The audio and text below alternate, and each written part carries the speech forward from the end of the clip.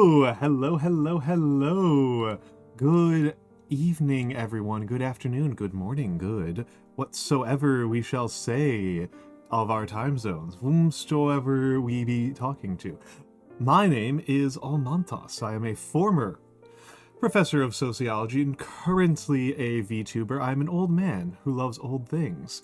I have not 100% decided on what precisely I will be doing with my coming hours, but I'll be doing something. The main question, right? The main question in my mind is between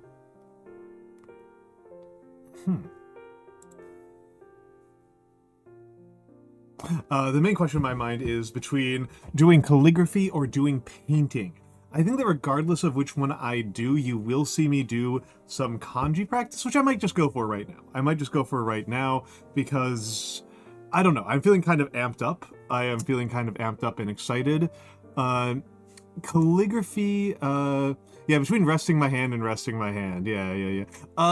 So, doing model painting didn't use quite the same muscles as doing calligraphy, so it didn't really exacerbate them particularly badly. And brushwork doesn't quite use the same either. And of course, the advantage of calligraphy is that I can do it left-handed, right? I can work on my left-hand calligraphy. So if I do calligraphy, it'll probably be more left-handed than right-handed. But I think I might even just start off like right now. Like I don't really see much of a reason to stall on doing some kanji drills because I haven't done my daily kanji drills today. I had very interrupted sleep last night. My last night's sleep was very interrupted, which didn't turn out to be a bad thing, right? We had movie night. We watched The Card Counter and Castle of Cagliostro.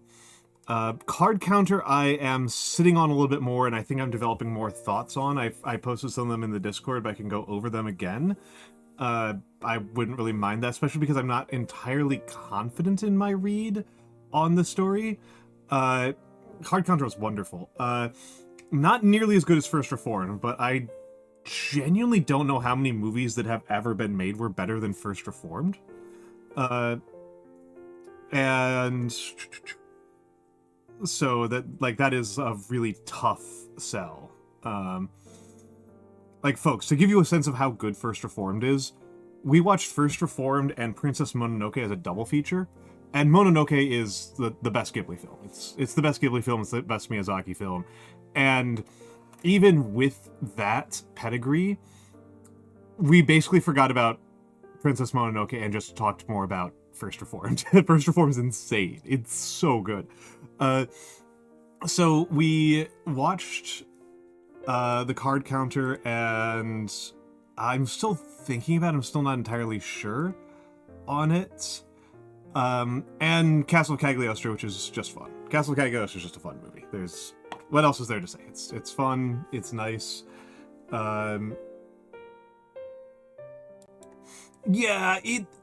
I think we caught you up okay. It's the latter parts of the movie that I think require a lot more chewing. So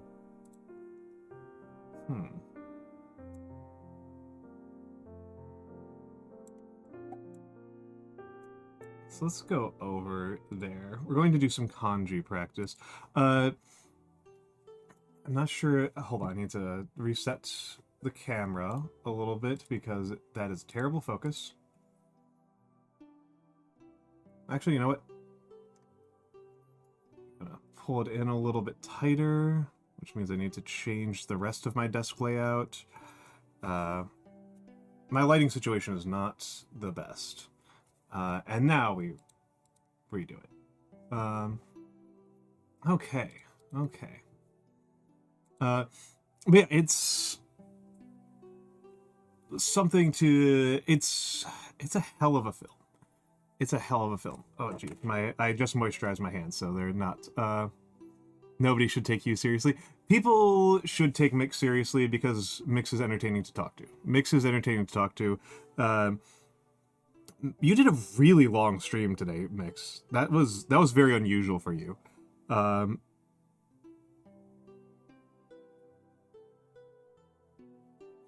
Genuine is Thread Barracks. Correct. Pronounced June. Yeah, Mix powerful. And this is Burn and Appropriate. Appropriate itself is a kind of complicated kanji. Month, Dog, Fire. Goal's always been like 6 hours or so. Okay. I thought your goal was a little bit shorter than that. I thought your goal was like 4 hours. Okay. This more that your streams have lately been very short. Gotcha. Simple. I did that right? Yes, Hitoi. And register, this one's a tricky one.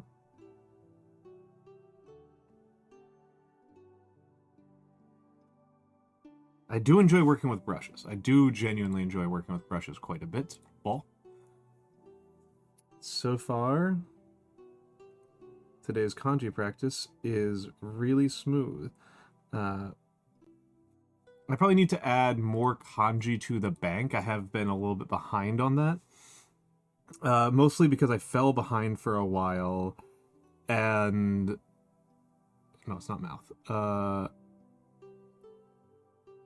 And so I've been kind of catching up, right? And... Mon. There we go. This one is a historical bugbear of mine. This kanji is a historically a challenging one here. Chafe.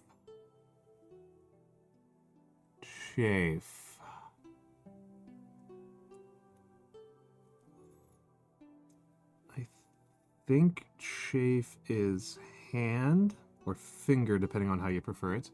I always view this as a derivative. This radical is a derivative of te rather than of yubi, but chafe and I think kuru. No, okay, that's what I thought the alternative was. I thought that was rub. I mixed it up. No, okay, so rub is finger, two hands. Chafe is hemp hands. Okay, so I did finally get one wrong, and it was one that I actually kind of like, which is fine. Yeah, hemp hands.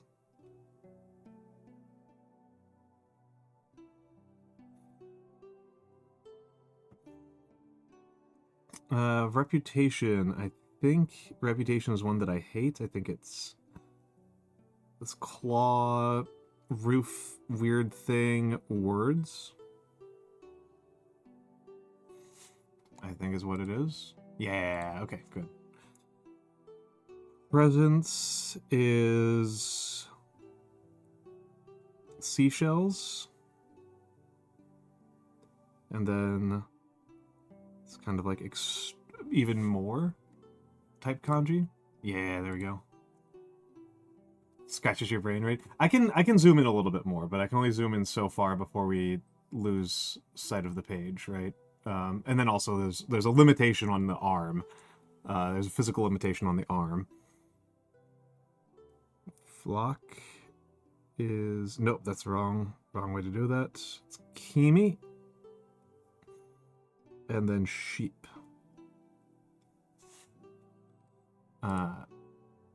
Kimi and then sheep. And then alienates is annoying because I don't know how to break this down into smaller kanji other than that bundle on the right. I don't know what the heck this thing is on the left as a radical. Let's zoom in on this side. We don't need to... I don't need to hurt your heads with looking over there. So spirits. So annoyingly, the way that the book I've got has, I think spirits is this. I think that's spirit. But I think spirits is rain, row. Okay. Okay, it's Rain Row. And Doubt is... Doubt's a complicated one. Spoon. Dart. Elbow. Leg. There we go. Oh, you know, it's not. I got that wrong. It's not elbow. Spoon, dart, rules, leg. Oof. Let's try that again. Spoon, dart, rules. It's not really leg, it's a variation on leg that I think is closer to determine. Now discrete. Don't think this is right. I think I'm going to get another, I think it's going to be another mistake right here.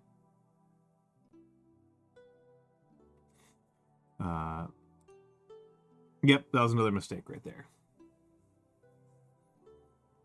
Oh, let me get in the hellos. I jumped the gun here a little bit.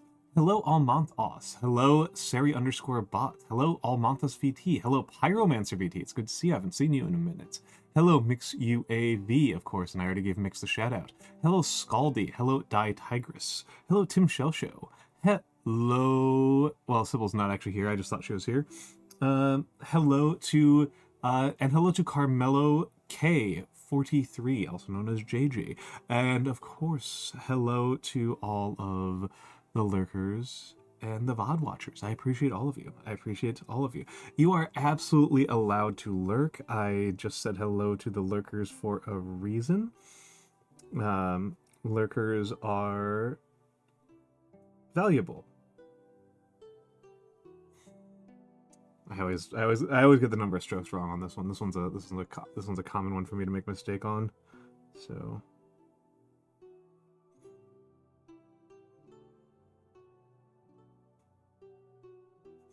let's do that a couple more times to make sure I get it correct. So speaking, and then this sort of Han Dynasty character, which has variations. This is part of the reason why I find anything that involves this radical to be quite challenging.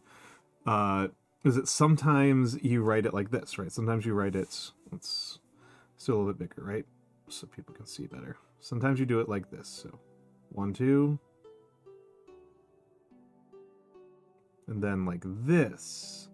But other times you do it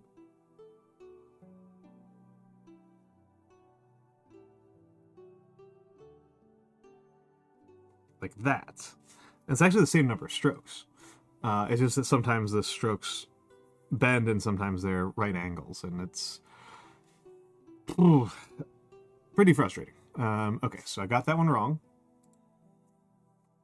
Guessed.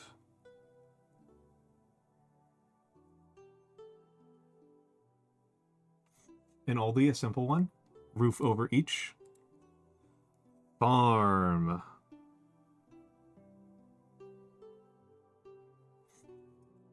Wiggly or not wiggly, exactly.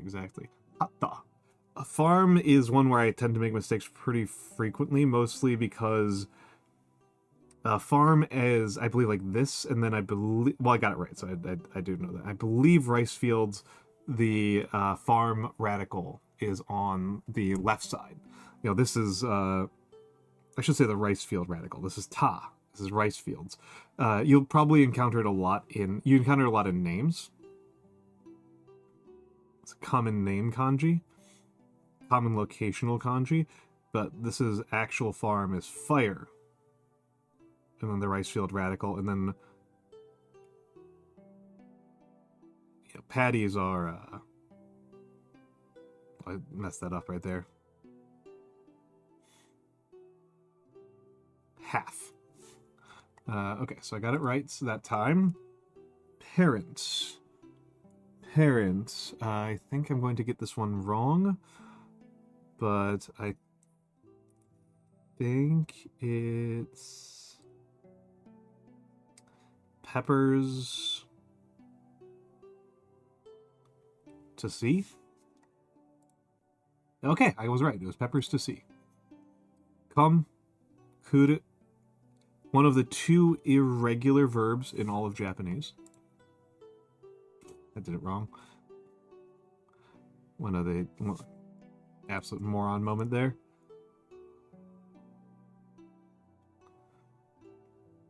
I hope I get through this before Inari gets here, because that was very deeply embarrassing. Hello, Ion Omnisika. Hello, hello, hello. Pleasure to have you here. 4-0 is pretty easy. As long as I can remember this radical. Which I did. Extents.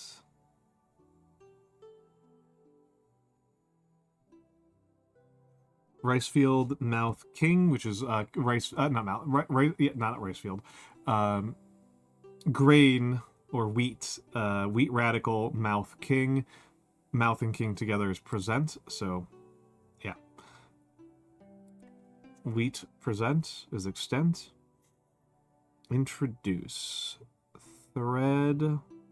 My favorite radical, thread. Summon. No, stuck like water on a window pane. Languages that I learned after Japanese haven't stuck. Languages that I learned... Japanese was one of my first languages that I learned, and so it stuck decently well. But, my knowledge of other languages is gone. It's just fully gone. I can't even say simple things, right? In some of my other... In my 3rd and 4th languages, I don't even think I can say, like, my name is level bad. High school level French. Yeah, French is a particular absence for me. I'm trying to remember how you do metallurgy. I'm trying to remember metallurgy, because this is casting. I think this is forging. I'm going to go with that, and if it's not metallurgy, it's not metallurgy. Okay, metallurgy and forging are the same concept. Okay. You just drool? Oh, no. Oh, no. I don't think that's how you're supposed to use it. You grew up with too many languages, but no education? Well, what do you mean by you grew up with too many languages? I'm kind of curious about that, because, I remember giving career advisement, right? I remember giving career advisement. I have this very specific memory of giving career advisement to a gentleman, and I asked him about the languages he spoke. And he said, oh, I speak English and French. And I was like, hold on. That doesn't sound right. Your accent doesn't sound right for a native French speaker, and you said you're from Senegal. You're telling me you're from Senegal and you don't speak Wolof? And he goes, oh yeah, I speak Wolof and Mandinka. And he went on. He spoke like 8 languages, and part of this was a frustration of mine, right? That's a frustration of mine that comes up fairly frequently, which is that if you speak languages and those languages are white people languages, or it's a white person speaking the languages, it's impressive. Right, like if I spoke Wolof and Mandinka, people would be really impressed. People would think that was really impressive and cool. But if a black guy speaks Wolof and Mandinka, that's, like whatever. And people internalize this, and I really want to kind of fight back against that. Like, if knowing 10 languages is impressive, I don't care if those languages are Romance languages or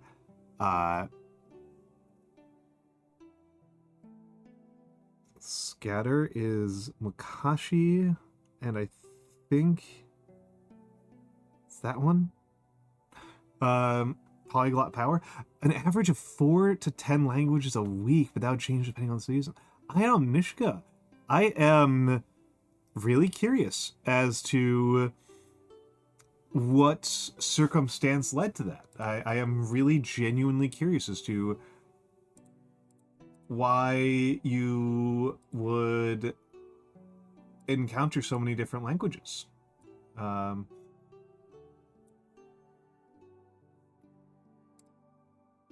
Got it. Control is...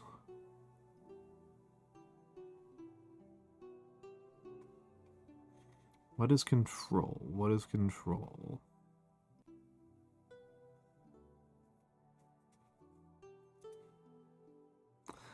Feel like it is car harm?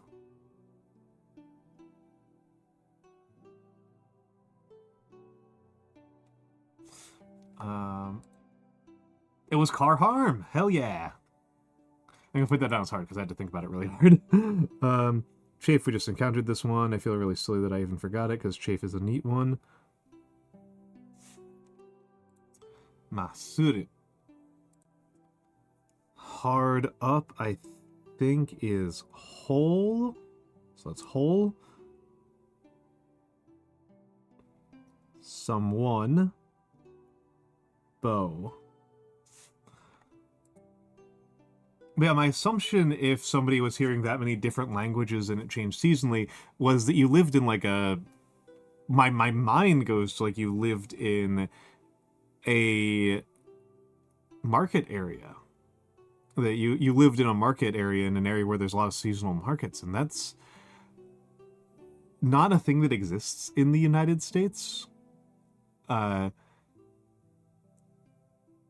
I'm really curious. I'm really curious. It's not something like I'm familiar with. That's something I know very little about.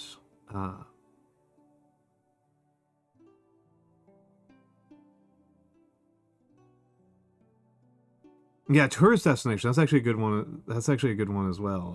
I forgot about that as well. Mixed race was NYC. Oh. Oh. Oh, okay, okay. Okay, I actually have a sense of where you lived, even. Ion, I'm in Brooklyn. I am deeply a New Yorker. I shouldn't even say deeply a New Yorker. I am strongly a New Yorker. I am not deeply a New Yorker. Because I very much did not grow up in New York. I am, like the average New Yorker, I'm from the Midwest. So...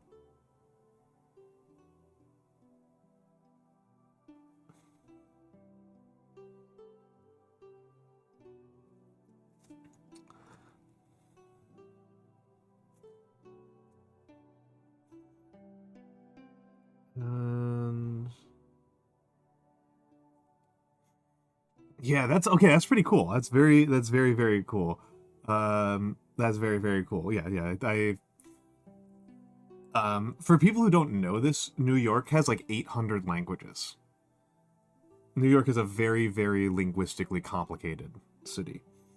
There was actually a pretty long period where you could legitimately make an entire PhD thesis out of just taking the train from Columbia or NYU to Queens.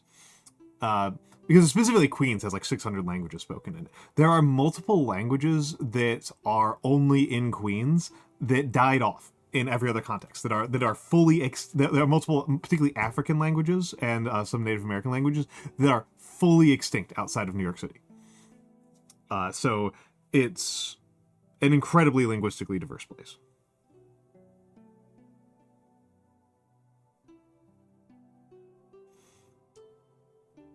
So luxuriant is the clever thread, and clever is a word that I always kind of struggle with, because clever is every,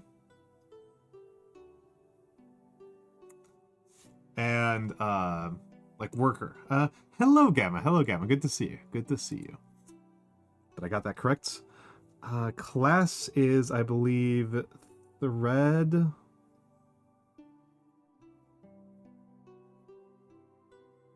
And then, like, pull together. Yeah, like that. Yeah.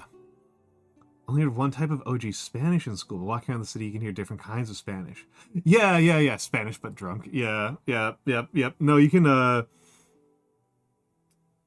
Foothold is confusingly finger. and then dispose. That's a good stroke. I actually did a good stroke while doing this. Yeah. Let's get back to discrete.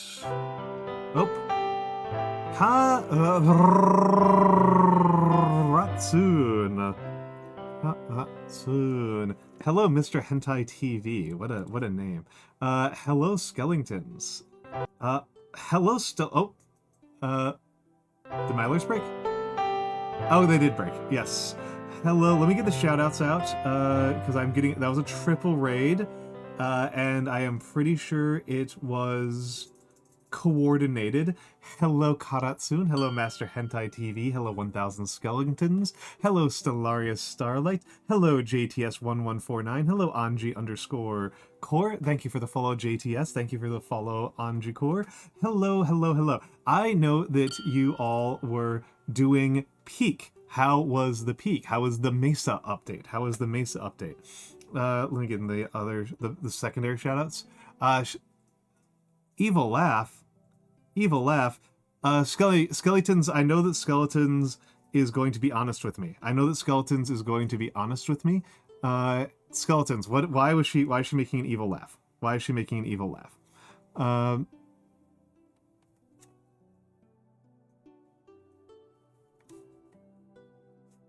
Because she's evil? She's not evil. She's not evil. She is very sweet. I did misspell your name, Stellaria. I did. I apologize, Stellaria. There we go. Got it correct that time. Yeah, I'm on the regular shoutouts are on cooldown, so you'll have to accept the janky shoutout. But yes, welcome in Raiders. My name is Almantas VT. I am an old man who loves old things.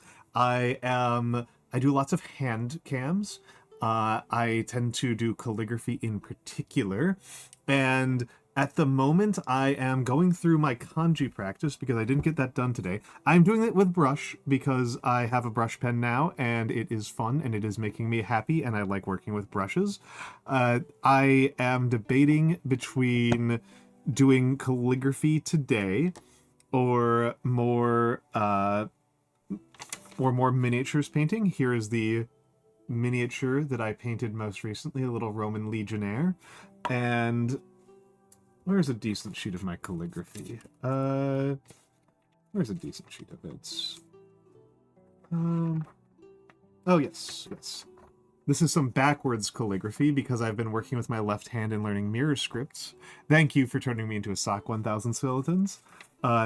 But yes, for my folks, for the non-raiders, for the folks who have been here all day, Kata is a lovely lady. She is a dear friend of mine.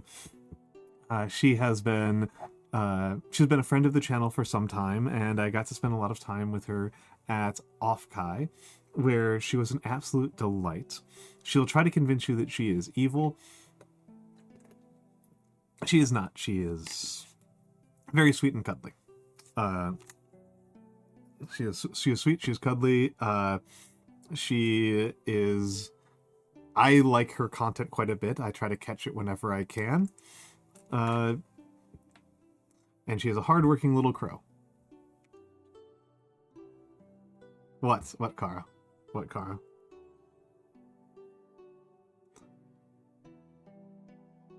But yeah, as mentioned, I am doing some kanji drills because I find them relaxing. And I find working with brushes to be satisfying. I can't believe I got this one wrong. Legitimately one of the easiest and first kanji you learn. Good downstroke, though. For folks who may not know much about kanji or about shodo, I love shodo. Shodo is... I actually learned shodo, Japanese calligraphy, before I learned Western calligraphy. In shodo, there are a couple of fundamental strokes. It's worth pointing out that I am not particularly good at shodo. I would like to get better at shodo. Oh, that was bad. The paper wasn't level. I'm not particularly... But so... There's the drop. There is the horizontal stroke. Vertical stroke. And this time we're going to do it with a hook. longer vertical stroke, downward to curve to the left, hook, and then downward curve to the right. Which the downward curve to the right is my actual... Well, I did that entirely off screen like a schmuck. I need to do it again on screen. I did not do that correctly at all. So drop. That was a better drop. Short stroke, downward stroke, hook, upwards, longer horizontal stroke, down into the left, short hook, often called tiger's claw, and then my favorite, down into the right, which if you do it right, you create this really pleasing, complicated kind of shovel shape that involves rolling the brush as you go across, and I love it a lot. I love rolling strokes quite a bit. They make me quite happy. Yeah, this is how menacing Kara is that she can't even finish the phrase "shut up." That's her level of menace.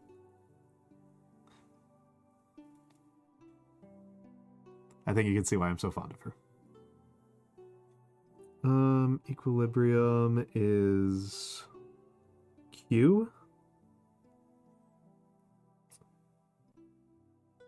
And then sort of weird big fish variants. And then the road marker. Yeah, there we go. You can be menacing. If you can probably be menacing. It's very good. It's very good. It's very good. And yes, she has been playing a lot of friend slop games of late, which is why that was a triple raid with Stellaria and JTS. And the main thing I got out of that is that you probably subbed Allie for skeletons at some point, right? Am I accurate?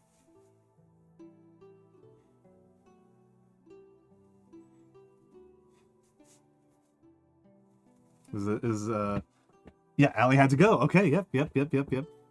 Allie is also wonderful. Allie is legitimately one of the funniest people I've ever met.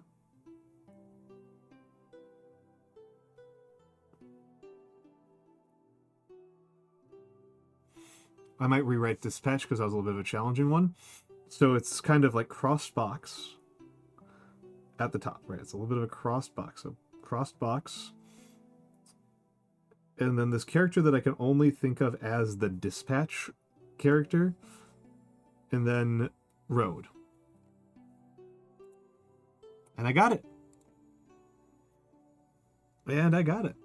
And hop. What is hop? I know it's leg, but I did it the weird way right there, so I'm gonna redo that. So leg, hop is... No, that's leap that I was about to write. I was about to write leap. Hop is something silly. I'm gonna try magic, which I don't think is accurate. It was Haneru. I'm gonna put that down as hard because I wasn't entirely sure. I was not confident. Unfold is flag, grass, table. Correct. Voiced, wet, mesh, captured insect. Correctamundo. Diligence.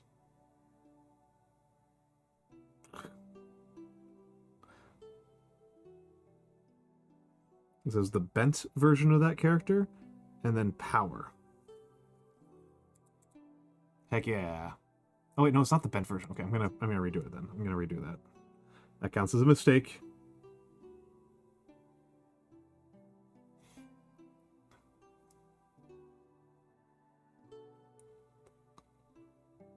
I forget if I told Allie that her dress was really lovely. I always forget if I told her that. I was kind of stunned by it.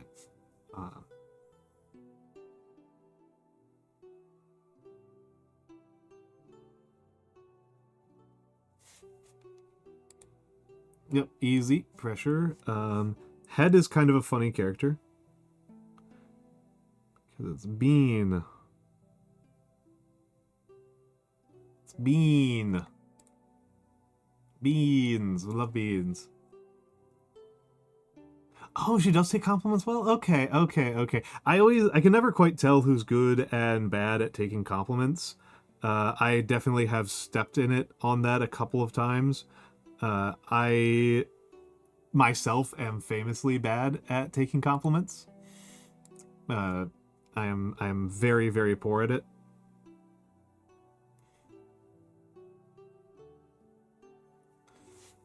Yeah, very true. Very, very true. Like I said, famously bad at it. Famously bad at it. There are some compliments I'm better at taking than others, but most of them I'm pretty bad at taking.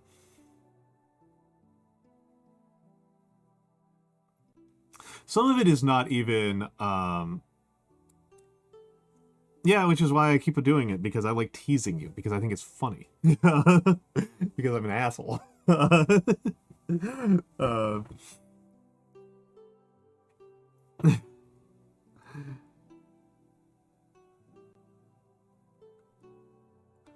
Uprising.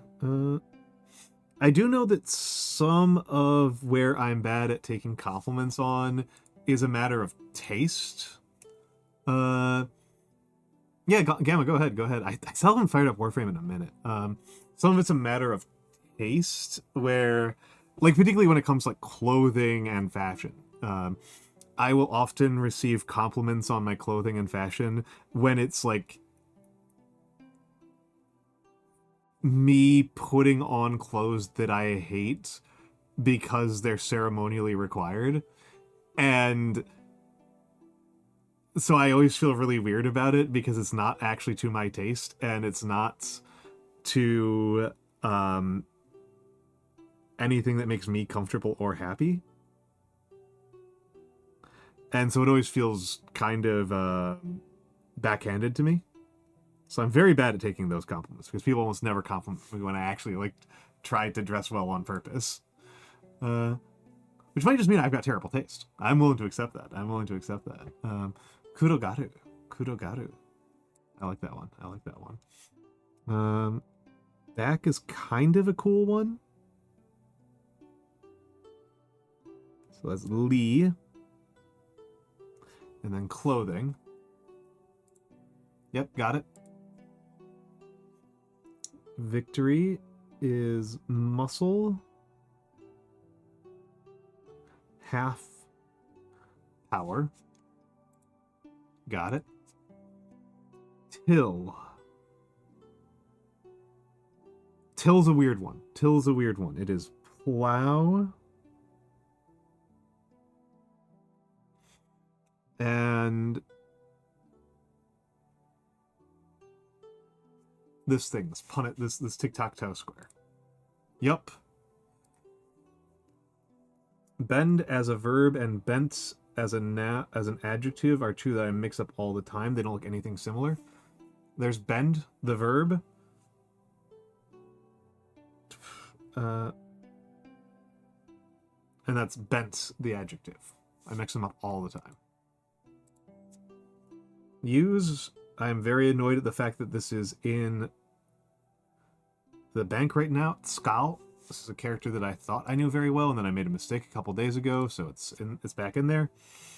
Encourage is this kind of roof, direction, tower. I really should make sure you guys can see that see that a little bit more, because, like, when I'm doing this, I'm, like, trying to speed run, right? So yeah, it's kind of like lean to, this lean to. This character is like direction. Well, it's actually 10,000, right? When you read it like this, because this is direction, and it's very common. This is 10,000, which is much less common. Mon. I mean, if you deal with Japanese, you see it all the time, but in terms of different types of characters doing it by quantity of characters, Mon is not often there. This is like lean to 10,000 power. Power is pretty common. You have so many channel points. Oh, go ahead and use them. Go ahead and use them. You know what?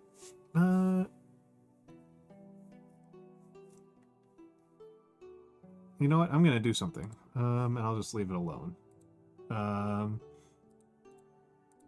They're there to be used. So I actually still have 170,000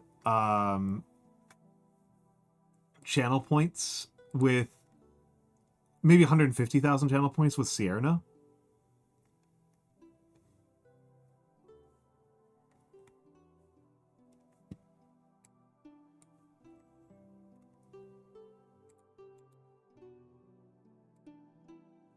Oh, thank you for the almond. And Sierra's graduated.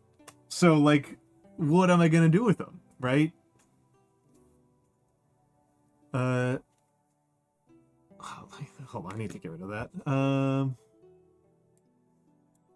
Caliban Prime. I still haven't gotten, like, used to basic Caliban. Okay, let's put that away. Okay, there we go. That's better. I've like barely used basic Caliban. I still don't even know what Caliban's thing is. It's so abstract to me. Alright, let's get back to it. Fabricate. Fabricate is one of those ones where I like the general shape of it's really easy. It's like reading it is easier than writing it. So it's bamboo.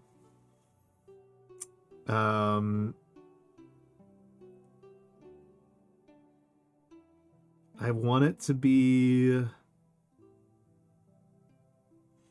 power, mouth, tree. I'm wrong. I am wrong. That would have made my life easier because power, mouth is add. So that would have been one of those things that well, should have been the hint that I was wrong. So it is bamboo, construction, mediocre, tree is fabricate. Bamboo, construction, mediocre, tree. Prostrated, person, dog, easy. Concerning is one that really throws me off quite a bit. I want it to be capital. And I don't know what to think of this radical other than call it the sync radical. Hello, McAllistrine. Hello, McAllistrine. I hope you are holding up well, McAllistrine. And instead is finished ticket. All right, Tim Chelsea, have a good night. Have a good night. And blessing is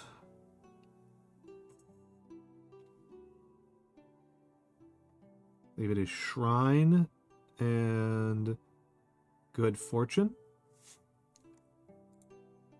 It is shrine and good fortune. Interview. I don't know what to call this character other than the foolishness radical, which is confusing because foolishness is in there, but the way of foolishness kind of works for me. Kudzu. Kudzu is a pretty easy one. The tricky part is this bottom part of the stroke here. I don't see how anybody can make out what I am doing there. So sometimes it's this. That's not bent. I was wrong earlier. That was aroma. This is bent. This is aroma. Spoon. But then sometimes it's this, which never appears as its own independent thing, which is how it's going to be in Kudzu.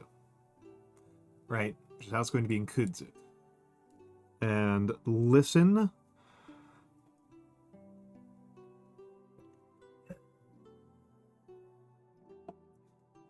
I constantly mix up listen and hear.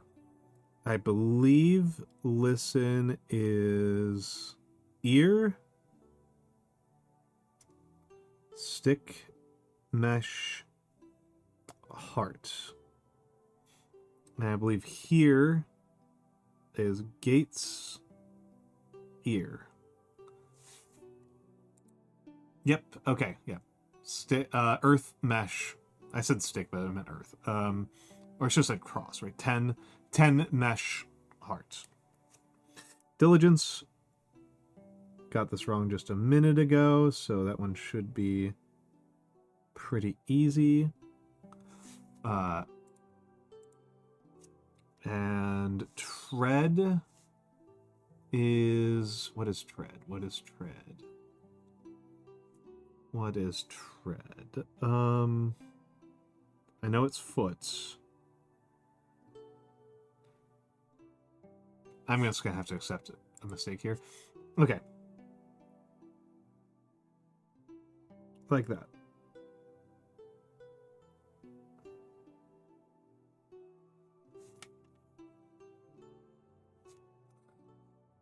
Yeah, okay, okay.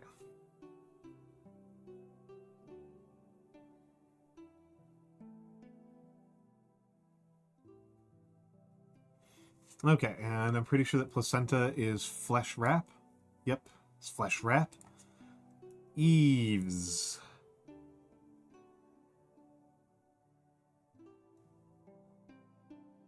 Eaves, I think is that?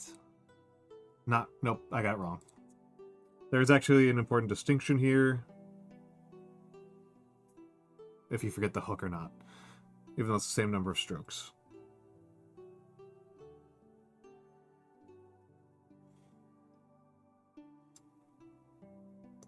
I am really enjoying this brush pen.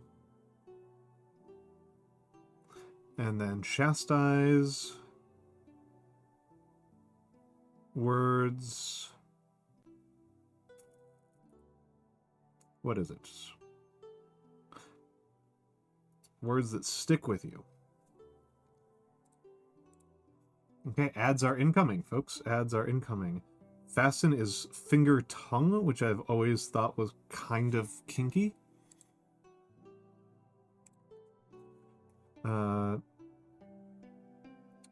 Harmony.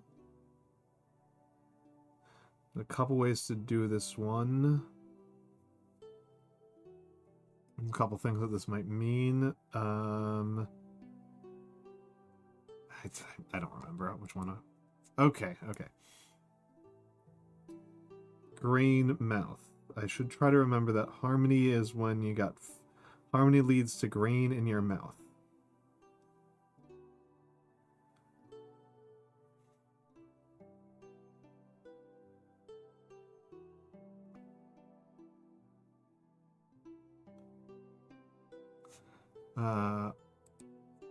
And then penetrate.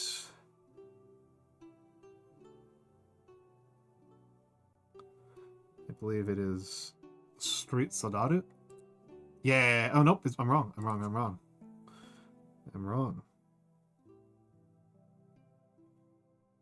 That's one of those ones that's gonna just take me forever to learn. Diagonal is... I want that to be rice. No, it's not that. It's not that. It's too much. Measuring cup. Yeah, it's too much measuring cup. Scorn is...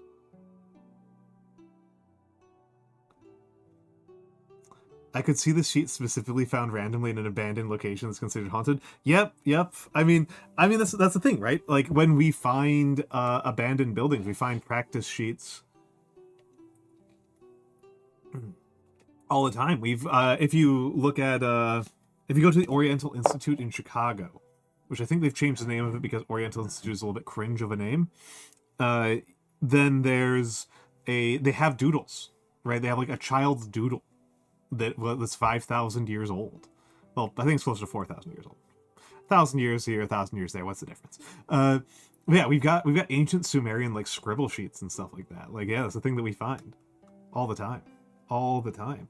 Uh, I do say that I think that if there's any single location on this planet that is like maximum haunted, my inclination would be to think that it would be the Library of Nineveh.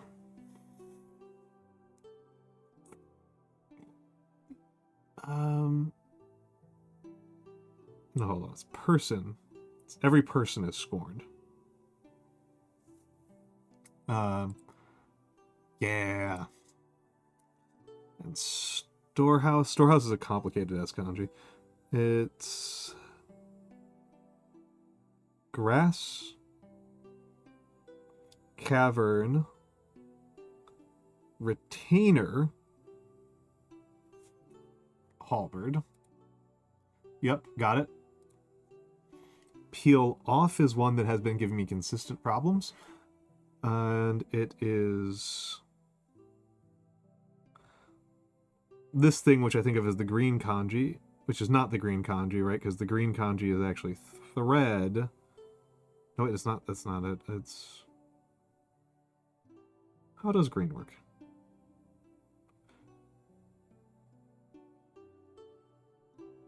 I think this is green. I think that is green. So I think this right component is green, even though it's not strictly. And kidney is the slave muscle, which always struck me as an ominous terminology. Precipitous.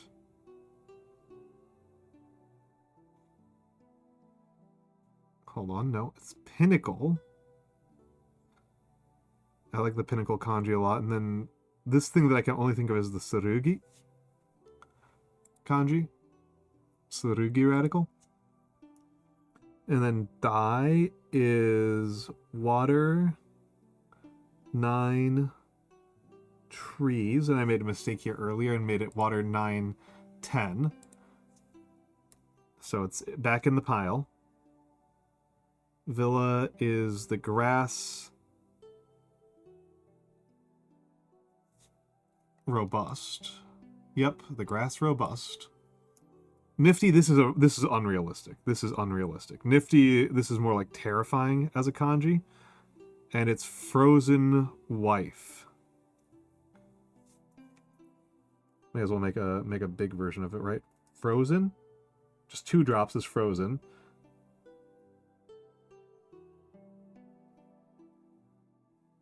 Wife. Yep. Samu.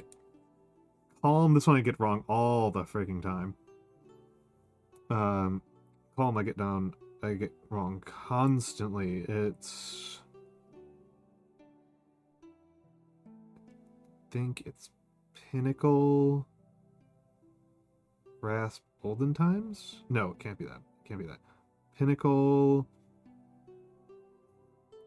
Grasp... No. Grains, grasp, rake, heart. I'm putting that down as hard because it took me like 3 guesses before I felt comfortable with it. Placement's easy.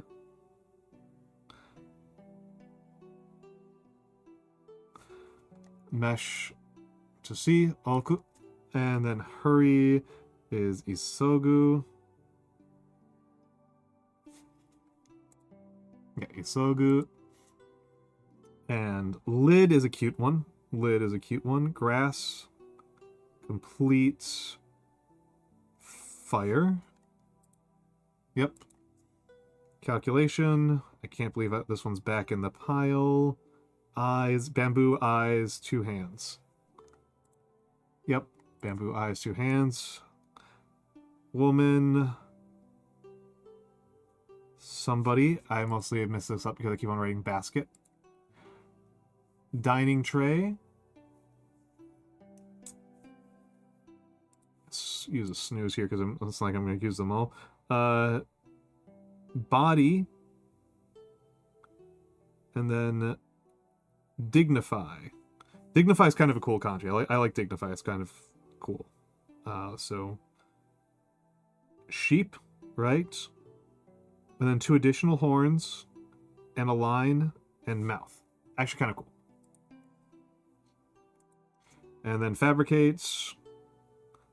May as well make it big so that you guys can see it.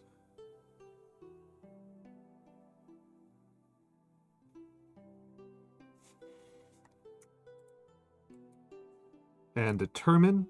Pretty easy.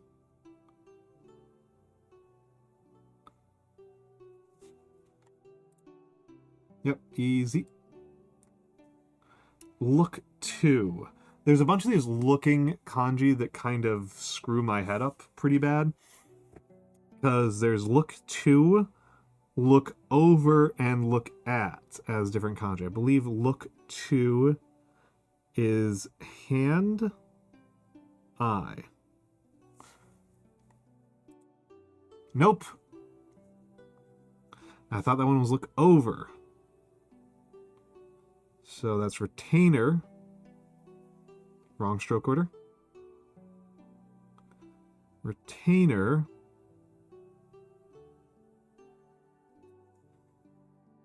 Reclining over a series of boxes. Eaves. Roof. Potato. Harmony. Rice. Not rice. Barley. Mouth. Tread. I already forgot this one. Oh, right. Halberd. Penetrates. Q. Sodaru. Taskmaster. And then look to. I cannot believe I got this wrong. I actually like this kanji quite a bit. It's pretty complicated, but I genuinely think it's a fun one.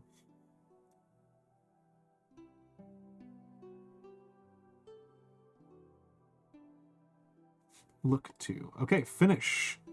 Okay. I'm going to put it on ads, and I think I will put it to a vote on what people would like to watch. And I will open up the voice chat to Hangout. I like to leave it on just myself for the first hour, but we are past the first hour. So enjoy the fan art, and I will be back in a few minutes.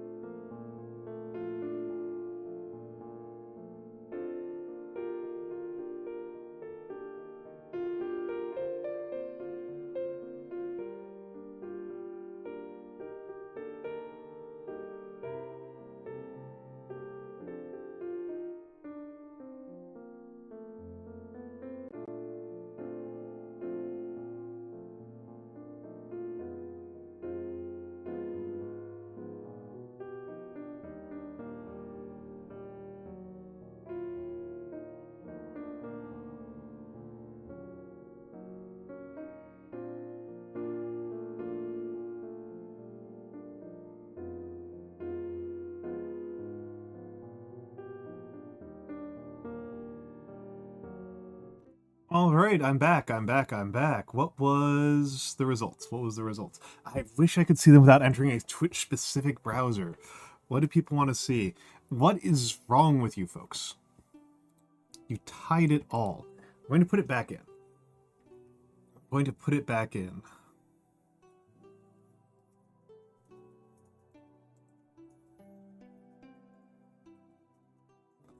And this time they're going to be in a totally different order. I'm just going to make it 1 minute, though.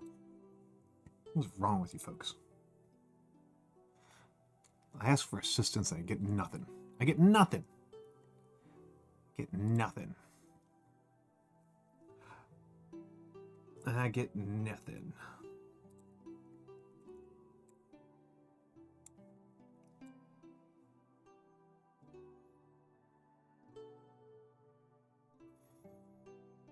And there we go.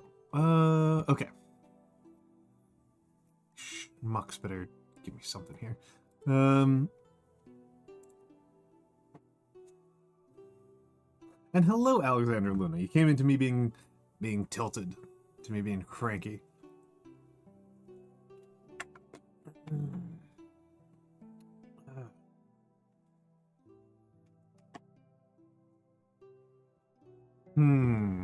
What do I want to... Seriously? Nada? Nada? Am I alone here?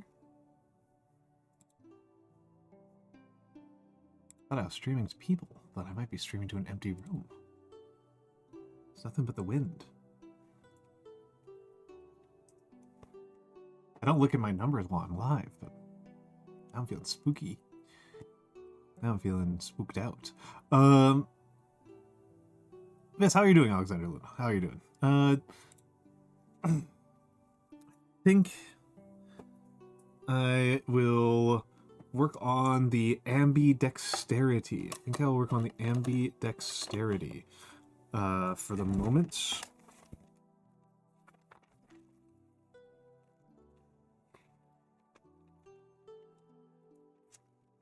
There we go. And so I'm going to do one of the few things I'm going to say on this in... There we go. Close and... Yeah, sync that up.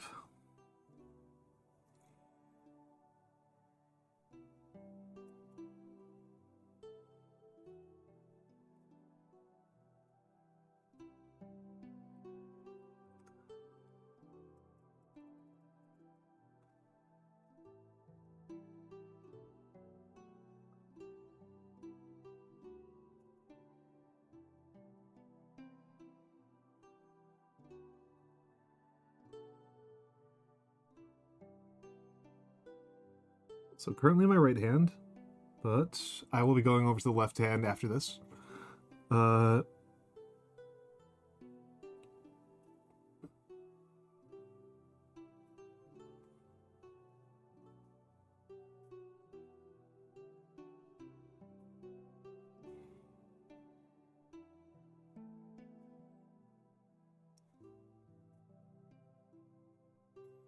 Never quite satisfied with my Gothic D's.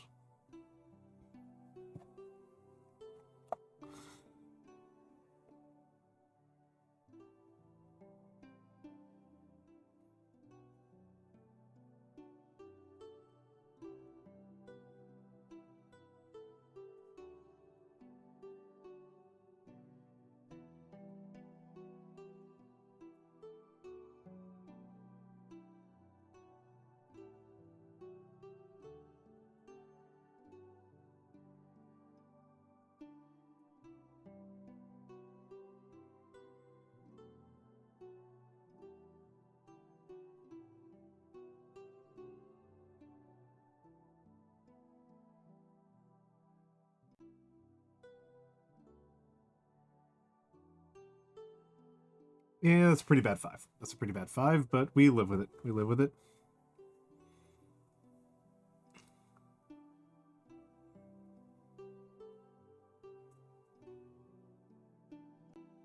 And then the last thing I'll write in my right hand for a minute.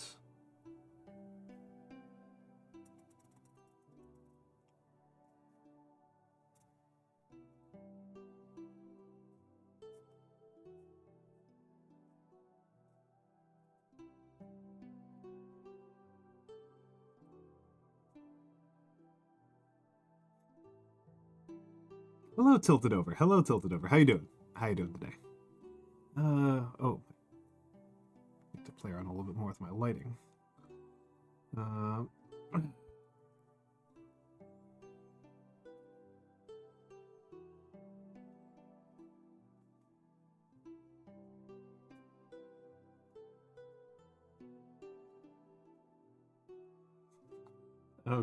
Okay, and now we engage mirror mode. Okay, so let's think about this. Cannot figure out anywhere to put my light in a way that isn't awful. Okay, maybe like this. I mean, this sucks, but in a funny way. And yeah, that in the shots. And I need to rotate this so that, yeah, like that. So you can see what's happening. Well, hold on. I can do this better. There's a better version of this. I'm going to kill the camera for a second so I don't actually face dox myself.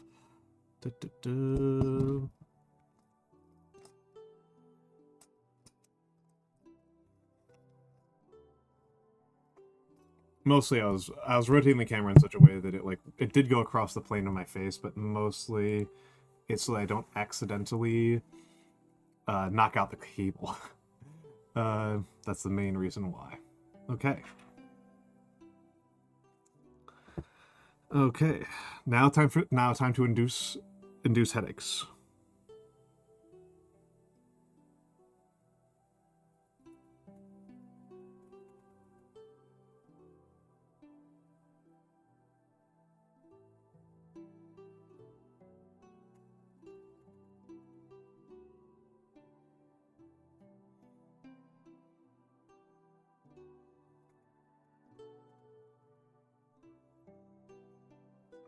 And this does actually change like completely the posture that I'm sitting at. I am like sitting in a completely different location and everything.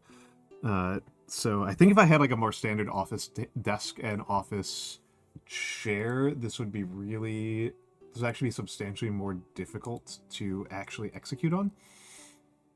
But I'm not, so I don't. So it's not really my problem.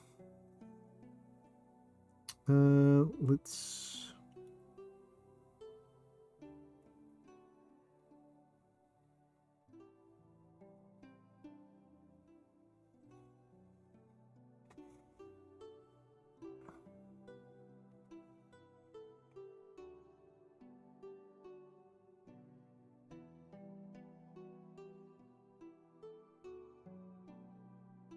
See, that was pretty poor right there. That was pretty poor because I didn't get full contact with the nib.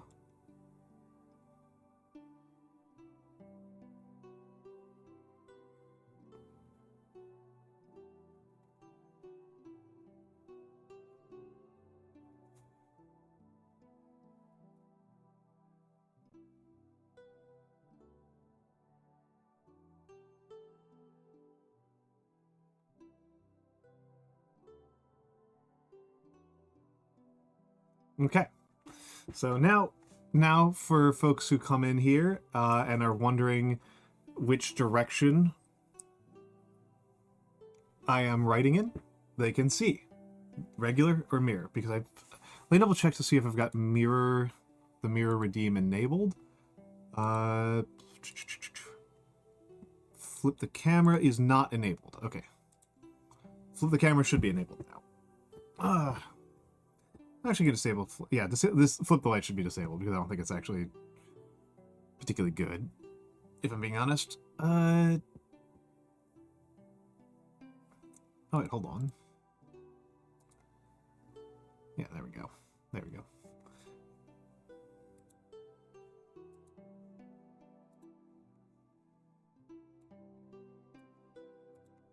All right. Let's get some basics in. Let's get some basics in. Let's get some basics in. So, adjust the camera a little bit. And there we go. I think that's good.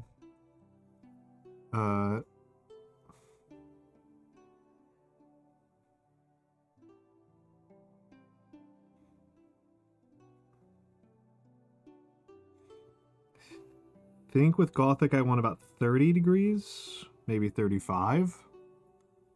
I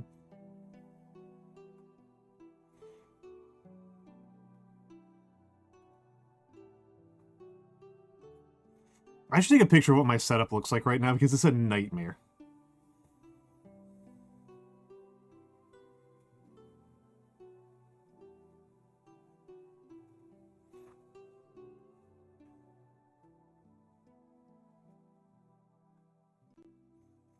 There are like 8 armatures between me and my computer right now. It's and I'm short one too, is like the worst part. Is like I really need another one for I need another armature or something to put my my good ring light, because I've only got kind of the bad ring light right now, which makes the lighting look really harsh.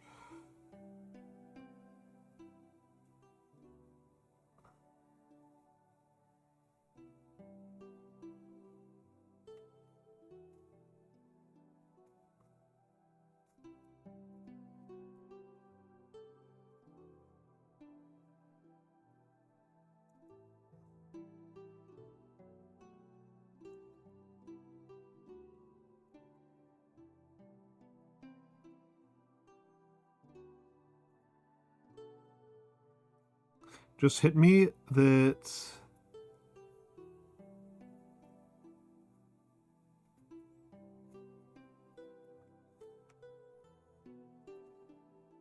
Just hit me that my, I already have 3 raids to do calligraphy of. Oh boy. Oh boy, we're still very early in the stream, so that could end up with quite a few. Dang. Alright. No, whatever. Hardly a problem. Hardly a problem to feel loved.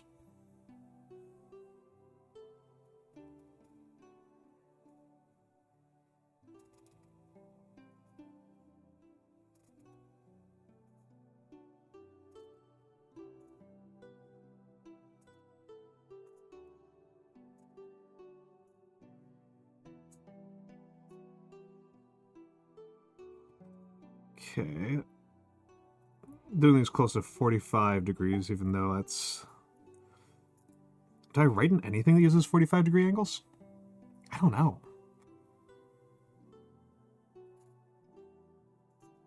45 feels so sharp.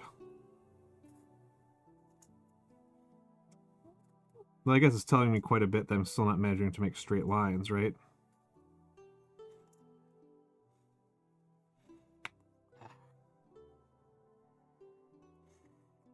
By the way, tell me how the camera angle is. To me, the focus looks fantastic. I'm actually really happy with the way the focus looks right now. But I don't know if that's the same as it actually being a good angle. Notably, like should it be tilted even more aggressively? So it'll be... That's really the one part I'm wondering about. There's a limit to that. There's a pretty harsh limit to that before it's just like got my face on cam. Or actually more like my moobs on cam, which is a lot less attractive. Yeah, I don't know if I should say it's less attractive.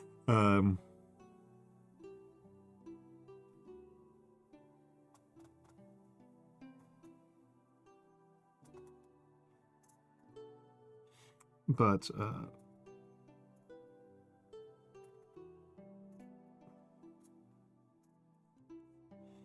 let's...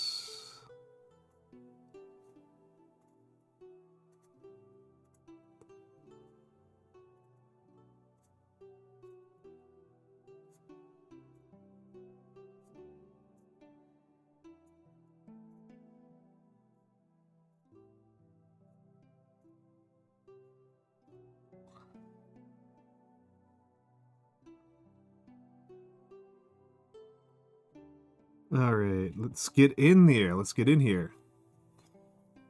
Let's get in here.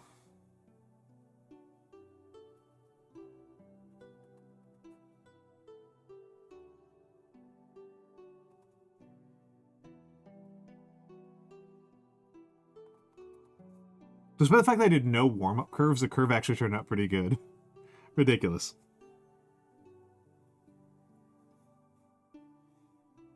Let me pull down.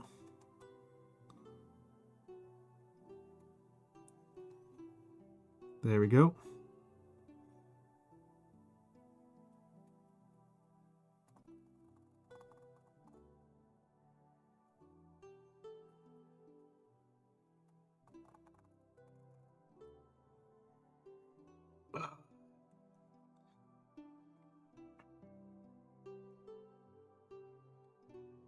Something about doing left-handed that makes me always gravitate more towards the quick brown fox.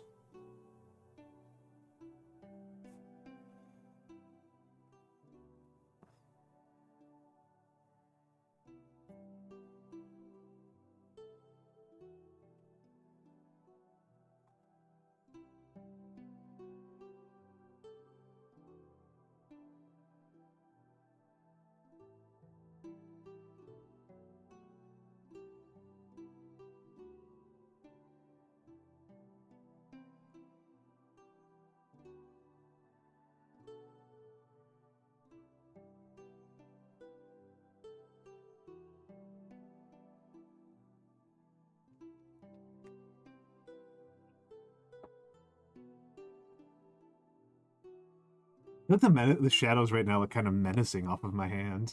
Right? It's slightly evil. Hello, Bardawolf. Currently we're still in the early stages for today, so right now my head hurts like crazy.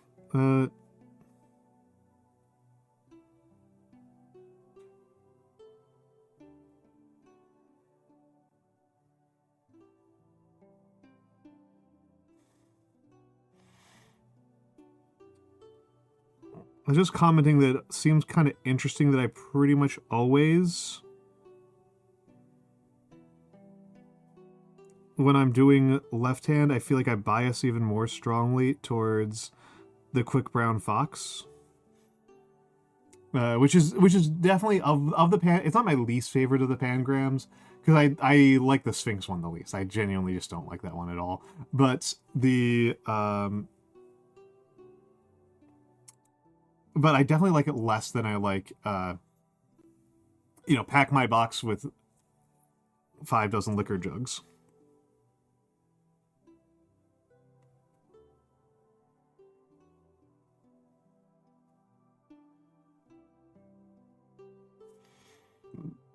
I'm trying to figure out if I can about reading, because I feel like my writing pace is merely a lot worse, but I feel like my reading pace is like insanely worse.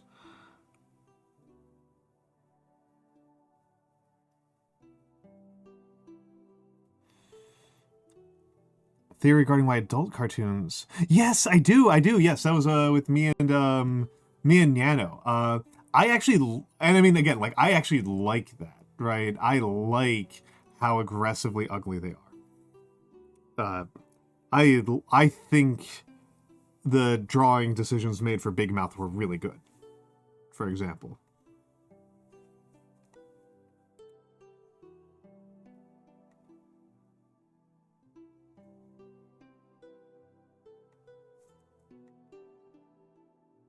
She refused because of cartoon.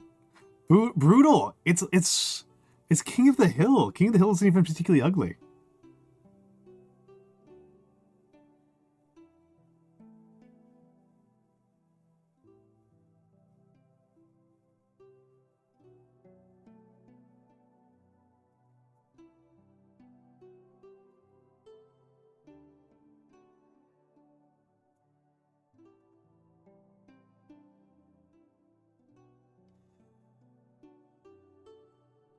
Yep, I think that's part of it. I think it's a lot of it. Yeah.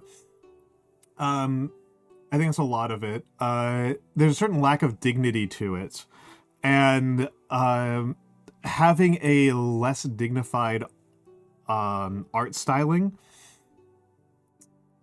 Yes, exactly. It's deflationary. It's self-deflationary in a way that makes it clear that you're not looking at a toy commercial, right? Like that's I think a lot of it is, particularly if you're an adult of a certain generation, then children's cartoons were for a while just uh, just toy commercials, right? Which is crass. The Teenage Mutant Ninja Turtles and GI Joe are very crass and grotesque, and this frankly does kind of apply to My Little Pony, even its revived format. Uh, She-Ra and the Princesses of Power.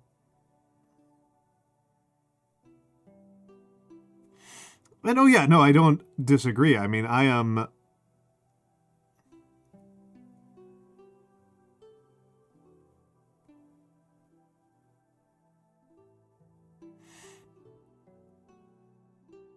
Okay, hold on. My paper's at the wrong angle. I wasn't even thinking about Hallmark, to be honest. And hello, Shiopi. Hello, Shiopi. I am pretty comfortable saying that I think, what's it called? I think even some like things that are shows that people really love among my own demographic are often extremely badly overhyped, and I think that a lot of people, adults or not, actually no, adults, a lot of adults are vulnerable to the surface markers of dignity and depth without any of the actual engagement with dignity and depth. Last of Us is empty entertainment. Like, I'm sorry, I don't know about the video game, but the TV show is empty. There's nothing there. It's just using the surface markers that people associate with prestige television because of The Sopranos and Mad Men being really good shows that use similar cinematographic and acting decisions, and then it uses those on a story that's nothing. Hello, Beeplebees. Hello, Beeplebees. Good to see you. Good to see you. Yeah, I didn't play the game, and I don't know that I'll ever get around to it because my ability to finish and play games is decreasing constantly. I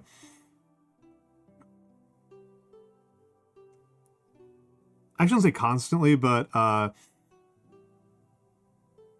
like it's really down.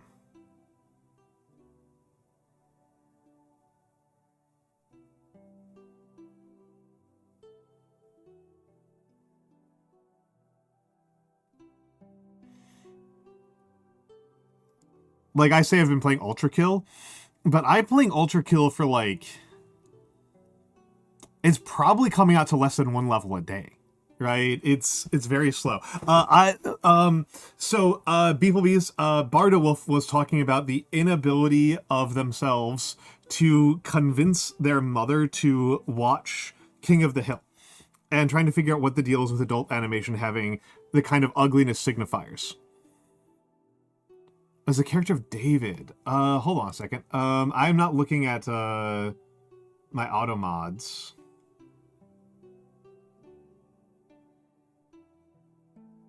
The character of David. I'm not actually following Barda Wolf. I think that King David is a character that you can probably talk about. Yeah, I just don't know. You're being too oblique. You're being too oblique. Involves kids. Do you mean pedophilia? I'm not drawing a connection. But yeah, Beeplebees, I was saying that the Last of Us TV show is actually pretty empty. Yeah, we can talk about child CS. I'm probably going to not talk too deeply about it because it's a little bit grim of a topic. And I am not myself a survivor of CSA, so, oh, that does change the tenor a lot. That's, like, for all of the things that I've heard about Last of Us, that's not been a frequent topic of discussion. It's usually been talked about in terms of dads, not in terms of. Oh wait, no, I'm mixing up because I don't know who David is in the game. Is David's? I lost track because I didn't. I watched the TV show and I didn't even get through all the TV show because it was so clearly just like empty. It was so clearly just empty. The only character I actually remember from was Nick Offerman's character because Nick Offerman's a really good actor. I don't even really remember. Oh, okay. Yeah, I don't remember this at all. I don't even know if I got there.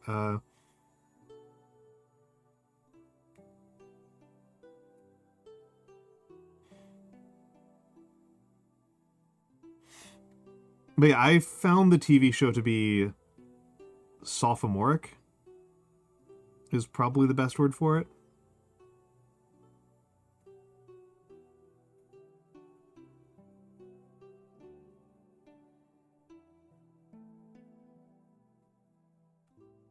Still a bad P. I still can't make good backwards P's. They're still dreadful. And backwards S's are really rough for me.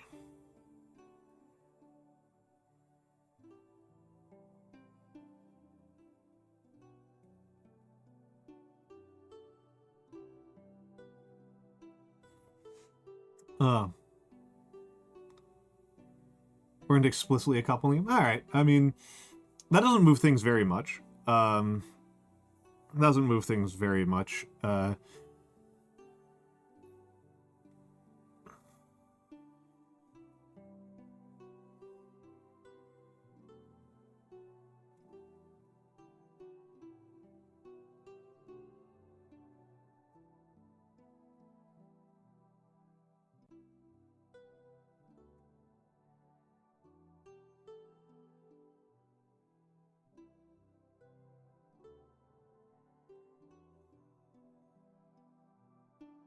That's neat. That's neat. But yeah, I didn't play the games. I watched 5 or 6 episodes of the television show before I was like, it's genuinely very easy to find better television shows than this. So I did not get super duper far with it as a conceit. I'm just gonna.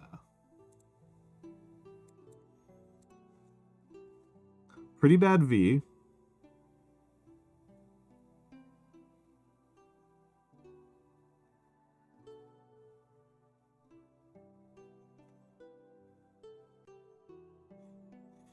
I do sometimes think that sometimes the reason for a cultural trend is just sort of bandwagoning effect. Which is to say that sometimes people are just aping things that are related to the success without them actually being part of the success, which can often just be from a lack of like knowledge, right? So one of the ones that I invoke all the time is that there's a general belief, and this is not just held by the public, but is held by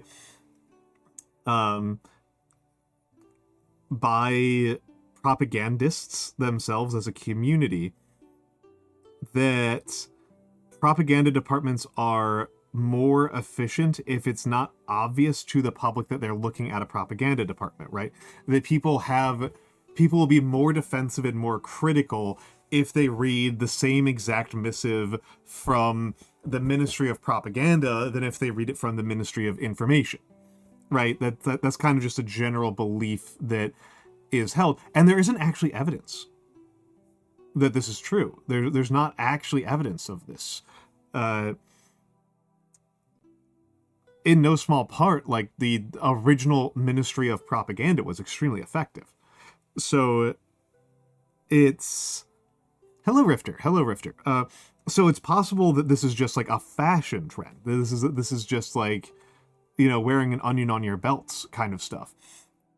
And in the case of talking about adult animation and being ugly, I just think it's kind of obvious that South Park has been more popular and successful than Archer.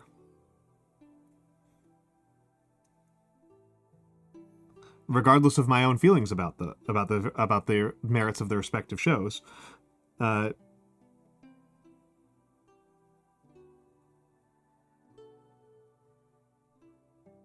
not even that Archer is like an exceptionally beautiful show, right?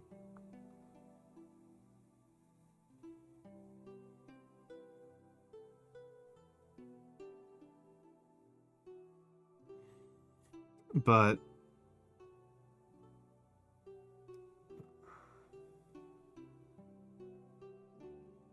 so there could be that element of it, but I would tend to prefer to think that the driving factor is much more that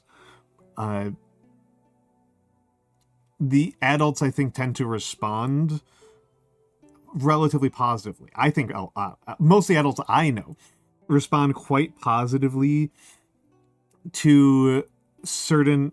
Oh, I hate South Park, Barda Wolf. I despise South Park.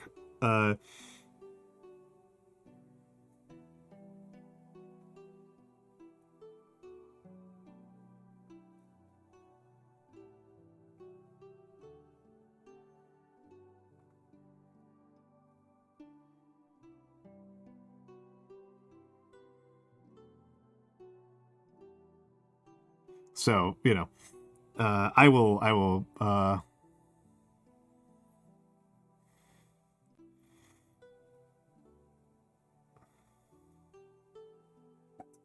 my antipathy towards Stone and Parker was extremely solid by the time Team America World Police was released. I do not like them as writers and as artists at all. I don't respect them. I do not think I've got a single kind word to spare for them. So don't need to convince me on that. But I cannot deny that from a commercial standpoint, they've been very successful.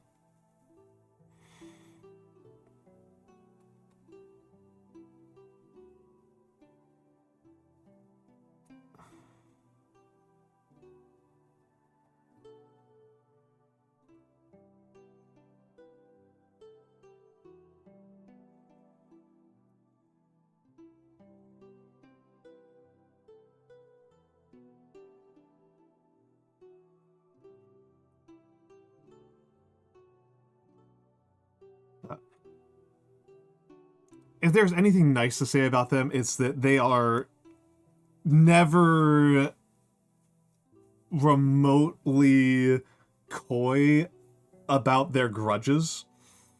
If they hate you, they just tell you. And they're not, like, going to be cutesy about it. Yeah, but the people who I want to beat up are Stone and Parker themselves. Like, I want to somehow play the game in a way that causes them personally to lose money. Which is not possible, right? Like, if you play the game, even if you pirate it, like, it's somehow abstractly supporting them. So, yeah. Yeah.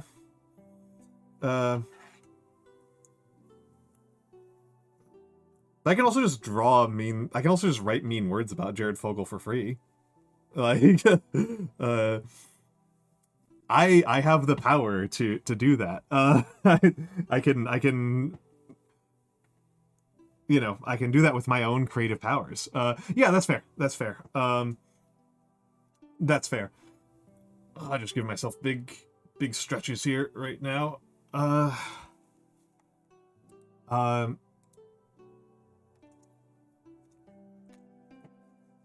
Let's see. All right, the capital S has given me historical trouble.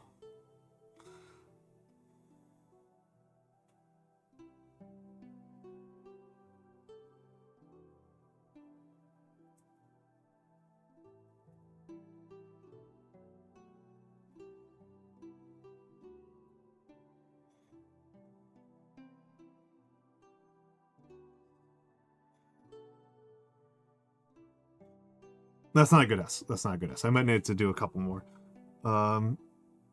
These capital S's in these Gothic S's have been giving me a lot of trouble doing them backwards. They were admittedly a letter that I worked a very long time on.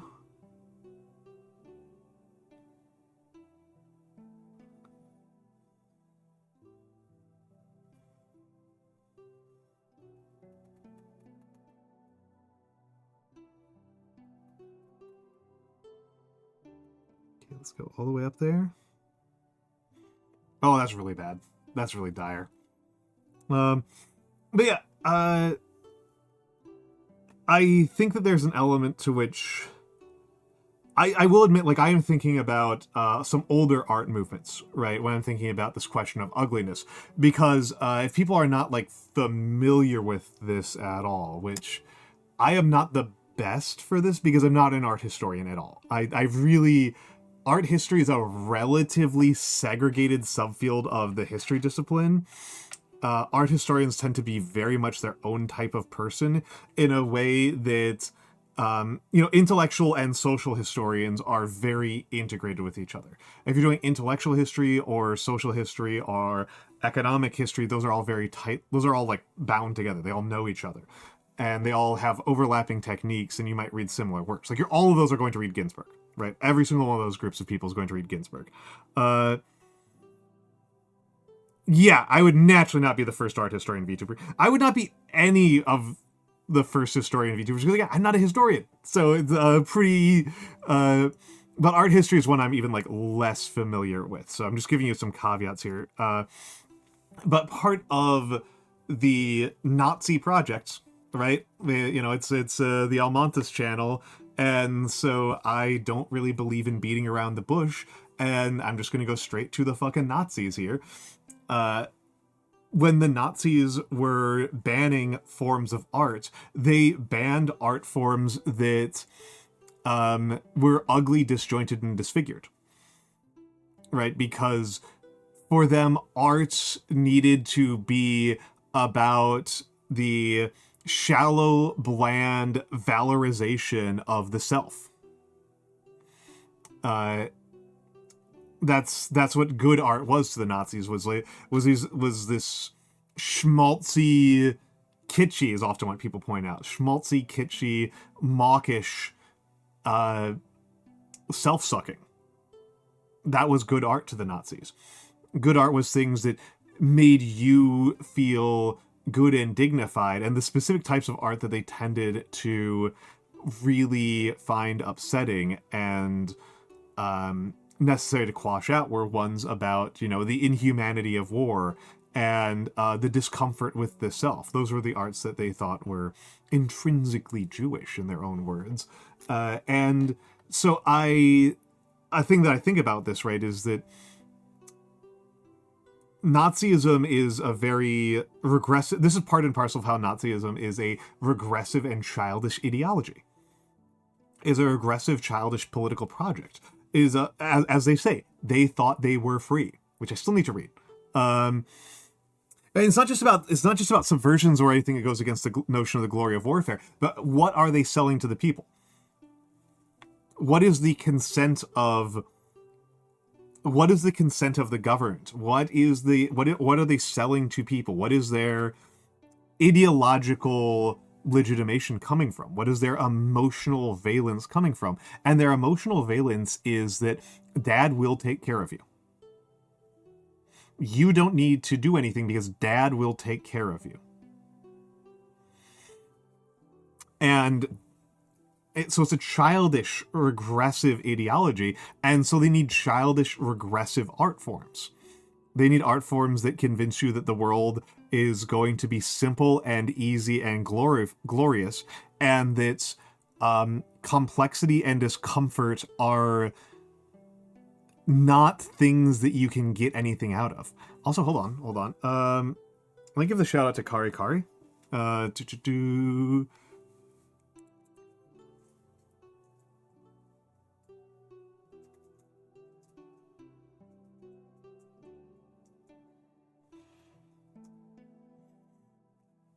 Yeah. I mean, it's well, I mean, in the case of in the case of Nazi Germany, specifically, it's hard to avoid the... wait, hold on, let me finish the shout out to Kari Kari in the middle of talking about Nazi Germany. Kari Kari is one of the most intelligent VTubers out there. She makes me look like an absolute moron.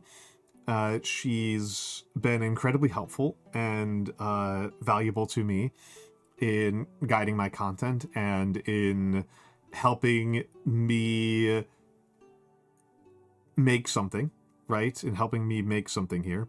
So, yeah, thank you very much, Kari Kari. Thank you very much, Kari Kari, for being Kari Kari. People should follow her. She's really good at Minesweeper. She's, like, insanely good at Minesweeper. And she was a Wikipedia editor for, like, decades. She is a wise lady. She is wizened. It's okay, I've become dumber over the last calendar year. Fair. Mood. This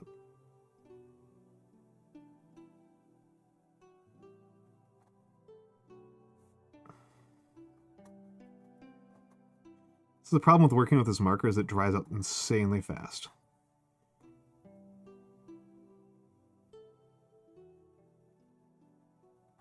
Terrible first stroke. I'm not even going to bother trying to salvage that.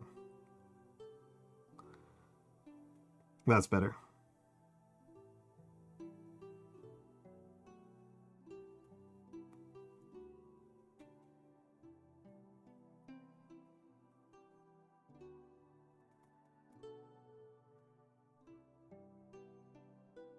That's a bit better. That's still pretty bad. That's still pretty bad. But yeah, Nazi Germany had pre-Nazi Germany, famously had very authoritarian parenting as a normally accepted structure. Like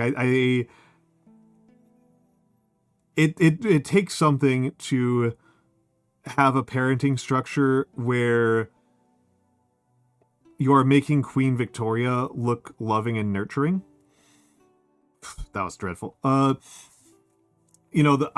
think about parenting guides that I've encountered from Germany from that era that suggested that you literally strap your children to the bed. That, like, a child moving in their sleep, like rolling over in their sleep, was a form of disobedience that needed to be punished. Like, flabbergasting levels of authoritarianism. Yes, Shiopi. This and the reaction to this also had bad consequences. It's really worth pointing out that, like, the consequences to this went in a million different directions. But when your notion of, like, a good childhood and good parenting is this level of restrictive authoritarianism, and then you associate your movement with paternalism and patriarchy, it's going to get pretty fucking weird, right? And it's going to be, the phrase that always stuck with me from people who interviewed Nazis after the war, not like big Nazis, because a lot of the big Nazis just died. Right, like Goering was the biggest guy to actually survive the war. Goering and Eichmann.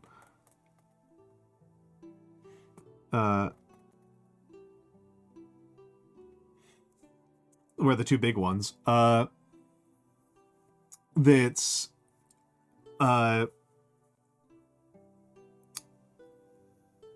the phrase that I kept on seeing recurring was freedom from freedom. And it's the thing I think about all the time, right? The concept of freedom from freedom is a concept I think about constantly. That to have a high degree of freedom in life creates a huge onus on yourself to make intelligent decisions on a regular basis and to understand what your decision making is and to take responsibility for the decisions that you make. And then to give up your power over decision making is also to give up your responsibility, which is heady. Yeah, yes, it was inverted Karl Popper, right? Like, this is what Karl Popper was criticizing. Karl Popper was critiquing this this type of this philosophical belief, which I don't know who I'd really attribute it to. Part of me wants to attribute it to just to right Hegelianism in general. I don't think I can reasonably attribute it primarily to Heidegger or Schmidt, and I don't know quite who else to talk about within like the people who actually led to Nazism, right? Like, I mean, Schmidt and Heidegger are like the big ones, but they were active contemporaries of the movement, not like lead-ins to the movement. I guess I would point to Burke, but like, come on, like the Nazis weren't reading Burke. Why would they be reading Burke? Like, no.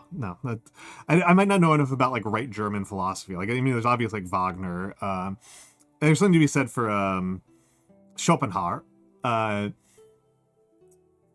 but I don't think Schopenhauer was actually that popular with the Nazis. Schopenhauer's just interesting, though. But yeah, so you get this thing where, you know, being free from freedom, and this is something that I think recurs in contemporary political movements, this concept of freedom from freedom. Yes, his sister, Nietzsche's sister, was a big anti-Semite.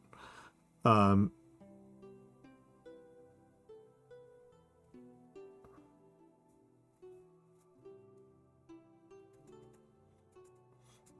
I always feel like pointing out that like a Nietzschean political project still sucks, but it is not really compatible with a Nazi political project.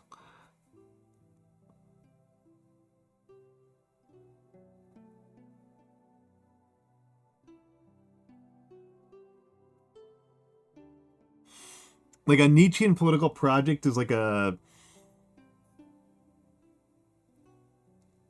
pan-Europeanist atheist libertarianism would be like a more Nietzschean project than the Nazi project. So like it's not like clear. And hello Blue. Hello Blue. Oh, and I forgot. Hello SSX Vegeta. Hello. I'm sorry, I missed you. Uh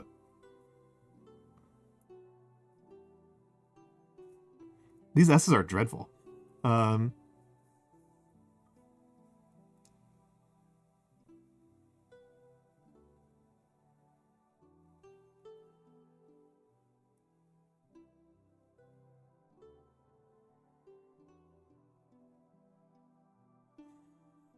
but yeah, so this concept of freedom from freedom is, I think, really important for understanding quite a few political movements. Uh, to me, it's actually been particularly important for talking about transphobia. I definitely see an element of transphobic politics and movements in the 21st century as being motivated by a fear that you will have to know things about yourself and your gender that you don't want to think about. That's very frequent what I see in these movements. Uh,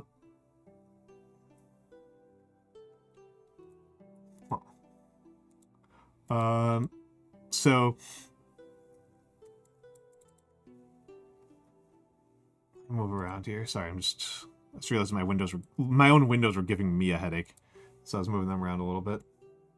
Because especially as I was writing off screen, I'm not doing a good job at keeping track of that.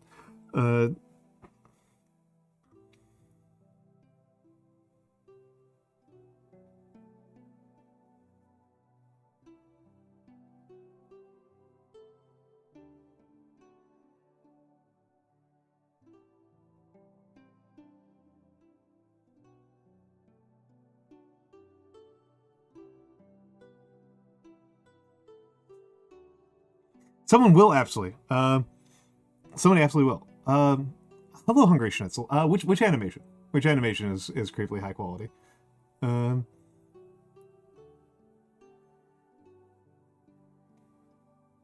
of my face? That's very sweet of you to say. That's very sweet of you to say. My keyboard is currently under my desk, so if somebody else wants to type in !model, so that Hungry Schnitzel can see my artist and my rigger. Yes, thank you. Yes. Design and art by Sensational Rigging by Charlotte X Bear. Who is a fellow VTuber. Sensational streams sometimes, but not very much. He is primarily over on VGen. But he comes by every once in a while.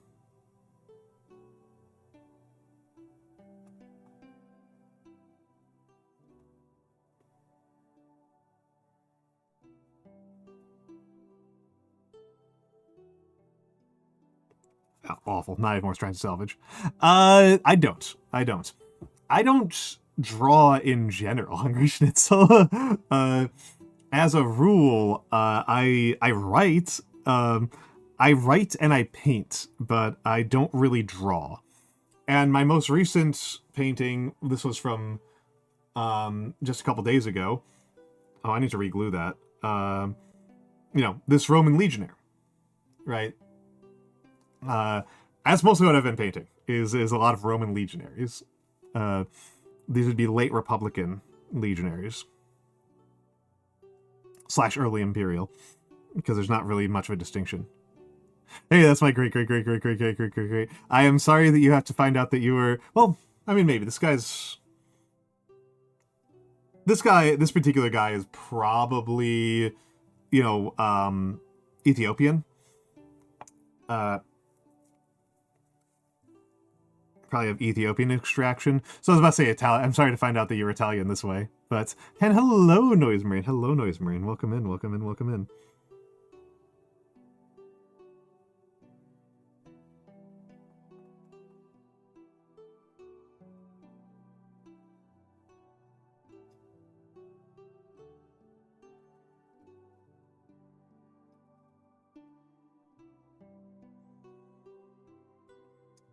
What are you typing? Oh, Hungry Schnitzel.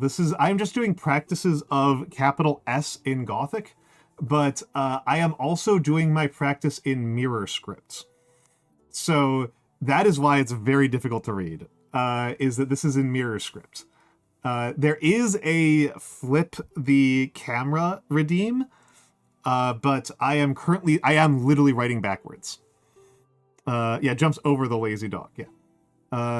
I'm literally writing backwards. I am practicing my capital S's. I normally write with my right hand. My right hand's kind of a little bit sore, so I'm trying to give it more space to heal, and also I find writing backwards to be really funny. That said, yep, now we're backwards.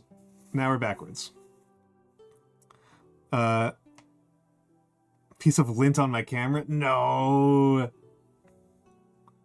No. Well, we're going into ads. We're going into ads right now. I will wipe it while we're on ads. So enjoy the fan art gallery while I'm away, but I will be back and in a few minutes. But we'll be back in just a second.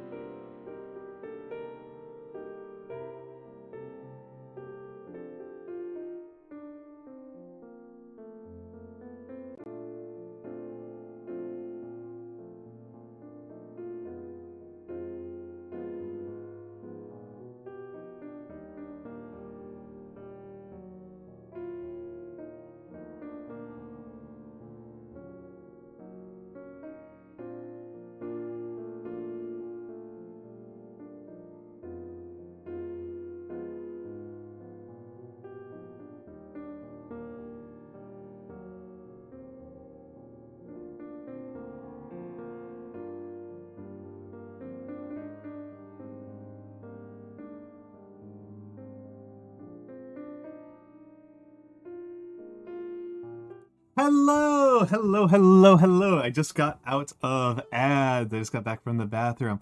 Hello, hello. Uh, Welcome in Mina Bun VT. Mina Bun is nice. I like Mina Bun. I meant to catch your stream earlier, but then I got caught up in my own nonsense and let me. I've watched her a little bit. She's nice. She's nice. So explain _ muffin. Thank you. Hello, hello. Welcome in Sea Cozy and Lucid Bonsai, and of course Mina Bun VT, Puppet Carver, and the lint is gone. I couldn't even tell. But thank you, Mina. Thank you, Mina, for rating in. She is a cute model. She's fun to talk to. I've enjoyed her streams when I have caught them. For the raiders, my name is Almantas VT. Hold on. The camera is backwards right now, so it's giving me a headache to move things around to try to get them to look correct. My name is Almantas VT. I am a former professor of sociology. I am currently a VTuber. I like to keep things nice and chill and have a nice, relaxing time talking to folks and streaming. And I mostly do traditional art streams, calligraphy. Yeah, I didn't think it was lint on the lens at all. I was looking at the lens. I didn't see anything. Yes, I try to keep things nice and cozy and breezy without being boring, right? That's my biggest thing. I have a somewhat hot take that structures within the cozy gaming environment in particular have produced a media environment where people are releasing boring art and getting away with it because cozy reviewers are not willing to be mean enough, basically. Are not willing to be harsh, are not willing to be sufficiently honest with the games that they're playing. So I am doing some calligraphy, which is my main art form. I paint some miniatures from time to time. That's what I did last stream. But I mostly do calligraphy. And today, I am working on my left hand. This may be confusing to you because this looks like my right hand, but I made a handy little guide here where I wrote mirror in mirror script and regular in my regular script. So I should probably make a text source that toggles when people do this redeem. Hello, dumbass _ LMAO. Welcome in. It's all good. No problem at all. You're here at all, right? This is not really a classroom nearly so much as it is a salon, right? A salon or a hangout. This is regular. This is normal. Do you have a favorite mini that I've painted? That's hard to say. I would need to kind of probably pull down all of the minis I've painted. In general, but not uniformly, I think I have been getting better. And I have painted a lot of Roman legionnaires because I put up on my throne, I had some fantasy minis, some historical minis, and some sci-fi minis in box sets, plastic box sets for people to purchase so that I could direct what I painted next. And I checked only the prices. I went for box sets that were like $30 to $50. And so I put up a box of Roman legionnaires from, what's the name of the company? It wasn't Victrix. Warlord. These guys. And it turns out that a $30 box of these Roman legionnaires, which I actually think are pretty decent models, is 100 models. And I paint like one model, I paint like 2 models a month tops. So that's going to last me forever. Yeah, no. The difference between historicals and non-historicals is enormous. That costs, I got this when I also have a box set of what do we call them? Also Roman legionnaires, but fantasy Roman legionnaires.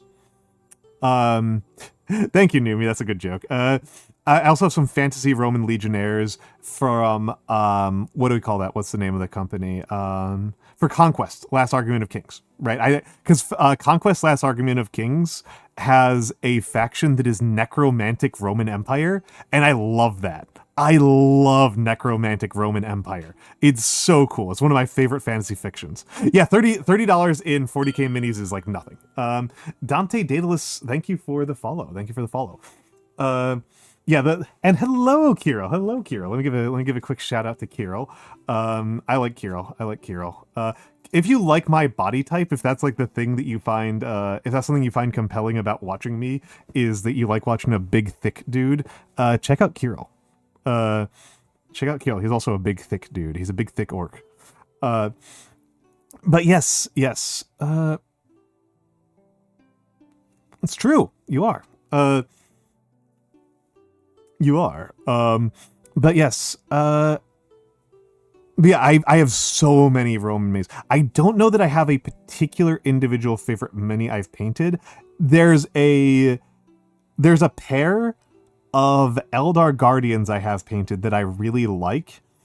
I have probably not my best painting because I'm pretty sure I've gotten better, but there's a pair of Guardians that I've got where one of the Guardians has nothing but hand grenades, and there's another Guardian who has 2 rifles and looks confused. It looks panicked, and I really enjoy that one. There's the guy who just went into combat completely YOLO to huck grenades, and the person's like, "You forgot your rifle." Shuriken catapult. I'm sorry, but yeah. It's yeah. On the case of prices, it's worth saying that prices, the price that you are paying for a 40k miniature is mostly for the brand. And I'm trying not to be disparaging about that. I know a lot of people are like, the corporate greed. I mean, I don't know. You're paying for the brand name. You're paying for the specific company. If you really, really specifically want to be painting Space Marines, yeah, that's the other thing, right? Is the GW figures are also quite high quality sculpts. They are quite high quality sculpts. I don't know if they're the best because I don't know if I'm the best connoisseur anyway. But like every miniature that I have painted has come with compromises. I will admit that the compromises that the Last Argument of Kings miniatures have is not anything that's actually quality. It's that they make a couple of design decisions that I think are goofy and stupid. The way that the armor is made on the only units that I have from Last Argument of Kings, which somebody here's got to be smarter than me and knows what Last Argument of Kings is called. Dumbass LMAO. I kind of want to call you DAL or something like that, or dumbass underscore LMAO, just because I feel bad just shouting out dumbass like that. I literally have models in my possession from GW that are over 30 years old. I have GW models that are old enough to run for US president. Like, old enough to drink is underselling it enormously. Admittedly, I bought them and I just have them sitting around. Like, it's not like those are still necessarily in production. But Poison Wind Globadiers were in production on their initial metal sculpt for like 25 plus years. So, like, so like the fact that I happen to have a box of skinks from like 1999 isn't really an indictment of GW. That's just I never got around to doing anything with them. OG Noise Marines, which are ancient. Yeah. And like I will say, I do think GW figurines are, no, it's still, yeah, exactly, dumb, exactly, LMAO. It's I'm trying to swear less, not because I think swearing is immoral, but because I think it's funnier, if I swear less. And I am trying to, and I don't know, it just feels weirdly mean. But it's not really a problem with swearing itself. It's a good name. It's a good name. It's also like, it's not like you are the first person to come in here with a joke name. One of my regulars is Tohu. Tohu for a couple of months, his name was Uu Owo Snuggy Wuggy Nya, which was always fun to say the whole thing all the way through. God,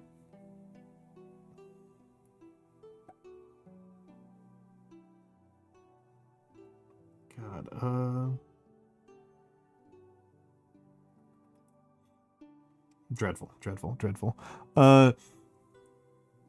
Sorry, that was not about you. That was about my pen not cooperating with me. Okay.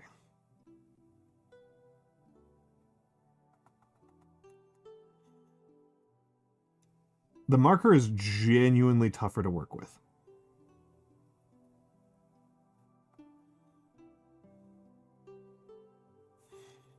See, that's nothing. That didn't resolve at all.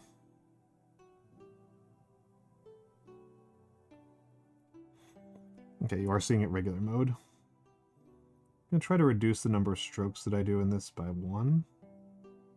No, not going very hot. Yeah, because the texture of the nib and it being softer. The nib itself is softer and the feed is just less cooperative. I'm kind of contemplating going over to using like an actual steel nib again. It will bleed through like crazy because this paper sucks.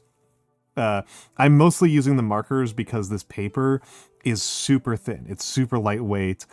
Stuff goes through it immediately. I have not had a vegan dupe for halloumi. I have not. Let's... Yeah, like this is going to go through this like immediately.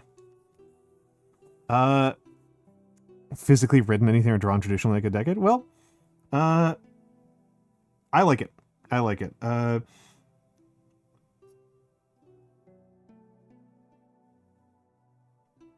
See how bad that bleed is? Holy crap.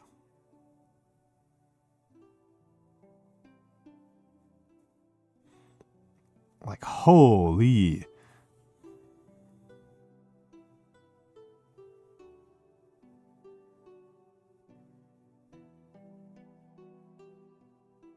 Yeah, I can't do this. I can't do this. I can't do this. I don't know if I want to put steel. Don't know if I want to get out better paper and work with the steel or go back to marker. Genuinely not sure. I might just dick around a little bit with the brush pen because the brush pen doesn't kill the paper so bad. But the brush pen I can't do traditional calligraphy. I can't do traditional calligraphy. Any good vegan dairy item? I mean, so I'm a somewhat bad person to ask because I don't actually miss dairy very much.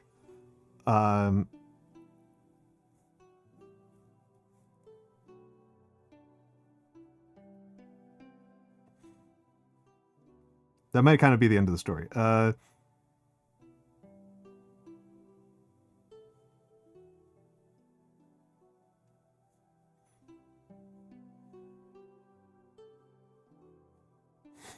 I dosed, like, it was something, I kind of gave up dairy before I went vegan, not because it was something I thought very hard about, but because it was really expensive, and I didn't have a lot of money.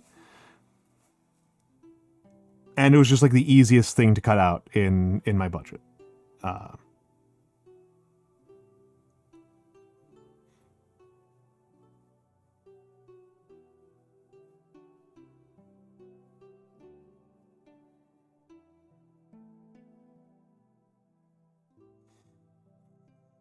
So that was yeah, this is pretty rough. This is pretty rough. The two types of people, yeah. Yeah, it was extremely expensive. It was really expensive, and it wasn't something that gave me as much joy as like fruits and veggies.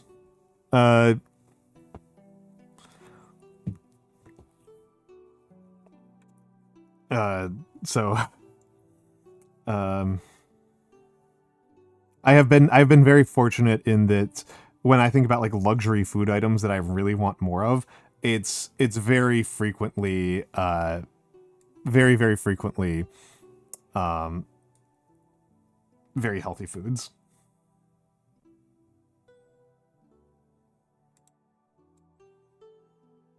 Poutine with halloumi. And I've had very little poutine in my life. And it's entirely possible that none of the poutine I had was good. Like, that's actually entirely likely. Oh my god, the contrast.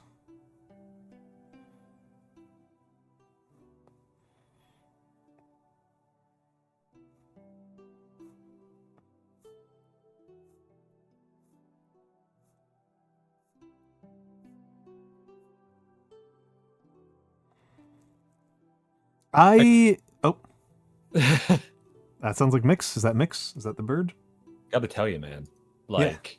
Spooked me. I am in a weird position here, but let me figure out where I want you. I rotated because Nyano was on. I'm dumb. I have the wrong headset on.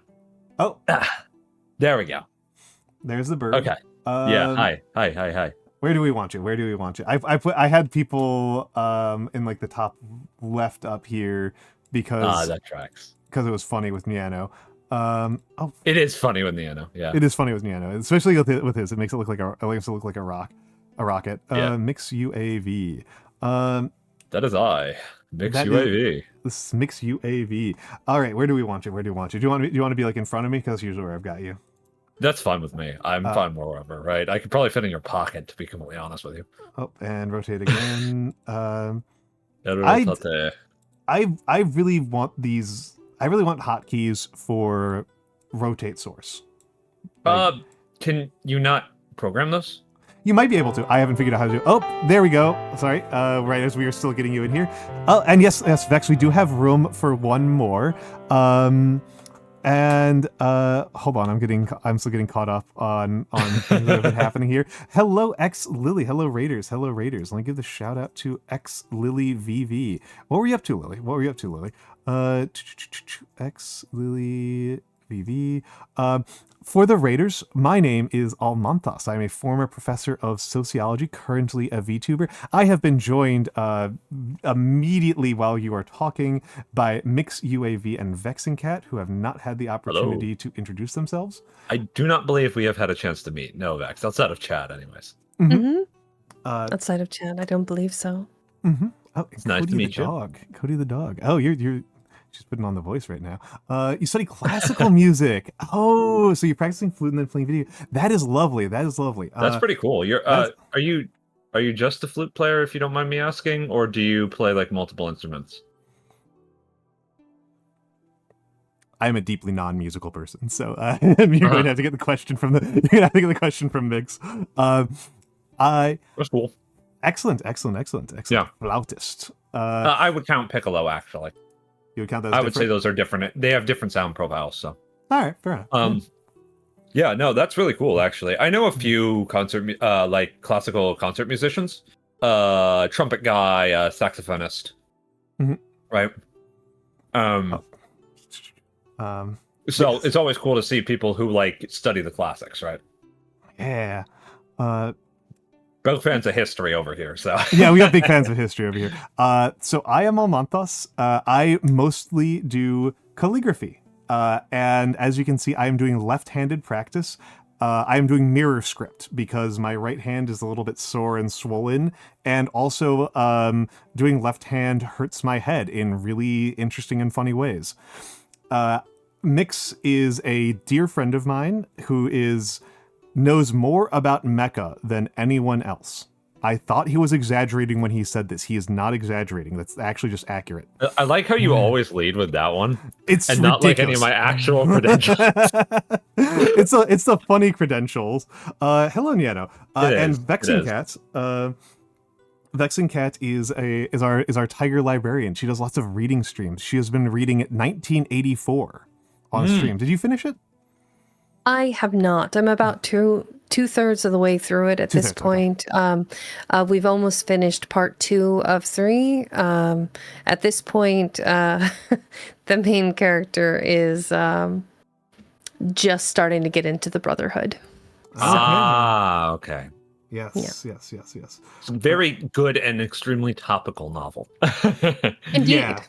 Yeah. Vex has been trying to be topical with her readings. Hamela Hampter, thank you for the follow. The one that you did a minute ago that I thought was a very good one was The Machine Stops. Oh, The Machine Stops was good. Yeah, it's so good. Rules. Really good structure. Yeah. Sorry. So I like Almantas, am a bit of a writing nerd in that I focus a lot on structure and I'm also from an editorial background. Yeah. So like a lot of what I do is, or have done in the past, has been like critique of the way words are arranged on the page as opposed to like plotting and stuff like that, right?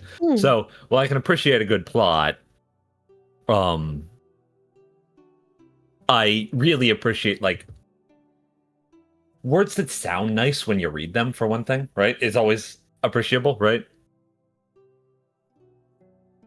Yeah, of course. I mean, having certain words strung together in a certain format creates this sort of harmonious, sort of rhythmic effect that causes the reader or the listener to kind of get into a, I don't know, sympathetic mental state where you can kind of picture as the writer was trying to describe a scene. Also, hi, Nyano! Yeah, we all Hello, love cat. Yeah. That is the cat who is also a wizard. He's very cool. Who's also a wizard, so you got it right. Yeah, unlike me, who gets it right about 1/3 of the time.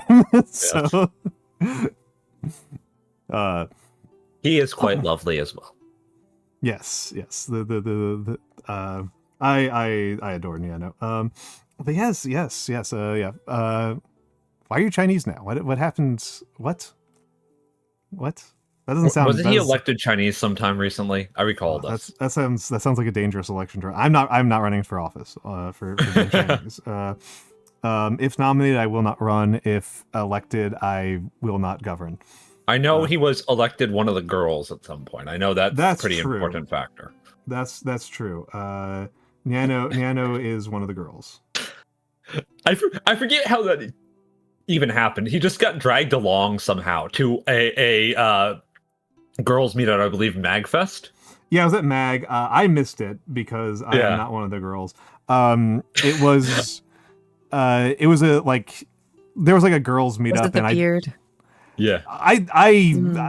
Mag for me was absolute chaos. I can't tell you how I got anything done there. I don't even know how I didn't die there.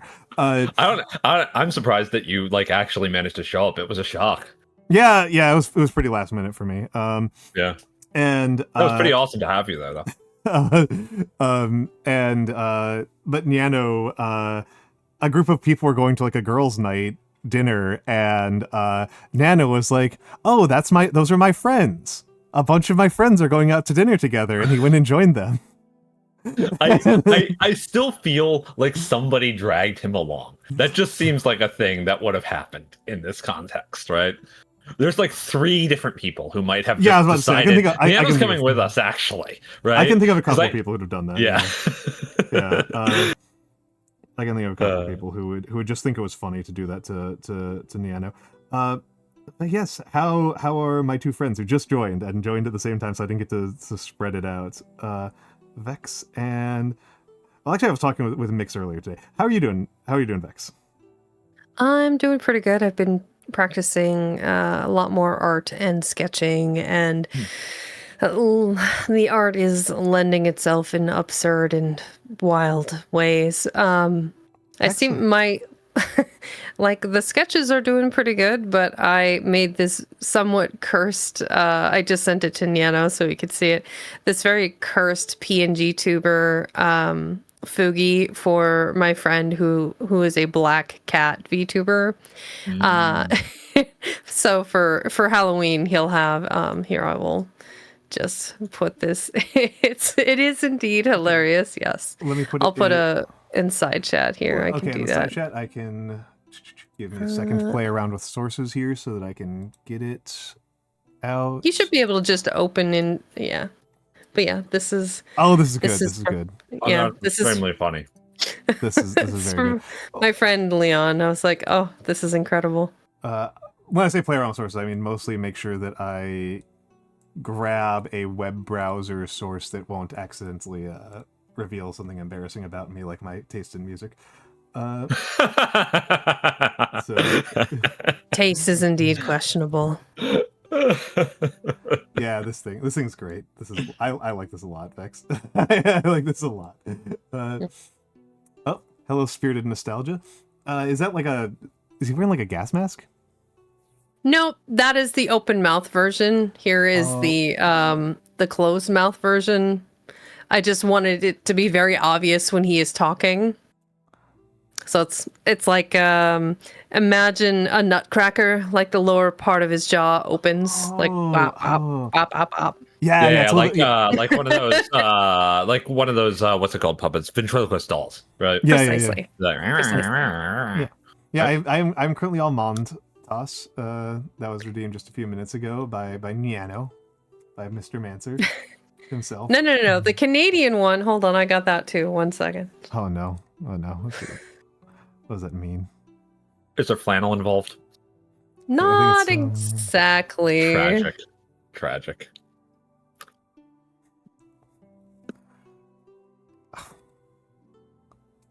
Okay. Yep. I think I may have accidentally sent two of the same one, but yeah, basically, yep. Oh, I see. This variety of Canadian, understood. Yeah, the Stone and Parker.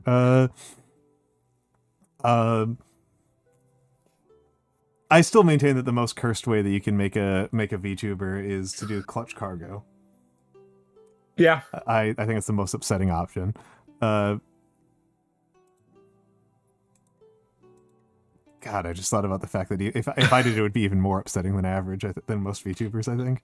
This is true. What is clutch cargo? I'm afraid to ask. So clutch cargo is a cartoon in which all of the voices were indicated and mouth movements were indicated through a real person's mouth superimposed on the cartoon character like model. On the oranges. I remember that. Exactly. Curse. Like the oranges, but this, I believe, predates it. Clutch cargo by decades. Old, right? By decades. Yeah, it's from like the Clutch 60s. Cargo, yeah.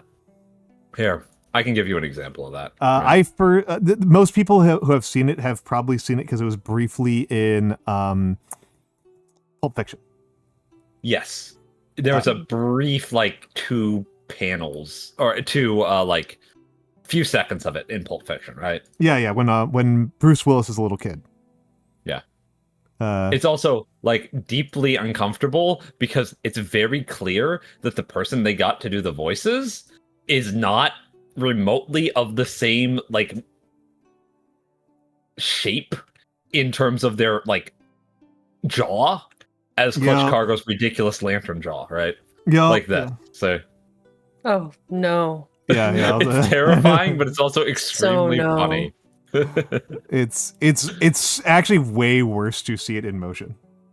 Mm-hmm. It's way more grotesque. This looks so unsettling. It's deeply unsettling. It's so grotesque in motion. Yeah, it's so awful. It's I think it is the main. To me, it's the most obvious type of VTuber option that nobody has really done yet, and there's good reason for that. I'm surprised we don't see more what's it called, VTubers, collage style VTubers where they're just pieced together from a bunch of different photographs or something, right? How dare you? Don't put that in the universe. That's terrible. No, I think it would be really funny if they were an animal, right?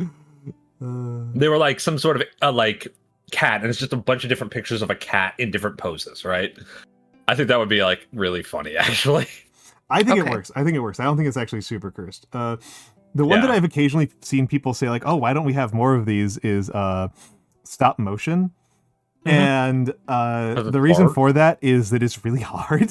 Like, that's the reason why we don't do more of that. Is that like it's Stop the motion same, and claymation yeah, are incredibly time consuming. yeah. So like we do have one stop motion. We do have a couple stop motion VTubers, and we have one claymation VTuber, which is Alpine Showtime that I know of. There might be a couple others.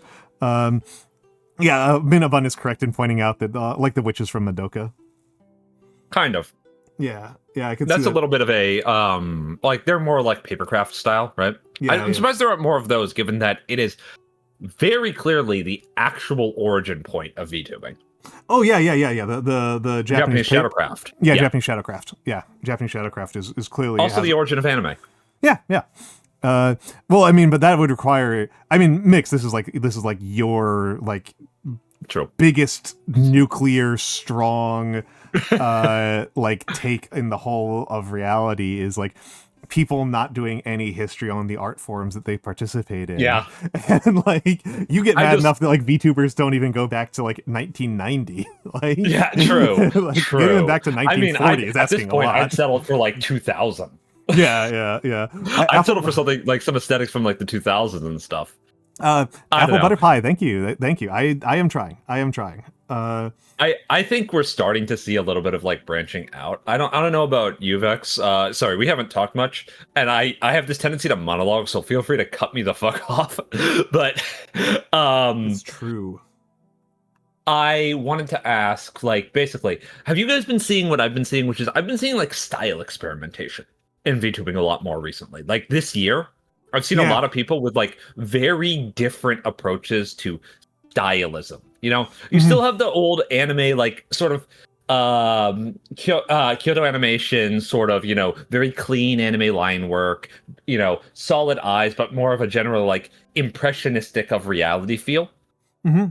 But you've also been seeing a lot of people who are doing like some really experimental styles. I have seen some cell shading style. I've seen some more like almost hyper realistic style. I've seen there's this lady that just started doing like traditional Chinese and Japanese ink style, like watercolor. That's really beautiful and mesmerizing to look at. That model is a customize your own for $30, and we just got RG Noir to use it. And I'm very happy about this. I bought it for her because she was like, "Oh, I'd like to, but it's money, and I need to save every penny." So I was like, "It's $30." Well, it's $30. I'm kind of considering ordering one from her, from that artist, because because they have the custom one that is really is only a little bit more, but yeah, the customizable one is good, but the custom one would be really cool. It's $350, which is enough to like make me think. It's a little bit if yes, we are experiencing the artist would be Wait, don't you have a donathon coming up? Couldn't that be like a redeem if you hit a certain number or something? That's actually a good point. You are correct. You are correct. I might do that. I mean, the big thing is that there are some. I've talked with both of you about this. Both of you have heard me talk about this privately. There are some questions, some research questions that the subathon will answer. I don't want to commit to any new model art until I get some data from the subathon. Yeah. So fair. That's kind of. But yeah, I love data around here, right? I love data. I love research. I'm a social scientist after all. And so yeah, I love that ink style. It speaks to me very strongly. It speaks to me very, very strongly. I mean, you can always reach out to them and yeah, I mean, that's true. Yeah, I'm not a big fan. But I think I'm less not a big fan of the line work and the inking style, because I do really like watercolors and traditional inks. Yeah. My big thing is that the way it is displayed on the artist's work, I think it's limited by the style of design that is being used for the characters. Yeah. I would like something with, for example, smaller features, less normal anatomy, or like animals or something. That's what would really like sell me on it. I got a Is- VTuber just for you, Mix. Come on. Hi, Nate. It's Nate. Nate is lovely. Everybody should support Nate. Nate doesn't like stream or anything, but everybody should go support Nate anyways. Follow yeah, Nate. you should figure out some way to support Nate. That's homework for the class. Yeah. Isn't there a VTuber that has the model in the style of like rubber hose animation? I think that's Pumpkin Potion. That Might be. sounds yes, that's Pumpkin Potion. There's Yeah. a couple, There's a couple, yeah. but Pumpkin Potion is like the most successful by far. Yeah. Pumpkin Potion is quite successful. Let me see. Yeah, I'm assigning homework. The homework is figure out ways to support Nate. Oh, I've seen this person around. But like he's the avatar of terror and like this scarecrow slasher, and he's got these creepy arms that are definitely not proportional human features, and he went from like what I would consider a very attractive vampire-esque aesthetic to this. Like he really went full into I the like horror the- aesthetic. There's like this sort of what is this reminding me of? It's kind of a little bit reminding me of some of the styles of animation used in shows like Metalocalypse or whatever. Metalocalypse. Yeah. Metalocalypse. Yeah, I can't pronounce that word to save my life. But yeah, it's reminding me of a lot of the styles of animation in particular, and like the sort of pieced together nature of it, of like a lot of shows from like the American shows, mostly American and Canadian shows from like the mid 2000s. I want to say. I'm not sure exactly what it's reminding me of, but it's pretty cool. I mean, that was actually a discussion that was coming up earlier with chat, was the question about ugliness and I've seen Death Clock live, by the way. They're a great live show. I'm sure they are. Yeah. Phenomenal live show. It's a very hard conversion for them to go to live because in studio there's only 2 people. It's all pieced together. It's all Brendan Smalls does guitar and bass and singing. And he does both the rhythm and lead, so it's just him and a drummer. And obviously he can't do that when he's live. He cannot support sing himself That's live. So he has to. It's all like he has like his own. The other Mad members will change. So it's a big transition to go from like a 2-man band to a 5-man band. But this question of like ugliness in adult animation, right? Like there's some non-ugly adult animation like Archer, but I would like, call Archer pretty ugly from like an animation perspective. Fair enough. It's still fascinating, but it's the style of it is very unique, but it is also slightly unsettling in a way that my 1984 brain can barely process. I was Like, when I was thinking of ugly ones, I was thinking of Big Mouth. Yeah, sure. Which is much uglier. No. Big Mouth or Midnight Gospel. I think one of the questions here is, when we say ugly, do we mean the aesthetic? Because Archer's aesthetic is fine. Yeah, that's what I was talking about. The actual animation. I was talking about the styling. Right? I was talking about the styling. Okay. Because it was making me think about the linkage that there is kind of between like mature style formats and like accepting certain forms of ugliness. And I was thinking particularly, this is the invocation I did because of course I fucking did, because I'm because I'm a history guy first, was when the Nazis were outlawing art forms, they went after things where like that made humans look uncomfortable. It was that was the sort of thing. Absurdism was one of the big targets. They really didn't like that. Because for the Nazis, the Nazis are a regressive anti-freedom ideology. It's all about daddy will take care of you. And so that means that when you portray humans, they have to look like humans. They have to be highly realistic. And if they're unrealistic, it's only heroic. They are permitted to be heroically non-human, but they're allowed to feel uncomfortable to look at. It's a very superficial ideology in that. It's very superficial. It's very superficial. It's very childish.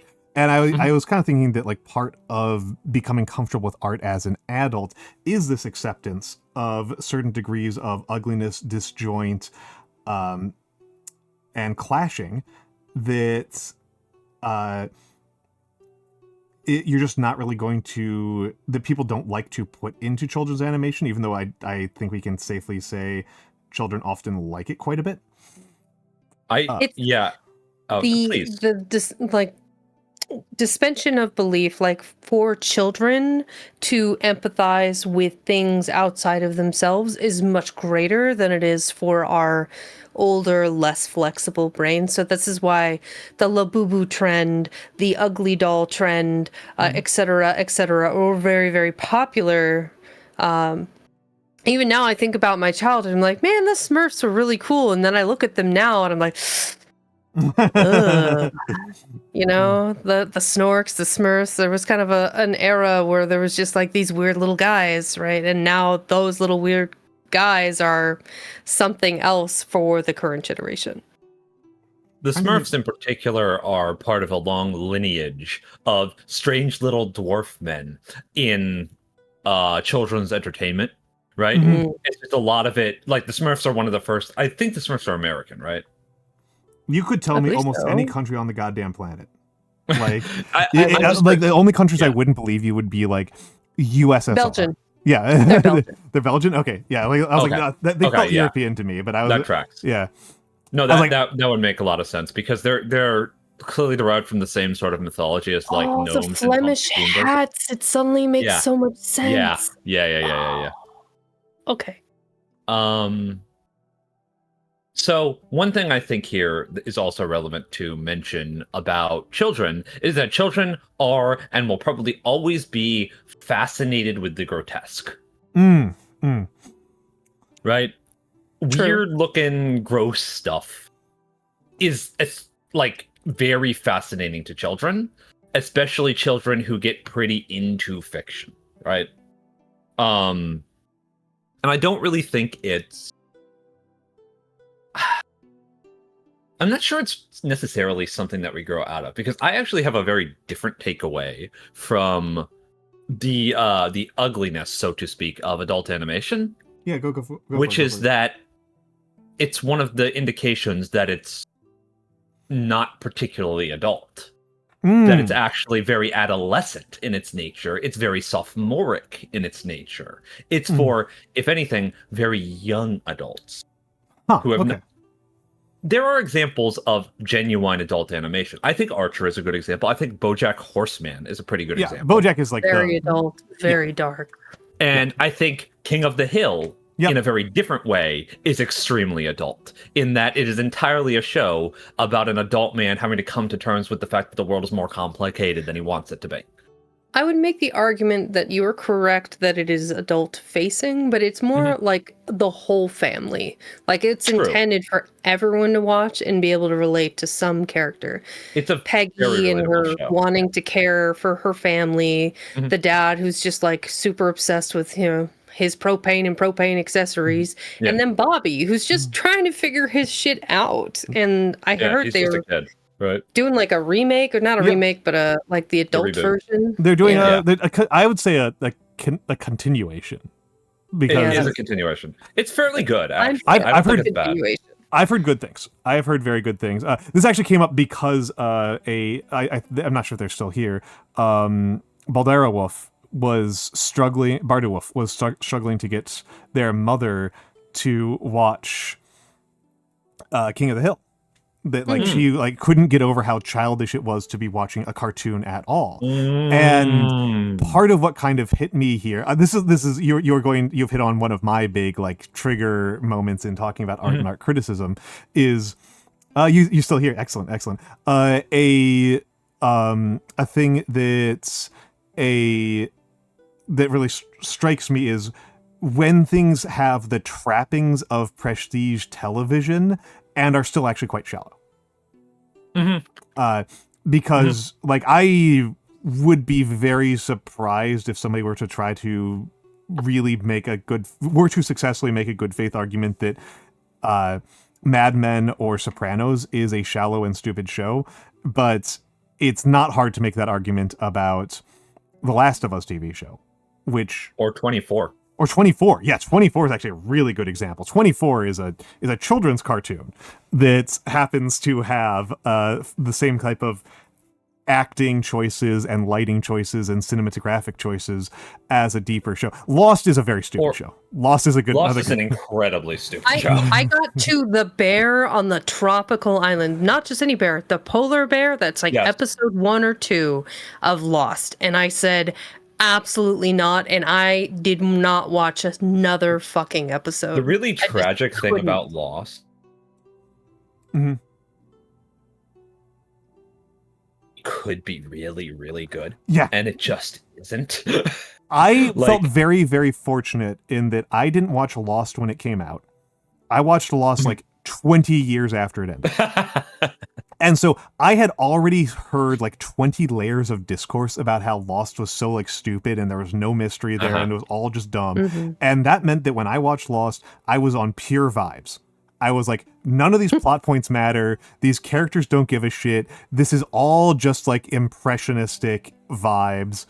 I had a mostly pretty good time. The last season is still really bad, even on those standards. Last season is really bad, and the ending is kind of stupid. Like, the ending is I'm stupid. not usually actually stupid.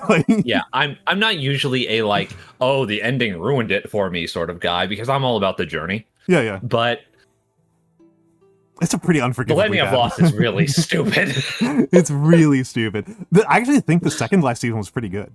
Like the second last season was pretty good. They were actually building up to something. There was some legit suspense there, I felt. And I think also if they just ended at the last frame of the second to last season, it would have actually been a pretty good ending. I think they just ended there. The strangely childish, but kind of still actually good show that I enjoy is Person of Interest.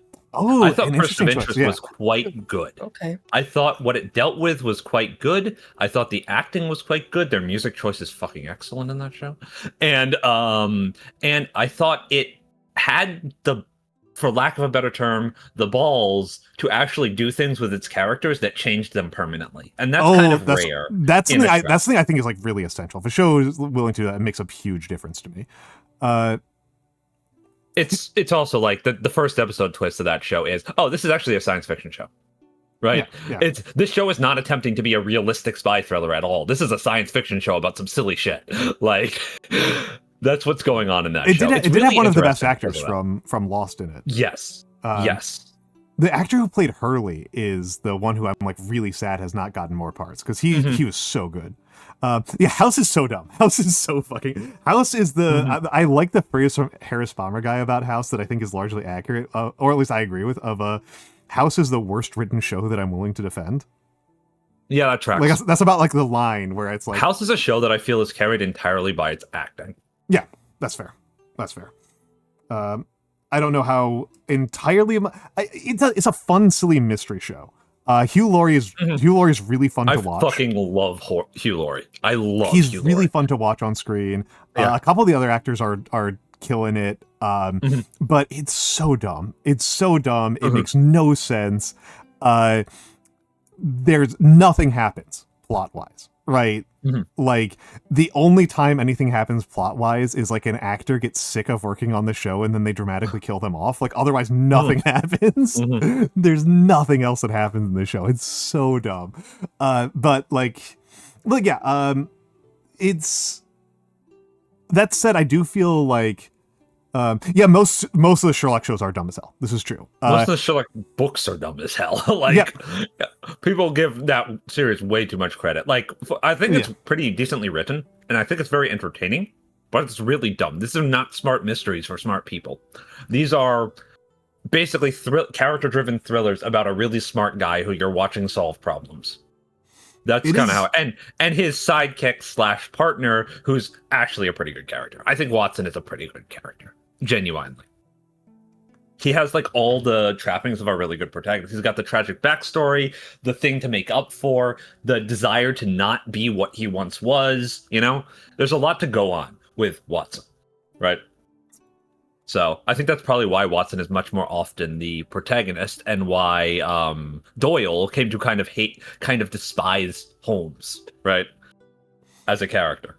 Well, I mean, like Sherlock Holmes is a kind of like a One Punch Man-esque character. Like he's kind of a Saitama, right? He's and this is a. I mean, you're a huge Superman fan, and this is the challenge of writing any. I should have said Superman, right? Challenge of writing any kind of Superman character, and I think that the particular type of Superman that Sherlock Holmes is a particularly annoying one to write.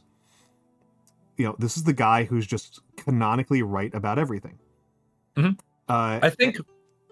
Yeah, sorry. Go ahead. He's just smarter than you, and there's different ways that you can do that. You know, there's the famously bad BBC Sherlock, where the character just knows things that you couldn't possibly have ever had access to, and so there's no actual mystery. He probably has psychic powers or something. Yeah. He has godlike wisdom, godlike awareness even. That's a little bit off, by the way. It's we're about 10 minutes out from ads. Oh wait, no, we should be like 5 minutes out from ads. What the hell's happening here? Magic, time dilation. I was trying to get the ads to line up with the hour because that would be nice, but I guess I fucked up. So, like, did you know, dear listeners, dear chat, you can avoid ads entirely. You just have to subscribe to Almantas VT. That's true. Then you get to see the fan art gallery. Yeah. No, you're a cat who is also a wizard. Yeah, no, not a deer. So true. He's gonna say that every time, by the way. Every time anybody says deer, he's gonna say that. It's, you know, for like a week or two, and then he'll get bored of it and come up with something new. We gotta have our bits, right? We gotta have our bits. I do think I did actually enjoy Robert Downey Jr.'s Sherlock, mostly because, as Tohu says, he was just like high off his ass the entire time, and that's very accurate to Sherlock in the novels. That guy is on the opium. Something that Robert Downey Jr. has a lot of experience with. Yes. I think like. So, I think Holmes can be written compellingly, pretty easily. What you need to do, though, is diverge a little bit from the source material and make more of the mysteries about some really weird shit happening. Like, just go fucking full-ass Scooby-Doo. Hound of the Baskervilles is fucking amazing, okay? Hound of the Baskervilles is, like, one of the best Holmes mysteries because it has this element of like, is Holmes into some demonic shit here? Is there some demonic shit going on? No, it's just a big dog, right? But not seeing the whole of the process from Holmes's perspective helps a lot because you're not supposed to figure out the mystery. You're supposed to be thrilled by how is Holmes going to solve this, right? And I think a little bit more of a like Columbo vibe would also work well for Holmes. Of this isn't so much a how is Holmes going to be able to solve the case? It's more of a is Holmes going to be able to find enough evidence to actually convict, right? That sort of thing, right? To actually catch the right person. I do think it is critical to the joy of a Holmes story that the viewer or reader could credibly figure it out. Tohu, we are on multiple femme Sherlock Holmes stories at this point. The one that my parents are enjoying quite a bit these days is one of the stupidest ones because it's instead of doing cocaine, she just watches birds a lot. And it's like, come on, this is not an addiction. What are you talking about? So, Tohu, I know what you're talking about. Enola Holmes. There was a 2-movie series that Netflix put out about the younger sister of Sherlock and the older brother Mycroft, who honestly is just an absolute piece of Well, Mycroft is a piece of shit in the originals too. So. In all of the stories, he's just a terrible human being who got into power by being except League of Extraordinary Gentlemen. Yeah. Then he's like the one decent person in the entire cast. Everybody else is horrible.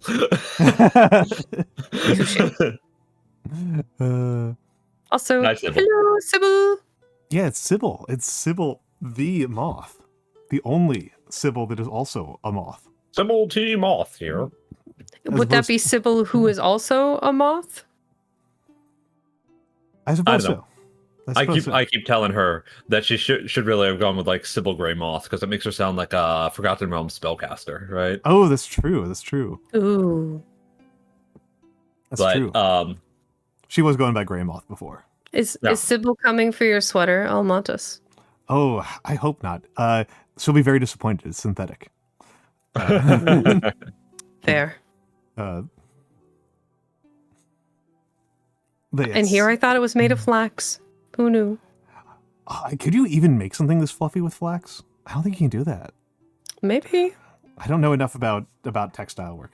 I've been learning more about textile work in the last couple of years because, folks, if you're doing history, you got to know about cloth. You're going to learn about textiles. You're just going to learn about textiles. You can avoid learning about textiles if you're a dick, but if you're actually curious about history, you're going to have to learn about textiles. Or you can be a big loser like me and only really learn about history after 1960 or so. Oh, I mean you're going to learn some things about textiles. It's going to be a different style of learning about textiles than I do. True.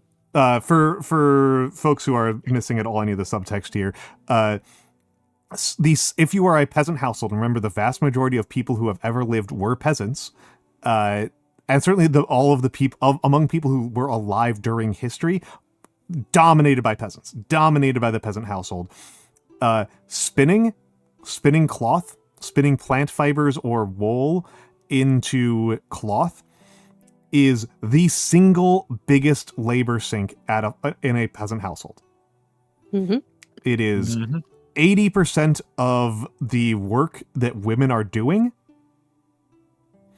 and that's half of the work being done on the farms into thread and into yarn. The distinctions can be a little pedantic on that part, and I'm not. It's kind of interesting that during the Victorian era, when you think about how many things were cloth, the curtains, the dishcloth, the tablecloths, the fabric on all of the chairs, the fabric that went into like arbitrary things. There were wallpapers made of fabric that were just incredibly expensive, and at that point in time, like, you were a good employer by providing 2 sets of clothes to your employee a year. Yeah. You were stingy if you only gave them 1, which is just wild. Yeah, the demand for thread was endless. Peasant women typically started spinning when they were 5 years old, and that continued until, like, they died, basically. And yeah, the foot pedal made such a big difference. The spinning wheel and the foot pedal made a huge difference. But until the spinning wheel was invented, between the Neolithic era, Tohu does make a point about the question about the pre-Neolithic era. I think the numbers actually do wind up that you get somewhat of a majority are still peasants, because the growth in population in the last 10,000 years is so massive that it makes up for the fact that there's 10 times 90% of all human existence is pre-farming. I'm not sure quite how the numbers work out. Once you have peasants, peasants make up 90% of your population, and they make up 80% of the women's labor is spinning thread. And even though farming is itself going to take up more total labor, farming is not a singular task. Reaping, sowing, threshing, etc. is not a singular task, whereas spinning is a singular task. The clothing production by itself is like half of the labor that goes into keeping a peasant household alive. Women carrying the human species yet again. Yeah, absolutely. If it wasn't so blatantly sexist as hell, I think we should keep doing that. But yeah, it's BDM_VT. Thank you for the follow. Yeah, people love to hear the history story. But yeah, it's BDM. Hi, BDM. You were kind of like me, but different. Kind of like you, but different. Yes. Hello, Winday. But yes, the point of this all is that unless you are deliberately avoiding studying economic history and deliberately avoiding studying women's place in economic history, you're going to learn about spinning and about textiles. We are going into the ads. I am going to use the bathroom. Do the two of you want to carry on conversation, or do you want to also take advantage of the break? Up to you, Vex. That is a vote for me going to the away screen. So we'll be on the away screen for a few moments. I'll be back in 3 minutes.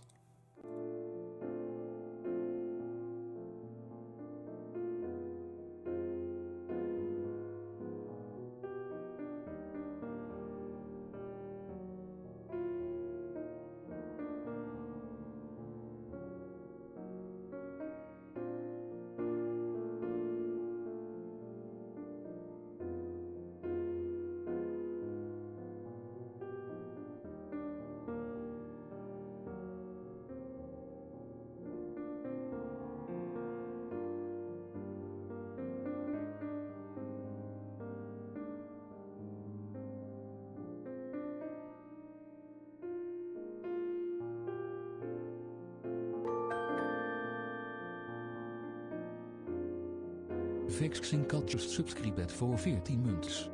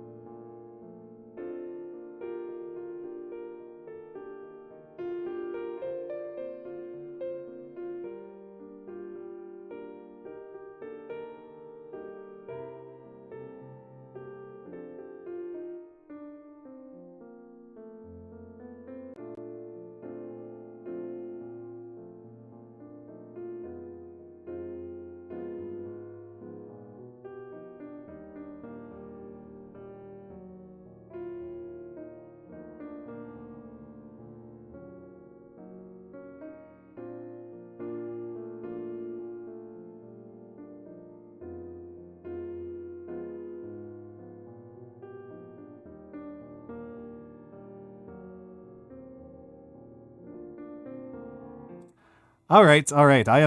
We are back. Well, Vex. Hello, I am Meeks. Vex didn't leave until we ended the BRB screen. Yeah, that's how you got to do it. It's how you establish dominance, right? Hello, Winday. I will thank her for the 14 months when she gets back. Shit. I was trying to get people to talk while you were gone, so that way we wouldn't see. Thank you for the Fine, 14 I'll be months, right back. Vex. It's in the. I have an activity feed. Like, what is she? I've got the activity feed open in OBS. I can see the activity feed. Like, it's the most recent event on there. I don't know what she's trying to get away with. Yeah.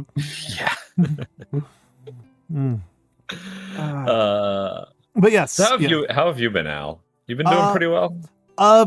Pretty good. Pretty How's good. the hand doing? The hand is all right. Yes, that is the vexing in chat and on screen. It still feels a little bit swollen right now. I did paint a miniature on the Monday stream, and it used different enough muscles that it didn't make me want to die, but I can still kind of tell. So I'm trying to do very little with my right hand on today's stream, Right. which is fortunate because the way that the way that the camera is set up makes it so that changing between doing it left-handed and right-handed is actually really annoying because I have to rotate the camera like 270 degrees physically. Like the physical camera rotation is annoying. Yeah. So I'm feeling like my left-handed calligraphy is somewhat worse than usual today. It is not like remotely news, and this is a bit of foreshadowing for chat.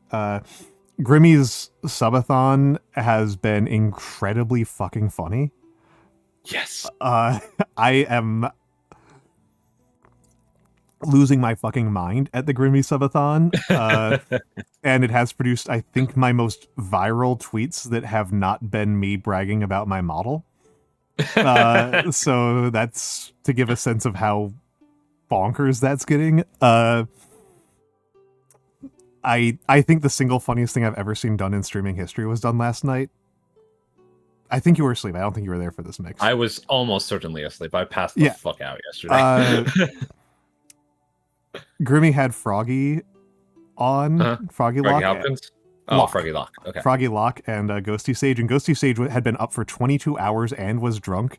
And Froggy Lock was stoned as hell. And Grimmy was, of course, delirious with exhaustion. And Grimmy was like, I want to watch this video about worms, but I'm too tired to keep streaming. Froggy, let's raid your channel and watch it on your channel.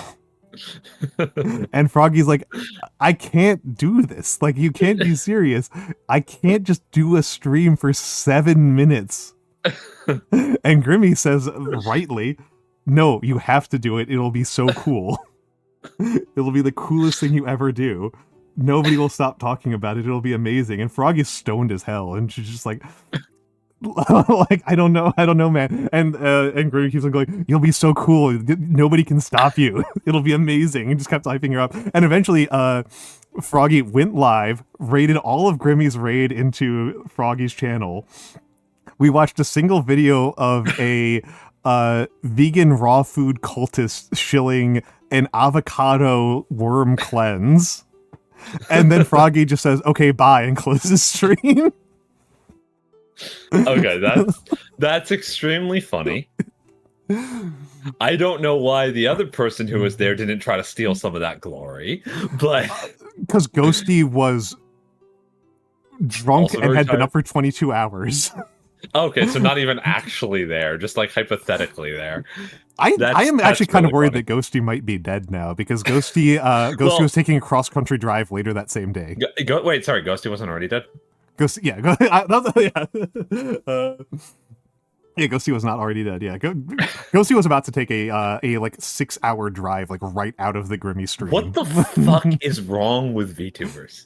Ghosty is insane. Ghosty is like really distressing as a person. Ghosty got kidnapped and left for dead in the desert and thought it was fine. Oh yeah, well, I mean, thought it was just a prank. Like, I mean, once again, what are they gonna do? What are they gonna Kill them? Yeah, they're ghosts already, right? Yeah. Like, what's the worst that could happen? Yeah, Grimbo's incredibly powerful. Grimbo is incredibly freaking powerful. But yeah, that's the funniest thing I've got going for myself. As I've mentioned here before, and as you well know, we have an upcoming subathon in September that I'm prepping for. And what else can I even say for myself? Cooking has been good. Exercise, I have been very annoying for me. I cannot tell when my runs are good or bad. Mm-hmm. When is a run? How do you know when a run is good? Okay, so there's two kind of questions about it, right? One is like, does it feel good? And the other question is, did I actually make good time? So for me, if I run 3 miles in under 30 minutes, I consider that a pretty good time. Okay. I try to keep a consistent pace of Scaldy, have a good night. What is wrong with my marker right now? My marker is driving me insane. I want to switch over to just doing handwriting practice because the marker is not cooperating with me. And which pen is inked up right now? Are you inked up right now? No, you are not inked up right now. But yeah, that's the kind of like objective measure, right? For me, if I make a pace that I consider good, and my good pace is sub 10 minutes per mile, and if I can do that for multiple miles in the same run, that all sounds good to me. If I feel good at the end of a run, that is also very important, and arguably more important, because I am not trying to win any races. I am just trying to be healthy. Running is good for my physical and mental health. And so I don't really, that's more important to me than any special particular results. And so that's kind of a bit of it, right?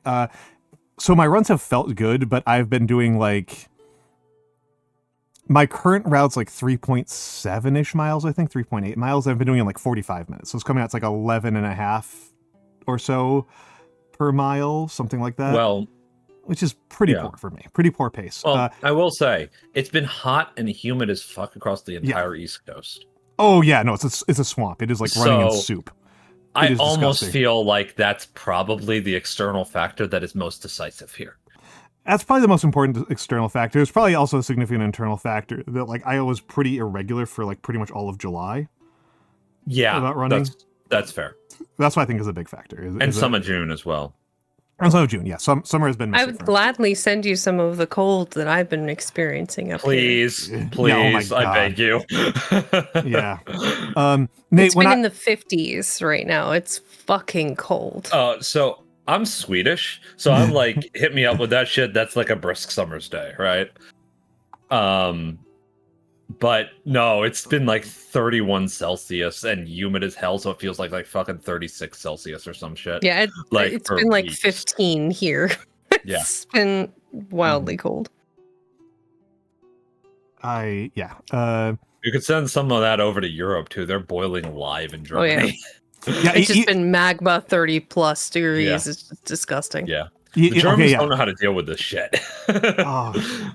I feel so bad for Mirabelle. I was about to say, there's no way Mirabelle knows how to deal with this. No, she's just oh God, I'm dying every single time she gets on stream. Yeah, I've only managed to catch one of her streams lately, but yeah, she's of course dying. See, I'm getting a ton of ink on my hand. Yeah, but Mira is no. I just feel bad for all of Europe right now. Yeah, they're not used to this. Well, they're not used. Yeah, they're gonna get used to it. They're gonna get used to it, unfortunately. You stopped at this instant and you cleaned that pen. I did just clean off most of the excess. I'm not gonna clean off the back of the nib because that's pointless. No, I'm just talking that area by the gasket where it attaches. You need to clean that thoroughly. Or else that is just going to continue to bleed because it's pulling moisture through the top of the nib. Just tidy. Yes.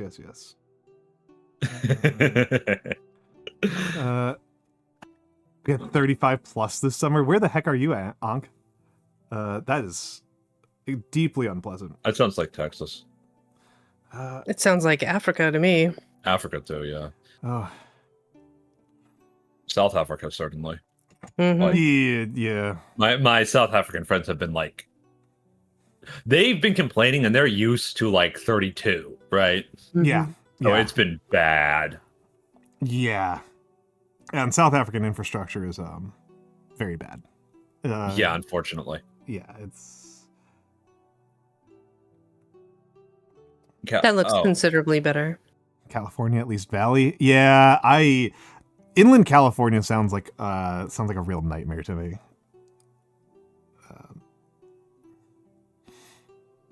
You get the really bad part of California weather, which is the fires. But you don't get the nice part of California weather, which is the Pacific Ocean regulating the temperature down. I honestly hope it's absolutely miserable tomorrow, because Putin and Trump will be in my state. Oh, Alaska. Okay. Yeah. Vex is an Alaskan tiger. Yeah. Maybe those vampires should come out early. I'll stay in my house. I'm not letting anybody in. That sounds fine to me. Big O. Okay. Russia. Yeah, I've heard Russia's been extremely hot recently in the summer. Right, it's pretty bad. Proximity blue. Proximity to Russia and to Moscow. Perhaps also a statement that Alaska is kind of to some extent seen as still kind of not really integrated into America. But I think also probably non-trivially, the fact that if protesters want to show up, it's a much harder sell to get to Alaska than if they go to like DC or even Chicago. Honestly, if we get sold anywhere, I hope it's to Canada. We can just be one big tall hat. Yeah. Above the whole thing. It's great. Wouldn't be too bad at all. You'll get sold to Rolls Dice, the People's Republic of China. How did we get here? No. The one language I'm least equipped to manage. It's a brutal one. There's still a live grave. Oof. The worst vacations in St. Petersburg. Still catching up with that Corey in the house. Then you join their one time zone. Oh my god, Alaska has 4 time zones. To get flattened into the one Chinese time zone. Oh my god. To be on Beijing time in Alaska. I mean, to be fair, all of the large part of Alaska is under one time zone. It's just the Aleutian chain that is a second. Oh, okay. I thought like some of Eastern. We have our own time zone. Alaska Standard Time. Alaska Daylight Savings Time. We're one. Except for a little bit on the Aleutian chain that's out there in the Pacific. Because I mean, the Aleutians go past the prime. Well, the anti-prime meridian, I guess would be the term. The international date line for sure. Yeah. And that's why not all of the Aleutians are ours. Some of them are theirs. It's kind of like Nova Scotia, right? Nova Scotia being in kind of its own time zone. Yeah, it has its own maritime time zone.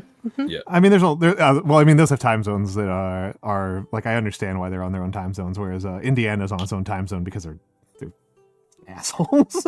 They're dicks. Yeah, that's true. The unfortunate I mean, storm. Arizona's the same way. Yeah, they just don't observe daylight savings at all. Well, but the way that you don't observe daylight savings by having your own special time zone is what winds up happening. I mean, Arizona has its own time. Like, they're either observing mountain time or they're their own time. Yeah, it's strange. It's alien. I do find it kind of strange that we still engage with daylight savings. Oh yeah, no, I would prefer that we just didn't bother. I'd prefer it seems a little unnecessary at this point. So hear me out. in the continental US, you still have regular seasons for the most part. You have regular daylight, sunset, sunrise, etc., right? Almost continuously throughout the year, but there's a period of time where it's a little bit less or a little bit more sunshine, right? Mm-hmm. By winter, and I'm not even that high up in the north, right? By winter in December, I have 2 hours of sunlight. 2. And I'm not even that far north. Like if I lived in Fairbanks, it's less. And if I lived further north than that, it's none, right? Yeah. So that, for me, daylight savings time does matter. Like when we fall back, that affects us, but it's just us. I don't, maybe Canada, but like once you're below that parallel, why? There's no point.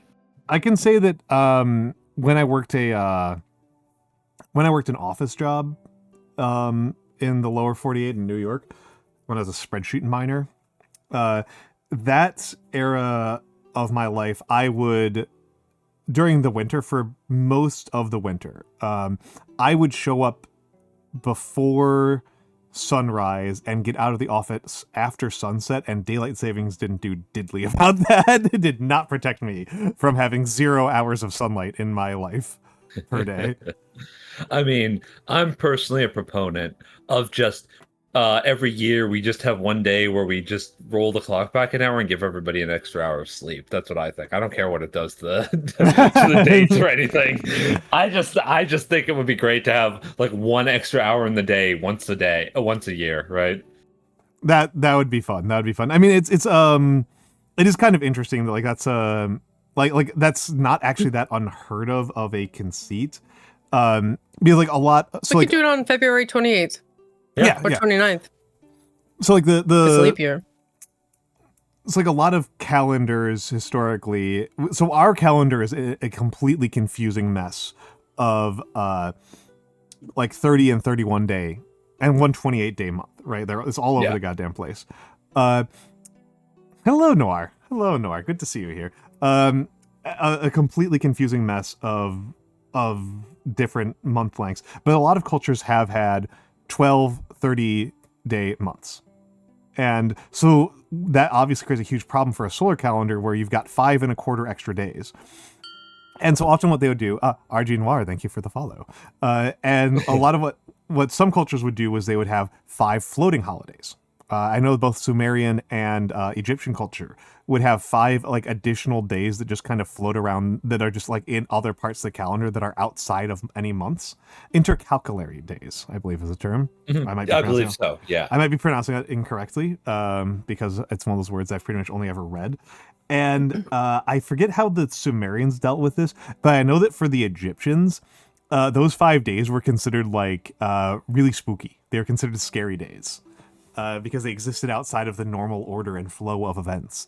And so they were like days when like law and order and the spirits could kind of like come and get you in a way that you were not protected from during a normal month. What if we had 30 days per month for all months, except for 5 months in the summer in continuity, so the summer would be longer. So like May, June, July, August, September, all had 31 days, all in a row. And then winter is shorter, summer is longer, and everybody's happy. Well, we can get weirder here. Here's a weirder proposal. We have 12 30-day months, right? Okay. And then we have 5 days in a row that are outside of any month for the special, secret, most important month, Christmas. No. Halloween. The super secret special month would be Halloween. How about we actually do Walpurgisnacht, huh? Yeah. Walpurgisnacht. What if we break out some other ones, and so like we do those breakout holidays. So like hello Sen, it's my artist. Breakout for Halloween, a single breakout for Halloween, a single breakout for Christmas. But I think it would be very funny to have a single breakout day for 4th of July, and we still just call it the 4th of July, even though there's no month named July anymore. It's the only day in there. Wow. That tracks. Just I'm in surprised there between. haven't been enough, very many horror movies about the 4th of July, actually. It is kind of surprising. That is kind of Given surprising. that it includes the number 4, so... I mean, you have to take into consideration the only country that the 4th of July matters to is us. Yeah. That's true. It makes no relevance. Like, I mean, if we wanted to do like Dia de Muertes or, like you said, Walpurgisnacht, if we did something like that, that is a holiday worldwide that everyone can get behind and be like, yeah. I will say American independence? No, especially as it's about to be taken away. in one I will say there are two elements of pushback I'm going to give here. One is that this would hardly be the most specifically American thing that people have done for a movie, right? Like the 4th of July is hardly the most like specific, narrow-minded thing for somebody to make a movie about. So I think that's fine. People make specifically American things that are very specifically American in much narrower ways. And like all of David Lynch's stuff is very specifically American and usually very specifically California. True. And I would agree, Noir, but Canada has Thanksgiving too. It's just in October, not November. And I would also say we have a 4th of July movie. It's called The Purge. Fair. True. True. Maybe those 5 days could be the purge and we can go after, the bourgeoisie. I mean, what? I will also say that while the 4th of July specifically in that framing is a specifically American holiday that other cultures don't celebrate, it is analogous to holidays that something like the majority of all countries share, which is independence from the United Kingdom specifically. True. Also, we mostly celebrate it by making things explode in the sky, and Japan would really like that. So Japan would really like that, and I do think that this is me beating my like post-colonial drum here a little bit. I think that it is a sign of American weakness that we do not treat 4th of July as a moment of like we treat it like we don't try to draw our commonality with Kenya and Nigeria, other pre-colonial nations. Yeah, other nations that declared independence again from the United Kingdom of Great Britain. Yeah. Or even even American countries that have declared independence, like the Bolivarian Revolution in Mexico and all that stuff. Like we could do that and we just don't because we're lame. I personally think it would be extremely funny to just like, okay, so I imagine you both probably know this, but Washington DC has Sakura Matsuri. Right? Yes. We actually have the Cherry Blossom Festival. We celebrate it in the same way Japan does as well, because the cherry blossom trees in Washington, D.C. were a gift from Japan in like 1917, I think. Something like that. Very like it was like early in this century, I think, but it might have been the end of the 19th century. I will say bad news on the 4th of July. Bad news, Mix. Early in this century would mean like 9/11. Yes, shush, leave me alone. I'm old, No. You had like a 1990 was 10 years ago, and 1950 was 50 years ago, and you're not going to change my mind. You sweet summer child. We had a statute of limitations on being able to pretend that the 20th century was, and we're past it. We had a grace period. I'm literally reading 1984, produced in 1949. That was 75 years ago. Jesus Christ. But we had a 1990 was 10 years ago, and so was 2000, and 1980 was 20 years ago, and I am 23 years old. I am not 23 years old. And 2015 was 30 years ago, and Noir, missed is not the word for puberty. There was a horrible time for all of us at every point in our lives. Mine was fine. No. I was actually fine. I was so happy being a tomboy, and then bam, titties, and it's like, fuck, so rude. I was mostly just mad that I couldn't get facial hair to grow fast enough, right? Because like I was like, oh yeah, beards, hell yeah, right? Of course, yeah. But unfortunately, it took a long time. My facial hair came in strong and fast. Meanwhile, my brother gets like very nice facial hair. Oh Not yeah, he fair. does. He does. It's not fair. He's met my brother, so yeah. Like my brother's also taller than me by like you're tall, a good man. 3 to 4 inches. Right? Yeah, he's very tall. Yeah, he is. I think he might be at the inconveniently tall heights. Yeah, this is for context. My kid brother, who is 13 years younger than me. So he's a good cook. yeah, he's also a very good cook. Yeah. Yeah. For context, Mix, how tall are you? I'm 6'1". Okay, and your younger brother is about 3 to 4 inches taller than you. He's about Yeah, 6'5". Yeah. Yeah, That that's is inconvenient. inconvenient tall. It's inconvenient. That's inconvenient tall. Yeah. Yeah, it's inconvenient height, but he's in pretty good shape, so it doesn't really like cause him any distresses, right? He's fine with just ducking under things, I guess. Blue, if you I am were not interested, Nyano. I promise you. if you I'm were also really gay, so if you were it's like if you fine. were 5'10", Blue, if you were like 5'10", 5'11", that would like really break my brain. Like you do not have tall person vibes at all. Again, I like grown ass adults, and it sounds like Mix's younger brother is in his 20s. 30. Math? No, he's 30. I'm 43.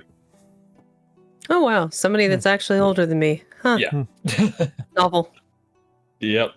It is novel usually for people.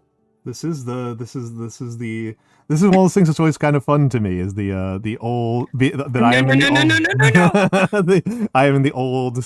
I've managed to create a little segment of the VTuber community that's predominantly older people. Predominantly older people. I don't know, Nyano. How old are you? Feel free to DM me that answer. Oh, no, honey. I'm way older than you. I'm much closer to Mix in age than you are.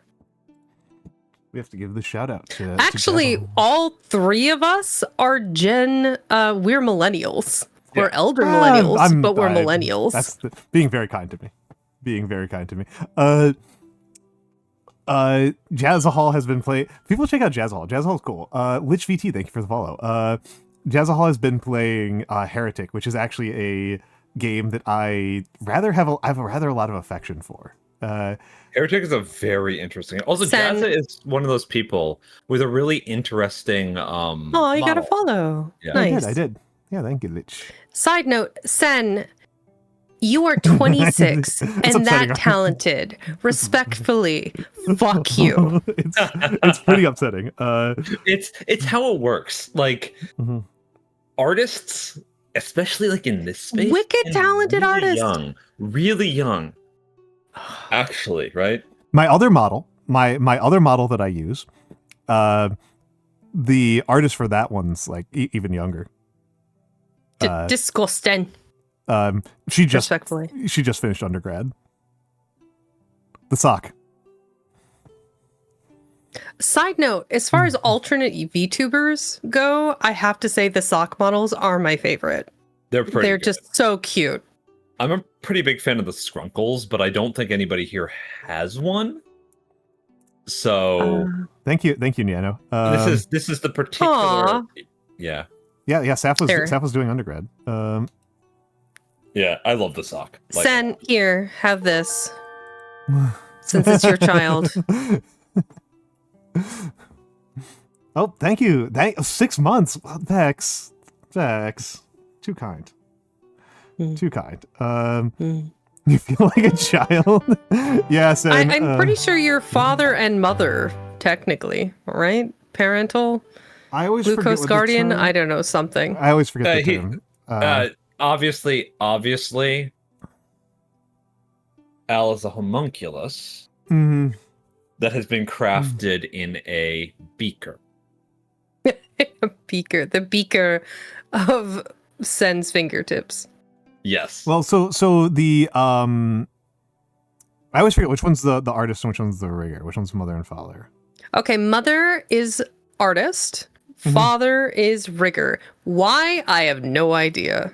Well, okay, so that means that Sen is my mother and Charlotte is my father, but both were made, but the sock puppet was both made and rigged by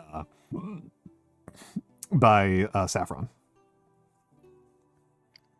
Yeah, it is kind of nice, Nora, right? I actually have met a couple people in this space recently who are actually older than me, which is fucking cool. It's nice to occasionally meet people. They're not much older. They're like a year older than me, right? But it's pretty cool to occasionally run into people who are my age or older, rather than it's a few. lucky. Yeah. Speaking of super talented artists. Yep. RG Noir, I would say that turning 35 was a real turning point for my life, getting much, much better. Yep. Admittedly, also, I feel like my life was really pretty bad until it was pretty unhappy until I was 30. But yeah, Saf is like... Saf is really young. It is. I think I don't know how many VTubers who I like affirmatively know are older than you, Mix. Like, there's at least one. I think Mumkey is older than you, but I think it's close. Cabal is older than me. Oh, that's true. Yeah. Flower _ heart. What's the question? Much further into his 40s. Yeah. Yeah. Super cool guy though. So fucking cool. Yeah.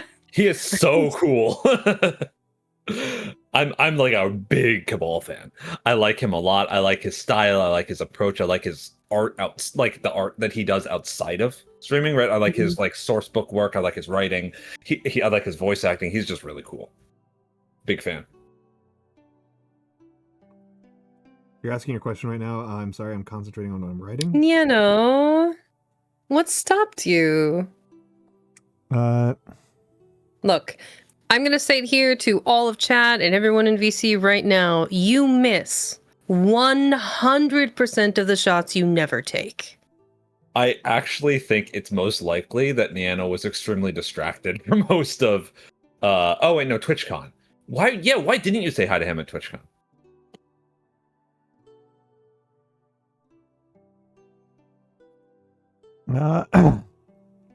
I have not said a specific age, Blue. Just rest assured that I am old. Yeah. Al's official age is old. I am officially old. That's why he has gray hair. Yeah. Yep. So Flowerheart is asking kind of an interesting question that I'm sure that Mix has opinions on, and I hopefully Vex might have some thoughts on as well. I do think this is an interesting question. How do you share lore about a character without having to write an entire novel about them? And my simple answer there is called economy of writing.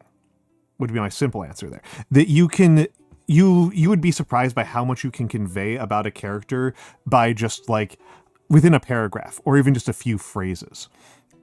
Characters, look at particularly at short story writing would be what I would say. If you can look at short story writing and see how they manage to convince you that a character is fully realized, that'll help you a lot. Like the card counter, right? The card counter had Oscar Isaac's character in the card counter had extremely strong characterization inside of seconds. In fact, most movies manage to do things that people often seem to think is impossible, which is conveying multiple characters having entire stories and entire periods of development in less than a couple hours. Yep. Right? So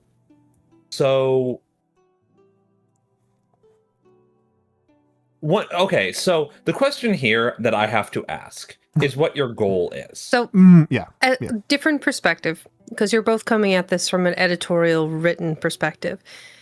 You can convey 1,000 words in one picture, right? Do a small comic style storyboard to build your character development. What their tragic backstory, them holding, some article or item or the dead body of someone that they loved, what their clothing is. You can convey so much with one picture. God, I love Paul Schrader's films. I really love Paul Schrader. Jazzaholic, he's so good. one thing that I would suggest personally, because this works very well for me, and my primary art form is writing, but I was actually going to come at this from a slightly different angle, which is the psychological angle. You wish to convey a character. A character is an illusion of a person.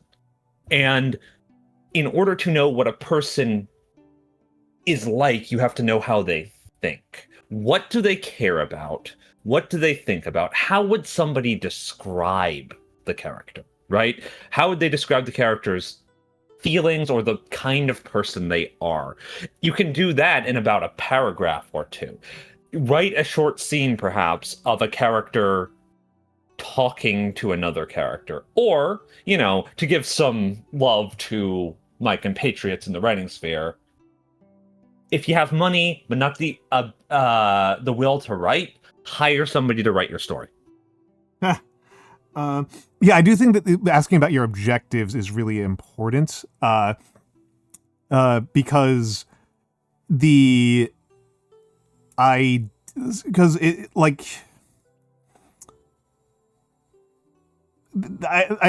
that's just like how I always think about things. Because like Vex said, if the idea is just to convey what the character is like a drawing can get a lot done. And me and Mix are writing people.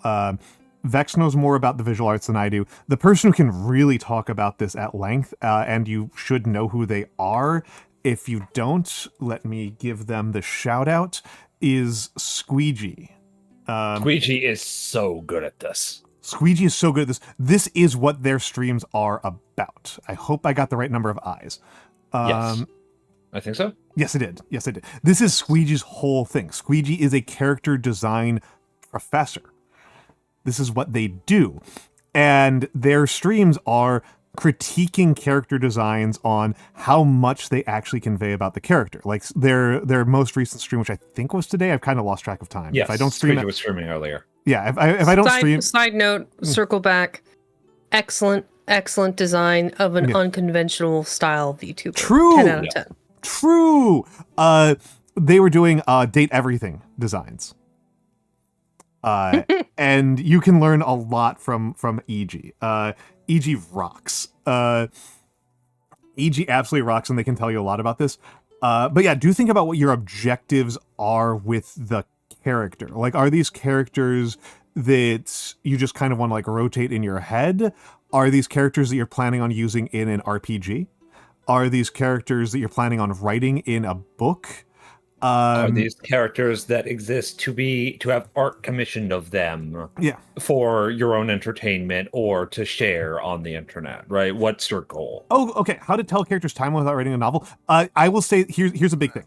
Yeah, just make a timeline is actually a fair answer. I will say that a really important part about writing good characters is what you don't tell people. I'd say that's fairly important. Yeah. Generally speaking, the information that you leave out is honestly more telling. But I'm not sure how actionable that is as advice. Well, okay, here's the reason why it's actionable advice. And something that I remember talking with you over breakfast a couple weeks ago about Mix. You don't need to tell... You can let the reader's imagination fill in a lot of things. Right. I remember. You can just not tell people what if you don't need to describe everything about what the character looks like, right? If we're talking about books, writing in specific rather than like drawing. With drawing, there's a bigger thing. I can just pull you in. I can just increase the limit. Mir. I will increase the limit. Cat, who is also a wizard. Join a VC. Hold on. I need to change the. I'll do it by changing. You can still drag him in here without. You can just drag him in. You're in the room. Yeah, just join. Just join the speak friend, and I'll drag you in. Yeah. So this Shark Ray, the way that I have this channel set up that people are joining in on is it's just a hidden channel with a 3-member limit that I let people drop in on. The 3-member limit is just to kind of like manage the chaos. But it's fine right now. Yeah, just sign into any of the open channels, and I will drag you, Mr. Mancer. But yeah, you don't need to tell people that much about what they look like, for example, or what they did in their past, right? Yoink. Yeah, there we go. There he is. Thank you. I mean, here's that one trick you can use, which is something that my sister does a lot, which is just go on stream and rant for 6 hours about all of your personal This projects. is true. She does do that. She does that. It works. It works. Love it. People fucking love it. So consider that as a possibility. You're writing a web serial. You just don't have the energy to continue, but I still have ideas. I mean, yeah, I don't know. I mean, yeah. Nagi. Nate, you've met her. You've met his sister. You've met her. I have another sister also who you haven't met, but yeah.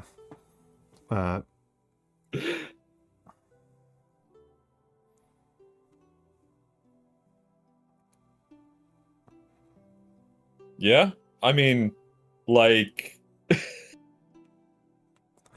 yeah, it's the snake sister. Snake.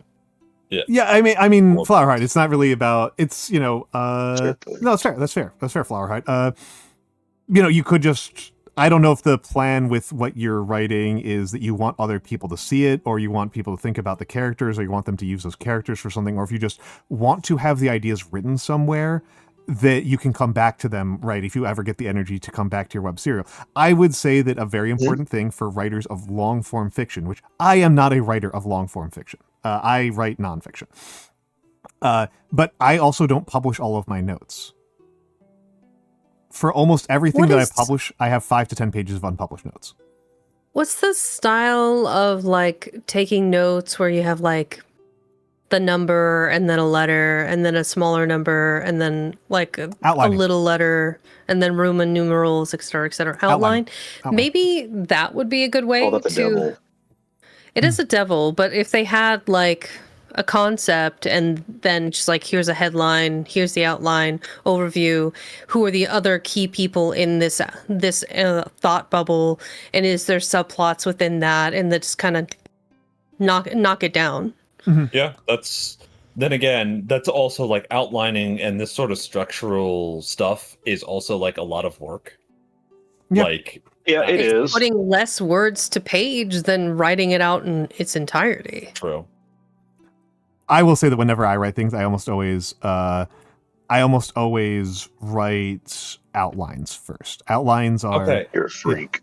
I love it. It's just it's a good like preface. It puts all of the concepts down, puts the names down, puts the like key details, and then those key details will spark inspiration later and allow you to write in full length about this detail. And I may as well say, and this is something that like I think Nyano knows, and he's just calling me a freak because he's a little gremlin of a man, is that the main things that I write, other than like this is just me like practicing my handwriting.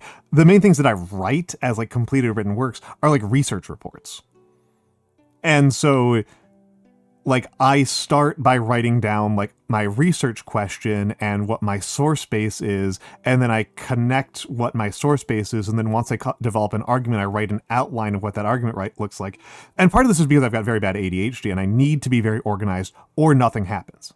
Like I know the joke is that like ADHD people are very disorganized, and there are ways in which I am a very disorganized person. I am very grateful that I'm not a face cam streamer right now because my room is a disaster at the moment, but I need to, like, I don't get things done if I am not organized. This is why I'm such an asshole to myself about making a schedule every week and publishing it is like, I need to have that or I don't do anything. Structure. Yeah, I need to impose the structure on myself. Routine is key. Ritual is key as well. Yeah, ritual is key. For habits. Mental health. Yeah. Tohu, most face cam streamers, as far as I know, just have a separate office that is not a room that they live in. I don't have that kind of money at the moment. Or they just don't have stuff. That's like with a lot of European face cam streamers just have very empty rooms.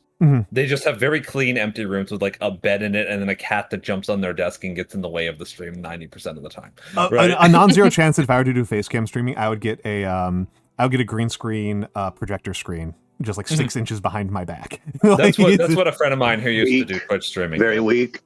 weak. Yeah. I mean, in That's my why I'm not case, face cam. yeah, the main reason I don't face cam is because I don't want to do my fucking makeup every time I stream. That's very It's a important. pain in my ass. Right? That's very important. It's like, I was talking with Bo about this, and she has a streamer friend who is a face cam streamer that is a childhood friend who became a face cam streamer just coincidentally. It's very cute. It's very cute. Like I remember Bo was like streaming, and she was like, "Hold on, I think I went to elementary school with this person. It was so good." And now they like know about it and like they're friends in real life. But she was like, "Oh yeah, I have to do some." The face cam stream was like, "Oh yeah, I've got to do some like recorded content, so I've got to head out." And then Bo's like, "Oh yeah, I guess that makes sense." And I guess that like you've got like a bunch of stuff to record. And she's like, "No, it's not actually all that much stuff. It's that I have to spend an hour plus doing my hair and makeup." Yeah, you got to do your hair and makeup. You got to get the lighting right, which is a pain in the ass. I have enough trouble getting my lighting right for doing VTubing. There's a lot of arguments for the advantage of not face cam streaming, right? Just like for like no, even disregarding privacy and stuff like that, right? Yeah. There's a funny thing that I think about, in that like there are ways in which we can change our appearance like much more radically than a face cam streamer ever can. Yeah. But if I want to change my shirt, it's like that. It's like $500 for me to change my shirt. See, that's why I am a PNG tuber, because because it means that I could probably change my appearance 7 times for that much money. Yeah. Right? No, the live duty is so expensive. Yeah, live 2D is expensive, but there are definite advantages to live 2D. Expressiveness is a huge factor. Yeah. The entire expressiveness of my streams is me just talking in increasingly excited fashions about things nobody cares about. So, yeah. If people That's prime didn't care content, about though. the mix, why would they be showing up to watch you? oh, to watch me crash out. They think it's very funny. We did get it. He did crash No, out. actually, I crashed out pretty hard today. It was pretty I got crazy. baited. Yeah. I got baited super hard into talking about a thing that always makes me just like spiral into complete nonsensical bullshit. So, which I won't get back into. Please wipe your pen again. You're all over the finger hold, and it's driving me insane. See, like I said, I am not the most organized person. Oh no. I'm also not the most disorganized person in this call. This is true. Don't look at me, please. I wasn't looking. I was counting on everyone else looking at you. I'm looking at my pen. So am I. No. It was definitely Nagi getting me. It was 150% Nagi getting me. Yeah, and that's because she knows exactly how to. She knows how to push my buttons.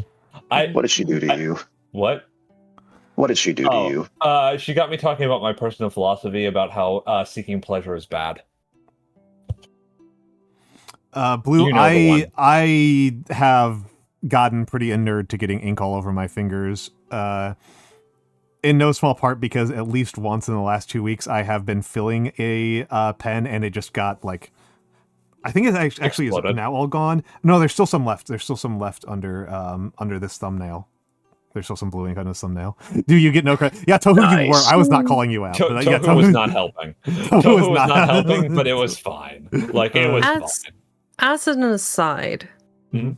did we want to have Mix come in for the next Monster Con collab with Ronan and Like replacing me? No! Yeah, get rid of him. I'm sick of this narrator. Well, I mean, if we had you as narrator and Mix as the other player, then, I mean, that would also give you a bit of a break, too.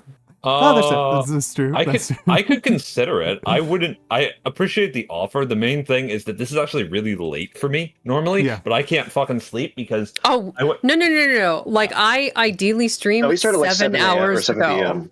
Okay. I could probably do that if you'd like me to.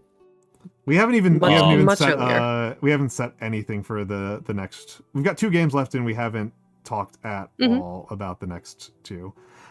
Yeah, I think we've just kind of been, I don't know, I'm focused on my stuff in September and you've got your stuff in September, but I think it would be a cool activity during your donathon. That's true. We could do it during the donathon. And I did produce the most professional clip of me that we have so far. Oh, you want to show it? Yeah, I mean, you've seen it. I know, You've seen it. Let me but see it's if also Show it off, engagement. King. we're in the showing. Side note, Oh. you too can avoid ads if you subscribe to Almantas VT. Fuck that shit. Get Twitch Turbo. $13.99 a month. No, $12.99 a month, and you get no ads ever on any Jeffrey channel. And Bezos. guess what? The viewer gets or not the viewer, the streamer gets a set percentage of your streaming income as ad revenue. Side note, I did not know this, but sometime in the last year, like previously, if you rated out and you had followers that have the follower emotes, they could use those emotes in the raid message. But now rolling out, due to public request, quote unquote, now if you raid out with follower emotes, the followers that are not subscribed cannot use those emotes in other people's channels. Huh? Well, that sucks. Yeah. So it's- I now have to rewrite my raid message. I'm very annoyed. Yeah, I just don't do raid messages, so it's like not a big deal for me either way. But Where did I put but this? that's No, just Tofu. kind of dumb, right? Yeah. Welcome to Dan Clancy's Twitch. Yeah, it's been this year, since the beginning of this year. I just thought there was something wrong, but no, they Oh, I thought they I was changed it. I thought I was misremembering. I thought I was going crazy. No. This is the thing. This is the thing you used to be able to do. You used to be able to set an actual raid message, I believe, right? And it allowed people to just copy paste that raid message, right? Yeah, And that would work fine. But because now it's you using can't follower do emotes. Now you cannot. that. I think They it can was still because copy the message, just Yeah. not the emotes. I forget why. Like what the logic even here is. I imagine some very entitled big streamers complained about it. That would be I do my know that guess, some if anything. non-particularly big streamers are big believers in the idea that like you need to like crack the whip to incentivize people to sub to you. That like anything that like makes people able to engage with you. I think it's weird. I think it's very weird. It's So I think that'd be this is the hostile. help article due to public request. Who requested it? I do not know, but that's what it says in the article. Due to public request. That is your face. They have decided to make this change. Oh, I'm so excited to watch this. I need to add an audio source because there's not an audio that's going to capture this. Although actually, hold on, there's an easy way I can do this. Or no, that's actually not going to work. So Right click audio beta. well, I didn't add source. I'm sorry. I am being slow because I am used to not audio output capture. Good lord. Application beta. Yeah, you're correct. And where is it? I am being slow because when my brain is in doing my hand is like in doing hand cam mode, I forget how computers work. This is what's happening. There's just a disconnect entirely. I mean, Tohu, it's the same. It is that one. I don't have that many like super professionally made clips. This is the only actual professionally made clip I've got. I am going to use the bathroom because I don't need to be here for this. Oh But Lord. with the Bajal Go shop, piss, King. there's a grand opening sign, a line of adventurers out the door, and a paper mache VTubers and Bajal listening on to the their roof. own Bajal? voice. I'm really bad. I can't pronounce that word correctly. I don't have a Sometimes problem it's with it. Bagel. Like Sometimes I put on my own streams to fall asleep too. Bagel. Bagel? Like Bay and Angel. Bagel. I thought that was wrong. People keep telling me that's wrong. Who keeps telling you that's wrong? That was a So lie. we've rebranded. Which is Welcome to the Regal very Substance, concerning, the world's Nyano, first because most of your Mexican streams are bottle shop. really high Enjoy the energy. handmade bottles and the many lethal traps. Listen, it's like how caffeine affects ADHD people. It calms them down, right? So if I encounter like myself at high energy, I know that it's time to chill. Fuck it, let's go get some bagels. That's You fair. all go buy some I mean, bottles. That's my You complete get some horseshit little rationalization, silver and I am not stick sticking with you it. trip and get I'm stabbed, but your reviewing pumpernickel literally bottle every smells stream that I delicious. do to make sure that I'm like to practice microphone discipline to like because I can usually remember where I'm moving away, moving towards the microphone, and I need to be able to see how it sounds. And also to catch stutters and slurring of my words that may be occurring without me noticing, right? Fair. Send the only person who, very few people who know me in real life know that I VTube. I made a very clean break. This was not smart of me. This was not a wise thing for me to do. From a like making money standpoint, because it meant that I spent like 3 months not being able to make affiliate because there weren't enough people watching me, including myself. I met Almantas earlier this year. Yeah. No. It was late last year. It was late last year. It was like October, November of last year. Yeah. Because I am one of the people who convinced you to come to MagFest. It's true. It's true. And that was like at the end of January. By the way, we're going into ads. We're going into ads. Oh crap! I missed the window for hitting starting ads. So we'll go into ads as soon as I finish this thought, or whenever it says, whenever Twitch allows me to go into ads. This always annoys me. No. None of the people in this call knew me before VTubing. But one of the few people who knew me before I was a VTuber, I do want to pull onto the channel sometime. But that would be my younger brother. I would like to do that. We can barely get him to VC playing video games. I know. You want to get him on stream? Please. He will like leave the server sometimes, like stealthily. Like he doesn't know how to use Discord. It's baffling to me. Like I don't know how he has so much trouble using Discord. Okay, we're into ads. We're into ads. Woe, ads be upon you. Ads. I gotta use the bathroom. Ads.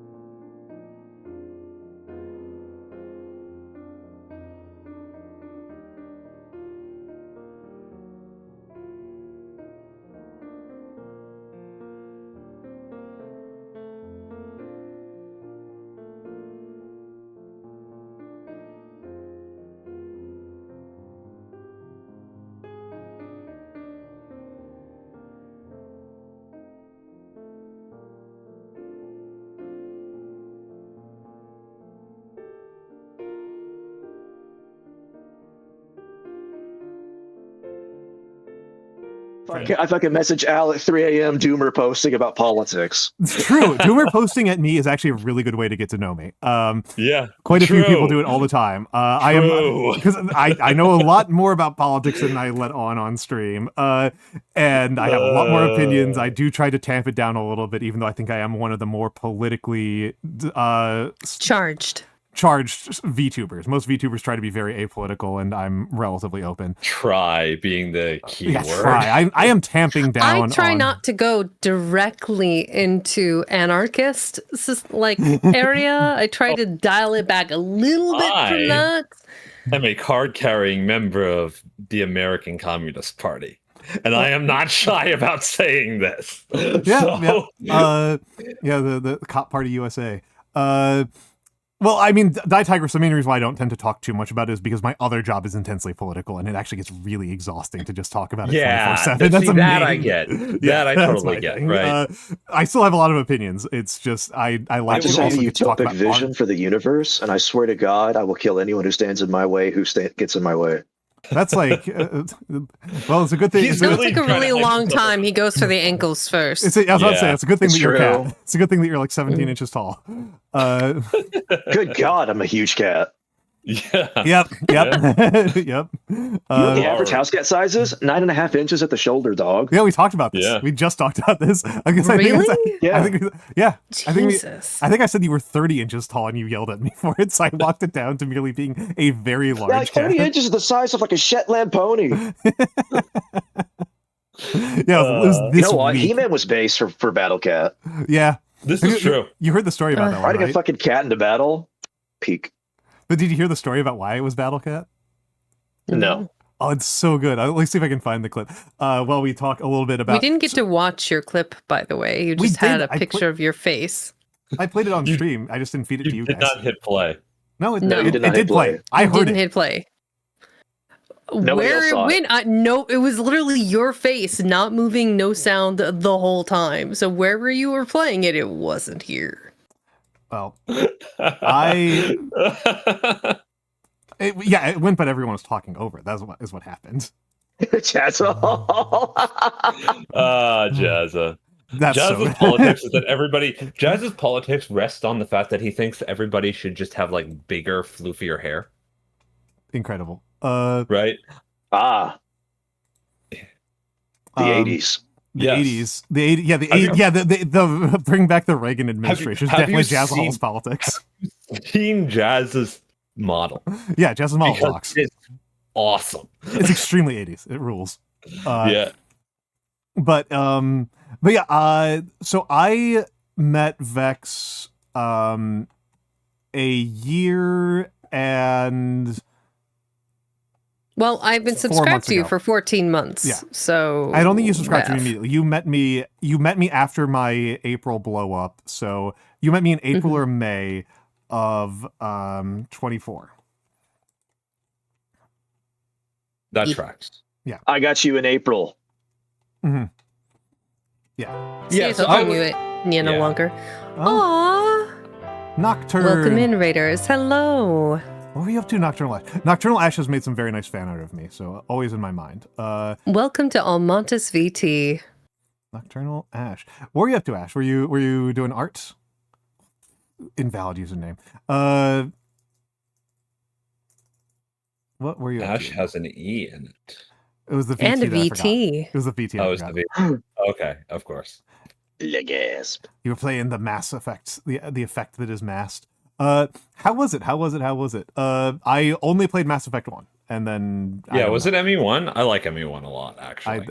I like ME1's like sedate and subdued mood. I like its ambiance quite a bit. Also, I like Rex. I like the gunplay mechanics from Mass Effect 1 and how they actually abstract Yeah. shooter elements instead of just literally just being a shooter, except you also have abilities. Right? Yeah, I did like that.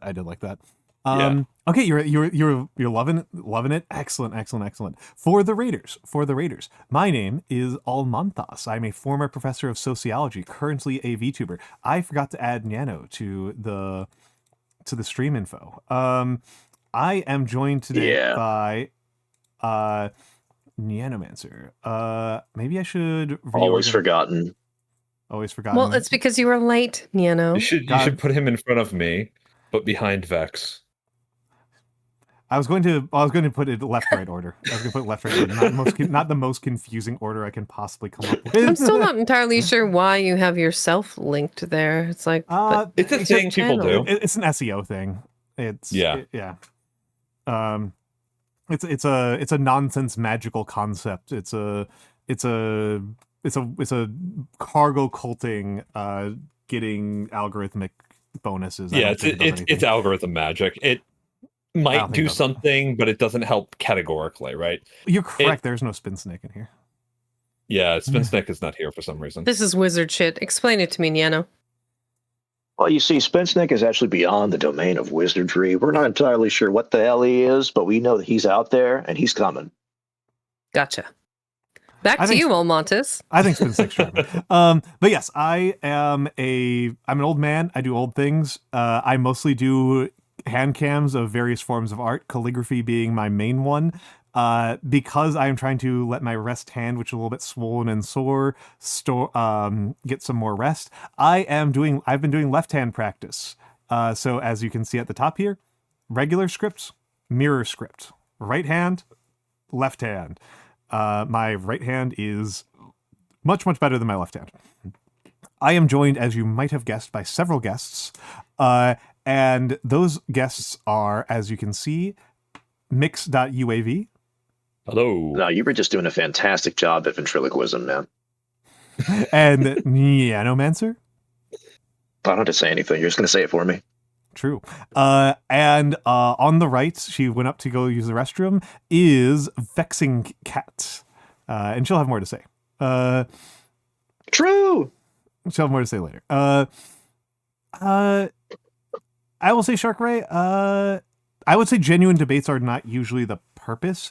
I think people kind of fetishize those in an unpleasant manner.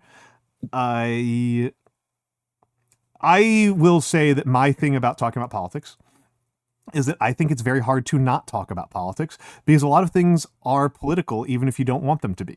And Humans are the political animal. Right? Humans are the political animal, and I am just not enough of a dipshit to pretend that my opinions on anything about history or sociology don't have a political valence. So I want to be open about what those politics are so that if people want to be dismissive of me because of political reasons, they can do so straightforwardly. They can Yeah. do so There is easily. the door. Yeah, they can figure exactly. it out. They can figure it out. Yeah. The thing is, right? One, I would like to say something about debate, which is that debate is a sport. Debate is not for The faint of heart. solving problems, right? It is for testing rhetoric.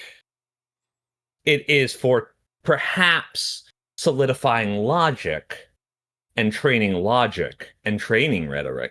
It is not an especially effective tool of political discourse, I feel, because in debate, in a discussion, ideally you come out of it knowing more than you went in with.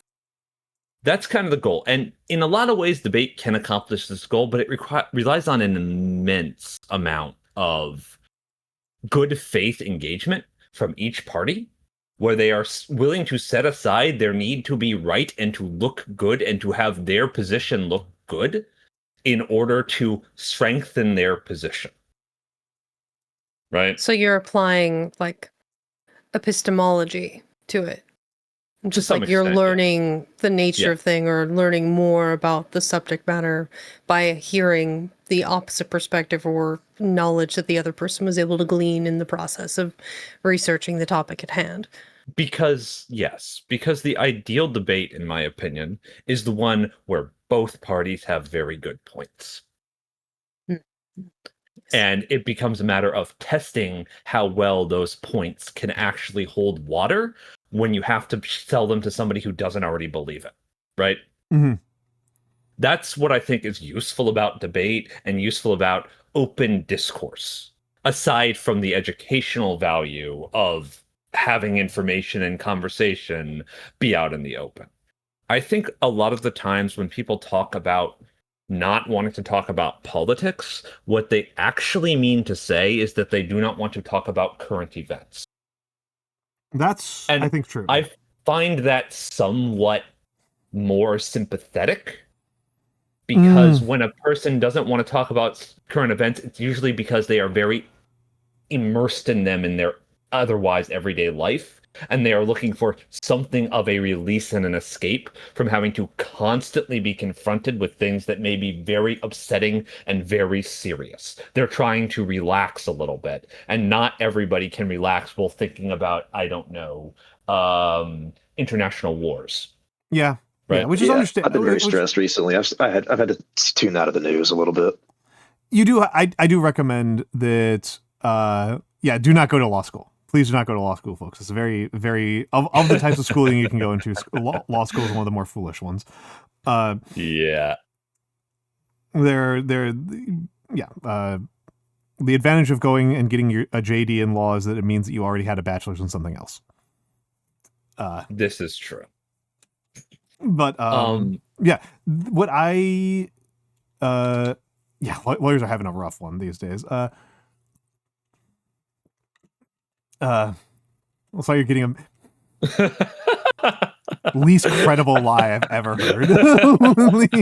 least credible lie I've ever heard. I'm sorry. This is the dumb academics hour. I'm sorry. This is more of an inside joke about Jazzahol, a person who has True. substantially less respect for economics as a discipline than almost anybody else I know, and I say this as like coming from my background. Jazzahol has less of a respect for discipline than anyone I've ever met, and my sister, as you both know, exists, and I've known her for a very long time. No, Jazza has. One might argue a lifetime, perhaps. Yeah, true.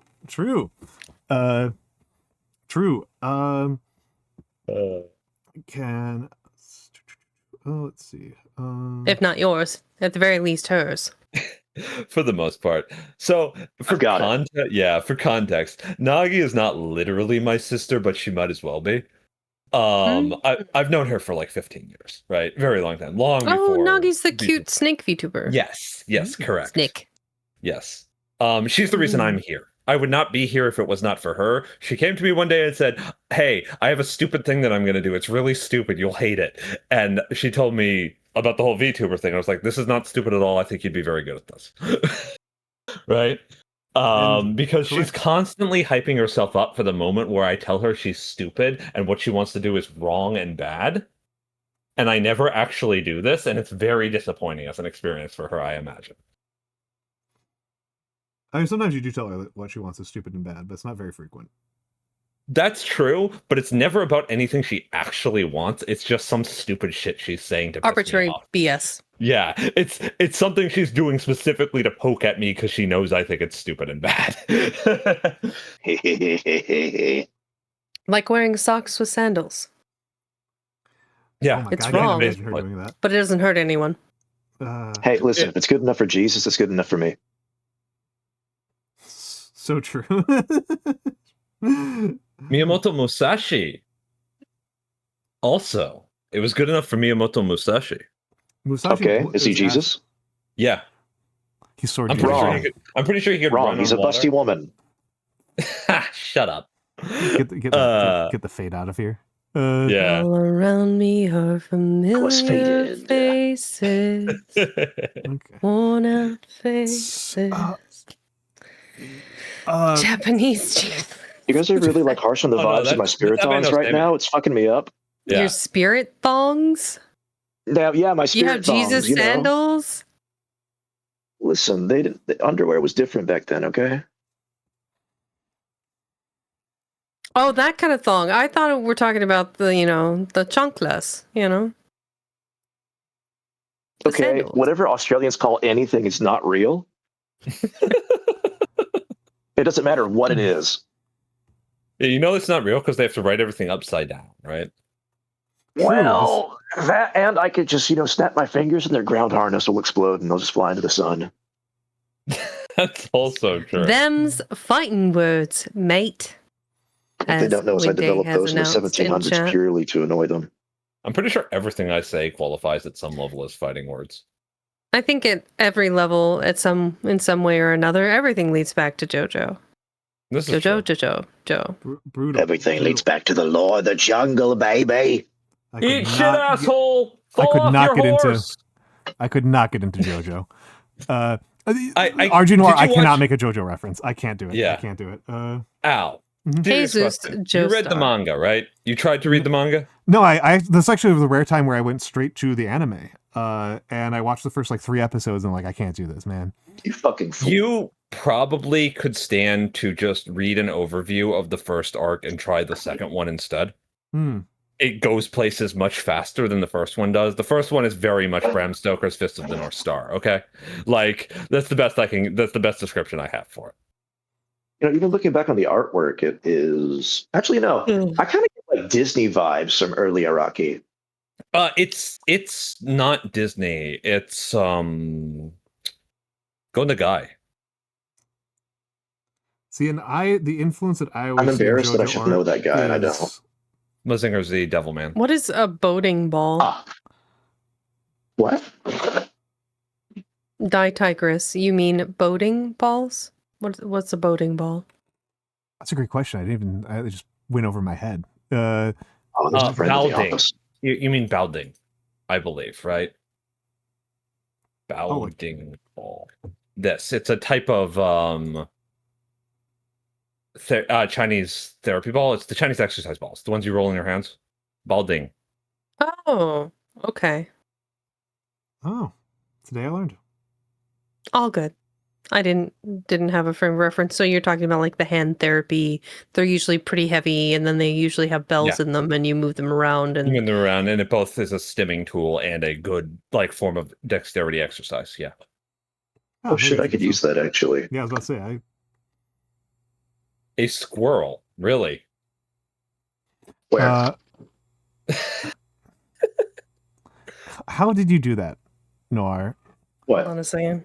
Let How me did- turn off the. I'm actually extremely curious as to how a squirrel stole Nor's balls.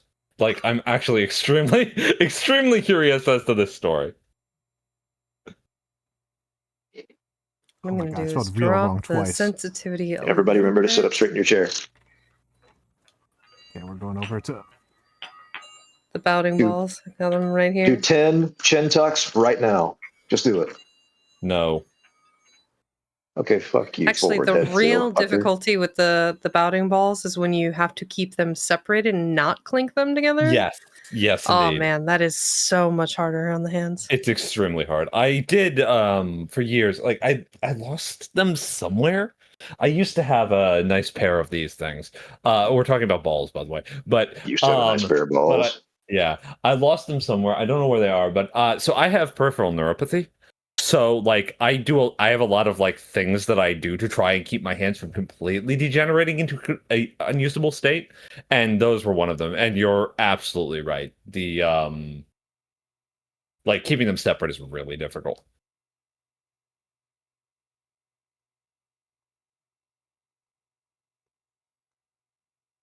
Oh, I see. Okay. I understand, Nor. Oh dear. That's more like you Rearranging like you pepperonis on that gifted pizza. them. So you chuck them. I at the mean, squirrel. in the same way you take a shot at something and it just grabs the bullet and runs away. Yeah, a squirrel ran off of my bullets. Yeah. That's totally So- true. These are the ones that I have, Almantas. Oh, Just inside cool. chat there. I should. They're enameled metal, and then they have the bells in them. I have too many. Oh no, things it's open. enameled metal. Yeah. You're leaching lead into your system, sister.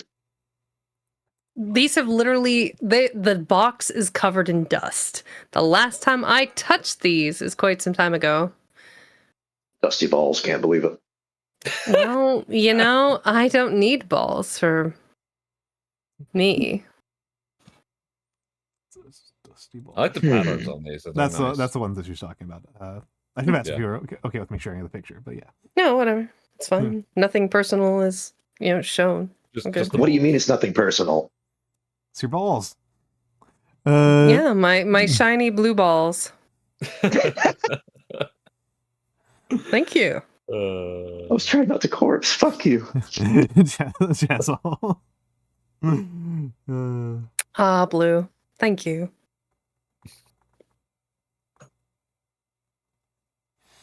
Yeah. Honestly, I think I found Almantas because of Sen. I think so, yeah. Yeah, that Yeah. tracks. I know that I am pretty confident that the way I got to both Mix and Nyano was via Ronin. Specifically via think- Kari. Yes, I think it was via Ronin via Kari. Yeah. I think that sounds right. Ronin led Kari to me. Huh? Yes. Oh, you came from the Grimmy raid. Okay. Yeah, that tracks. And I don't Grimmy. actually remember where I met Nyano. Through Nagi. Was it through Nagi or was it through Arthur? Well, okay. I think the chain of events was this. I stumbled upon Arthur, and then I stumbled upon Nagi. I started hanging out in the Nagi Cord, and then it spiraled from there. Yeah, that sounds about right. I don't remember when I probably can't find our first message because scrolling up too far in Discord is a mistake. Yeah. Because it just causes Discord to not function anymore. It just for a has while. a stroke, really. But I'm pretty sure it was Yeah. roughly like in 2022 or maybe like late 2021. Yeah, maybe late 2021. It's been a long time. Yeah, we became really good friends last year. That's when we became very close, right? Yeah. But like we were like I've been around since 2020 basically. Here, in the VTuber I'll space, switch right? to Late my 2020. Sen model. Yeah. Oh, nice. Yep. I see. Yeah, pizza Yes. in the oven. I like the Let's hair. go. I like the hair a lot. Hmm. I'm going to stare at it. Hold on. I'm just too busy cooking. Oh, hell yeah. Sen's a very good artist. Yeah. Mhm. And I have found him very easy to work with. I feel easy recommending Sen. Stop, you can't do Honestly, this anymore. anytime I have especially any male VTubers that are looking for a masculine Mhm. model, like seriously, just doesn't make it could be young man, medium age man, old man, like Almantas, masculine models, not anime twinks. Yeah, This is- not yeah. This was actually the specific thing that was happening when I was looking up model artists, was that Mhm. I was really looking for somebody who could, again, my fundamental start point for the model was Uncle Iroh dressed in Knives Out. Yeah. Shark Ray, I was able to eliminate people incredibly fast. Yeah. I Through- recall Through the experience of like a lot of people just flat out don't draw men. Period. Yeah. I think the People don't draw cats growing either. influence and interest in male VTubers and masculine VTubers is growing enough that more artists are starting to come out of the woodwork. And as Mhm. far as like finding artists, like everyone was all over the place. Twitter, Fiverr, all over various nefarious websites. VGen, game changer. Honestly, Yeah, it is a VGen is huge definitely resource. actually a pretty big deal here. Mhm. Listen, No, all I can I do say- recall. All I can say is that if an artist wants to draw me bodaciously, I'm okay with it. I see. Okay, we're gonna switch around to It's so the thing that I noticed for a very long time is that it was very, very hard to find a artist who was both willing to draw male characters, because a lot of people just were not, and wasn't either a Bara specialist or drawing extremely pretty men, like Fujo basically, right? To use a slightly dismissive term, right? Characters who look like they really belong in like a clamp dojin or something like that, right? Mhm. And like because I will say, if you were a furry, you were eating good, because the furry artists were very willing to draw extremely masculinely coded characters, right? True. Like extremely. Right? Bara is king. Yeah. Yeah. So with Bara, like as a gay man, it is sometimes a little over the top to me and weirdly feminine in a way, right? Like the amount of attention to detail that they often like to give pectorals is like a little weird to me. Right? So Bara, why does that make it feminine? In this case, because I think they're trying to evoke the same thing that large breasts do. But Bara's not for the feminine gaze. Like it's not generally appealing to that. So it's more to the men that may have liked women's breasts that like men's chest now. Yeah. So it's still for the masculine gaze. And the gay gaze. Right? I'm very familiar with the fact that Bara is very Asian phenomena originally. And the Asian conceit of being gay is obsession with male beauty in the sense of working out, big muscles, facial hair, that sort of stuff, right? Or all gays, yes, Sam. Yes. Correct. Yes. We are definitely causing a homophone problem here. Never heard of them. Oh no, go ahead. No. Many more furry VTubers, but I actually only know a handful. It's just kind of a very natural fit, I feel, right? The furry or like furry who doesn't necessarily want a fursuit but still identifies as a furry. It's the thing about a lot of furries who are VTubers is that a lot of them actually just identify as VR streamers instead. Yeah. They're VRC streamers, and they don't really call themselves VTubers, even though they, like, by any other standard are. Right? That makes sense. Nor, there's a lot. It's just like they're kind of cloistered off into their own space, right? They don't really interact that much with the rest of VTubing. I mean, there was somebody just the other day. Am I still subbed? Listen, Noah. Listen. If you need some recommendations, I can give you some recommendations. Trust me. I'm literally looking at my followed channels list and who's live right now, and I'm like, there's at least 3 furries there. Yeah. I think the only ones is Prodzapod a furry? Or I get you. I think Salad's a furry. Your kindred. But that might be No, Nyano, don't say that. Don't say that. I gotta say it. I gotta go through. I'm something of a lesbian Tigress, myself. if you are streaming as with a 2D or 3D or PNG tuber model, that is what is defining it as a VTuber. Not YouTube. At some level, it is a little bit of a misnomer at this point, since like especially in the English speaking space, most VTubers use Twitch and not YouTube. Yeah. But that's going to be a hard sell. Yeah. It's going to be really difficult to get people on board with that one. It's harder to say, it's longer. I think we should just use the full term, virtual YouTuber. Begone, thought. Okay. Look, my favorite thing in the entire world was when Mirabelle used to have her name used to be Mirabelle VTuber because she thought she was supposed to write the entire thing out. Cute. That's fair. It was so cute. I mean, I personally refer to myself not as a VTuber per se, but as a booktuber because that's what I'm doing. That's fair. You're torturing Noir right now, Nyano. What do you mean? I don't know. I think Noir is begging for references to these furry VTubers that you know. Or buff women. Wait, furry VTubers? Or I thought it was muscular women. Yeah, I thought it was muscular women. Yeah. Low-key, if you want to drop the certainly muscular women women. references in the suggestions channel, I would buy Hold these. on, hold on now, hold on. Let's see if we can find any real quick.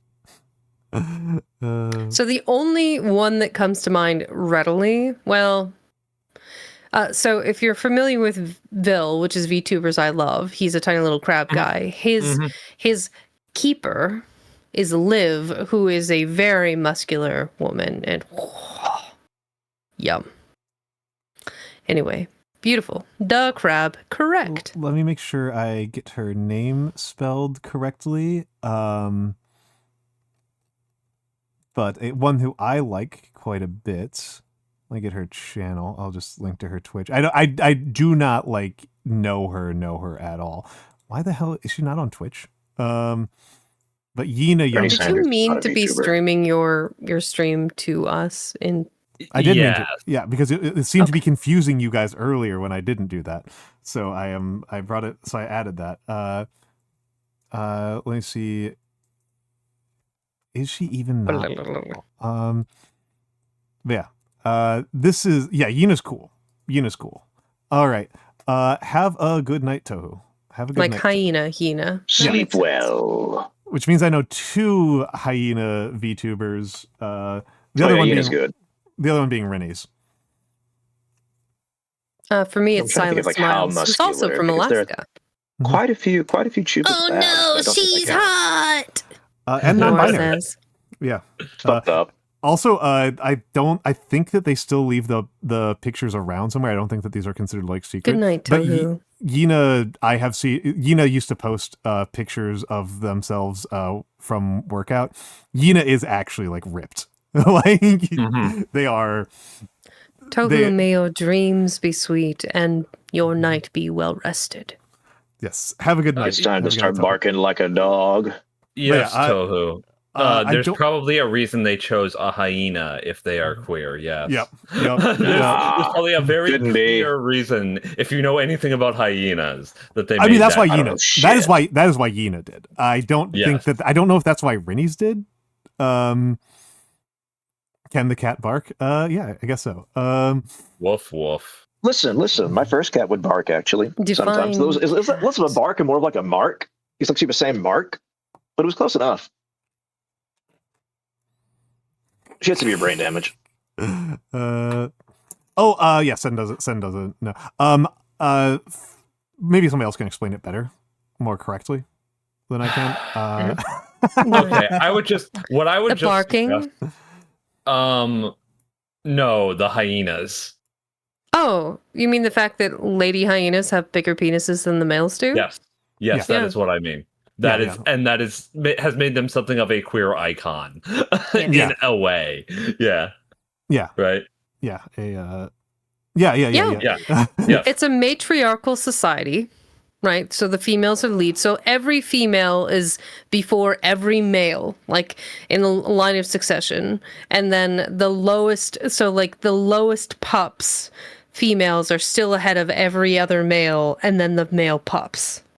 So it's wild. Correction on what Tigress said. I don't think it's their uterus extended. I think it's their clitoris, right? It's their clitoris, yes. Yeah, uterus extended like that is probably just a what's it called? Pseudopenis. Yeah. It's their proboscis. I do not think there are any mammals with. I don't think any mammals have ovipositors. Wrong. Oh, what animal? What mammal has not? I just say animal. No, mammal. There are animals with ovipositors, of course. No, what else would even have an ovipositor other than an animal? I'm not a echidna, I guess. Well, echidnas are animals. Perhaps a platypus. They don't. They definitely don't have ovipositors. A lot of insects. I need to pause for a second to read this aloud because it deserves out loud verbal expression. God, she can proboscis me any day of the week. Bark, bark, bark. RG Noir 2025. Please don't do this to Noir. Like, you can't do this. At least be more desperation in this. Clips. Wheeze. Please, no. Well, This is Nora's Look, first day in you my... put it into the universe. It deserves to be highlighted. This is Nora's first day in my chat. We're Well, giving her a you're miserable time. making a very incredible impression, Noir. She's very lovely. She's a very stay. good friend. Yeah. Good night, Barter Wolf. Good night, Bartle. It Good was fun to have you night. here, and you did raise some interesting topics. So have a good night. Get plenty Sleep of rest. well, or else.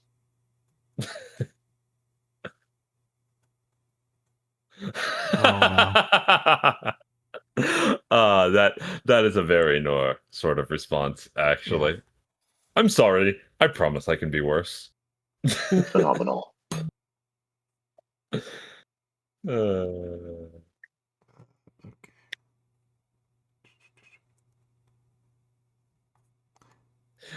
Hal is also quite lovely. Very funny guy. He was playing Illbleed, the horror amusement park today. Wait, where'd Hal come from? Oh, I came in with Hal. Yeah. Yeah. Hal. I've done a collab or two with Hal. I should do another one of these days. Hal is great. Really funny guy. Really good painter. Yeah, that's the thing. Is like he's a much more skilled painter than I am. Yeah. Also, he has really good taste in games because he was playing Illbleed, the horror amusement park. I love Illbleed does game. kind of fucking rock. I've never played Illbleed. Is so fucking stupid. It's amazing. Illbleed rocks. For folks who might not be familiar with Illbleed, it's a PS2 game. Yes, Dreamcast originally. Dreamcast. There we go. I was like, it's not PS1. Dude. It looks a little bit it's way too good for PS. It's way too high definition for PS1, but it does not look like a PS2 game. So Dreamcast. There were a lot of Dreamcast to PS2 ports, and almost all of them sucked. And then there's Illbleed. The horror. Illbleed. Yes. Illbleed. Which is basically, what if Stephen King made an amusement park full of like really stupid monsters that actually kill people in real life, and then bribed a bunch of teenagers with like $5,000 to go through the amusement park? That's basically the premise. I'd do it for free. Yeah. What I really enjoyed about it was the very cool and insane mechanic where where you have multiple senses. You have like 6 senses, and you've got the you get inputs from all of the senses at the top bar to tell you which is very goofy, right? Because there's a sight one. There's a does your character see something suspicious meter at the top of it, on top of what you are seeing with your own goddamn eyes. Yes. Die Tigers, I think it inspired a lot of indie horror games. It did. It's also legitimately extremely funny. Yeah. It's very funny. It is extremely funny. It cannot be understated how funny this goddamn game is in ways that you really are not expecting it to be. My deepest apologies, guys, gals, and non-binary pals. It is pumpkin hour for me, and I am very tired. Oh, sweet. So I'm going to go eat. It was super nice to meet you, Vex. Likewise. Go West. It's good for you.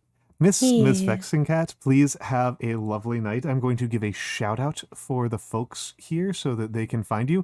And in case people are not familiar with Vex's normal content, VexxingCat normally does reading streams.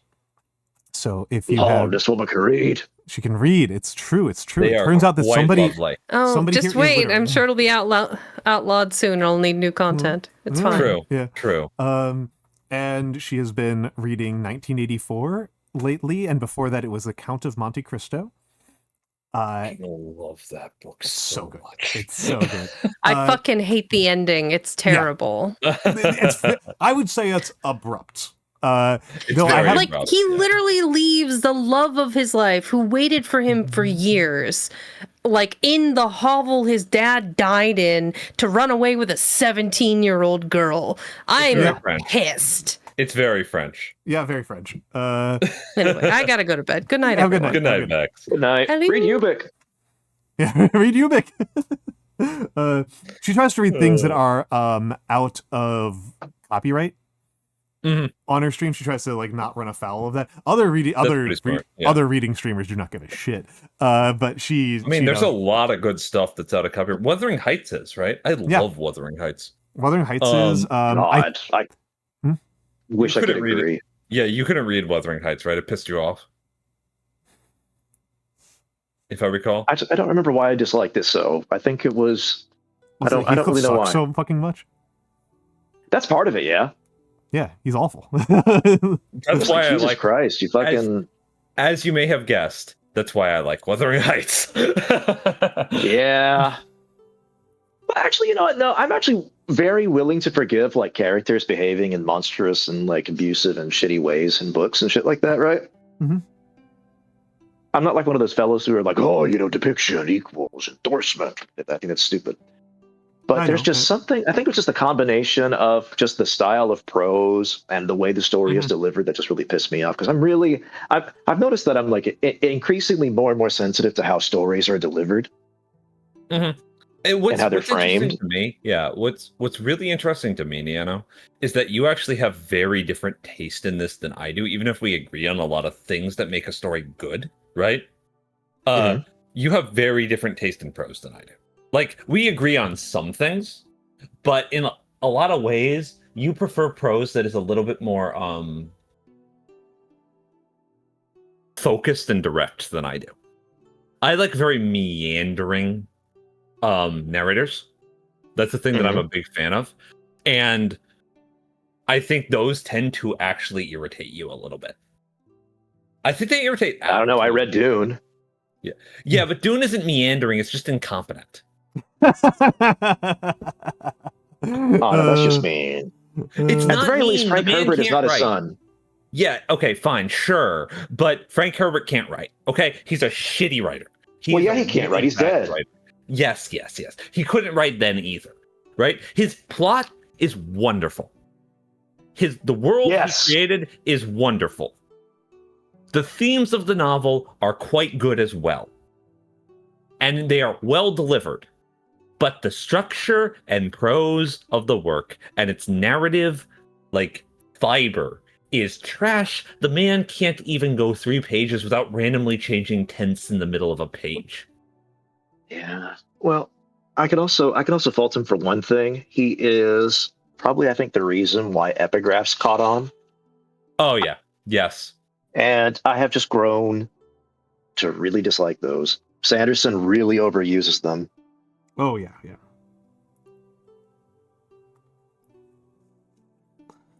Which, of course, means I have to use them in my novels, too, because I have to make them terrible.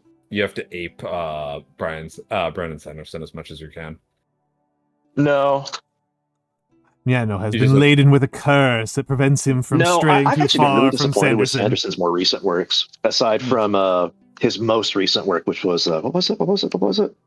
Shit, someone posted it in your server, actually. Was Al. it Yumi and the Ember or something? Yeah, Isles of Ember Dark. That one was pretty good.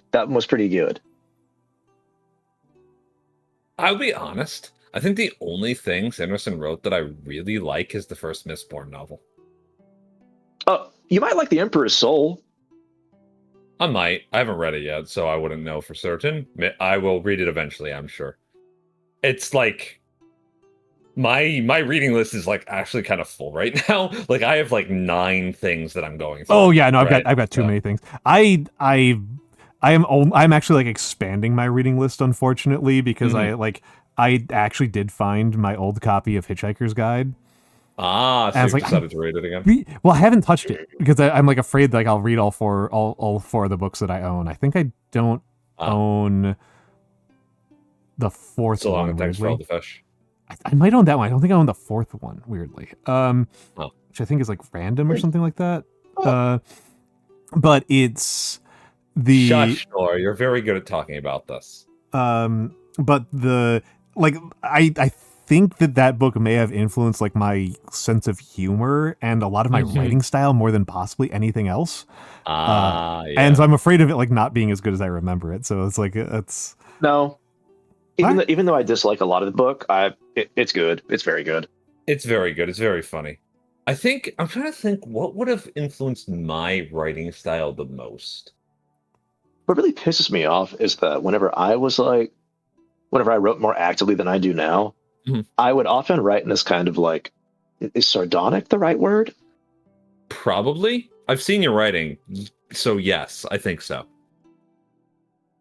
Yeah, kind of like a sardonic, like dry, humory sort of way. That's just how I naturally write. Cynical, right? Like That's also mockingly Steve, cynical, yeah. basically, right? Yep. Yeah, That's what you're which is saying. really kind of at odds with like with the things I want to write about. I think you're probably the most optimistic and idealistic person here in this conversation right now. Probably, yeah. That's I am That's fucked up. incredibly fucking cynical, right? Like, I am more cynical than Nagi is. yeah. Like, by far. Predominantly because I simply do not trust people to value things that are good for them. Hey, listen. It's not a competition to be the most miserable old man in this chat. Yeah, no, because I won already. Yeah, no, so it's not a question of like Yeah, competition. you're the oldest. Yeah, I'm the Wow. oldest and I'm the most embittered. So, You do drink a lot of coffee. I do drink a lot of coffee. I drink a lot of coffee. But yeah, Well marinated. I'm trying to think of like I mean, I think I know a couple of the works that have like really influenced my writing style. I'm not sure what the most is. Like Hitchhiker's Guide would be up there. Oh, saying the most is always hard, right? Yeah, the most is always hard for me. Craft of Research is going to be up there. Beautiful Data is going to be a really big one for me. Yeah. I can tell you what the most influential book on me was, but that's not the book that influenced my writing style, right? Oh, that's true. Those are going to be distinctions. I'm thinking mostly in terms of style at the moment, rather than like necessarily like content or inspiration or anything like that. But yeah, I'm thinking like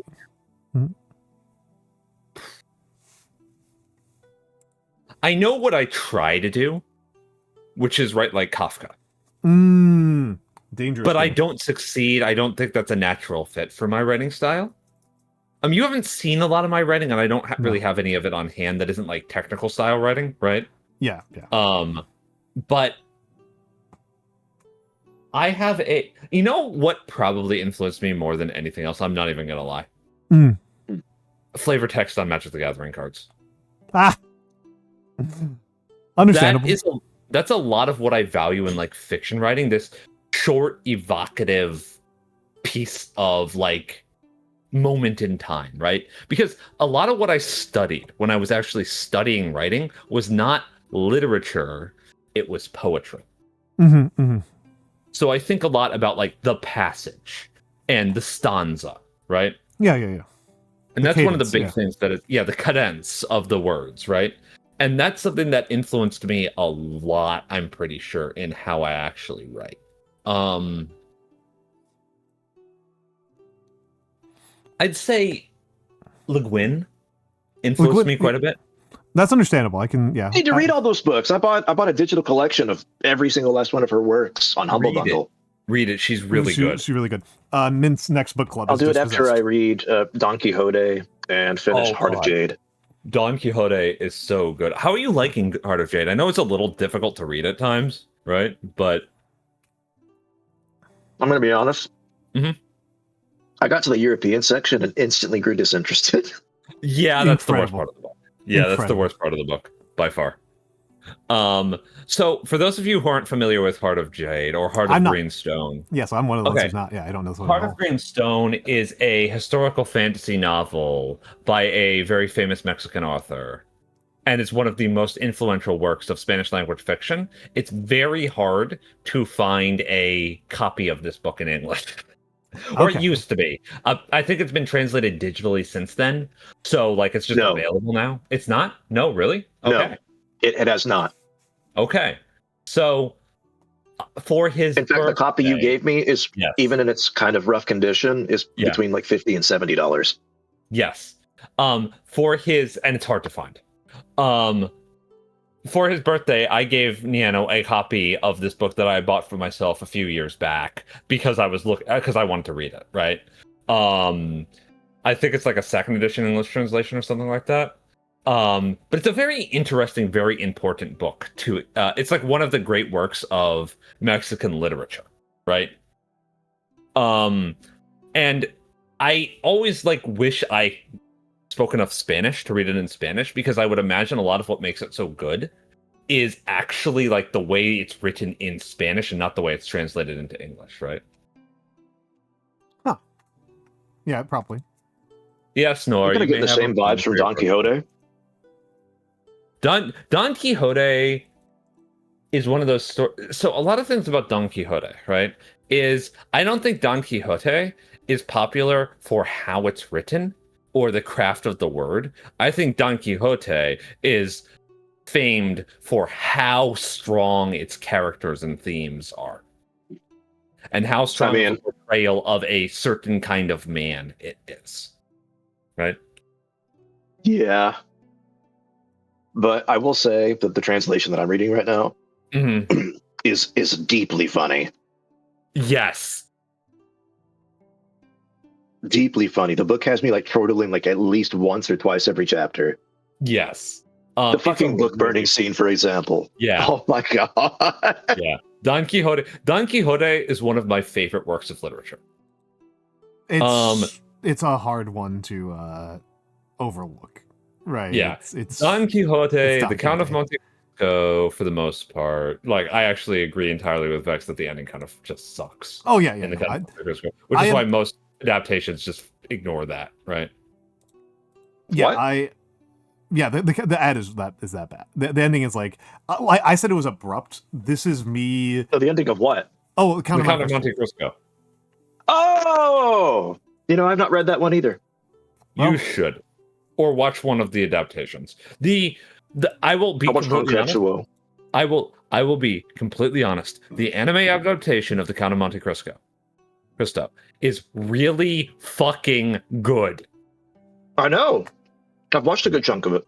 Yeah, it's really, really good. And if you are not a book reader, which I don't imagine many people in Al's chat aren't, but if you prefer your visual mediums of voice acting and like movement, that anime is fucking phenomenal. It's a really good adaptation. It's gorgeous.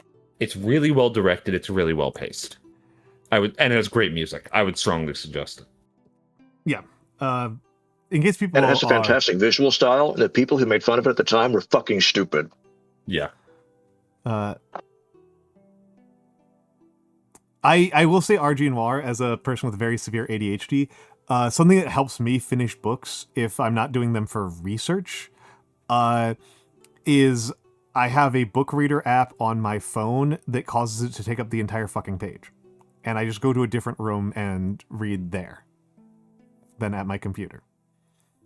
That makes it feel a lot smoother to me as an experience, is to remove the number of potential distractions. I also am actually a bit of I need to be in a particular place to read sort of person, right? Not like a very specific place, but I tend to compartmentalize a lot of my space to being like, this is for this, and this is for this, and this is for this, and not mix it too much, right? Haha, mix it.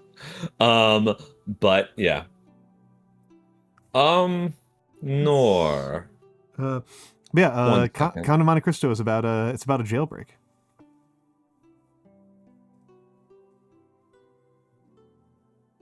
Okay, I've been doing Gothic this whole time. I'm trying to remember enough about how Insular works to remember how to do it backwards.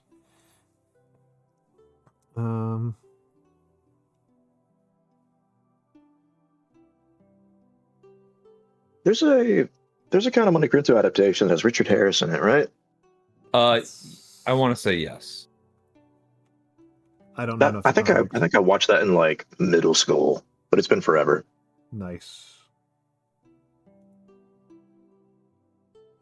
That feels like an insane book to subject middle schoolers to, even though I think I was an 8th grade when I read it. Yeah. But things were different back then. No, the movie. We didn't read the novel.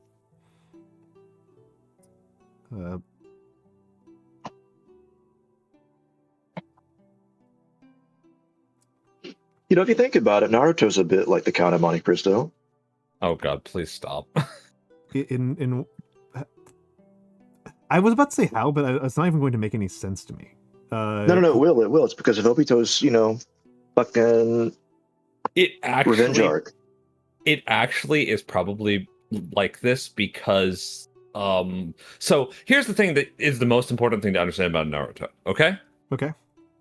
The author of Naruto is a huge fucking dork who loves both classic anime and classic literary fiction, both Japanese and non-Japanese. Okay. You would actually not expect somebody who wrote Naruto to have the kind of refined taste this guy has, right? And so there's a lot of literary references to both like classical Japanese fiction and to Western fiction, actually, in and over the course of Naruto. And a lot of it is like weird references. There's also a lot of references to rap. There's a lot of references to rock music. It's a very postmodern work in that sense. It's very strange, right? We love my boy Killer B.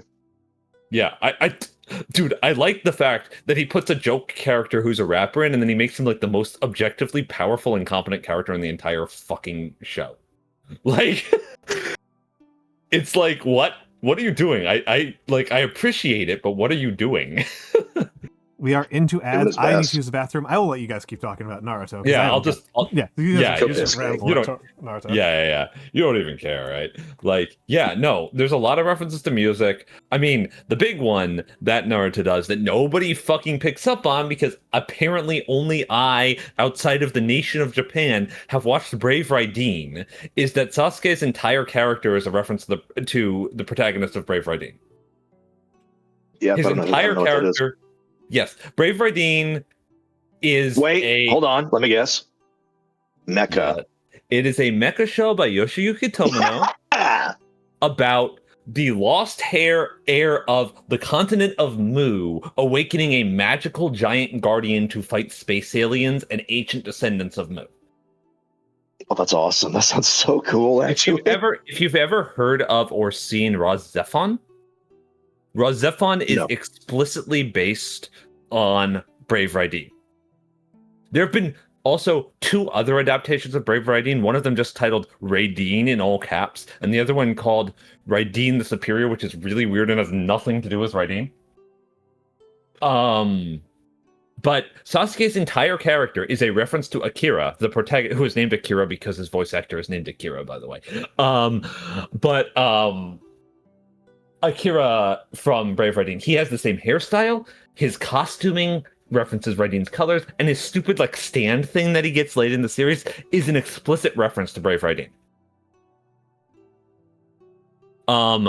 This is reflected in the fact that all of the other people with one of Sasuke's stupid stand things, I don't remember what it's called, it's like Susanoo or something like that. Well, eventually becomes like Inazaki and Ina. Or something like that, yeah. Those things, right? I think his is Izanagi. Yeah, those things. The other ones with that power are also references to classic 70s super robot shows, one of which is Kotetsu Jig, and it's really, really obvious.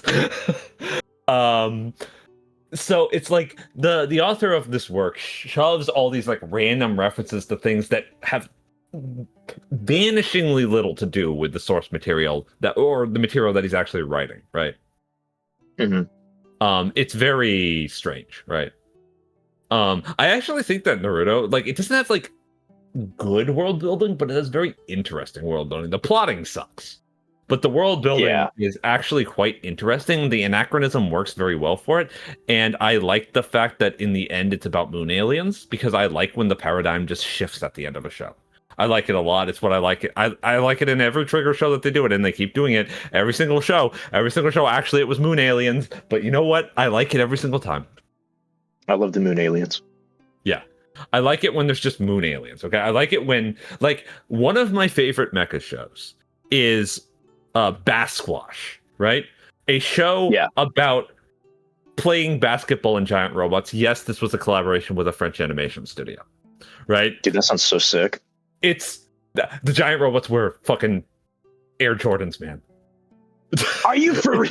It's so awesome. It's so awesome. And here's what you have to understand about this show, okay? The premise of the show is that 15-year-old, I forget his name, a 15-year-old is released from prison where he has been imprisoned for 4 years after causing a massive catastrophe playing street basketball and has now taken on the name Dunk Mask and decided to fight the government. That's the premise of Basquash. It's so good. Yeah, all right. And later in the show, you learn that basketball is a recreation of an ancient ritual that was used by moon giants to fight each other in space. Whose VTuber lore is this? I genuinely believe this. This is the story of Basquash, one of the weirdest mecha anime that exists. Basquash, a show about playing basketball and giant robots that wear Air Jordans. Good. Where the protagonist's name is Dunk Mask and he fights the government because they don't like basketball. It's like actually just fucking amazing. It's actually fucking amazing. It's actually it's unironically a really good show with really good characterization as well, because it's one of those collaborations between a Japanese animation studio and a French animation studio, and those always turn out really well, right? Oban is really good. Yeah. Sybil does not believe you. No, seriously, Sybil, it's good. It is unironically good. It's completely ridiculous and it knows it, and that's what makes it so good.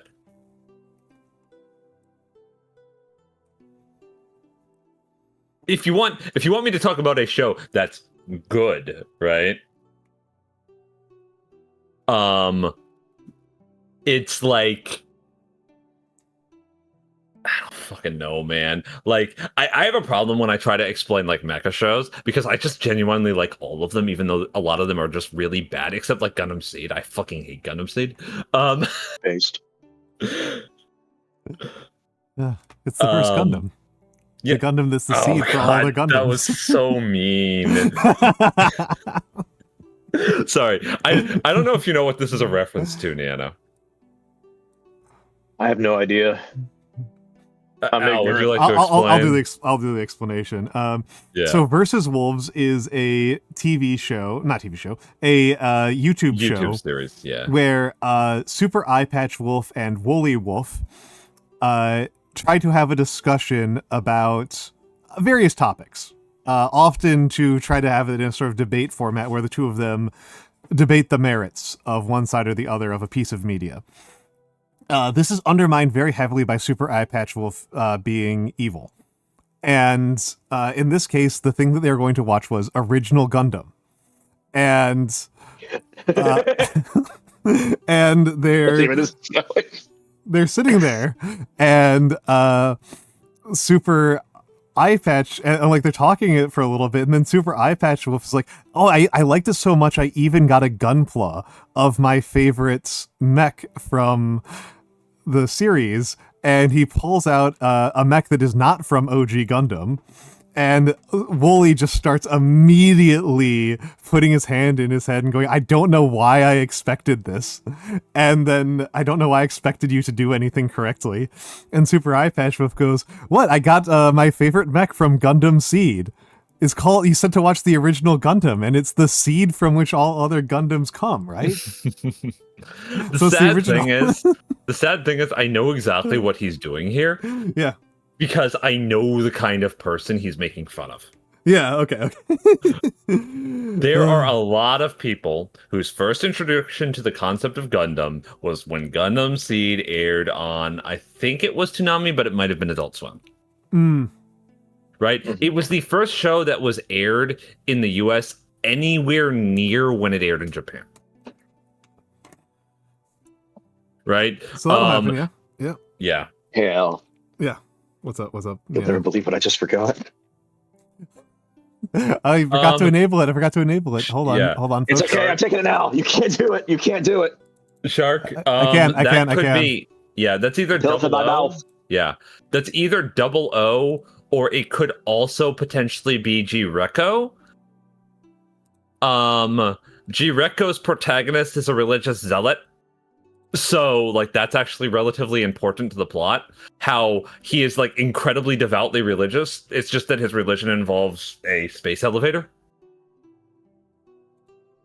Yo, Xenoblade Chronicles 2 reference? I'm going to throw you out of a building. No, you don't understand. I fucking hate Xenoblade Chronicles 2. Okay, fair enough. The order of good Xenoblade games goes as follows. Xenoblade 3. That's it. I suppose. I don't know. I don't even like those two. So, look, I cannot help but remember the fucking scene in Xenoblade 3 where a character jumps into the air, untransforms from their transformed state, says 2 lines, and then transforms again. Yeah, I do that every day.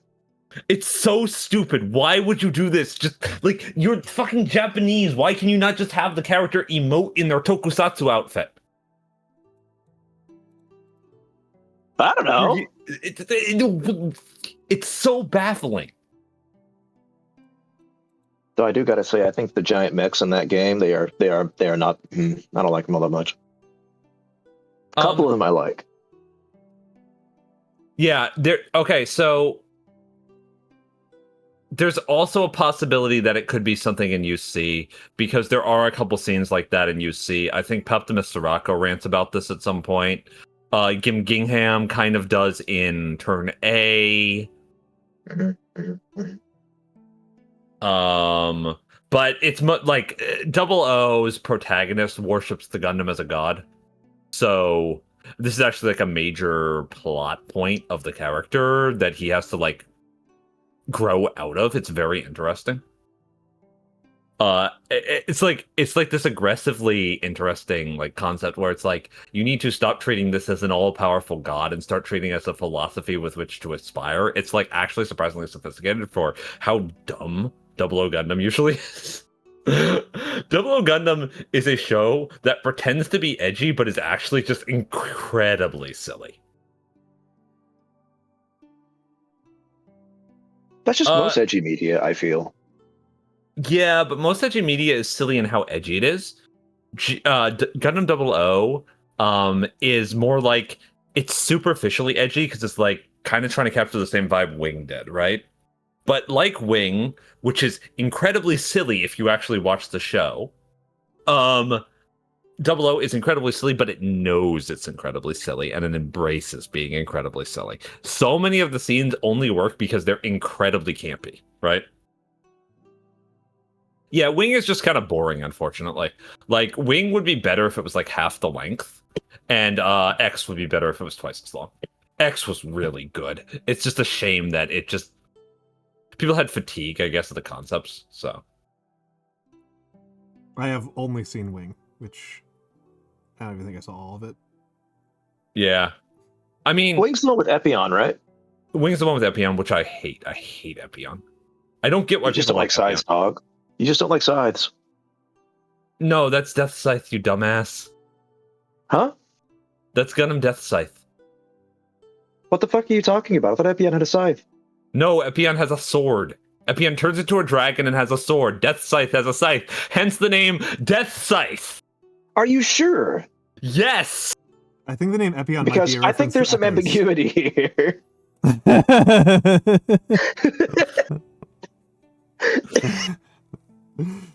Trust me, I have seen these fucking robots more times than I care to talk about.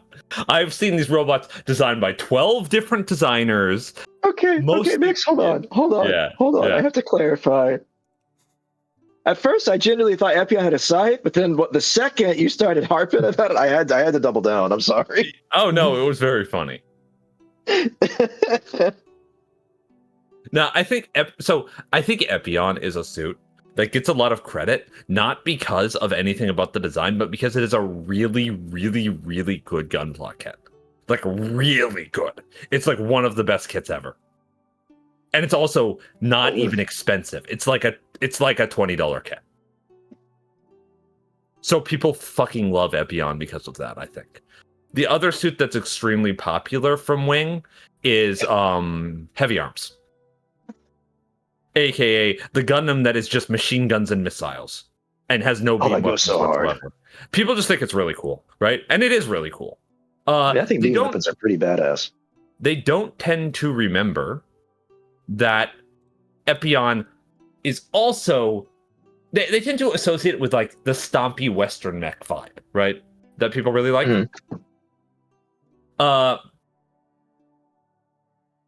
It's one of Epion's kits. Yeah, it's the MG or RG Epion, right? Thank you, Noah. I know Noah is a bit of a Gunpla collector herself, so which is based.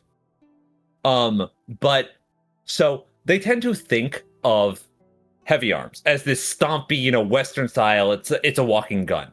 But the thing that they forget about Heavy Arms is that it also does backflips and twirls through the air because its pilot is a circus acrobat. Because Wing is very silly. That goes so hard. Yeah. I think in a lot of ways, Wing has a lot of advantages, right? There's a lot of good things about Wing, just not the plotting. The plotting is just not very good. It's just kind of a boring show. Like, the only thing I actually remember about Wing as a story is that the main villain claims that he has memorized the name of every single person who died in the war, all several billion of them. And no. What? To be fair, that's not even the silliest thing that happens with Treze. I don't doubt it at all. It's just something that stood out to me because it's just like so obviously silly. Because it's like, wait, hold on a second. Counting to 1 billion takes like longer than your lifespan. Like, yeah. No, it doesn't. Watch this. 1, 2, 3. This is how we kill the cat.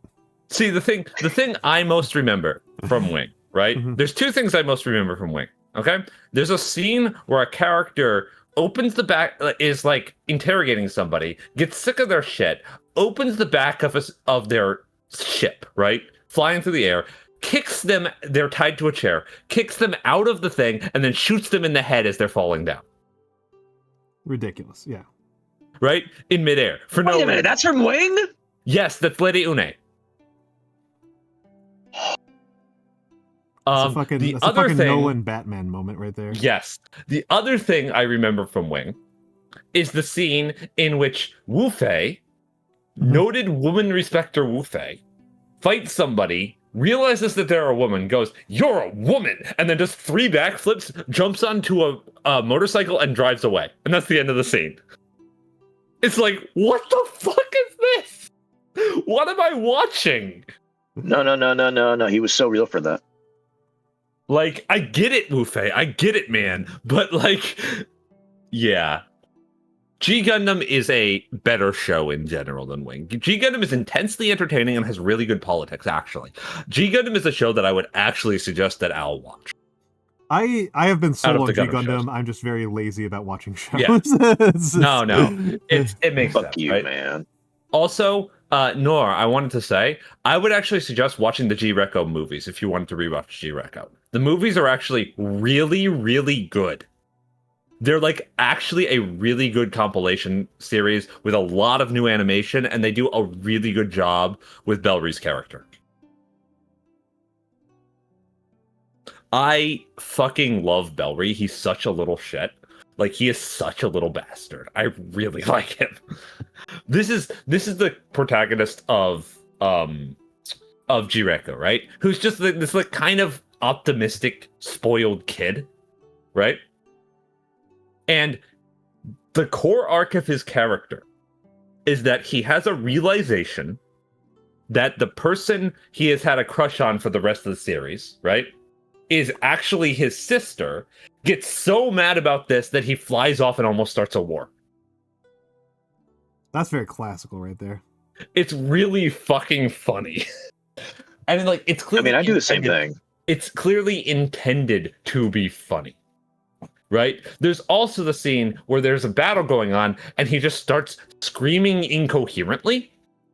And everybody's like, oh God, what happened? Is he okay? And he's just really mad that they're fighting near the space elevator. Because you are allowed to forget routinely that this kid is a religious zealot. And then at the end of the series, he fucks off, doesn't tell anybody where he's going, and the last shot of him is saying that he's going to climb Mount Fuji. Because Yoshiyuki Tomino is not subtle.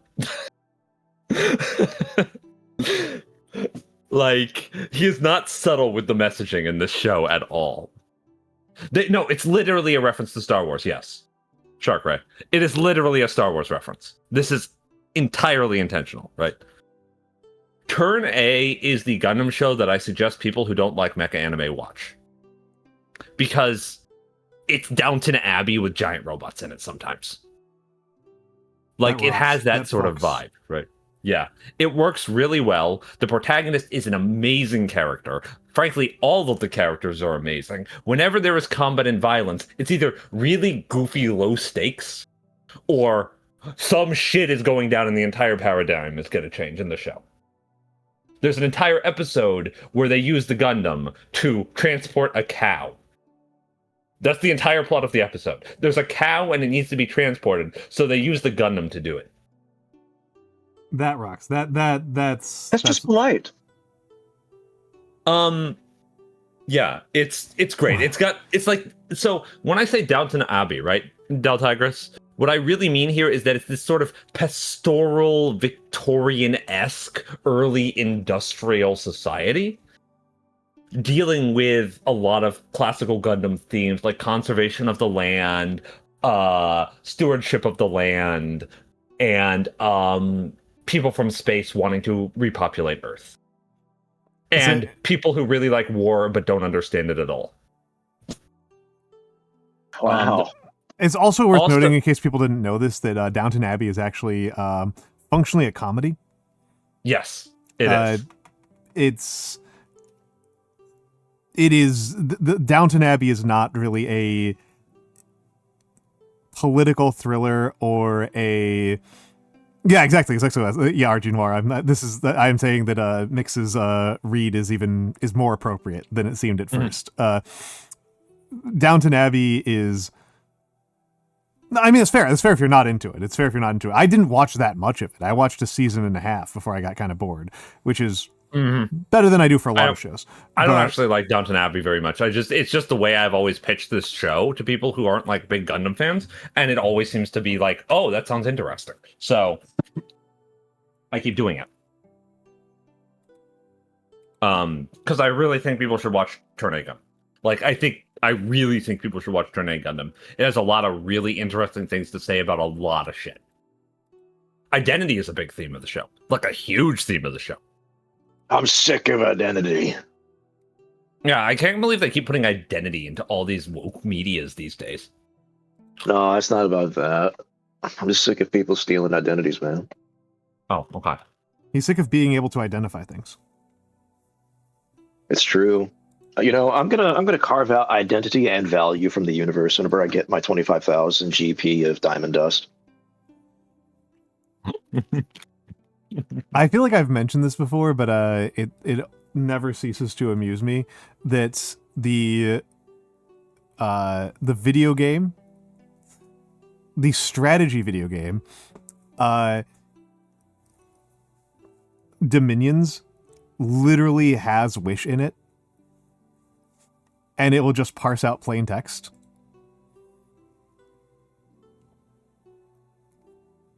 Yeah. You can just wish. You can just cast Wish and wish for things, and it's actually a very important part of the game balance that you have Wish in the game. It actually stops one of the dominant strategies in the game is to wish for the apocalypse over and over again.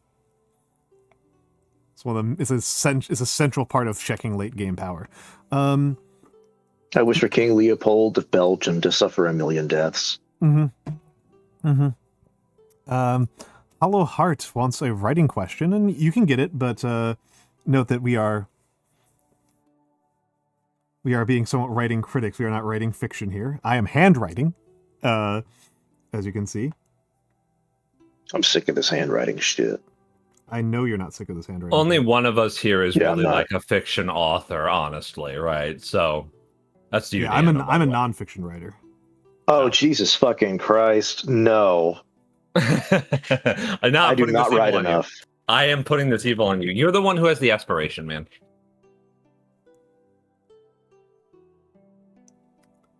Aspirations ain't worth shit, dog. This feels more like a philosophical quandary to me, Hollowheart. This feels like a attempt to ruin the false Hydra story for people. That's what that feels like to me. Oh, I right? have no idea what a false Hydra is. It's a very famous D&D campaign that's very good. Oh, okay. The False Hydra is this thingamajiggy where it was introduced as follows.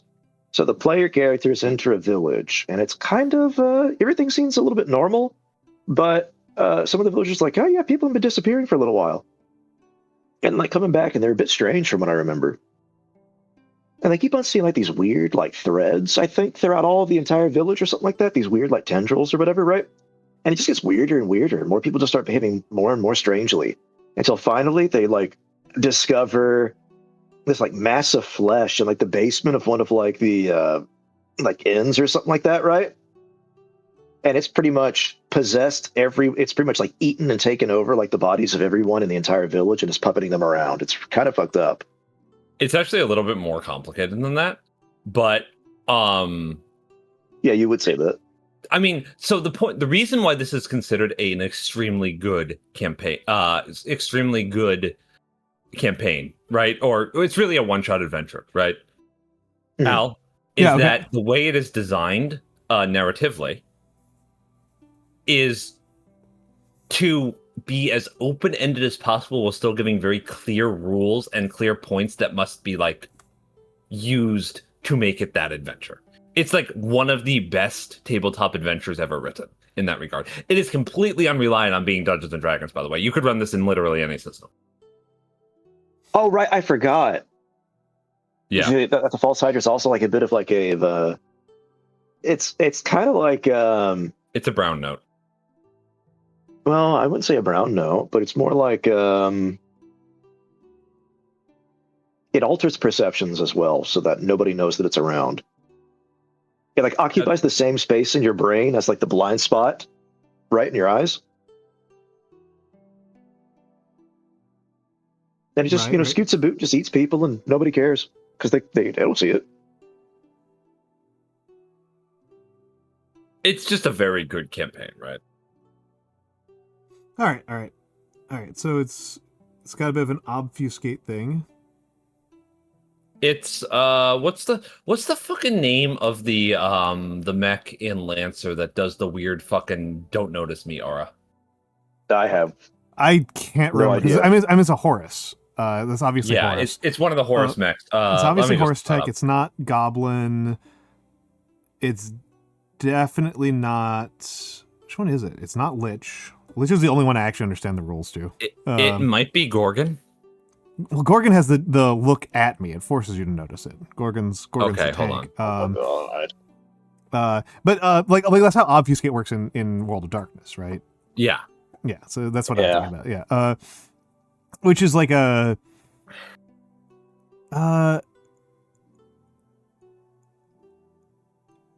what affects it? So I think Hollowheart, the bigger question, this is actually kind of a different type of scene to ask yourself. Well, I guess what I'm provoked by, right, is you've captured it and you want to use this predator that causes you to cognitively not know where it is. How are you containing it? How are you keeping track of it? How are you not accidentally unleashing it inside your own supply lines? I think that's the actual. I think that's more where I would go about, like, if a military tried to use a weapon like this, a weapon that has this this do not notice me field in a very somebody else's problem field type of way from Hitchhiker's Guide element.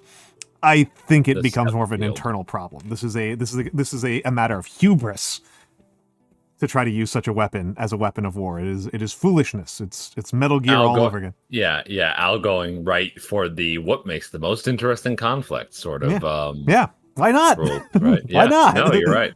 Why You're not? right.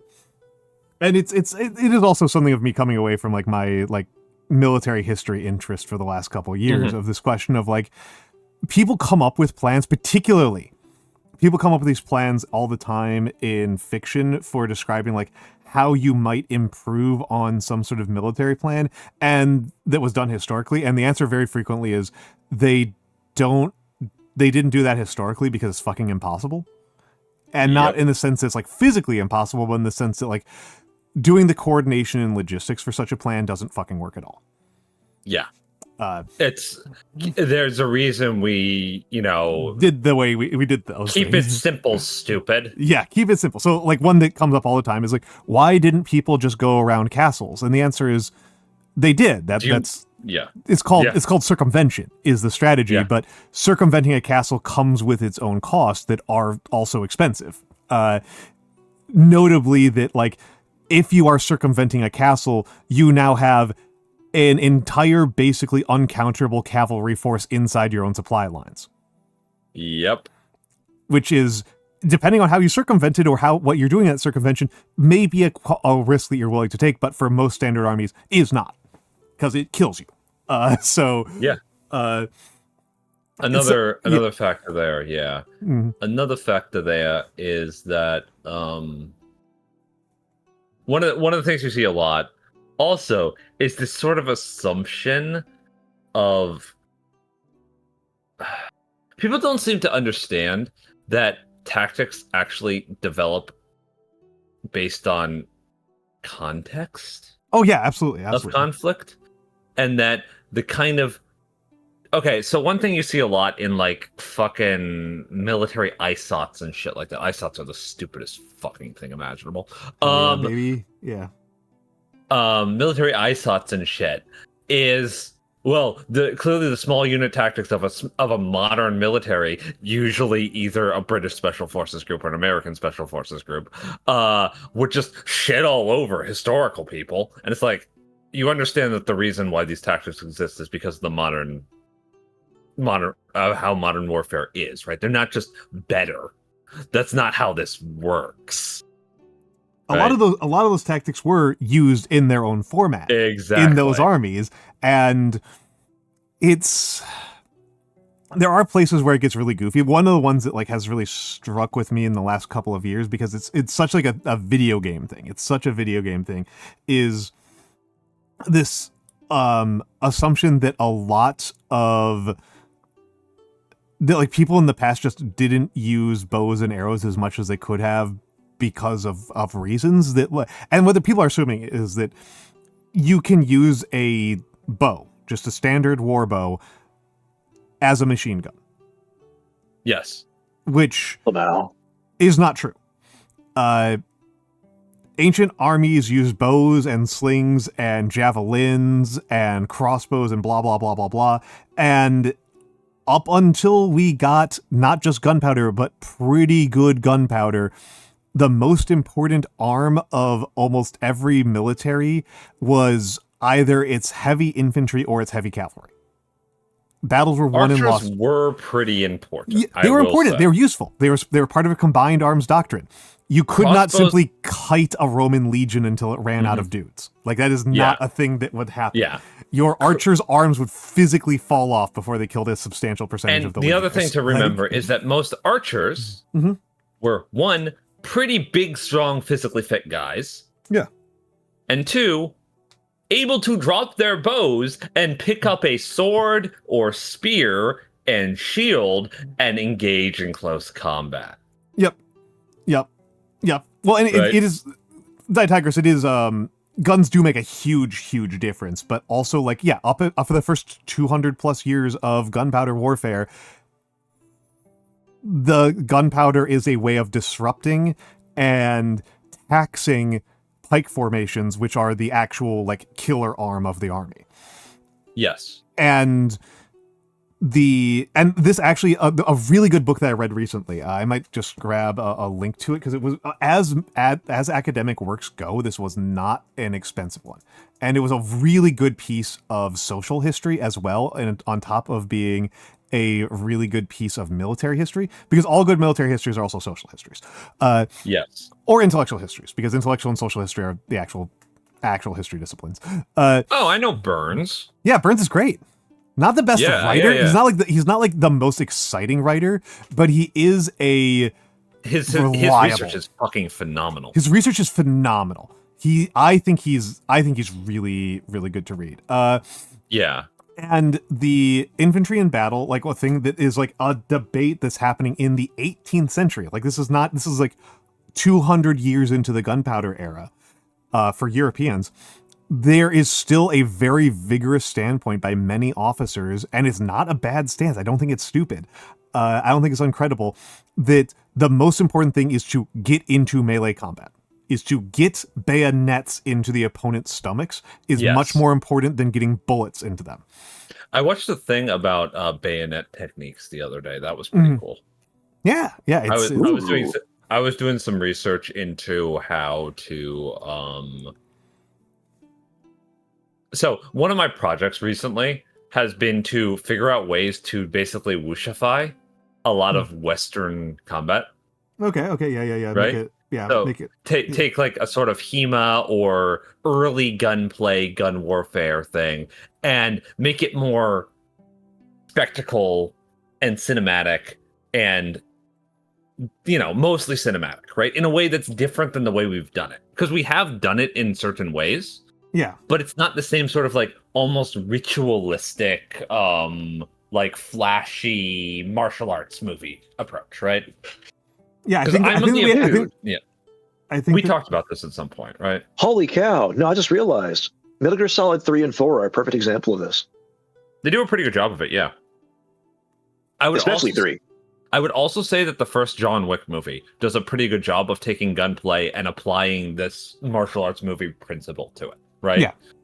The later movies get kind of silly, but the train, or is it the airport or the train scene, or the mall scene, whatever it is? I just think the mall scene's very funny. I just mostly think that making more than one of those movies was very silly. Like, I'm going to be honest, I felt like the story was done with the first movie. Yeah. I mean, to a certain extent, the first movie, but certainly the latter movies are fundamentally exist as an excuse to do the stunt work. Which I'm not opposed to. Yeah, I'm not opposed to that. I'm not opposed to just making movies to do cool stunts. Okay? I was about to say I am Police Story's strongest defender, but Police Story has very strong defenders, so I don't think I can claim that. Listen, I just want Keanu Reeves to have 5 lines per movie, and for them all to be single words, and usually just yeah. Okay, not hot take. That's all I need. Not hot take at all, but sometimes people are surprised by it. Keanu Reeves. It is a damn shame that he has been typecast into being a protagonist, because he's a really good villain actor. Yes. Man of Tai Chi is mostly a bad movie, but Keanu Reeves is really good in it as the villain. As he's really good in it. Admittedly, it probably helped by him. I'll cast Keanu Reeves as the villain in my indie video game. Yeah. No, here's what we really need, right? We need a movie where Keanu Reeves just says, yeah. And Owen Wilson's also in it, and he just says, wow. That's title? That's not the only dialogue. Wow. Yeah. It's like ShamWow, but different. And it's actually like a deeply philosophical, like introspective, mostly silent film, except for, wow. Wow. Wow. Whatever happened to Owen Wilson? He basically fell off the face of the earth. I haven't looked into it, and I'm secretly hoping that he just made enough money that he could comfortably retire, and that's just all he's done. Now he just plays video games or whatever. He's apparently on a no series or something. He's what? Oh no. He's apparently he's in the MCU now. It's over. He's been in the MCU. He was actually good in the MCU. He doesn't even say wow once. You said he was good, and then he said he didn't say wow once. Yeah, I know. It's very disappointing. No, he was in Loki. Loki was actually pretty good. Okay. Like, Loki was a pretty good show that didn't really have much to do with anything else the MCU was doing at the time. Right? It was just basically an excuse to have Tom Hiddleston and Owen Wilson be buddy cops in a time travel show. It was pretty good. Honestly, not the worst. That Not the sounds worst actually thing really to do. good. I like Hiddleston. Yeah, it's not the worst. Yeah. Yeah. There's much worse things you can do in the MCU. He's like one of those men who are like ethereally handsome, you know? I really like Tom Hiddleston. I think he's a really good actor. That too. But he just has this. He has this just like frailty to him. It looks like just in terms of appearance, it's like bellied by his. That's like completely just like contradicted by like his speaking patterns. I mean, he's basically single-handedly responsible for Loki's character being changed from like a sneering arc villain to a much more sympathetic figure. So no, I know, but I'm talking about his physical appearance. That's it. Yeah. He looks like a fucking like fairy king. He should be a fairy king. He does look like he should play an elf. Like I would. Oh my god, they're gonna make him an elf in the fucking Gollum like trilogy. They're coming out with like 2029. I really hope they don't do that. Apparently, he was in a Muppets movie too, which is based. Oh, that's based. And look, yeah, we all want to be in Muppet movies, man. Yeah. Oh, his most recent thing is that he was in Much Ado About Nothing. Oh. Like. Who, Hiddleston? Yeah, he was Benedict in Much Ado About Nothing by the Lloyd Company, right? The Jamie Lloyd Company. That's pretty based. Apparently, it's sold out literally fucking everywhere, so I can't go see it. That sucks. What the? Of course. Okay, look, I actually think that the Gollum game is terrible, but it's actually not that bad of an idea. It's just, they gave this fucking game to a studio that had only made point-and-click adventures before and told them to make a 3D action platformer. That is with kind stealth of bad. mechanics. That is kind of stupid.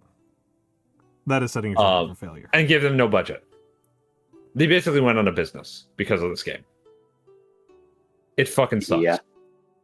It's a shame because, like I said, it actually could have been really good. Like, it's pointless. Like, a Gollum game is pointless, okay? I don't see the point of telling this story, just like I didn't see the point of fucking, like, 2 volumes worth of Char Aznabel's backstory and Gundam the Origin, okay? But I just don't get the point of telling Gollum's backstory, but I do think a game where you're a horrible little goblin man sneaking around trying to not get murdered and being miserable is interesting. Gollum game that is just it's just Untitled Goose Game. Yeah, it's just Untitled Goose Game or Thief. You need more Thief, man. That would go hard. Thief, or I mean, Styx is the actual example here, right? Styx is very crude, and I don't think a Lord of the Rings adaptation should be crude. That's true. I am with you on that. That's just my opinion, right?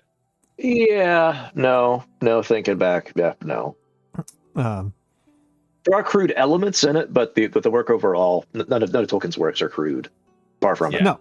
Yeah. No, they all have. If anything, they are like how the goblins are incredibly portrayed in in the Hobbit. That's probably the crudest he gets in his writing. Yeah, and you're clearly not supposed to like them. Yeah. Right. So it's like, I don't know. I think like there's not really much better of a way to refer to Tolkien's writing than refined. In like pretty much every sense of the word. Yeah. I'm not like the biggest Tolkien fanboy in the world, but as a linguist, I have to appreciate the shit that the lengths that he went to because he had the word autism. Like he was a word cell. Yeah. Total word cell, right? And I know Al has a lot of really interesting things to say about Tolkien's like professorship, right? Yeah. I think that's a thing that is somewhat I shouldn't even say underappreciated, but sometimes forgotten about. That the man was not just like a fantasy author who was writing fantasy to write fantasy. He was a linguist and an expert in Germanic literature that was writing from that perspective and writing to that perspective as well. That he was not that he wrote much more academic work before he took his hand at any fiction, and while he did have opinions and thoughts on fiction, because again, he was a master of Germanic literature, and he did hang out with other literary writers and blah blah blah. He was not merely he would not be satisfied. I do not think it would even be close to even anything like his approach at all. To talk about his approach in terms of just referencing other existing fantasy literature or pure internal divine inspiration, because neither of those are really apt or reasonable descriptions of what he was like as a writer, what his process was like. Mm-hmm. I have an ice cold take. Yeah. I think that the best writers in like most genre fiction are people who are a little bit divorced from the genre that they're writing in and have like broad life experience and exposure to other fields beyond that. Absolutely. I don't even know if life experience is particularly necessary, because I can imagine somebody who has functionally no life experience being a pretty good fantasy author, but they need to have a perspective that is much broader than the fantasy genre. And I think, like you fantasy said, writers hate it when you tell them this. They hate it so much. Yeah, and I think, well, I mean, of course, because they're fantasy authors who want to be fantasy authors. I think that it's the case of being a bit of a skill set where I think Nyano is completely correct in saying a bit divorced from the genre. I think that it should not even be your main thing as a person. Yeah, I can agree with that. I mean, I think that the way you learn to write better, right, aside from, obviously practice and talking to people and learning things, is to, as a fiction writer, is to read things that are outside of your immediate sphere of interest. And I don't mean things that are not interesting to you or that you don't care about. I mean, if you want to write fantasy, read more than fantasy, right? Reading history can help, but I actually think that that's often a bit of I think that it's a little bit brain dead to tell people who want to write fantasy to read history, because what they should be doing is not recreating history or emulating history, but creating a fictional society. So I would tell them to read, for example, I mean, aside from Invisible Cities, which they should absolutely read. Absolutely. Everybody who wants to do any sort of world building should read Invisible Cities. Yeah. Right? Yeah. Best book or to read write for world vividly, building. just in general. Write vivid descriptions of places. Should read Invisible Cities. This stream sponsored by Italo Calvino. Yeah. I honestly... This stream sponsored by the Italian government. Oh my God. This stream sponsored by Shadow Wizard Money Guy. We love casting spells. The big thing I think I would suggest to people is to read outside of genre fiction, like dramas, probably. Very character-driven drama, right? Because I think a lot of times the most highly praised fantasy is not the fantasy with the vivid world building, but it's the fantasy with the characters that people actually give a shit about. And so gaining an ability to write a character who is engaging to the audience while also indulging yourself in the vivid fantasy world building with your dragons and magic and shit is a pretty good recipe for success if you're just trying to get readership, right? I think everybody should be reading history, so I'm not going to truck with Miks's notion that you shouldn't read history, but I do think you're not entirely wrong to point out that reading history, particularly if you are reading history as a series of objective claims that you are mining to change what you are doing in your world building, I don't think that is the best use of your time. It's not, I think, useless, and the much smarter than me Brett Devereaux has written about this extensively because he's a historian who loves fantasy, and this is what he does for a living, is comment on fantasy writing from a historian's lens. However, I do think that reading the reason to read it is less because it will tell you how to make the population density of your farmlands accurate, which is not really that valuable. And depending on what you're doing with your writing, you can probably just completely sidestep as a question. I should say 99% of the people who write a fantasy book don't need to have that kind of information because you can sidestep it pretty easily. But I think that it's a very good way to encounter the unfamiliar. Wait a minute. You know what you're doing right now? You know what you're doing right now, Al, actually? Mm-hmm. You are asking people to use their fucking imagination, and that is unacceptable. Do you know why? Yeah, I'm Because if you don't have a consistent fucking world, what are you doing? Huh? What the fuck are you doing? Reality is what you're doing. You're living in reality. Fuck off. You don't understand reality. This is fiction. This is my fiction. No. This is my happy place where I get to be a chud. This is the place. This is the place in my life where everything is certain all the time, and I never have to be engaging with the unknown. There's no unknown unknowns here. Custodies. Yeah. Yeah. So I see. Sorry, Nagi made me watch that stupid video. Yeah, because I wouldn't. Because I told her I would not watch it. I don't care. Right? She got me. I watched it. I've been stewing over that video, and I cannot believe that there. Actually, no, I can believe there are people like this who exist. Yes. They're just so fucking brain dead. They have the truth. These are the people that ChatGPT was built for. Yeah, sure. Like the truth here is that I've known these people have existed since I was 13 because I've been engaging with them since I was 13. And every single fucking time I bring this up to anyone, they're like, I don't believe that somebody like that can exist. And then when they encounter it, they're really mad. Because, yes, these people fucking exist. I mean, I knew they exist, but I forgot. See, I know that they exist, and I drive Mix nuts because I think that the best thing I can do is pretend that they don't exist, put them in the vault in my brain, and just don't worry about them because they're not part of my communities. I mean, the only reason I care is because I want people to be aware that it is a possibility that somebody could be this stupid when they write. All right, fair enough. It's usually, the context here is usually, what are you possibly imagining that could be interpreted this badly? And I say, well, there's that time that this guy did this thing and then published a video on YouTube and got like 100,000 views on it.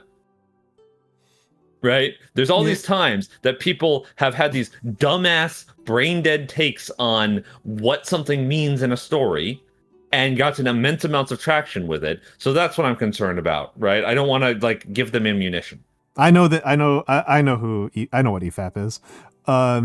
But it is surprising how much doing left-hand writing tires out my hand faster. I can see that. It's really unfamiliar, right? It's really unfamiliar. It's using a lot of muscles that I'm not used to using. It's really interesting because it like goes all the way up to like my ulnar nerve sometimes. But yes, I keep on recommending, one of the books I keep on recommending people read all the time, constantly, and I never stop recommending it, is Soldiers and Ghosts by J.E. Lendon, because it's an intellectual history of Roman and Greek discourse around soldiers. And I think this is extremely valuable because people really... What's it called again? Soldiers and Ghosts. People get really invested. There's a couple of reasons why this really stands out to me as a very unusual work. And one of them is that a lot of people think that being a soldier is a straightforward unitary concept across time and space. That all soldiers share a universal experience, and importantly, this means that people tend to think that this, in the case of writing fantasy, this means a lot of people will write their fantasy soldiers in a completely fantasy setting, and the limit of their imagination on what a soldier could possibly think like is popular or even their own personal experiences with American soldiers who served in the Global War on Terror.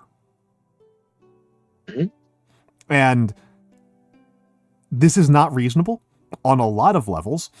Not least of which being, why would you even assume that the opponents of the United States in the Global War on Terror shared the same experiences as American soldiers? Like, why would you assume that, like, Taliban soldiers or Iraqi Islamist militias or ISIS veterans had the same experience of soldiering as U.S. soldiers? Why would you assume I bought it. It's a wild, yeah, I know, because it's a piece of propaganda that we have in our culture. It's a very big piece of propaganda. And when you're writing fantasy, because again, that's a part of the propaganda in our culture. It's a very big thing. Wait, no, I meant I bought the book. Oh, you bought the book? Nice. Yeah, it's a very big thing. I thought I bought into that. I was like, that just, no, that didn't make sense. That makes total sense that they wouldn't have the same experience. They wouldn't have the same experience. And Soldiers and Ghosts, I thought, was particularly telling because it contrasts the difference between like Athenian soldiery and Roman soldiery, and they're actually really different. Despite those being contemporaries from societies that people often talk about as like, oh, Roman culture is just stealing Greek culture and like filing the numbers off. No, this is actually very different. They're actually very, very different. And I think that's imagination expanding. I think that's very imagination expanding. So I can actually understand that, right? This argument that you're making. Yeah. And I do believe that you can do this with any sort of fiction. Yeah. That delves into mindsets, or nonfiction that delves into mindsets. Yeah. The problem the issue that I have here with recommending history to fantasy writers is that I feel like they don't take the right lessons from it, for one thing. Fair. And the other problem is that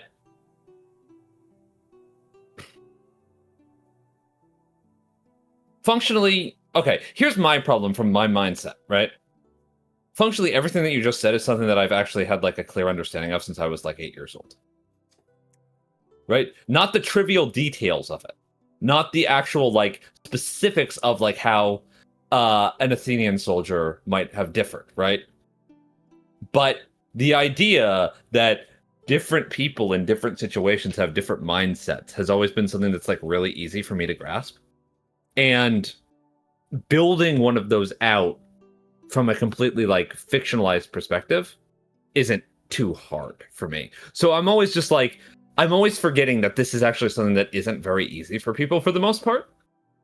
Oh yeah, it's extremely difficult like, for most people. I taught sociology. Yeah. It's very easy for me to create a context and then define how people would act in that context, right? Based on that context and not based on my own preconceptions of people. That is, and I often forget that this is not a skill that most people have, and like it's gotten worse as I've aged, because these days, like, you know, I have degrees in how people think and how it is different definitionally from how other people think, right? Like, this is why this is probably why it was helpful for me to be in front of the classroom and not just a pure researcher. That's like, I would say the majority of my students struggled with even understanding that, like, men and women's different understandings of the world might be informed by their experiences and not just and not some sort of like divine inspiration. Now you see, you don't understand the women. They have a much smaller parietal lobe and cerebral cortex. It's actually because their brains aren't actually brains; they're neutron stars that are just waiting to explode out of their skulls and kill all of us. Which is why you can't trust women. Never make eye contact. You see, this is what Bloodborne was about. Yeah. See, that's at least a little bit more exciting. I will also say that I do have a little bit of a bias against pseudo-historical fantasy as a concept. It's usually not very interesting. It's usually not the best thing you can do with your time. I mean, I will be totally honest, I mostly just don't like how elevated it is. How it's treated like it's better because it's more realistic. So I will say that I have an interesting, because I have a very different set of concerns than Mr. Mix here. A thing that is that drives me slightly. My take on that is that the main book that I think of as being the like pseudo historical fantasy that got elevated very heavily is A Song of Ice and Fire. Yeah, I knew you were gonna. I think I know what you're going to talk about here, right? Yep, you do know what I'm going to talk about here because I talked about it several times with you. Yes. A Song of Ice and Fire gives people an extremely inaccurate idea of what the past was like, and several of the things that people have cited, two professors that I am friends with, repeatedly and in public as being evidence of its like seriousness and like things that you learn from it that are parts of what is realistic are things that are completely fantasy. The dragon stuff is frankly more realistic than the portrayal of gender relations. Yeah, not to mention the scale of the setting is completely nonsensical. Yeah, the scale of setting is completely nonsensical. This is why you don't define these things. Yeah, you don't define it unless you need it. But they did need the religion stuff. The religious stuff it's just 21st century religion. It's just 21st century religion, which is like, let's fine. Be honest, but that's fair, but... But a lot of people have taken the fact that George R. R. Martin claimed to have done a lot of research, which dubious. I believe he did. No, I believe he did. I believe he did a shitload of research into Celtic mythological heroes. Okay, that makes sense. That makes sense. That's fine. That I'm not going to fight on. That one I'm not going to fight. That one I'm not going to fight. He did not do research into how horse nomads live. No, he did not. And that's one that Brett Devereaux is extremely mad about because he portrayed horse nomads in ways that are extremely racist. Yes. And actively harmful. And those are people who are still alive today. Yes. And they are cool as fuck. Yes. Yeah. And they deserve to be treated better than they're currently being treated by the governments that tend to have they tend to live under. So you know what they should do? Was there? It's time to reanimate old Chinggis. We got to bring it back. This is the reason why it's so bad that we can't find his body, is because we can't reanimate him now. Yeah, we need to reanimate. This is true. I've been searching for decades. Yeah, we need a Lazarus. Anyway, my point with this all is that pseudo-historical fantasy can give people the impression that they have read actual academic historical fiction, academic history, and they have not. The number of people, like, to use like a vaguely related thing here, the number of people who seem to think that they are folklorists because they really like the Fate series make me want to throw myself off of the building. That made me shiver. The funny thing about this is that the Fate series honestly often has more knowledge, more clear knowledge of folklore and fantasy and like mythology than the people who like it do. That's what's scary to me, right? The people who claim to like it because they like mythology, like, okay, sure, let's just go with that. I actually didn't hear what Nano said at all. I couldn't make that out. He said, "I'm the rare exception," right? In his Batman voice. No, but the thing about this in particular is that you could not create something like Fate without having a very deep understanding of the mythology that you are intentionally butchering to make it more marketable.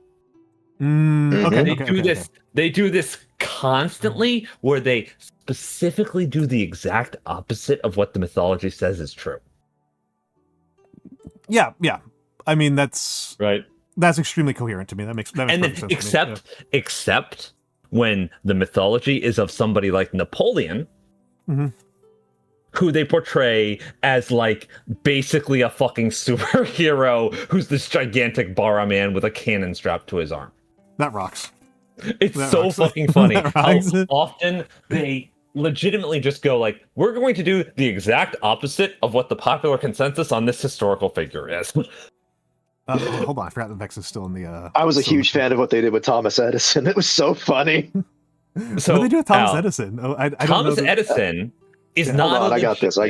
Okay, so here's what you have to understand about Thomas Edison, okay? I know a lot about Thomas. Yeah. Thomas Edison backdoored his way into the whole thing. Oh no! Did. By all of the spirits of the American presidents who turned him into an anthropomorphic lion superhero.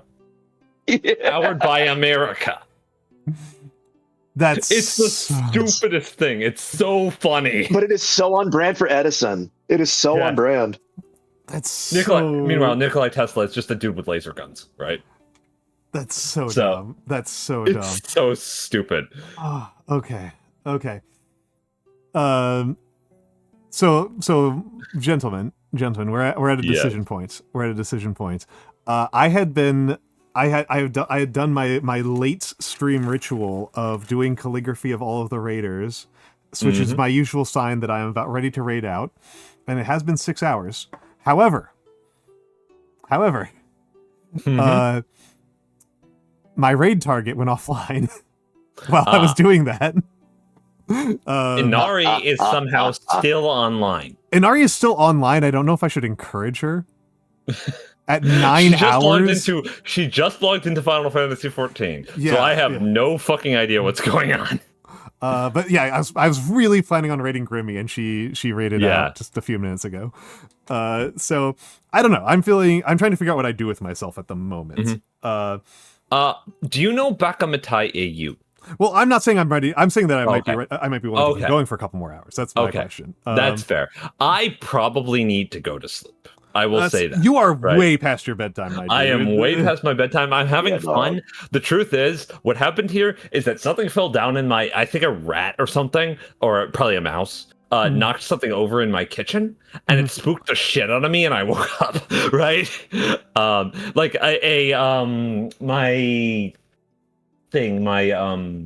milkshake thing, right? For my blender fell over. Right? Somehow onto the floor and went clang, and I was like, holy fuck, somebody finally broke in. Jukare, thank you for the intel. Thank you for the intel. Her internet died. A shame. A damn shame. I see. Yeah, that is a shame. I hope that she did not burn down. Spirits want her back in the house. Yeah, they felt neglected. Not a good sign for her plan that she stated at the start of Subathon of doing 15 hours a day. Yeah. That she has not done that once. And it's still the start of Subathon. She's having a blast. She's got like 700 hours on the clock. She started with 740. I am now just honestly I was planning on raiding into her and watching her for about 2 or 3 hours before I went to bed. So I'm a little bit sad that my plans have been disrupted. You've been derailed. I've been derailed a little bit. Fuddled. I reckon I got 2 more hours in me. I figured that you have 2 more hours in you. Yeah. We're about to go into ads, so we may as well say goodnight to mix a few. I will stick around until the ads start, and then I will take off so that it's seamless and nobody ever knows I was here. Because as soon as they can't see me anymore, they no longer know I exist. Yeah, you just kind of de-render. Yeah, exactly. Yeah, you got false hydrid. Yeah, I get false hydrid. But yes, folks should check out Mix and hang out with Mix and listen to Mix. He's good dude. I think in some ways he is a better streamer than I am because of the fact that I am basically incapable of getting tilted on stream, or at least when I get tilted, it's not interesting. People do tend to pay more attention when I'm angry, yes, which is very unfortunate. I don't really care for that very much. There's a couple of people for whom that works out pretty well for. I know you don't give a shit about the numbers, so yeah, no, I'm not doing this. I'm doing this because I said I would, and I've been putting it off long enough, right? You're doing this because it amuses you. Blue, have a lovely night. It was lovely to have you here. Thank you for stopping by. I'm trying to figure out what I'm gonna do with myself. I could do another round of kanji practice because my timer rolled over because it's 4 a.m. is when my timer for that rolls over. What time zone is that even? That's like Alaska time. Because my Anki is on Alaska time. That's weird. Huh. That is extremely weird. Yeah. Oh shit! Thank you for the reminder. I got to disable that. Goodbye, hydrate. It was already paused anyway. Yeah. I did enable hydrate for the stream and nobody used it. Oof. Yeah, that's fine. Are you not able to use that anymore, basically, right? No, that's fine. It's fine. I did look up the rules on it. It is fine. Okay. It does not qualify as excessive, at least on my read. Okay. I tend to disable it if I'm just not in the mood. Right, fair enough. I had it disabled for like when my hand was hurting quite a bit more because I was having like as much ibuprofen as is safe. I see. And folks, if you don't know this, if you mix ibuprofen and alcohol, you will start hemorrhaging. Yeah, you just die. It just kills you. I am actually kind of flabbergasted that NSAIDs are so readily available. Like, they're really dangerous. Yep. So that's yeah, so that's why I had it disabled first. I had it disabled because I wasn't sure about the rulings on it, and then I had it disabled because either I didn't feel like it or I was taking NSides. I do occasionally re-enable it quietly, and again, still only at 1 redeem so far in history. You know, the way you say that is it really makes me giggle. Which one? Insides. NSides, yeah, NSides. Insides, yeah. I'm one of those freaks who always just says most of the letters in a fucking acronym. I do for most things. I actually have never gotten used to people saying SNES. Or I call them NSAIDs. That's usually NSAIDs, that's what I call thought you were them. going to say. NSAIDs is just long. NSAIDs. I'm gonna be honest. I think I pronounced this like Nasaids, like in my Nasaids. head. Yeah, Alright, because oh, I the look great at the word and Sultan. it looks fucking Arabic to me. Okay. That's fair. The That's fair. great We are Sultan going of to ads. blood. We are going to ads. Say goodnight, Mix. Good night.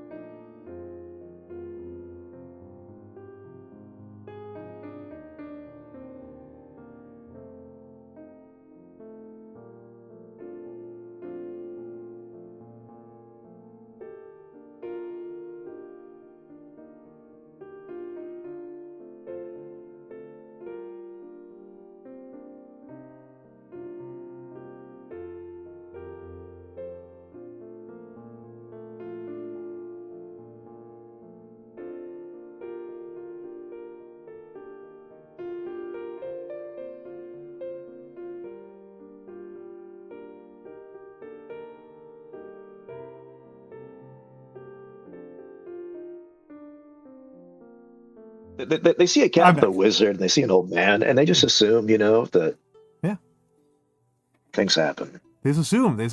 They're making assumptions. Which is a foolish behavior. It's a foolish behavior. I am trying to change the stream information, and it's literally not letting me. So it says I'm connected. Stats live. 261 frames lost. That's nothing.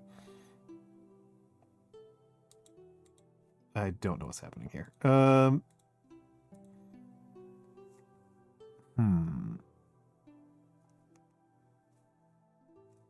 And Twitch just opened up. I hope that I'm still here. I hope that I am still here. That would be very goofy if I was not here. Yeah, you seem like you're here. I think I'm here. I feel like I'm here. Feels here. Feels good. I might... I'm scanning all your private messages. I might really give myself a headache here. Oh, no. And see how far I can get in doing backwards kanji. You can get infinitely far. I am pretty sure I can't do infinitely anything. But association is, I believe, thread and shelf. I'm not going to try. I don't know if I'm going to try to mirror kanji. That's crazy. Oh, let's go for it. Let's try to mirror some kanji. Thread and self, you say? Thread is my favorite radical of them all. And shelf. Even though it's not on screen. You are correct. Thank you. This is why I need extra folks here. Yeah, I'm correct. It's the red shelf. And I made my shelf has a very lazy bottom stroke. Reread Oh shit, it's backwards. It is backwards. I'm No. Backwards. It's what? Backwards. Backwards. Yeah, that's how my grandparents say it. Backwards. Yeah.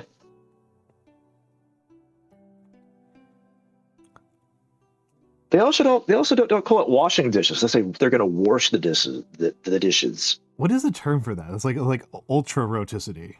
Like what is? I don't know. Ultra roticity. So like rhotic, a rhotic language is one where like you pronounce R's, like where you park the car as opposed to park the car. But like what's the ones where like you add extra R's in words that don't normally have them? I don't know.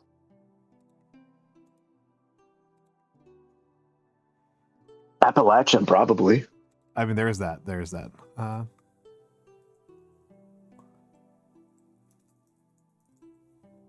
That's where I heard something that I don't fully believe several years ago, that Appalachian English is the closest to how like Elizabethan English actually sounded. Yeah, I've heard that many times. Well, I don't know if I believe it. You don't know if you believe it? Okay, what do you believe? What I believe? Mm-hmm. About that. What do you think? Is this like in general or about that in particular? About that in particular. I think that accents have a tendency to change over the centuries. Mm-hmm. So while it could be like a potential interpretation of Elizabethan English at the time, there are also probably far more varied accents within England than there are in America right now, just because people can't travel as far as they used to. Mm-hmm. Or they would. No, reverse that. They were not able to travel as far as we are now. Mm-hmm. So I'm actually really surprised that like English was decipherable by like the vast majority of the population speaking to each other. That's what surprises me more than anything. So, oh my god, that's so rough. I'm gonna have to rewrite that. Holy crap. I know what I wrote, but that is not good enough for me. Brush is shit! Chainsaw Man reference. Let's go. Chainsaw Man reference. Yeah. How does bomb work? Bakuretsu. That's explosion. Yeah, Hakabatsu. Bakumatsu. And then, because it's outburst. It's Dude, flaming I can never outburst. learn how to speak Japanese Why not? because I have been so brain poisoned by all the deep, like speaking Japanese speakers, right? Oh. That whenever I try to speak in Japanese, I default to speaking in a very low tone and register a voice. Hold on. So I just instantly, I just instantly turn into like Kakyotis from Overlord. I just go like "Do itashimashite," just like instantaneously. It's fucked up.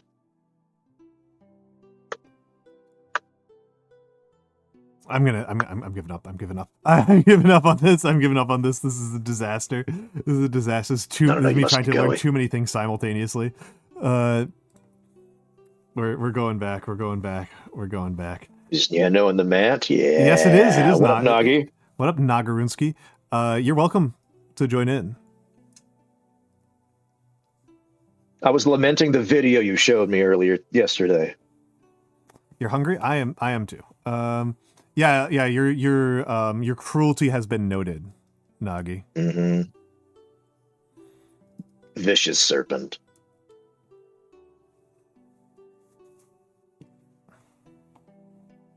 Because it's the feast of the Assumption. Okay, and let me. Okay, Android cam. Rotate 180. Okay. Okay, we're going back to the right hand. I'm using my right hand again. I think it's ridiculous that there are no feast days in America except for Thanksgiving. I'm glad that we at least get that, but I do understand where you're coming from. Huh? I'm glad that we at least get one, but I understand where you're coming from. I think we need at least one a month. That might be a little bit much. I think it's Okay, once every 3 months. How about that? That's perfect. That's perfect. You need one. I need one a week. Most weeks they'll only eat it all once a week, so it's don't spend it all in one place, as they say. I will devour an entire antelope. That is what it would be like.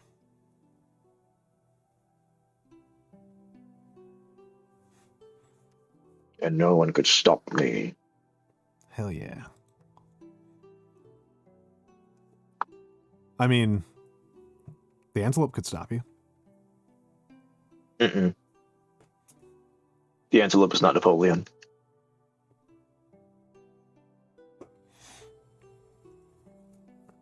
Yeah, sure. Please join in, Nagi. Please join in.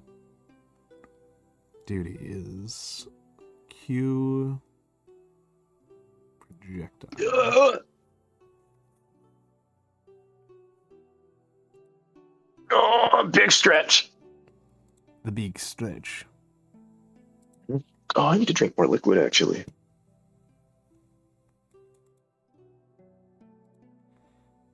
I have to work out in 2.5 hours. Oh no. I'm currently on just a liter.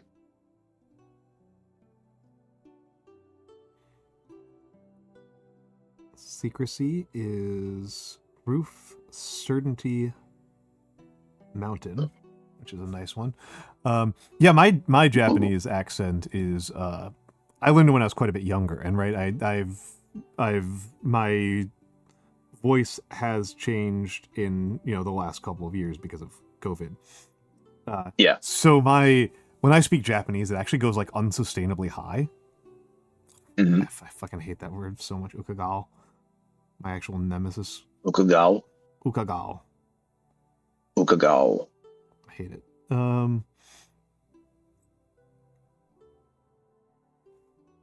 Jealous is Woman Stone, if I recall correctly.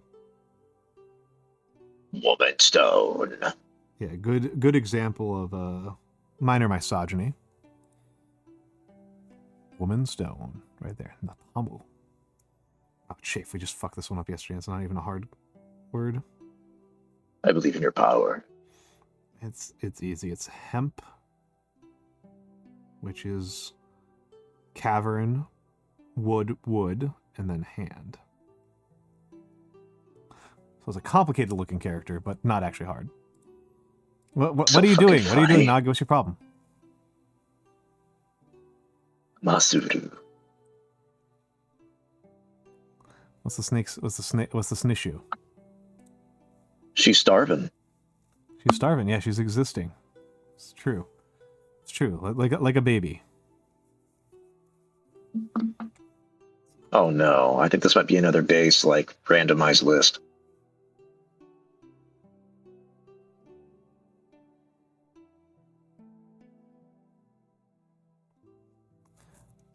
Do not know what you could mean. Patty Ridge. Well, now we have a. It's telling the future. Oh shit! Wait. Isn't like a rice patty. Yeah, I got it right. This one I get wrong all the time because I get the two radicals backwards. I'll say. Earnings. Hold on. Earnings as opposed to income as opposed to salary. Earnings is barley. Household. Household's a fun character to write. I'm surprised that it isn't gold household, but I guess that's salary. Salary is weirdly thread union. You know what? That actually kind of makes sense to me. Yeah, I don't actually think it's that weird. And Well, I mean, just like I think weren't a lot of like Japanese coins based off of Chinese coins? yeah. So So they had silver the was hole in the more- middle, and you could just put all the coins on like a string. Yeah. Yeah, that's why it makes sense. Yeah, and silver was the more common metal. Mm. Gold is like for any society that even has access to gold. Gold is like ridiculously difficult to make coinage out of. Yeah. It's petition is metal. People keep on snipping the edges off of coins. Well, it's just so expensive. Gold's value per weight is like way higher than people already think it is, and people think it's pretty high. Yeah, $3,000 an ounce. I have thought. I know that like the thing is like because gold is so incredibly ductile, gold foil is not actually that expensive. But even knowing that, Correct. I still like am not super keen on learning how to actually illuminate properly because you need gold. Like you just need gold. Like, Yeah. It's like fundamental to the process of illumination. It's kind of like what makes it illumination. And it's just like I don't know if I want to fuck with this. Admittedly, gold is extremely recoverable. So if I didn't Yeah, it like is. what I was doing with it, I could just like burn the paper and get the gold back, and it wouldn't really be that big of a deal. I just slammed my knee into the desk. Oh, Brutal. the lust of gold overcame me.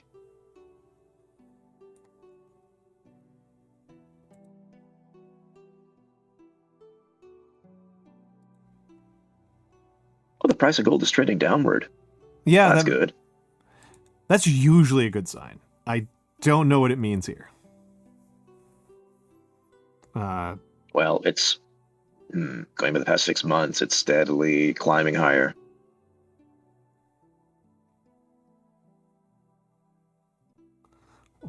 What in the news would be making people more confident in USD? At this point, I have no idea, man. Yeah, I got nothing. Unless it's just like, taco. Maybe.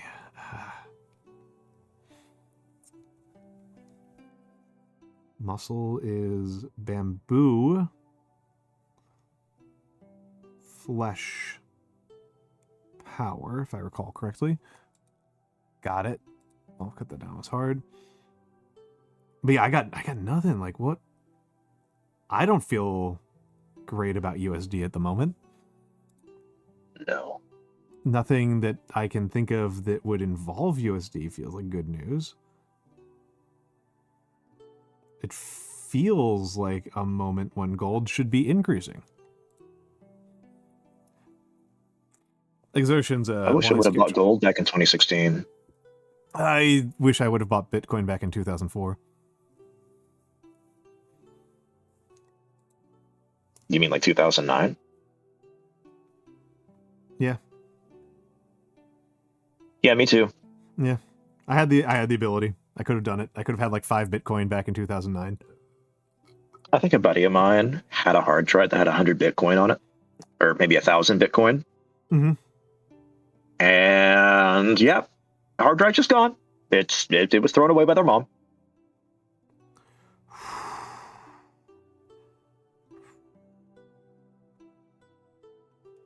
That would come up in like every single time my parents tried to give me like an "I told you so" argument for the rest of their lives. Yeah, I'd be like, so where's my fortune? Yeah, you threw away. So if you're so wise, You threw away $15 million. yeah, if you were so wise.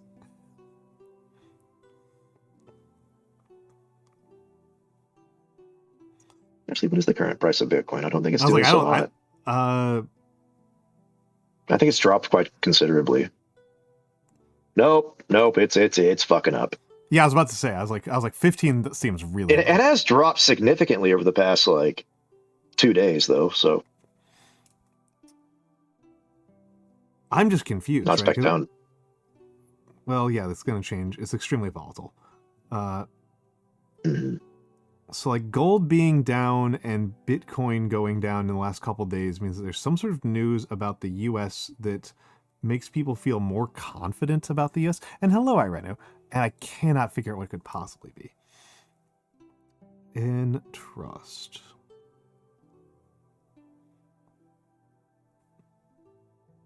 Oh, it looks like they're reacting to the higher than expected inflation, I think. Oh, okay. Okay, that's dumb but understandable. Is Nagi not in the fucking server? Oh, she's been yelling at you this entire time? No, she just yelled at me right now. Oh, that's funny. It's like, yeah, I'm just using an open VC in my server. She's not even Scream vile serpent. Can't create an invite link just to this voice chat so I don't have to go anywhere. Create invite, yes. Oh.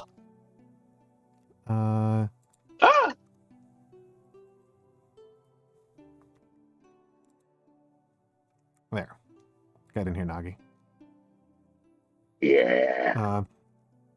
And I ran over that money is gone. That money's fucking gone. Mm-hmm. You know, if I'd actually held onto my crypto holdings that I started getting into in 2018 or so, I would have. I think I probably have like 15, 20,000 extra dollars. Yeah. Of course, assuming I could make it liquid, which is unlikely. Which is an ask, right? Mm-hmm. Manage members. Did I tell you I made $100 off of Doge during the whole the Big Short? No. The GameStop stuff. Yeah. Hello, Emperor's Armpits. There's just no. That should have been a link directly to the channel.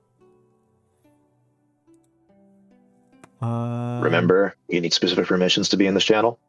Yep, and I'm looking for her, and it says that she's not in the server. So maybe I don't know. Let's just check again. This is supposed to make things easier, but it don't.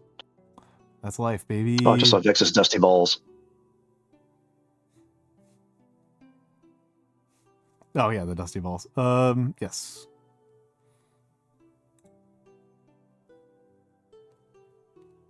So how's this show members? Like, just what about the other fucking one? Do you have some insane name, Nagi? No.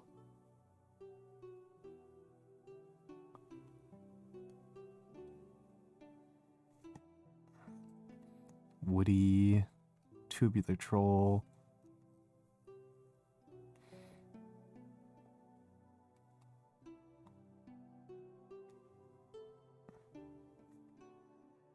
She's right there, dog. Hi, Emperor's Armpits. Hope you're doing well.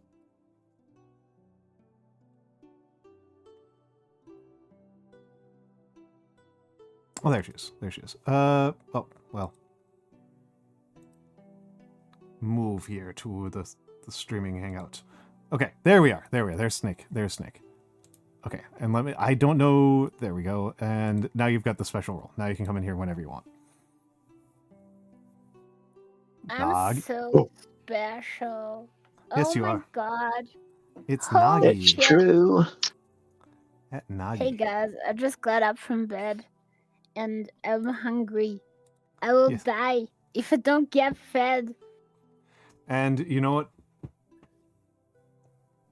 We don't got any food here either, buddy. Fuck! Yeah, I already ate my pizzas. I'm sorry. Wait, you ate the whole pizza tower? Yeah, Pizza Tower's gone. Yeah. I want a pizza tower. I want a pizza tower.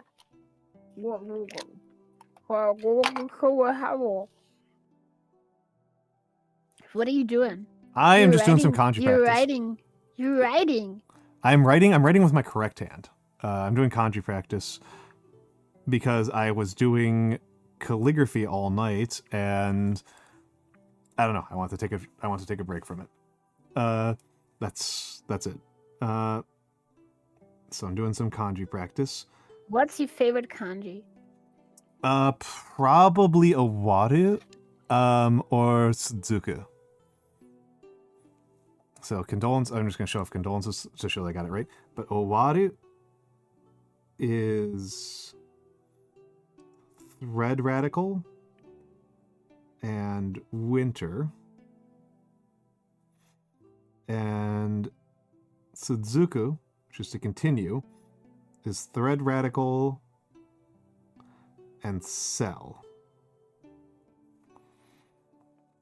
I don't know. I like the thread radical a lot. I don't like thread by itself for some reason.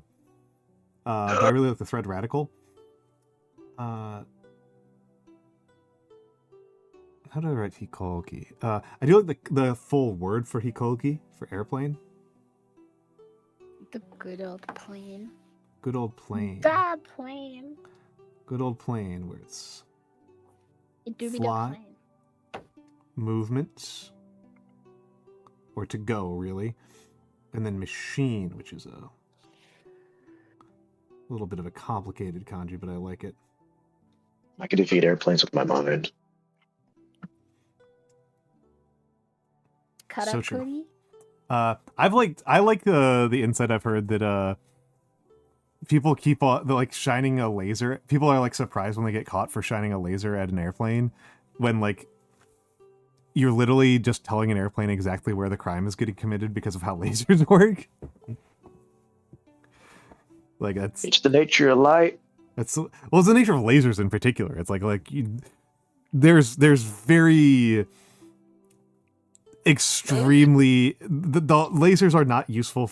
It took a long time for us to come up with like good uses for lasers, but one of the uses that they always had was that you can always tell where 2 points are from a laser. Like you just know where the 2 points are very straightforwardly because they're lasers.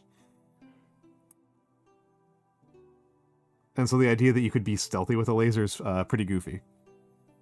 Yes, how to shine the lasers. Yeah, man. They've been trying to do this for years. They've been trying to do this like with laser sights and shit, but they give away your location, dude. They just Yeah. do. They just do. It's You don't just a know. thing that you have to accept as like a risk factor with a laser. It's like if you've got some sort of reason to believe that like you They can create a fucked up mirror array to just like shoot lasers at a plane, or like like some Rube Goldberg mirror shit, or like that just like actually sends it to the plane. I think it would be easier to just use a timer delay, right?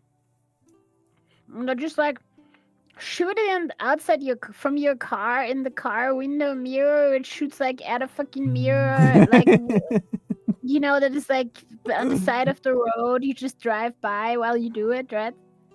It's the perfect crime. It's the perfect crime. It's the perfect crime. It's not like that's incredibly hard to do.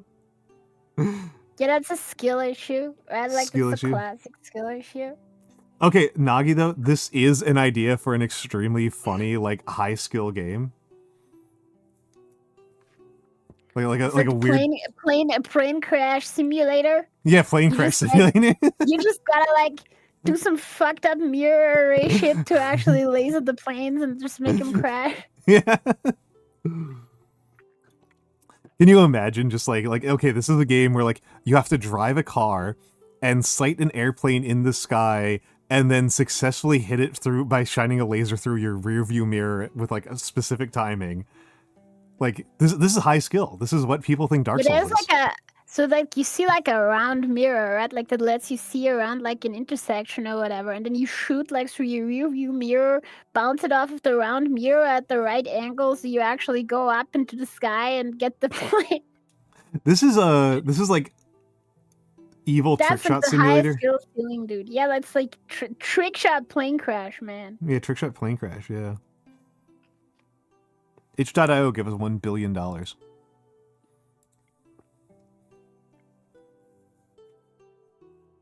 Right, Snake. Reddit, I'm pretty sure that's just JFK Reloaded. JFK Reloaded is a hell of a game. What's that? There's one of those like weird ass games that I've been wanting to play for years and I've never gotten around to it.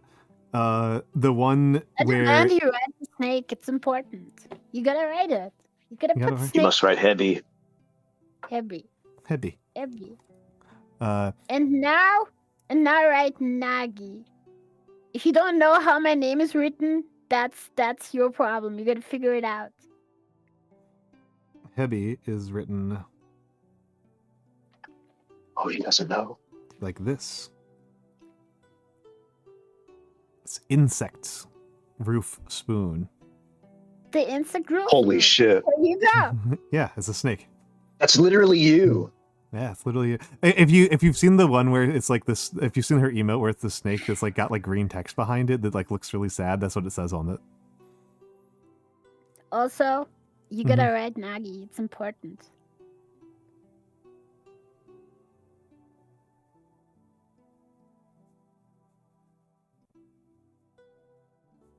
Nagi. Oh wait, hold on. Nagi. That's not how my name is written. That's Yes, it is. not true.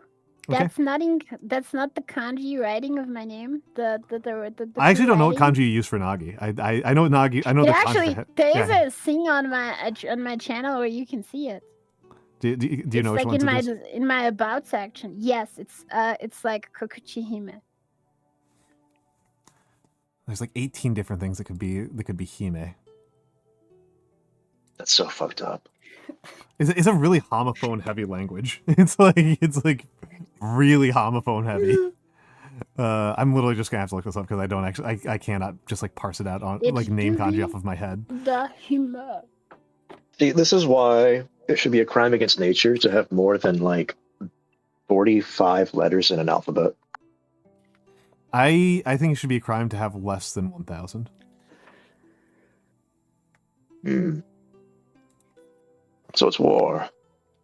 So it's It is war. War never changes. And my side is definitely gonna lose because it's gonna be so much more complicated to give orders. No, dude, I'm in favor of this shit. I really like it when there's a language that has like basically icons that you need to study, where you just put like emojis and shit in the middle of the sentence, and it's like, this is how you read the emoji. Are you stupid? Like, are you fucking stupid? Yeah, this of course appeals This to is your literally mind. just Zoomer speak. Yeah, but that's what. Oh god, for kanji real are. crying emoji. They're just literally fucking emoji that you put in the middle of a sentence. Okay, I figured out which Hime you're using. You're using Princess, but I actually cannot read this first character. I actually don't have any idea what the fuck it's supposed to be. It's so stylized. You're squinting at the screen like Pooh Bear. I told you, it's Kokuchi Hime. Hold on. Kokuchi Hime. What the hell is that? Oh, it's It's is it auto? No, it's the auto-play on your channels. What I heard it sound. I was like, what the? No, it's the auto-play. Run. Dude, I can't fucking breathe, bro. It's the kanji for calm. Like as in like CALM. Yes. Okay, let me just make sure that I understand which one that is because there's multiple ways you can do it, and it doesn't look like any of the ones that I know. I specifically chose this because it's the most ironic spelling possible. Yeah, you chose a So- terrorist option. Huh? She had access to kanji and she decided to do terrorism. Oh, I thought it was the kanji for terror. No. I was gonna be like, what the fuck? That would be funny. Terahime. Oh. Terahime would be a really fucking cool name for like a show or whatever. I would watch that shit. Okay. Gets Gets the Chigoku shoujo, right? Like Terahime. Let's fucking go. Yeah, I even like looking this up on G-Show, I cannot figure out what in the world this first character is Why supposed to be. 45 specifically? I don't know, because it's funnier than 44. Here, I'll help you out. Yeah, you gotta help me out here because I cannot. This is No. too stylized. No This is help, way only too interpretation. This is way This too is art. stylized. I put it in our DMs or our side chat. I'm gonna. While you're thinking about How do that. you even type this shit on fucking phone? Well, on phone it's relatively You easy. draw it. Yeah, and you go to G-Show.org and you draw it and then you copy paste it.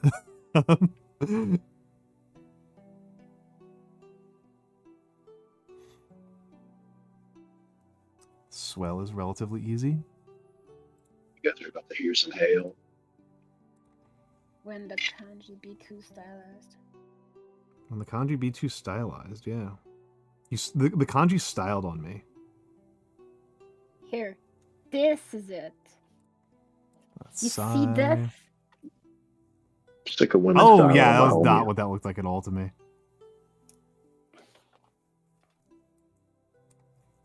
That character, I almost. It's absolutely bizarre. How often is that character even used? Holy crap! Let me take a look. It's a fucking rare one, huh, man? Like, Yeah. I'm just saying. Like, also we can't see you writing it because it's like it's under the thingy. Well, I just wrote the word sigh, so it was just Sigh. I just wrote sigh.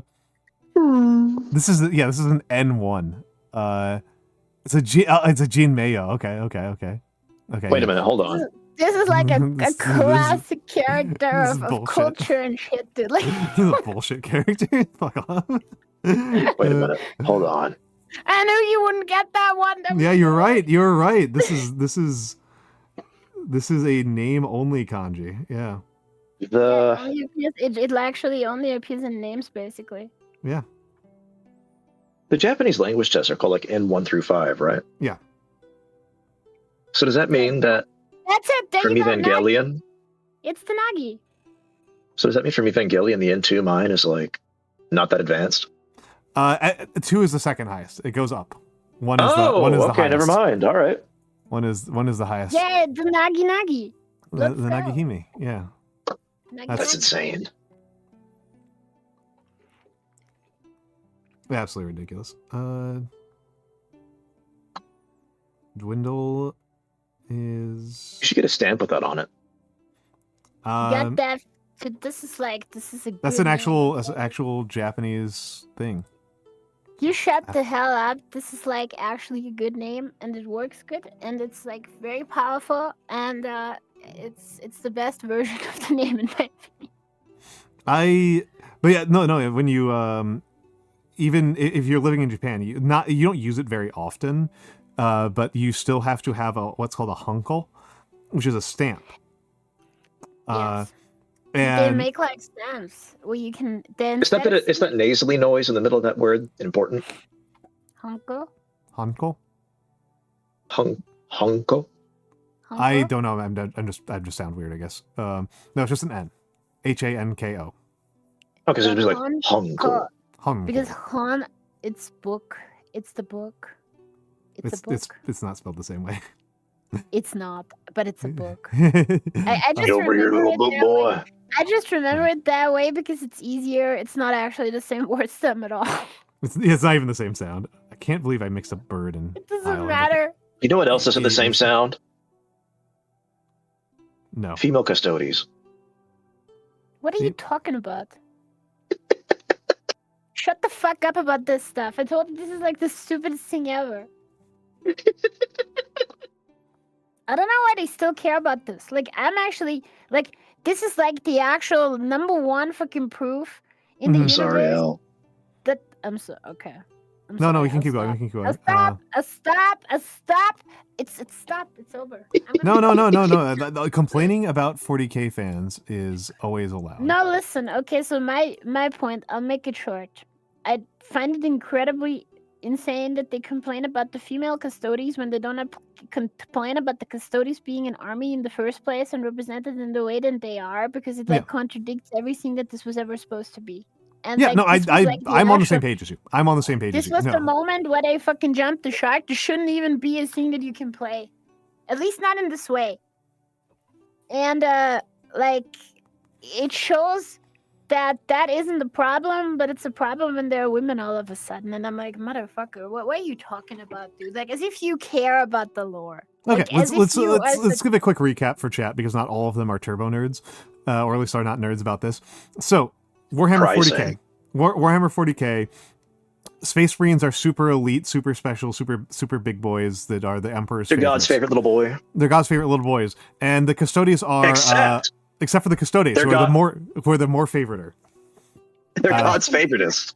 They're more favored than an older version that is like more good and more better, and like so it's important to understand that the Emperor has a super soldier fetish, right? And the Custodians are his older super soldiers. They're not as efficient to make, but they're much better, right? Like that's how it works, right? And they're handcrafted. Space Marines are like 3D printed. Yes, basically. And the thing about them is they're really powerful. They're like this background thing that always existed where they were like, oh yeah, no, in the Imperial Palace, they have like the coolest people. They're like the custodians and shit, and they do all this stuff. And like that was always, they were always like, oh, they're so powerful, nobody could actually defeat them. Like they're like a greater scheme kind of thing in the setting, right, than what you play. And they decided for whatever reason to put them in the game, right? Mm-hmm. But they did it in the worst way possible, which just making them other Space Marines and giving them slightly less unit size, when it is quite clearly stated that the Custodians will not engage in actual warfare in the same way. They will not be in formation. They are solo fighters. They do not actually have squads. They actually are an army upon themselves. That's like how they are built, how their entire psychology works. And that's just how this works. They completely ignored this. They made him into Space Marines 2.0 Golden Boy Edition. And I don't understand this shit. This has nothing to do with what was ever established about this actual part of the setting. And people just were like, okay, when that happened. They were just kind of like, okay, bro. Even though there is a faction in Warhammer 40K that is the perfect model of how Custodians could have been implemented. It's called Imperial Assassins. Mm-hmm. Imperial Assassins are yet again another super soldier that exists, but this time it wasn't the Emperor that made them. They're like made by like the church and all this shit. They're basically like genetically engineered and cybernetically enhanced superhuman that are basically on turbo crack 24/7. And somehow they're insanely powerful. They're like much more powerful than your average Space Marine, but like they're like super difficult to maintain and all this kind of stuff. There's like tons of problems with them. And you can take Imperial Assassins in your army as like an ally, but you get one. You get one that comes with you, right? Like, and they're like insanely strong. They cost a lot of points. They have like, at least at the time where they existed back then, they had like rules that were basically unheard of. Like in the game where it was like the Vindicare assassin ignores in-wound saves with like its ammo. Yeah. This is like shit that nobody could do in the entire game at that point. Like nobody else could do this. And it would have been easy to just be like, okay, here's Custodians. They're all unique, like in the story. They're all like, they were custom-made armor. Every single piece is different that the Emperor himself worked on. And here's just like a model kit with all kind of different parts. Build your own Custodian. And then on top of that, here's a rule set of how you can create your own Custodian character, so to speak, because they're all unique. And here is like fucking 15 examples or whatever that you can just use. And that would have been perfect and that would have been work. But you couldn't assault that as its own army, where you like sell tons of models. So instead, they chose to actually take the sledgehammer to the shit, right? And nobody cared. People just rolled over for this, right? Yeah, because nobody cares about the lore. Yeah, they don't. And fast forward, right, like to recently, where there's a controversy where Games Workshop states that custodies actually have like female models, so to speak, in their ranks and of the super soldiers. They're not all like men, so to speak. Even though like being a super soldier of that caliber, it really like I wonder what that even means. But so it is part of the Warhammer 40k universe lore that Space Marines, not the custodians, but the Space Marines have to be male because women like are like super unlikely to survive the conversion into Space Marine or whatever the fuck for reasons. Which is like fair enough, whatever, who cares, right?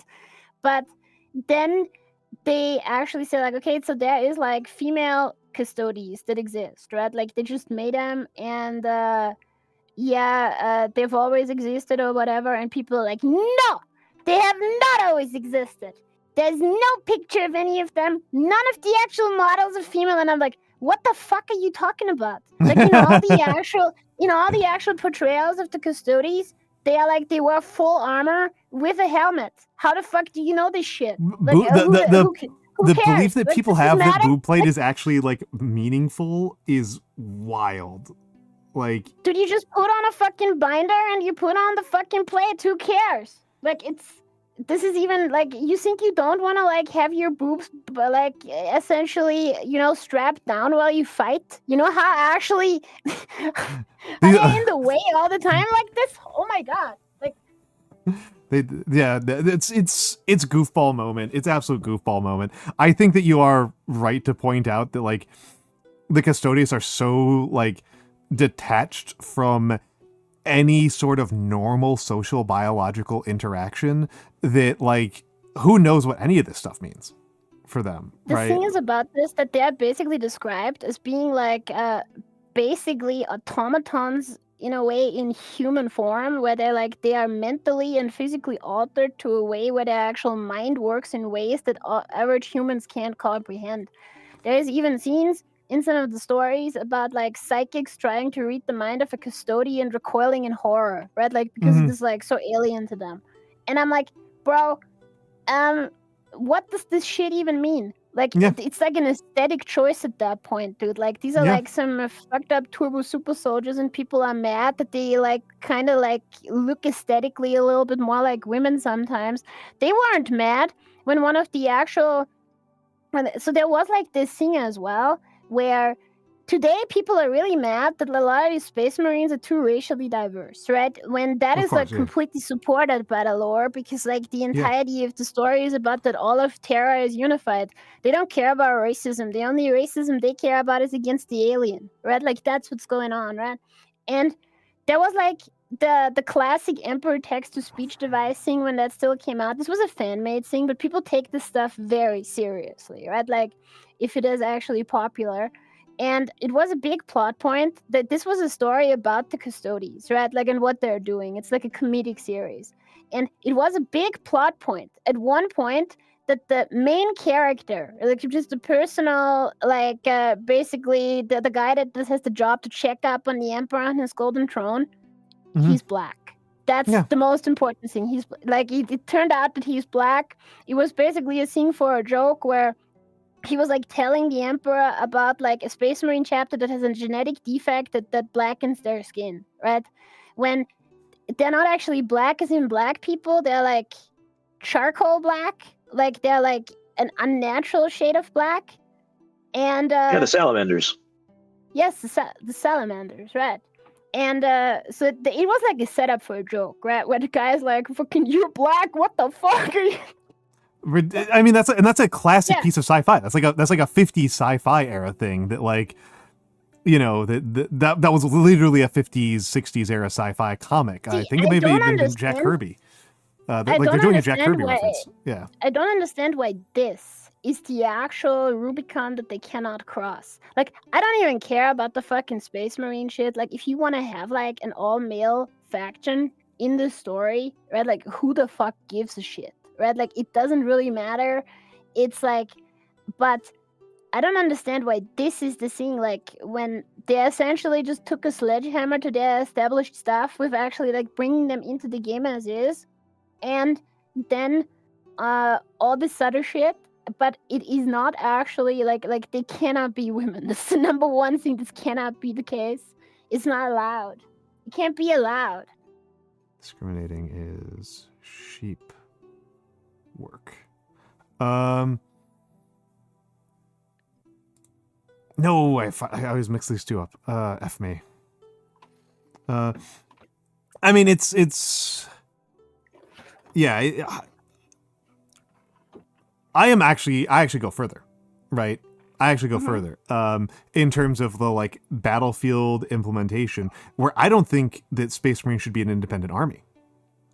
I always say this too, right? Like, the issue with Warhammer 40k is that it's not really representative of its actual like setting, so to speak. Where Space Marines are like a super rare occurrence to exist in the actual galaxy, when they're actually the most common army to be played. I actually, in old editions of Warhammer 40k, you could take Space Marine detachments in the Imperial Guard as an elite choice, right? Like, they just could come in and help you, and I think that's actually a good idea. Yeah, I think that's better. Of how to do that. But it's just I understand that they could be their own army. Like, my actual critique of Space Marines is that they're lame as fuck, right? Like, and I don't understand who thinks they're cool. But the thing that I see all the time is that the lore is like builds them up as like, oh, these are the angels of death. They're like the OP warriors of the Emperor. They have been created for battle. They're like honed weapons and all this shit. And like they're like they're and then you see them and it's just some fucking guy, right? It's just some dude like that has like it is just Arnold Schwarzenegger. It's very, very fun. This is one of those things that, like, if people are not as familiar with 40k, because I know a couple of people here are familiar with 40k in the audience, but for the people who are not, a conflict within the 40k community that is deeply, deeply funny to me as a person who mostly plays the game periodically, but has very little interest in the underlying lore, is I'll talk to people who are interested in the underlying lore but don't play the game, and they're stunned every single time I tell them that a bare minimum requirement for army building, like the minimum expectation for you to have a viable, not like tournament winning, just an army that can play the game and that not just lose instantly, is you need to be able to dumpster Space Marines at industrial quantities. This is true. Killing a Space Marine is like the actual requirement, right? Like, and not just like a Space Marine. You need to be able to kill like jobbers. You need to be able to kill like 10, 12, 20 Space Marines at a time. Like, if you can't do that, you will get tabled every single time and you'll basically not be playing the game. You just showed up to take your army off of the table. You need to be able to do that. It is not a high expectation. It is not a particularly impressive bar to be able to kill 10, 20 Space Marines at a go. It is the bare minimum expectation. And yeah, actually pretty weak fun in the game. Yeah. That's just how it is. I mean, the game is like super mismatched, but it's never been worse than with the Custodes. Like, this shit is like, wow, bro. Yeah. And it's the same with the Harlequins, honestly. Oh yeah, no, like, Harlequins are also nobody cared about that shit because they're like from an alien faction that isn't as popular, but it's the same thing where Harlequins are basically just the Custodes, but for the space elves, right? Like, it's the same thing, but they brought them in and they're like not even nearly in the way that like you would expect them. Like, the only one that qualifies as like one of their models, the Solitaire, qualifies as anywhere having that kind of power. Yeah. It's just, no, I didn't like that very much. But it's just, my problem is that Space Marines are just normal people, right? They're just guys that do things because they're so honorable and so cool and all this fucking shit. And I'm like, I don't know. I wouldn't portray them like that. Like, it's weird. I don't think it's a good idea to have them be like the characters in all your novels that actually do things and you see the inner workings of their mind, because the way that they're described is more like they're like this fucking like OP, unknowable, kind of like superhuman kind of thing that's going on there, right? They're But in described actuality, like they're just the truth is they're just a dude but bigger. They're just they're a dude, but described bigger. like There's Dr. nothing else, Manhattan. right? They're described like Dr. Manhattan-esque, and then it's like there's a part of me that thinks it's funny to have like that level of letdown. I mean, it's not only that. There's like a lot of part of like how Space Marines are described in their capabilities, and a lot of these capabilities are quite outlandish, right? Space Marines, according to the actual story, have the ability to consume another being's brain mass and gain their memories. They have the ability to shoot acid out of their mouths. What the fuck? Like that has not. They have the ability to ingest almost any material, including minerals and metals, and digest them. Like this, none of this shit is fucking represented in the game whatsoever. Amusingly, the stuff that you're describing is represented in the game. It's just represented as Tyranids.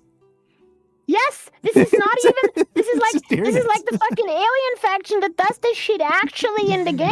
This is just fucking stupid ass shit that is in the lore that doesn't even matter. Like it's like, what is this? Like, why did this put this here? Not only this is fucking lame. Like, what the fuck? Like, I don't kind of. That is.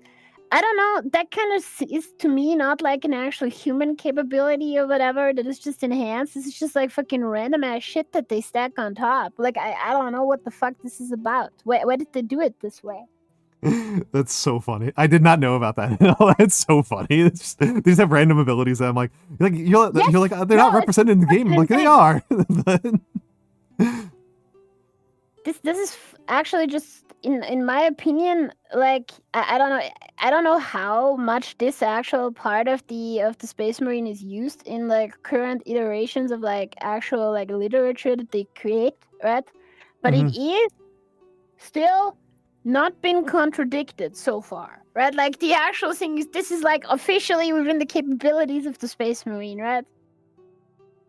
Hell yeah. And the funny part is that like if for 40k, this is just dumb.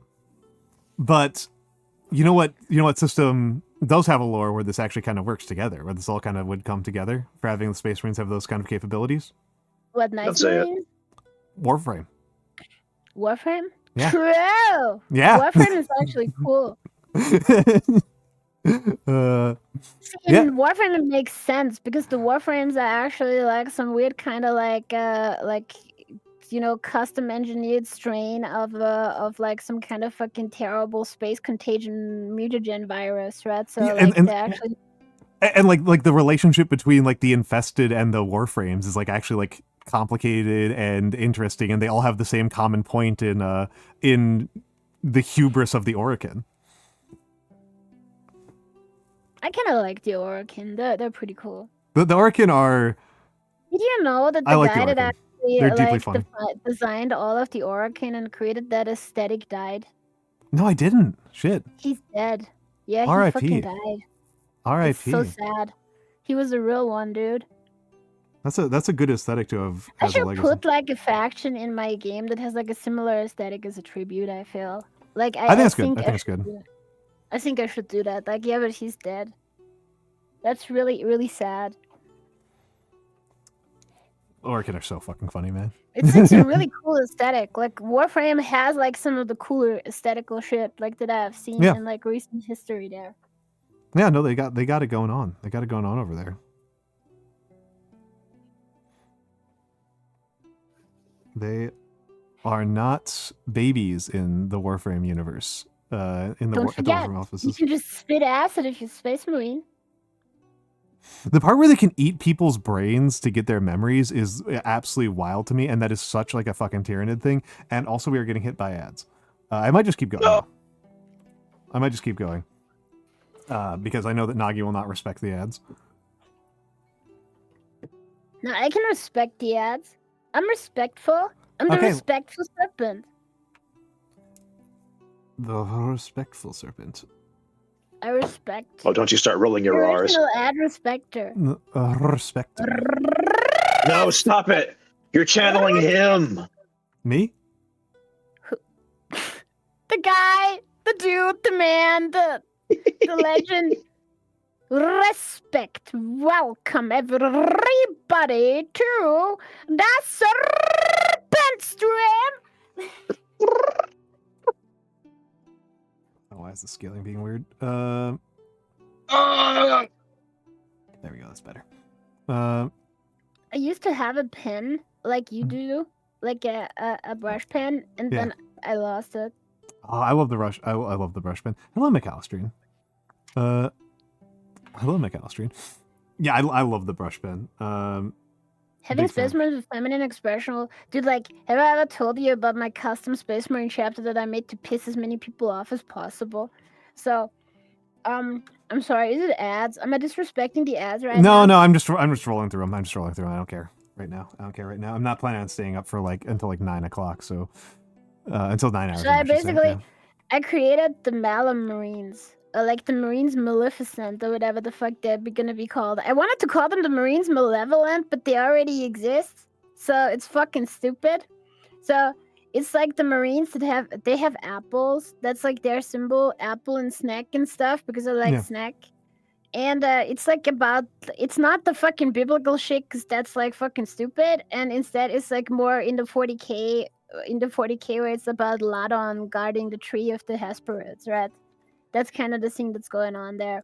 And the story about them is they have apples and shit, and it's like some secret apple that grows in their home world that is super powerful, and the apple has some kind of fucked up ability where it brings bad luck and misery to you if you take it with you.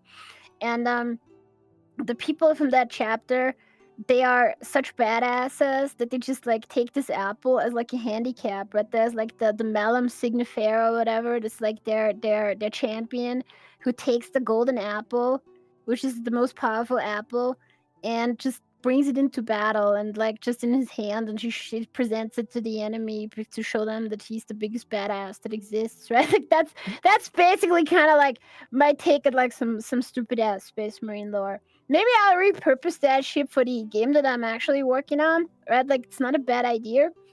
But so I basically created them in this way where it's part of the actual lore that masks are an important thing that they use as a symbol. They never show their faces to anybody, right? And so on and so forth. So I created this as like a smokescreen in a way that maybe they're like a traitor chapter that is actually the Alpha Legion or whatever the hell, like that stayed loyal instead of like going to chaos. But I actually put like tons of different fucking things into the lore of them that highly implies that maybe these are actually the female Space Marines, and because you don't know that because they never show their face to anybody. It's like they have all these things with like their actual homeworld is basically just the island of Lesbos, right? Like so, and they have all this kind of symbolism with the snake and the apple, which is like a very feminine symbol as well. So it's like I just basically created this just to piss people off and just like edge the actual fucking thing there. I don't know. I thought it was pretty funny at the time, but it's actually just stupid. I just wanted to mention this for no reason in particular. You wanted to mention it because you wanted to expiate the cringe from yourself, but in the safe environment of my stream instead of your stream. It's true. No, I would have said this in my stream too. This is also true. I will repurpose this now for the actual project I'm working on. I'll put it right in there, like inject that shit. Yeah, of course you will. I think that there's definitely a way that you can write it to make it less cringe, but I'm not sure. You just have to ask what your goals are. You know, I don't know. That's me. The thing about the faction in the game that I'm working on is that they're really cringe, like extremely cringe. What do you think the most cringe part of this faction, of this thing is that I laid out there? The one that you laid out just now? Yeah. What's the most cringe? That it was laid out by a VTuber. True.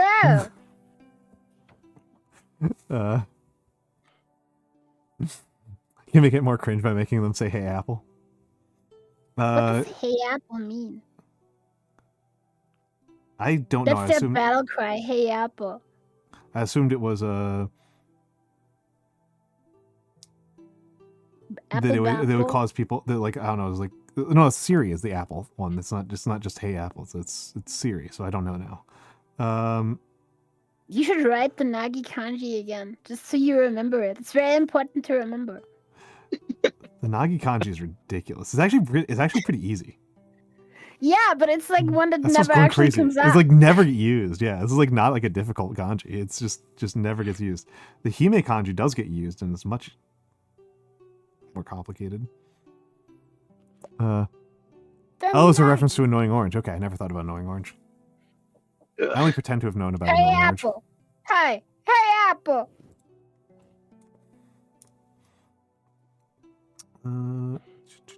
Dirty is like that. Easy. The OG VTuber. Who truly is the OG VTuber? Red the Tool Bear. Truthfully? I think the Tool Bear is like is the canonical. Dude, like no actual joke. I've been actually fucking watching Red the Tool Bear. Like before I ever knew what a VTuber was, I've been like, sometimes I just was like, hey, I need like a drill, and then I went online and I checked like reviews, because I always check reviews. And then there was Red the Tool Bear, and I just watched his video where he was talking about the Milwaukee shit. Like, and I was like, this is cool. I trust this bear implicitly, right? And then I bought it. Milwaukee. Yeah, no, the Tool Bear is a good candidate. I do like the candidate. He doesn't actually, as far as I know, he stopped doing this style. He just like actually like appears in person now. Incredible. Yeah. The mighty have fallen. I like the argument that the OG Tool Bear is. Oh my god, I can't believe I fucked that up. That the OG, not Tool Bear, the OG VTuber is the Mechanical Turk. I don't know, man. I don't know about that one, Chief. I don't know. I like that one a lot. That's good. And like all European. Well, if we're going by that, then probably the first VTuber was honestly the Brazen Bull. That's a good choice. That's a good choice. That's pretty good.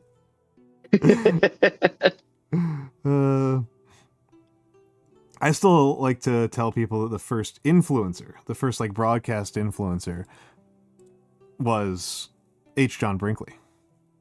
Oh, Brinkley. Brinkley. What a guy. What a fucking guy. Nog, you know Brinkley, right? I don't know shit. I'm uneducated as fuck. Okay. All right. Hear me out. If you were a dude and your performance was lacking. Is this the kind of guy that wanted you to fucking implant yourself with goat testicles? Exactly. No. He didn't want. He did. He did it. Yeah. He did it. He gave surgeries. Several times. Yeah. Man just couldn't be stopped. Loved implanting them goat testicles in people. Just loved it.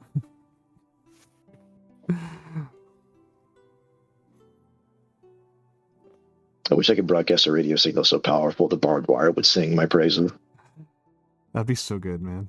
It's a shame that more people don't have barbed wire for that reason. I mean, see, if we count like people in costumes, then what about the Teletubbies? That could be a VTuber. I don't fucking know, man. Like, we've lost it. I think Sesame Street predates the Teletubbies. Yeah, the Sesame Street, like fucking Oscar the Grouch and shit. Like that could be VTuber.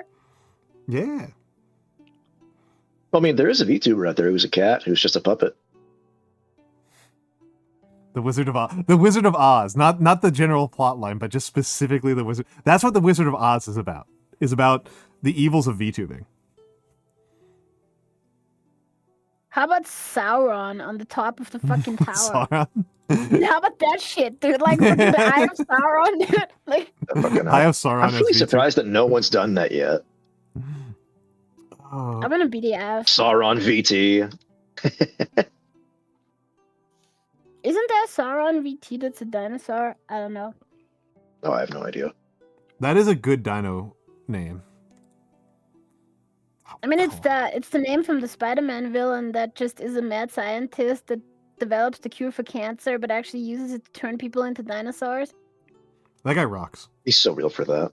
He's It's so like real for that. like the classic scene where like Peter Parker as a fellow scientist comes out and is like, "Dude, why are you doing this? With the technology you have, we could cure cancer. We could better the world." And he's like, "Why the fuck would I do that? I just want to turn people into dinosaurs." Right? It's so good. It's so good. The armies of Mordor make a little more sense now. They simp for Sauron. You're so real for that. That's so good. I literally forgot one about... of Sauron's many forms was, How about the fucking a golden-haired twink? How about the fucking the fucking operator face from Super Sentai? Do you guys know what the first recorded instance of twink death in fiction is? It's the Epic It's of Sauron. Gilgamesh. No, it's Sauron. Sauron is an episode of Twink Death. That's true. I mean, there's actual historical twink death reported from ancient Greece, dude. Oh my god, you're right. Yes, oh my god.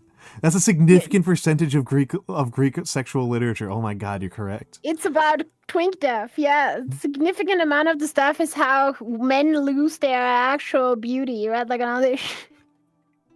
It's oh my god. Oh god. You're so correct about that. That's just so accurate. I don't know how I feel about this anymore. Hey, what do you think about naval superiority in the Mediterranean? Like the current Mediterranean? No. What? No, okay, no. now I'm lost. I'm sorry. I just wanted to ask a specialist's actual idea about this. So, the video that I made, Nyano watched, that he has been lamenting ever since, right?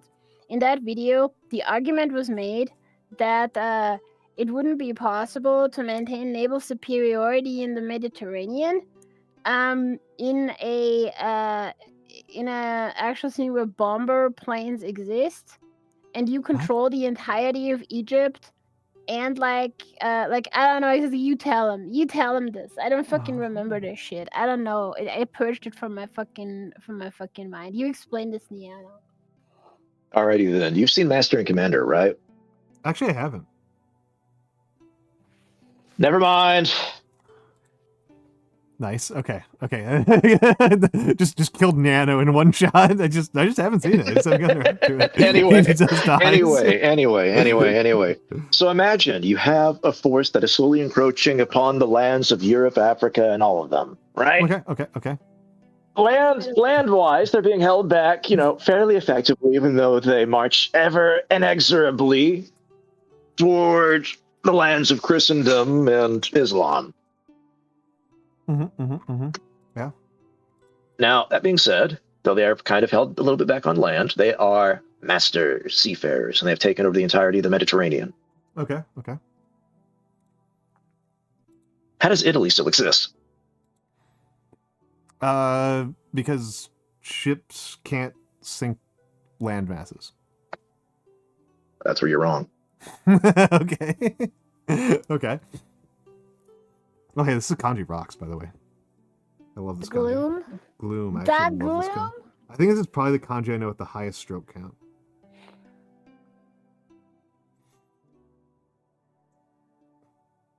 Wait, no, that's not correct. Tin can. Tree. But no. Pretty much, this fella was complaining just vociferously, just all the time, about how utterly unrealistic and how utterly the peril was just not there in this setting, because the legions of the damned could never possibly be more than maybe 150,000 people, because there's only that many truly evil people on Earth. Whoa. And there's no way they could take the Mediterranean, and there's absolutely no way that these immortal, unkillable, genetically modified, half demon fuckers could ever over the course of 800 years continue slowly expanding their domain. it's also impossible to build a naval force if there's bomber planes. You can't do it. Yeah, it's just impossible. Oh yeah, also, yeah, there's no force on Earth that has ever survived the might of the most powerful air force in the entire world. That's just weird. Yeah. That's just weird. I don't know, like... Well, this dude's a fucking idiot, so... Yeah, I don't feel like these are... The thing is, like, I want to try to engage with them because I'm on camera and I'm trying to create content, and what else am I going to do here? But it's also, like, these claims are... like, so out of nowhere that, like, I don't entirely know where to begin. Like, okay. I'm sorry. No, you're fine. So, like... Game hunting. Game hunting, yeah. It's beast, little hawk symbols, and determine. Yeah, got it. You determined the beast. Yeah, and this one I like. I have determined. Hold on, no, I did that backwards. This is... But anyway. Just, it's fucked up, man. That's fucked up how people can be this stupid. It's... I genuinely don't think it should be legal. It's a bit of a misunderstanding of how conflicts operate in general. That conflicts are predominantly diplomatic concerns. And so how do you... So, like, you've got 150,000 allegedly, according to him. Yeah. At any one time. Undead super soldiers. Mm-hmm. And so the question, Well, so like 150,000 is simultaneously a lot and not very many, but it's certainly more than enough people to have an independent country that, like, other people negotiate with and navigate, and that just kind of feels like the start point to the question is like, okay, so let's suppose we've got 150,000 evil immortals somewhere on the planet that are like an organized political unit that have interests that they're willing to defend with violent force if necessary. Like, okay, that's called like a small country. That's Liechtenstein. Yeah, it's just Liechtenstein. Yeah. Evil Liechtenstein. Yeah, it's just. Well, what if Liechtenstein was vampires again? It's Dunkelstein or Again? whatever, because Liechtenstein like means like the light rock or whatever, so it's the dark rock, Yeah. the black rock. That's Which what is it a is. company. Liechtenstein. It's just a company.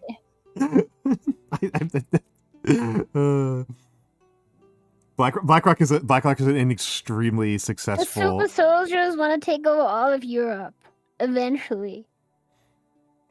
And Okay, the world. so they're immortal. So that then we actually have we're at the start of the question, right? We're literally at the start of the question. We've got 150,000 immortal beings that are evil and want to conquer Europe. What does it mean to conquer Europe? What is it? What They is wanna, it?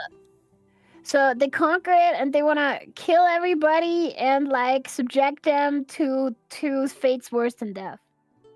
Okay, so So hold on. So they want there to be nobody in Europe, and they want to torture everybody. They want to torture a No, lot they of people. want life in Europe to be like basically unlivable, like in like a fucking weird ass equilibrium, I guess, where everybody's evil and like terrible shit happens all the time. I don't know, man. Like that's kind of like, I guess, what the implication here is, that they just want to institute a society of absolute depravity with like murder and all this kind of shit being commonplace. I'm just like Oh it my feels like it's kind of God. going between like Do they actually want political? I mean, it sounds like it's just describing Epstein Island. I am sure that they have like political goals that they could be bribed with if you just sold them a ton of people or whatever the hell that they could do stuff with. Like I'm sure there's Nagi.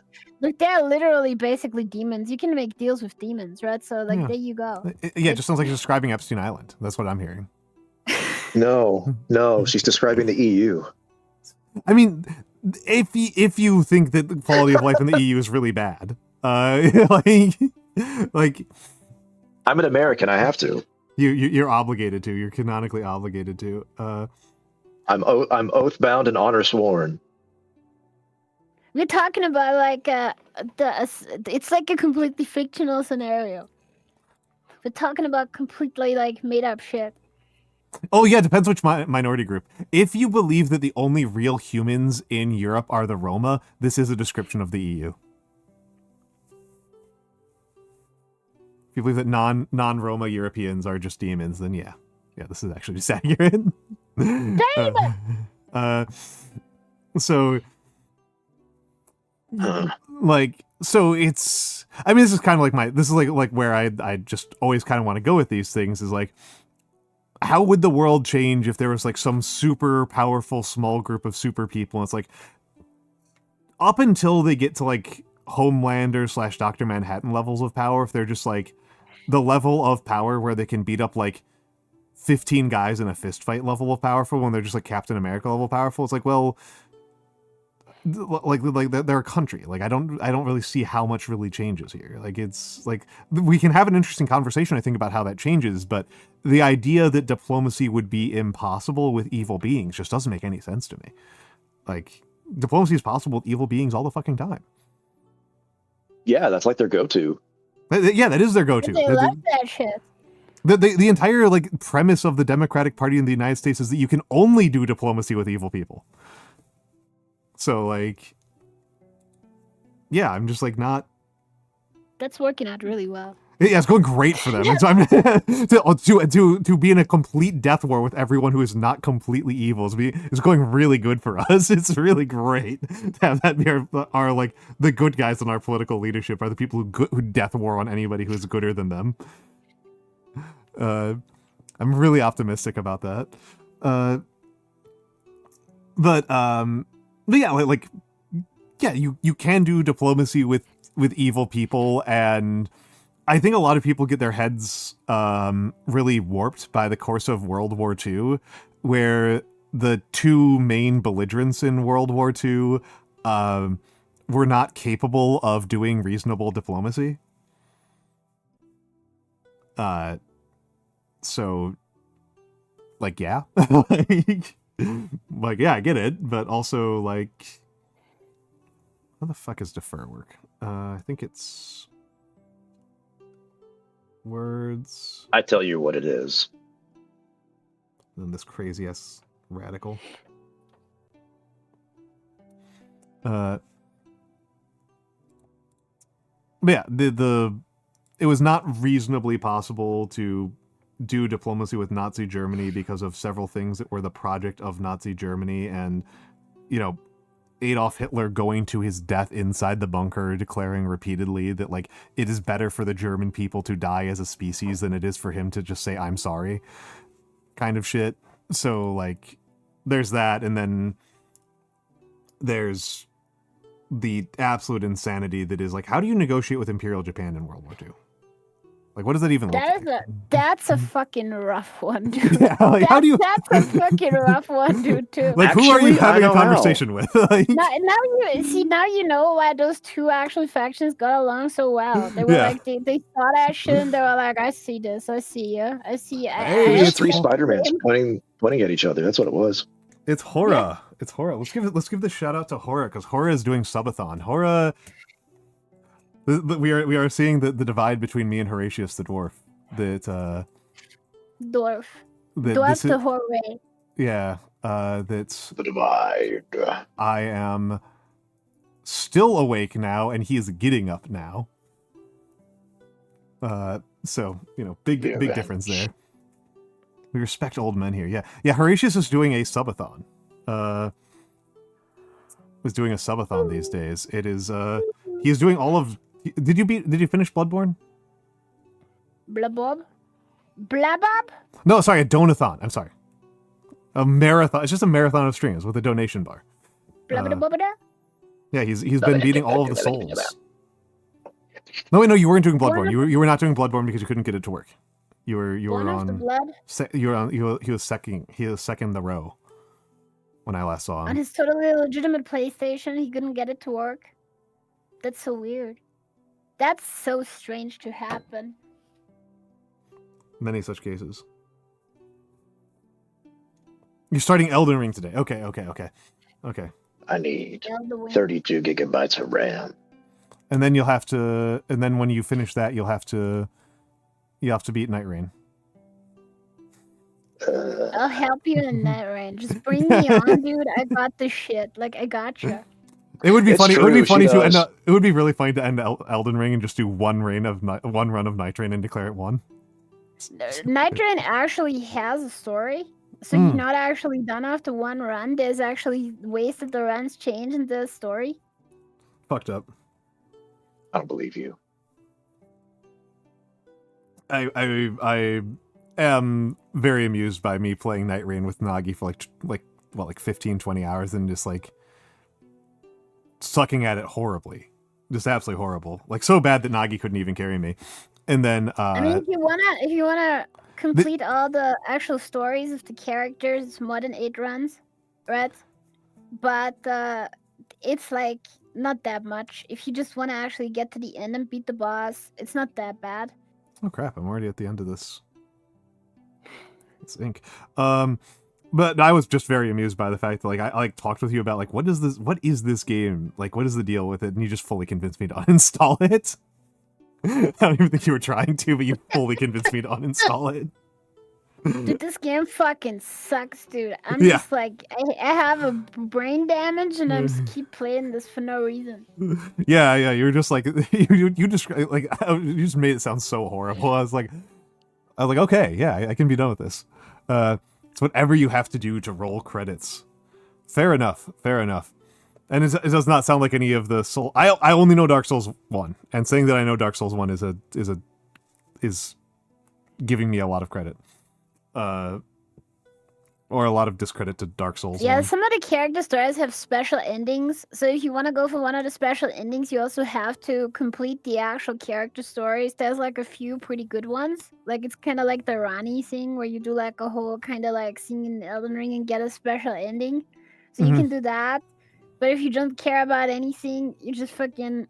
You don't even have to kill, I think, all of the Night Lords. You have to kill like 60% of them until you unlock like the big Night Lord, and then you kill it and then you're done. Yeah, Birdman doesn't have a special ending. They're just racist against birds for no reason. The Birdman story is so underwhelming. Like, it's actually so 100% underwhelming. I don't know, man. That's pretty funny that they just like it's like they made a non-human. They're just like nope. I think the best alternate ending is had by the witch. Like she has to, in my opinion, that's the best one. And then the other two alternate endings that exist are the Archer guy and like John Nightrain, right? Like the standard man. They have alternate endings too. Where the one from John Nightrain is the hardest to reach. John Night Rain. Okay, got Mr. Wilder. The Wilder is kind of John Night Rain, right? Am I accurate in that understanding? Yeah. He's John I'll Night Rain. spoil this shit. So like in Wilder's... I'm not gonna play it. I've already ending, uninstalled it, man. Yeah, you become the new Night Lord in his actual ending because he wants to extend the night for his own reasons.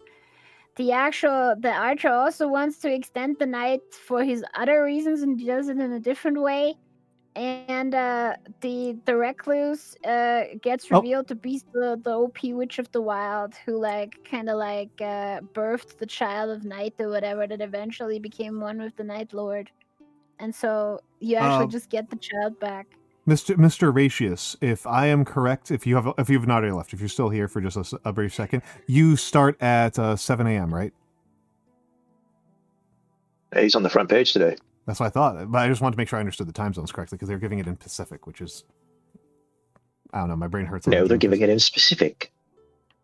They are giving it in specific, but they're also giving it in Pacific. Specific time.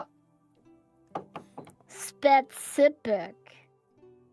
Wow, Specialist. this small marker sucks. I need to stop even trying to make that thing happen. Small marker. Check it and see. All right, we're back on lefty. We're back on left hand. Activating lefty mode. Activating lefty mode. Lefty mode definitely does hurt my brain. It's definitely like a new way of doing things. Engaging the Sinistorum drive. It's impossible. Calculating chirality score.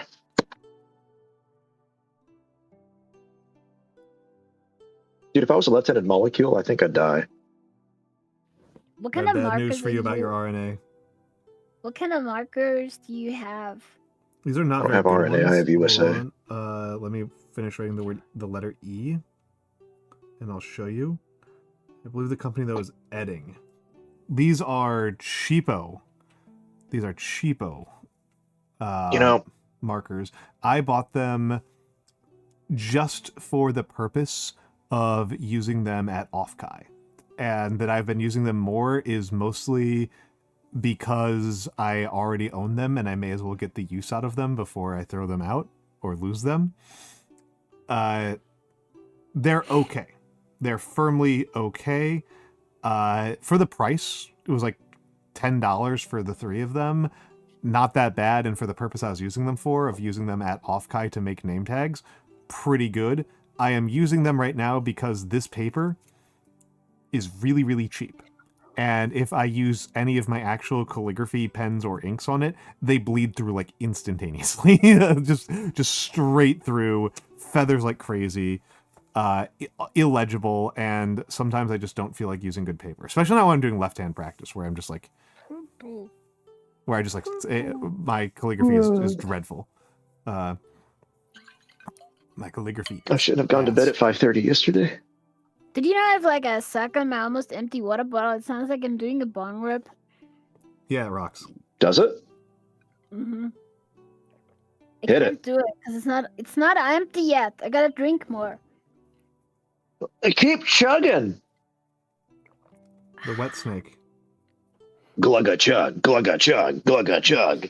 White snake's better. Better cousin. Okay, No, here that's we just go. like Here we go. another big boss. So true.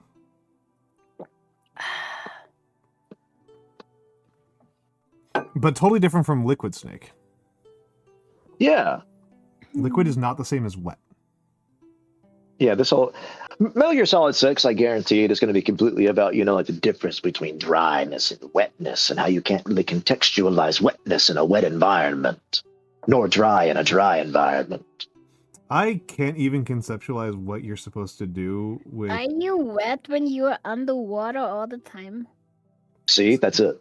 That's a great That's question. going to be the question. That's going to be what the antagonist asks. But he's going to ask it like, are you sure that you're wet when you're underwater? I can't That's how we'll speculate do it. on what a truly post-Kojima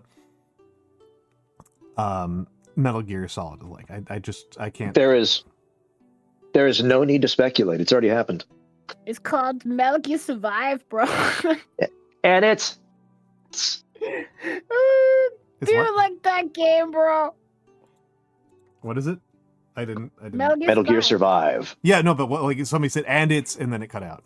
Oh, and it's ass. Oh, it's ass. Okay. I just heard like, and it's... Metal Gear Survive is basically like a weird kind of like survival game where you are in like some kind of future scenario where nanobots turn people into zombies with spikes in their head, and like there's a time loop involved where like it turns out that there's a small kid that you sent back in time that then is like the guy that has been talking to you all the entire time. The entire fucking thing is stupid and doesn't matter. It's a chore to play. It's fucking actually annoying as shit. I think it was like some weird always online bullshit, but they just killed the game by taking it down. So it's over. No more Metal Gear Survive. Metal Gear That's true. Survivant. Metal Gear Survivalist. Metal Gear Unsurvived. Metal Gear Sauceless. Metal Gear Dead. Metal Gear Non. Metal Gear Gone. Metal Gearant. Metal Gearant. Metal Gearant is really what I'm getting out of this. Metal Gearant. Dude, I'm so hungry. I want You're allowed to get food. You're allowed to bail. I can't. I don't have any food at home, and they don't sell any food because they hate me. You've got to come to New York and have some of my food. Yeah, but you're fucking vegan. I'd rather fucking starve. You've had my food. It's okay. It's okay. I just fine.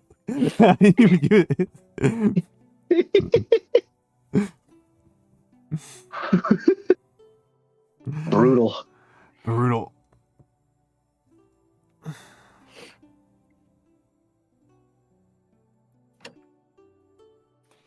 Absolutely brutal.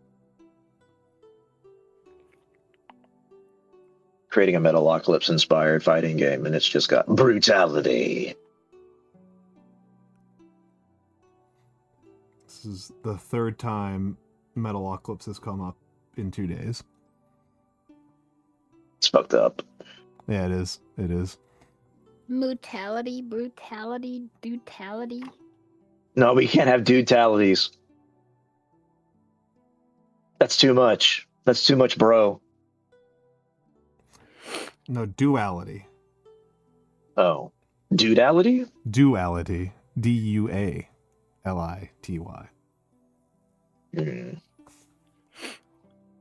That's not like a word in my vocabulary, bro. You know what a duality is? I know a dudality, bro.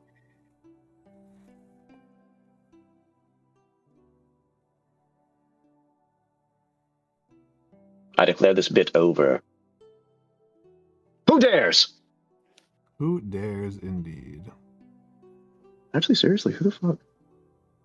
Is me. Is She me. always I'm dares. sorry. I spelled activate wrong already. Foolishness. My foolishness. Foolishness, Dante. Foolishness. I can't make my voice nasally enough to do a Virgil. Like the Foolishness, The poet? Dante. Foolishness.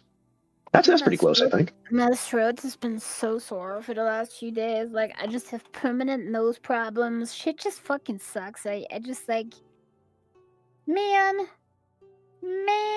we gotta give this snake. Somebody in chat who doesn't talk very often, donate your throat to Nagi. Well, no. It won't be strong enough then. It has to be a very well-used, well-worn throat. If you got a throat like an old tire.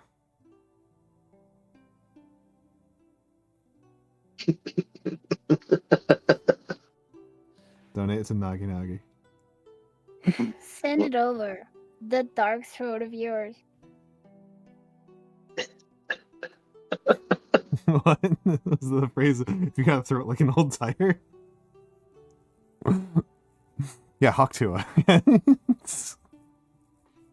Spit on that. No. Anyway, The reason I'm feeling progressively more whiny and bitchy because I'm tired, so and hungry. So I'll just go and like scavenge for like crumbs under the contact grill or whatever the fuck. I don't know what I'm doing. I'll see you guys later. Okay. Goodbye, Nagi. Thank you for right. stopping by. Bye, As Nagi. always, Be well. a pleasure. Always a pleasure to have you here.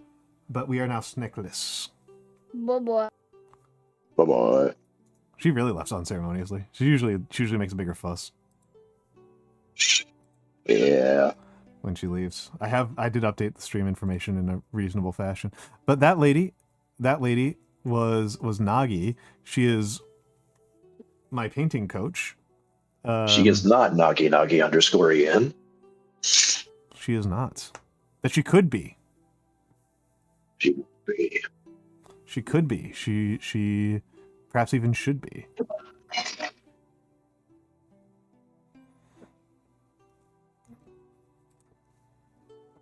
can She be only has- one hyphenated VTuber. She has that capacity. She has that capacity. Shit, I thought I overcut it. Okay. All right.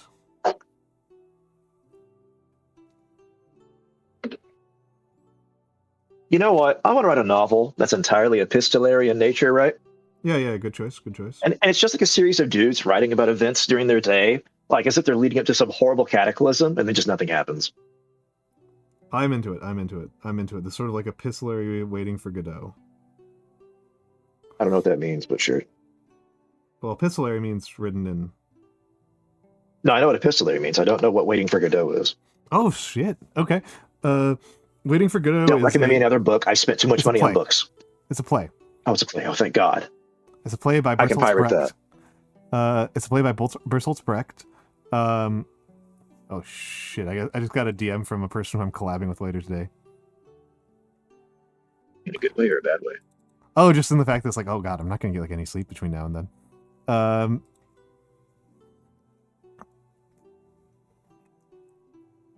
But yeah, I mean, I just told you basically. You know the entire thing now. Two guys It's a are bunch of events that look like they're leading to catastrophe, but no. not even waiting for catastrophes. Two guys are literally waiting for a third guy named Godot, and they bitch about it a lot, and they talk about other things, and they have like philosophical conversations, and Godot just never shows up. Yeah, that sounds about right. That sounds about right. Yeah.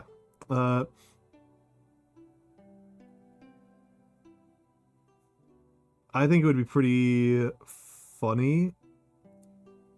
I think you could actually go further than just like it just kind of being like absurd or pointless, and have it be a bunch of people predicting the apocalypse, and the apocalypse keeps not happening. Oh, well, see, there's a problem with that. Mm-hmm. That already exists. Yeah. Yeah. Hold on, I gotta look up the magazine title. Because I was to say that's very non-fiction. That happens in non-fiction all the time.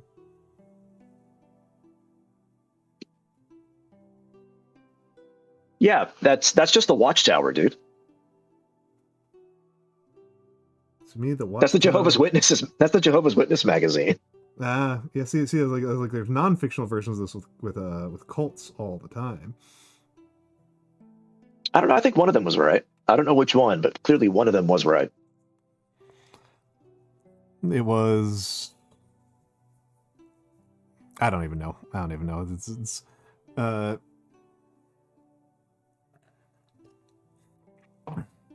just do an ominous thing where some kind of date the narrative counts backwards for when just nothing of importance happens. Yeah.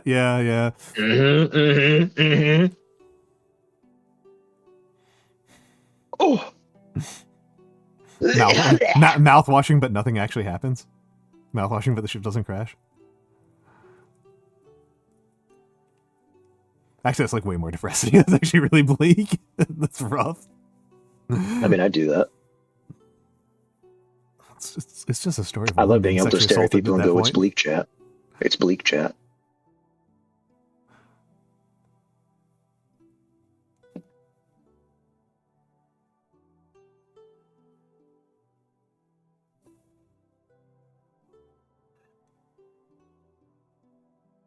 Oh wow.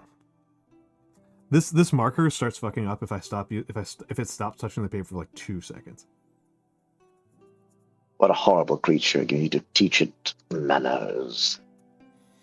I do wonder if it was like actually finally running out of ink, which would be a little bit frustrating since this is like the one that's like a good size for actually doing calligraphy with. You know, it's really strange, actually. What's up? If the only way to get markers to actually keep writing, like, consistently, was you had to teach them, like, a theory of mind. Oh, so wow, that way I they like can this. Understand the mind of, like, a page. And they understand that, oh, okay, I've got to engrave my shit on there. Okay. Hello. Okay. Hello, Inari. Hello. Hi. Let me give the shout out to Miss Reiju. I am sure my folks are familiar with the one and only Miss Inari Reiju. She is a dear friend. I think she is a much better performer than I Fox. am. Yeah, she's a fox. She's a fox. She's taller than me. So she is, if that is what you're into, she is in fact taller than me. Hello to Archibald and Shikigami Nakomata and John the Condemned Hero and Omar. And of course to Inari Reiju. Inari, Who the hell condemned my boy John? Who the hell? Who condemned him? Great question. Inari, what were you doing? Were you doing Peak? I feel like you were doing Peak, but I missed it. You're doing Final Fantasy 14. You were doing Final Fantasy 14. How was the 14 thing? The 14-athon. My name for the Raiders is Almantas. I'm a former professor of sociology and a current VTuber. I am joined here by my good and dear friend Nyanomancer. Hi, I'm made of clay today. Oh, and Inari dares? Now what the hell? This ain't fair. You just ended your stream and you come over here. Do you know what this feels like to me? Inari, you know what this feels like to me? I didn't mean to pop in. I You didn't- accidentally pressed the button. I thought you were going to say you didn't mean to raid in. I was going to be like, oh my. No. I meant 100% to raid in. I was gonna go get something before coming in here, but here I am now. Hi. You're Hello. allowed to step out and come back in. Do tell me how Final Fantasy 14 was first. Oh, I mean, we played 3 games today, so. I only saw the 14 segment. I think you were doing Peak before then. I was doing a horror game with somebody. And I did see then, that. I did see that. Yes. Yes, with Papa Yokai. Then we were doing Peak, and then we were checking out the summer event for FF. And then I cried because I couldn't do the jumping puzzle. And now I'm here. The jumping puzzles in I that gave game up. are brutal. Yeah, I gave up.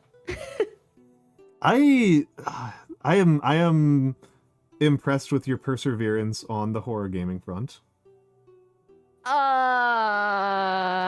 I felt that on Papa Yokai. That was hard. It was kind of like a Phasmo kind of game. It is a Phasmo kind of game, but it's a bit different, I think. So You think?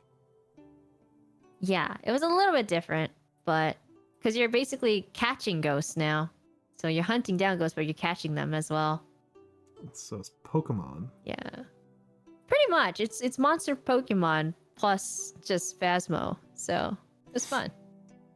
Yeah, it did seem like from what I could, from the few minutes I caught of it, it seemed like the gameplay was very much about like knowing what the ghosts were about and trying to figure out their deal and then using that to defeat them. Yes, basically. And Dude, I totally beat the shit out of a ghost with another ghost. We should play it. Phasmo? No, Pokemon? the other game I was playing today. I'm just messing with you. No. I mean, we could play Phasmo, but I mean, it's not that scary.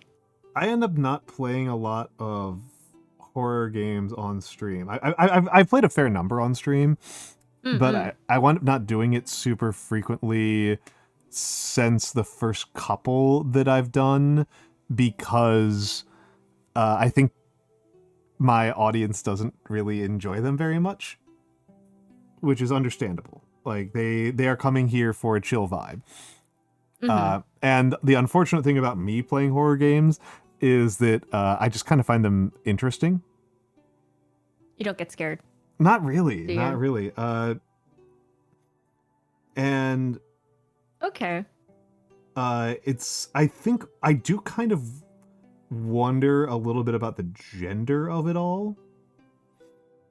That like it's not as much fun to watch like a dude in these situations. Although I do know that there are guys who do that.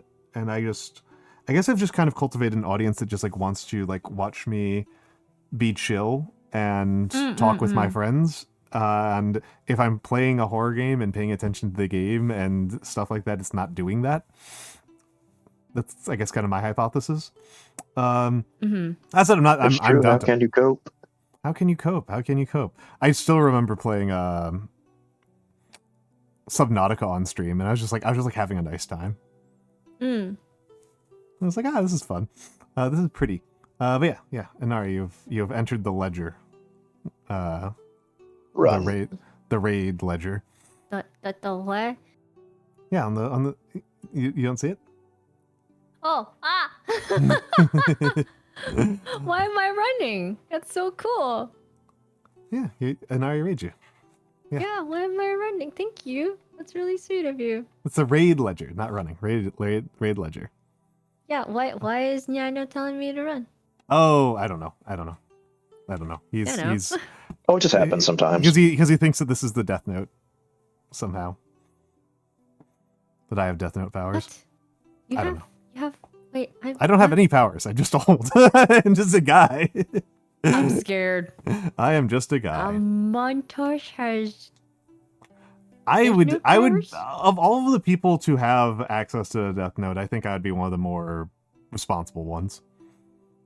I think I'd be I think I'd be a relatively non-threatening person. Agreed. Yeah. Nagi, you only become a wizard as you age if you're celibate. This is true. I fucked it up for myself. Oh. I'm sorry, I was going for a different joke there. Oh. I was implying that you've never gotten laid. But does the Death Note power scale with the intricacy of the writing? That would be strange. I don't know how that would work because the Death Note power feels pretty binary. It just kills you, right? I didn't watch Death Note. What have I told you about my raw animal magnetism? Come on, dog. You didn't tell me that you used it. But I have deployed it successfully. You're still just a kid, John, the condemned hero. You're technically not a child. You are old enough to be tried as an adult on account of being an adult, but otherwise. You're a fucking psycho. you still got a lot of growing left to do, kid. To get back in the womb, boy. Damn. Nano's coming out swinging here. Yes. But Scary. but yeah, I feel like that I didn't watch Death Note. I only know Death Note extremely vaguely via memes. Huh. I stopped watching Death Note at the chip scene. I'm not kidding. That's what I was like. This is great, and I stopped. Like, isn't I felt like the power was very. Oh, you made Nagi upset by reminding her that food exists. Start with a Netflix Death Note. Isn't that one of the worst one, Omar? Absolutely. Nice. Yes. Don't do that. Yeah, that one was horrible. The Death Note powers are like they're very binary, right? Like you just like Death Note or you don't have Death Note. Like you just kills people, right? It doesn't really like have like a you can't give somebody a Charlie horse or something, right? Oh, you can actually. You can specify how they die. Yeah. But they still die, right? You can't specify that like they still die. Yeah, you have to. Whoever's name is written in the book dies no matter what. Okay. Yes. But the way that they die, if you want to write it in a specific way, then you can. So they can die from a Charlie horse. But if you don't write anything, then they're going to die of a heart attack. Okay. Well, okay, so this is one way in which I would be somewhat irresponsible with it, is that I think it would be very difficult for me to not use, like, falling grand piano. Like, frequently. like frequently. Like... Just out of nowhere. It would be... I would really struggle to not not do that. It would be... True. Hello, Mara. Hello, Mara. Someone else dies giving them a Charlie horse. What the hell does that mean, Nagi? What the fuck is it? What does that mean? That's incomprehensible. No. It makes perfect sense. Oh, Mara is dying. I did not write your name in the Death Note that I definitely don't have. So that sounds awfully suspicious and exactly what someone who has a Death Note would say. So you could write that someone is basically giving them a Charlie horse, and then they die. Like, you don't really give other people Charlie horses. No, but you could write that, hey, this person can give this person a Charlie horse, so then this person Oh, will die in this way. Because I oh. think what Okay, Nagi so like is if I trying to wanted say- to if I wanted to just like inconvenience somebody, if I wanted to just like make like person, if I just wanted like Nyano to like have an entire day where every single time he tries to order a sandwich it comes out wrong. And then he dies. One of that just drives me to suicide. I just need to not make sure. Because that I just need to not write Nyano's name directly in it. I just need to write down all of the people who possibly could make him a sandwich and it die, but in a way that somehow causes his orders to come out wrong. Like That's horrific. yeah, that sounds really challenging. Yeah, Nagi's got it. Okay. So like, yeah, in order to inconvenience somebody with the death note, you need to kill like at least one other person. Oh my god. So you could basically what Nagi's trying to say is basically just write someone's name but not in the sense of killing them off. It's just basically write somebody else's name and then say, yeah, this person is going to get a Charlie horse every single time before this person's death throughout the day. And they will get murdered at 9 p.m. Yeah, of that day. That's horrible. It's a lot of death. It's a lot of human sacrifice involved and inconvenience. No shit, it's the death note, dog. Every single time they sit down, somebody is gonna Charlie horse them, but they are not gonna pass away. The person whose name is written will pass away. You're still but writing the it's other not person's name in singled it. out. Well, you've got to. I wonder how that works. I wonder how that, because I know that like the death note. I do remember hearing that the death note powers, are based on like your true name, which is not your name at birth. Like if you, it is apparently established canon that like if you trans yourself, your new name, your dead name no longer operates. But like, can your dead name still be used as a reference, or is that just like total gambling?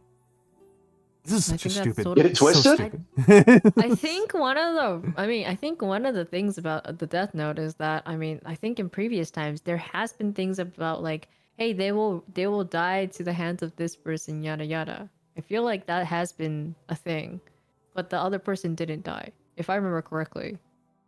So I think the main person that you want dead, and you're thinking about them, they will die, basically.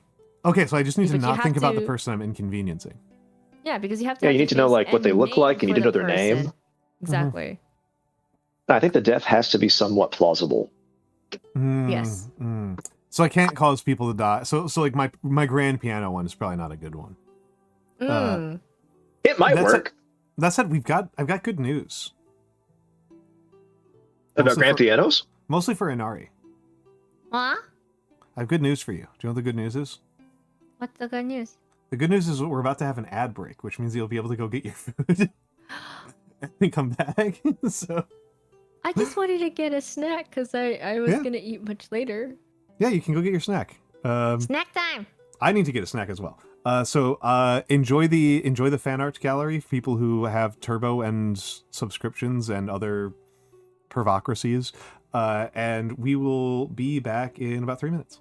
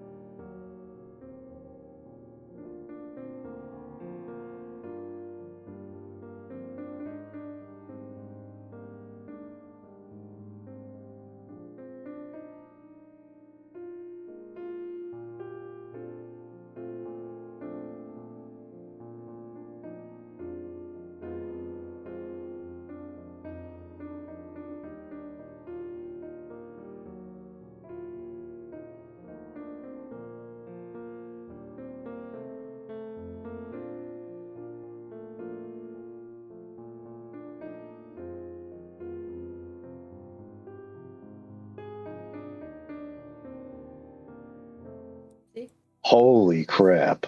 Watermelon flavor. Holy crap. That's deeply powerful. That's like Kingdom Hearts ice cream right there. That's too powerful. Yes. Sorry.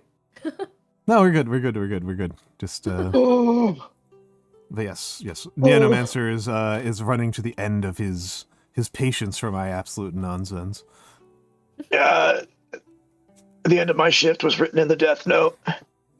no. I am going to miss you working a job that you have so little respect for that you spend like 6 hours on my stream. It's been wonderful for me personally. Yeah. I don't You even know what they my- say, you know, I what could is- rise up in the ranks and become, you know, just a dude who just sits and like plays putt-putt in his office all day. What will my channel even be if it's not just secretly the Nyanomancer channel? So true. That is so true. I'm just a silly little guy. I'm just a silly big guy. Yes, I must leave you all. I hope you all have a fantastic rest of your day. And that you remember that if you have an immortal horde of 150,000 warriors, you too can wipe out Christendom slowly. What a Bye-bye. goodbye. He was subjected to a very obnoxious fantasy, I don't even know what to call it, speculation video, and he's been mad about it for days. What the fuck? Yeah, Nagi did some brain damage to him. She does that a lot. I see. I'm sorry, I'm eating ice cream. No, please do. Please do. I am just trying to get slightly better at writing my S's, and so far, it's not looking good. I'm not gonna lie. These have been very inconsistent and weak. Yeah, Nagi's here just openly proud of having given Nyano brain damage. Having given Nyano a very specific kind of brain damage. Like I said, she does it a lot. Sanity. Yeah. Mm-hmm, Yeah. She is fond of inflicting psychic damage. I think her ability to do it to me has been pretty limited. I think I've been holding up pretty robustly against her attacks on my consciousness. That's not scary at all. I know horrors beyond human comprehension. I see. Well, you know what's the good news about horrors beyond human comprehension? I don't understand it. Don't we all not understand it though? To a point. I mean, I'm human. I am in every way human. So, oh right. Never mind. People who are smarter than me, who have beyond human comprehension, who have extra human comprehension, can be affected by them. But true. Very for true. For me, they can just kill me. I don't know how to feel about that. Whether they can just kill me? Yeah. I mean, I mean, maybe they can't. Suspicious way to say it. I feel like you would be able to outsmart some people with that. Though. I mean, that is. Because you're human. Yeah. That's. Yeah.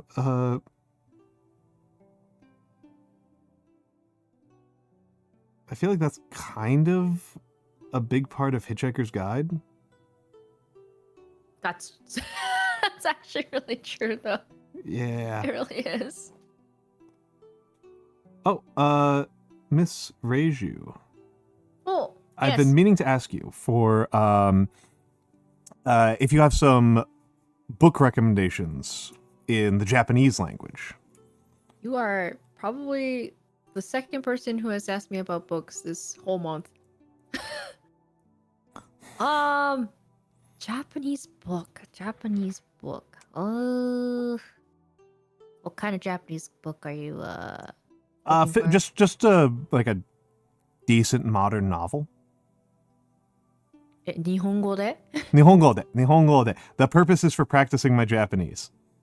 I'm trying to think of a book that would actually exist online or you can get easily. Because I've the got books I've been reading. one, which is Okay, the books I've- Bunsho, by Morai. Bunsho. Yeah. My question would be, what haven't you read in Japanese yet? Oh, in Japanese, nothing, man. Oh shit. I'm trying to think of your level right now. My level is And- relatively poor. You know this. You know this. Okay. I don't you need to want start with like a child fictional? book. No, Mhm. I know that, but do you want fiction or non-fiction? And do you want more like story-based, or are you looking for like more culture-based? What are you looking for? Okay, so what I'm looking for, non-trivially, is an excuse to practice my Japanese, right? Like passively, to pass in writing. And hold on, we've got a Kumotsune SV. Thank you for the follow. I've seen you around. Yeah, Kumo. I've seen you around. My mod. Yeah, you're mod. You're mod. Mostly the reason why I'm asking like more modern as opposed to like, because I did enjoy Daidokoro by Yoshimoto, but it's from the 80s. So you want something that's as of recent. Yeah, recently, last couple of years, so I don't pick up like weird slang or something like that. Okay. Please, Kumo, have a good night. Have a good night, Kumo. Good night, Kumo. Okay, let me go. Let me be right back. Don't stress about it too much. Don't stress about it. If you don't have a good idea in mind, don't worry about it. No. I have a few books that I picked up recently. I just wanna bring them here so that I have reference. I'll be right back. Okay.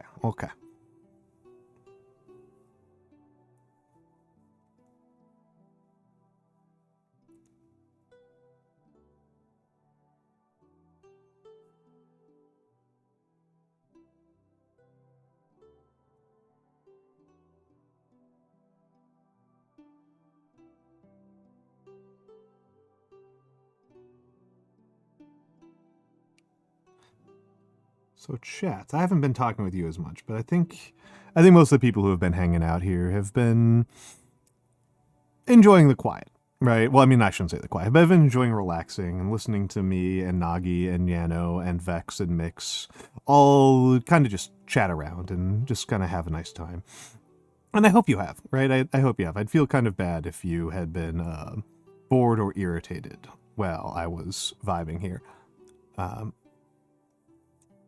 But you know, I like to engage with my chatters, and we've got a couple of questions here. Whole jar of raw tomato sauce, and now you're full and happy. It's really distressing that Europeans haven't invented salsa.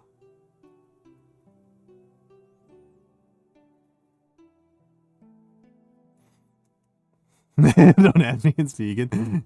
Yeah, but you could have it like, there could be garlic in there. And peppers. And onions. Make it tasty. And cilantro. God, I've got a salsa upstairs from I've got a family member who mails salsa around. I should ask her for her recipe before she dies of old age. She makes really good salsa. She makes really, really good salsa.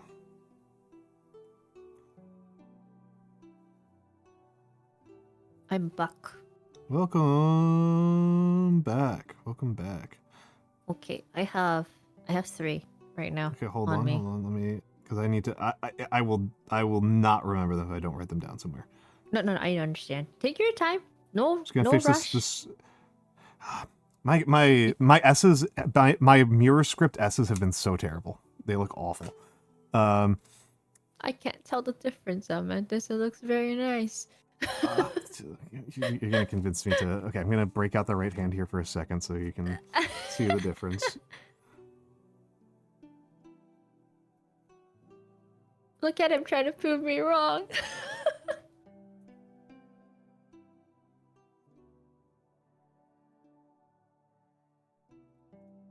He has such nice handwriting, dude. Surely you can see the difference in quality. Okay. You know what? Okay, I can see it, but it's not as bad as you think it is. It really isn't. That's not actually very reassuring, because that's a difference of like 15 years of practice. I don't like to believe that 15 years of practice didn't do very much. Nagi said unacceptable. Yeah. It's I great, do though. I do think that Nagi has big Prince Lemon Grab vibes. I just followed them. They seem like a very fun person. Nagi's so I much like fun. them I love already. Nagi. I love Nagi. Yes. But yes, so you've got 3 books. Yes. Let me. Okay, this is the way that I'll do it. I'll do it the traditional way, which is I will open up new Firefox tabs and leave them open forever. Okay.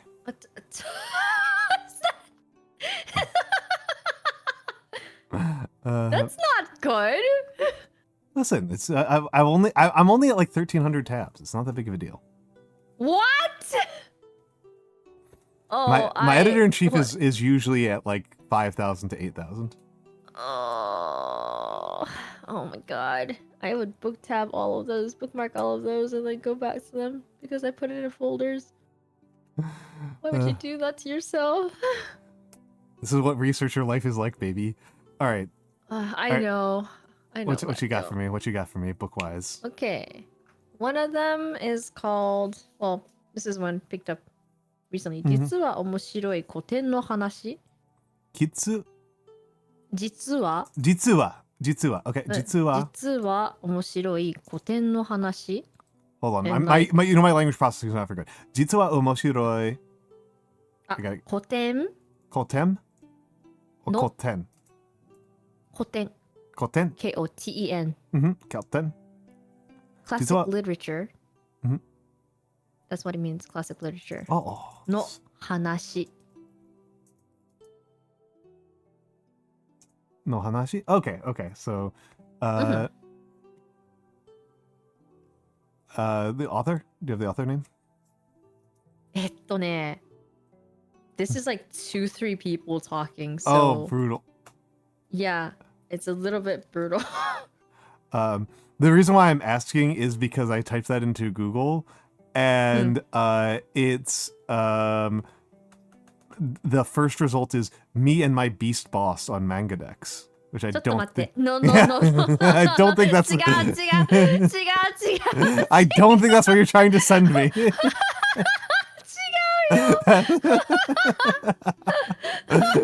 No! Oh my I god. did not think that was where you wanted me to go. So. I can send you. Okay, You might need to send me like the images or something, or with the kanji, because this is not. That's crazy. I don't think that's what you wanted. Oh no. Yeah. I just sent it to your DMs. Holy shit. No, so basically this book is going over like different classic literature, but like from a perspective of 2-3 people who are just like, why it's so. This is for people who think that classic literature, Japanese classic literature, is fucking boring. Okay. And they're trying to basically talk about each book, saying like why it's actually really good, what are the fun parts about it, and why it's so important to very up my alley. Japanese classic literature history. Very up my alley. That is actually up my alley. Yes. The truly interesting elements of classical Japanese literature. Is that how? Yes. That's a translation. Yeah. Yes, and it's very easy to read because half of it does, when it has like hard to read kanji, it does have like hiragana on the side. But Beautiful. most of it is God just bless. kanji straight up. It's just easy kanji. Well, Yeah. for me it is. But I'm pretty sure for you it's Well, really easy as well. Well, it's also the other way around. I am coming from the opposite side of the average Japanese student, where I know more kanji than I know how to read. Right. Understandable. Because I like writing and I like doing shodo, so there's a lot of Right. kanji that I know how to write and I know what they mean, and I have no idea how to pronounce them. So furigana is helpful in the other direction for me. I see. Okay. Yeah, I thought this would be up your alley, so I was just I just got this book, so that means it's like this year or last year. Okay. Yeah. Excellent. Next arigato. one is hi. Next one is, this is a book I got like a few years ago. これはどれだろうな。ちょっと待ってね。I'm trying to make sure that this is the author name because some authors are kind of weird. Okay. Okay, we're good. 日本人のおもてなし。おもてなし。そう、練習帳。Hold on. 日本人のいもとなし。おもてなし。おもてなし。おもてなし。うん、おもてなし練習帳。あ、習帳。練習帳。Yeah. And the author is よしこ松平。よしどよしこ。よしこ。Yeah, 松平。松平。平。Yeah. Okay. And basically the English title is What's Omotenashi? But the What is whole book is talking about hospitality in Japan. But then like a newer hospitality in Japan. And this is mainly for Japanese people who do not know what traditional Japanese omotenashi ways are. But it's a very interesting read. I really like this. Okay. Because it talks about like at home, like, you know, and then when you're bringing somebody as a guest, ocha to okashi, which means basically like what is the reason why you're, you know how like in tea ceremony they do the tea and the stack thing. So it's kind of like that, but then in modern times. And then like they have like, oh, okay, like if you're going out to dinner, like what exactly is the best way during business to conduct yourself?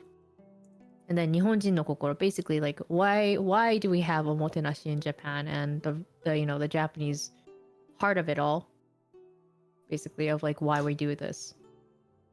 I thought it was interesting.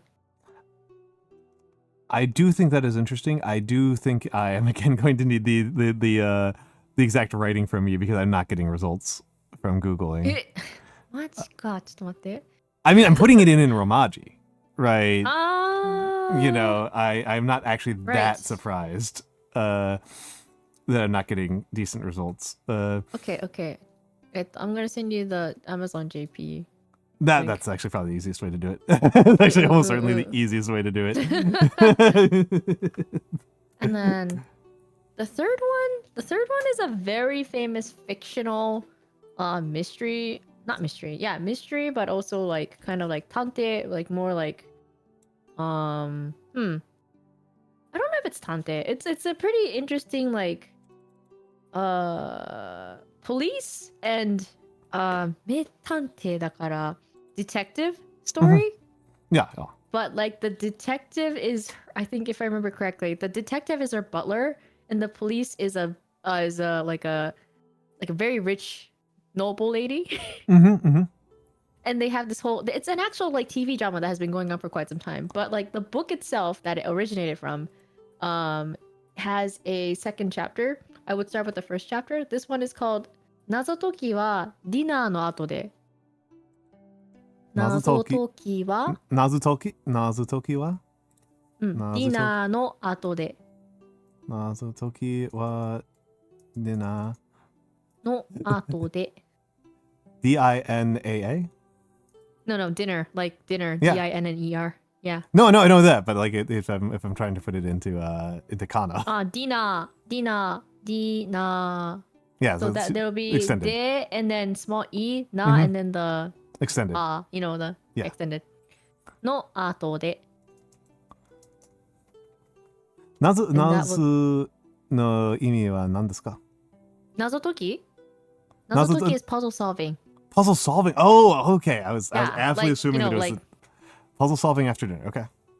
Yeah, puzzle solving after dinner, basically. But it's like, solving, issues, stuff like that, basically. After dinner is the title of the book. And it's by Higashigawa Tokuya. That's one I was able to find. This one I was able to find. This is one very, finally very worked. popular. Finally, I got one to work. Yes, Finally. this one is very popular. It has there's a TV drama after it, which is really good, but the book itself is also really good. So I recommend reading it for sure. This is once again a case where I look at the translation into English of a title and I'm just like instantly annoyed by the fact that like I can come up with better titles, like from an English speaker's perspective. Because like the official translation title for it is The Dinner Table Detective. Ew. Yeah, I know, right? That's like bad. Why? It's like actively bad. The one that I've never gotten over is Attack on Titan. Oh, Shingeki no Kyojin. Yeah, it's Attack of Titans. Like Yes, it's just like it's so. not Attack on Titan. It's Attack of Titan. You're correct. Yeah. It's very weird. You know, there's a million different ways you can make it, and there's a part of me that's wondering if like they're deliberately making it like awkward English because of like Orientalists' notions of Asian people speaking English poorly. I don't know. Well, because like you know, just to give an example, it's like a little bit more harsher and more straightforward. Right. Chinese American menus. Right. It's a common belief among Chinese American restaurant owners that if you misspell items on the menu, American white people will pay more. Yeah, that's yeah. a weird thing, but I feel like it's true. Mm-hmm. It certainly, I understand why somebody would believe that. I don't know what the marketing actual data underneath it is, or if there is any, but I can absolutely believe that white people look at a Chinese menu that has misspellings or mistakes on it and assumes that that means a higher degree of authenticity and seriousness and higher quality food. And I am wondering if we're seeing like a version of that. Because like The Dinner Table Detective. Why? It's not even that title. I mean, sure, it is the dinner table detective, but like she's not the detective. The butler's the detective and the girl is the police. That doesn't make much sense to me. Yeah, like it doesn't even like work. It's like actually misleading to somebody who gets invested. It's very frustrating. It is. I hate that. I don't and they're like saying, that. yeah, the Wikipedia says literally the after dinner mysteries, which is like, yeah, that's okay. That's okay. I think we can punch that off. That's a better name. It's a better name. It's at least like not actively misleading. No. But it's exactly how it's supposed to be, you know? But like That's it's so you know weird. like after dinner hyphen mystery is like would be like a more traditional way for an American to possibly title it, or yeah. We eat then we solve. Yeah. Like there's a lot of ways we could do this. Yeah. And The Dinner Table Detective sucks so much. No, After Dinner Mysteries is a lot better title than that. Yeah. Like that. Why would they do that? I don't understand. I'm also particularly driven mad by Delicious in Dungeon. Oh Jesus Christ! Don't even. Where it's get just me started literally on just that. Delicious Dungeon is already better. I know. Just literally Why? better. Just Delicious Dungeon is Why? already really good. Which I think was the fan translation. I think that was the fan translated title. It was. Yeah, back when there was no official. It was Delicious Dungeon. It was just Why did Delicious you have to Dungeon, which is put in? good. Yeah, which is just good. Like that's a Why? good title. Delicious Dungeon is a good title. I don't know what the hell is wrong with people here. I don't know. I don't know. I don't want to know. And it's not replicating like the Japanese styling, because if you've ever seen the titles to like Demon Slayer things, like they're insane in the Japanese. Yeah. They've got like they're using like grammar markers that, like I've never even thought of using. Like they're going do. hog wild in that. They are. Yeah, it's and it's so I don't know. I don't get it. I'm wondering if like the motivation here is not like some sort of, like I said, orientalizing issue, right? Like that, like weebs won't believe that they're getting the genuine article if they get a high quality product. I guess that's still weird though. I feel like for Shingeki no Kyojin, like when they translated it, you know, to Attack on Titan, Like, I feel like they felt like the audience outside would understand it better in the sense of Attack on Titan because they're attacking the Titans, you know? Maybe, but And like, like the main focus, I feel like, was not on the Titans. I know, like, I'm not gonna do spoilers, but I know that changes in the middle of the story. But like, a lot of the focus was on the humans, and that's probably the reason why they did it as Attack on Titan. maybe. I don't know. That series is weird to me. I didn't enjoy it very much because I thought it was boring. The manga is pretty rough. Like, I know there's a cult following, there's a lot of people, there's a huge fan base. Hot take, I don't really like Attack on Titan, nor did I Yeah. really like the anime itself. The first season was okay, but because I've read the actual manga, I was like, this is not great. Like, it's not one of my favorite animes, that's for sure, and it's not one of my Yeah. favorite mangas out there. I thought it was. I watched the first 2 seasons of the anime, and I thought it was pretty dull. And then I Confused tapped the out. heck out of me. It The later chapters and the later episodes confused the fuck out of me. I didn't understand what it was basically about. Like, I got it, but at the same time I was like, but why?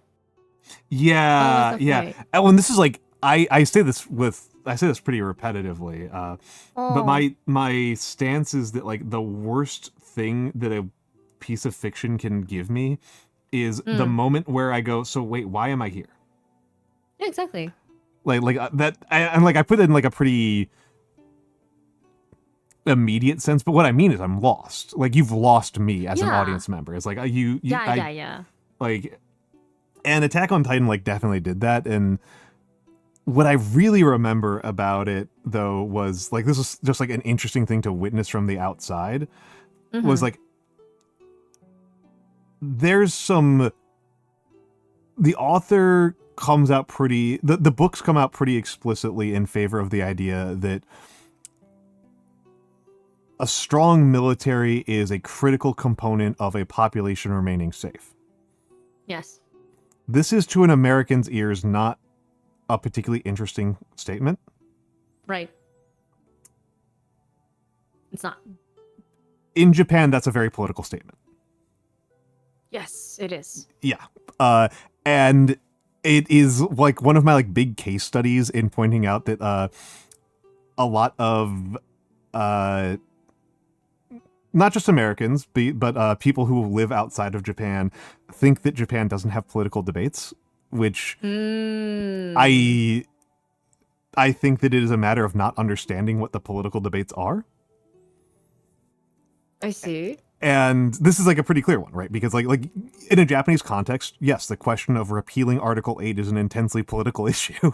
Yeah, Like- that's a whole totally different thing. Yeah.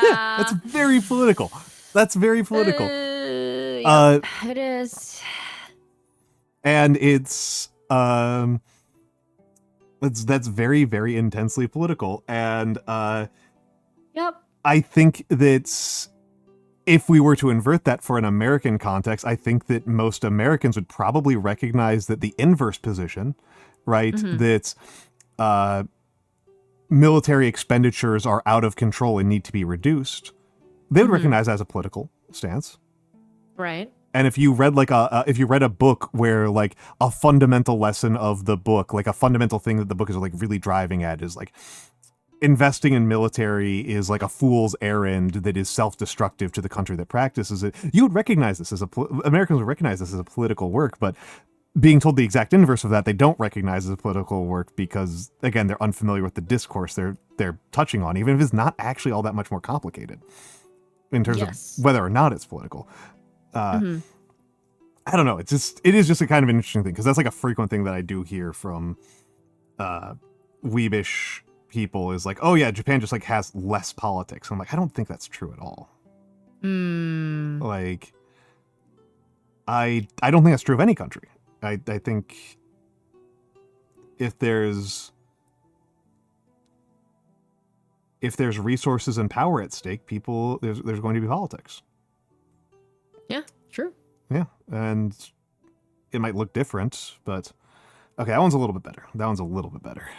getting there. That one's better. Yeah. That one's better. That one's better. I'm still like really shaky. Right, like I still don't have like the stability and the consistency with the left hand. I that I do think with my it's right. good, so I don't know how to. It's okay. It's okay. It's okay. It is kind of but I understand the art of it, and I understand like how it's like, oh, you know, this is shaky. This looks bad. You know, like I completely understand that though. But as your friend, I'm saying it looks good. It does. Right, chat? It looks good. You're being very sweet, Inari. You're being very sweet. You're being a bit too hard on yourself, Almantas. You think this is me being hard on myself? Jesus. Oh, I know. Yeah. I was like, oh boy, do I know. This is like 1%. This is me know. this is me just trying to refine my technique. This is not. I don't feel like I'm being hard on myself at all. I'm just trying to refine. I'm just trying to improve. And I think I'm kind of catching on. Like I can get the first stroke fairly consistently, but my pulling is when I do a reposition and pull, I'm shaky. I'm losing some of the stability. Hello, Tayamichi. Hello, Tayamichi. Tayamichi good. Tayamichi good. Tayamichi's a good fellow. Good. Tayamichi great. Let's go. But yeah, it's I don't know. Yeah, I have been working on my Japanese a bit, but as you know, I'm not very good still. I think your Japanese is better than like half the people that I know. Of course, it needs more improvement. I was about to follow up with a like, wait a second. I think the vast majority of people don't speak any Japanese. At least in VTubing, I think I fall below people who don't. As of recent, there has been more people that actually speak Japanese around me, more than like half the people that I know speak Japanese now. It's like that I know for VTubing. It's kind of scary. Including gaijin? More than half the gaijin, including foreigners. Actually, they're all gaijin. All gaijin. Okay, None of them are Haku's not gaijin, right? Haku is gaijin. Haku's gaijin? Haku is not Japanese. 違うよ. He's another Asian. He's not Japanese. 違う。I guess Japanese is not even his first language. Fuck me. 違うよ. 違うよ. He's Canadian. ごめん、Haku. He's Canadian and not Japanese. I knew he was. I can't say where he's from, but don't. But he's definitely not Japanese. This is the reason why I always call him ise Nihonjin.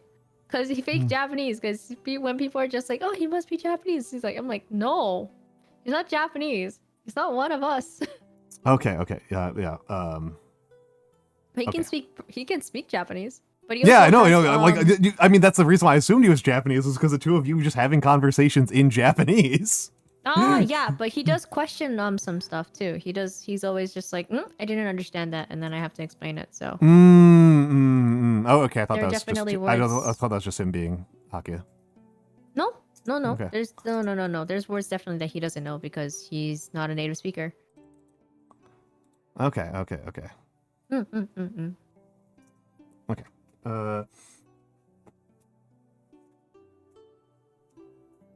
But thank you, Tayamichi. I feel like it still has a long way to go. I feel like it still has a long way to go. But this has been fun to learn, I'm not gonna lie. And I will say I'm much better with the calligraphy pen than I am trying to do brushwork left-handed. Brushwork left-handed is I have to I also have to think super hard whenever I do it. Okay, so hold on. I need to think. I need to literally I'm literally gonna do it in my head, and then have to think it through. Okay, hold on. This might not even work. Let's see, that's really rough.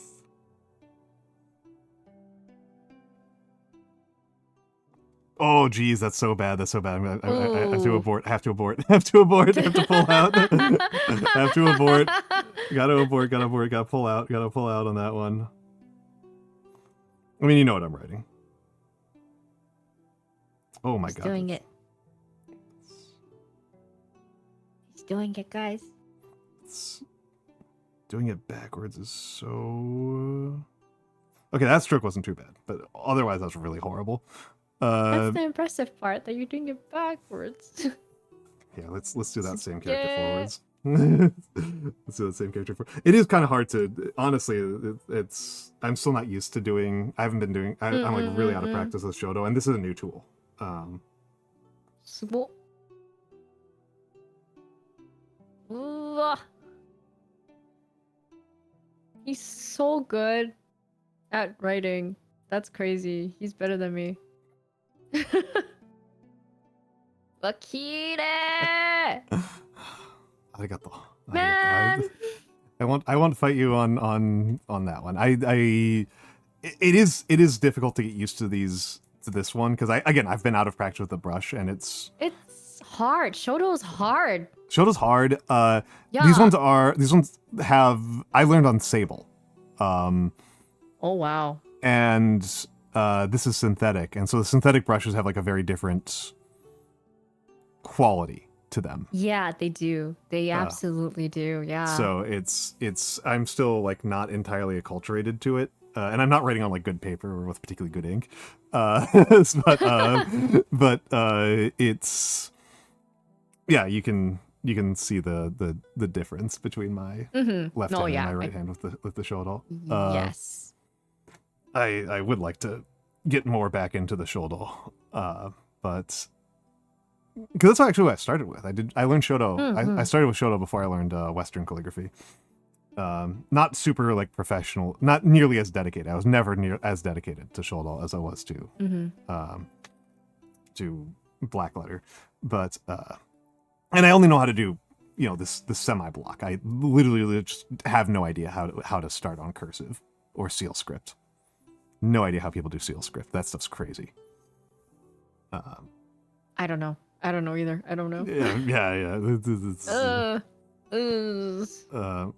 But yeah, I rather like Shoto. I like working with the brushes. I genuinely do. It's one of those things that's always very funny to me. Is I just like can't really imagine doing digital art because like so much of what I enjoy about the stuff that I'm doing is the tools and the materials. It's the hands-on experience, basically, It's the of hands-on. like using those tools, and I completely understand that. I think I have this thing where it's just like, I told you I do art, right? I used to do art, but like, I don't really like digital art. I did a lot more still life art. I used to use a lot of charcoals, charcoal pens, I guess watercolors and pencils, basically, like different color pencils. Color pencils, different pencils. And it's a lot more like, I feel like hands-on for me is a lot more better than like, I think digital. I'm not saying digital's bad. For people who can do digital art, it's great. I mean, like, I love people who can do digital art. But to me, it's like, for myself and my brain, for some reason, it just doesn't compute well.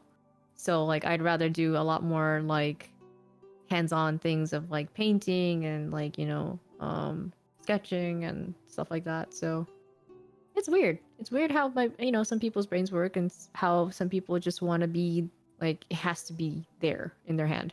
Yeah. Well, it's for me, I'm kind of prioritizing like the sensation of doing it over the appearance. I don't have like a vision in this is like a reason why I'm not even entirely sure how much I should self-identify as an artist. Is like, I don't have like a vision in my head that I'm trying to translate onto the screen. I'm seeing what happens with the tools that I'm working with, which is, I do understand that in art philosophy that's actually I think considered somewhat okay, but I know quite a few people who are very much of the stance that like art is the act of trying to translate something inside your head onto the page, rather than, I relate very much to a thing an old sculptor said, which is that like the marble has the statue inside it and I'm just trying to find the statue with the chisel. Which is a very different very different way of thinking about it, right? And like, if I am doing digital, I just because again, I don't really have like a vision of what I want to complete that I'm trying to do. Right. And especially not when you look at what I'm doing right now, where I'm just drawing S's over and over again. I'm just writing the letter S over and over again and just trying to see if I can get my hand to cooperate. I see. There is a place where I'm just flat out making a mistake that you can see on this one that I'm actually see. This is actually something that's kind of a cool experience here. Is that I might need something more fine than this pencil to point with. I don't have a toothpick to point with. I do have a pen. So this is the way that I make my S's, right? Where like I do this spine stroke and then a second spine. And then I come up from the spine and pull across. But here I just didn't make the spine long enough, and then I just projected out from where I wanted the spine to have been in the first place. And I actually think that negative space is kind of cool. I might be integrating that into future work. Hey, Kara. Hi, Kara. Hi, Kara. Hello.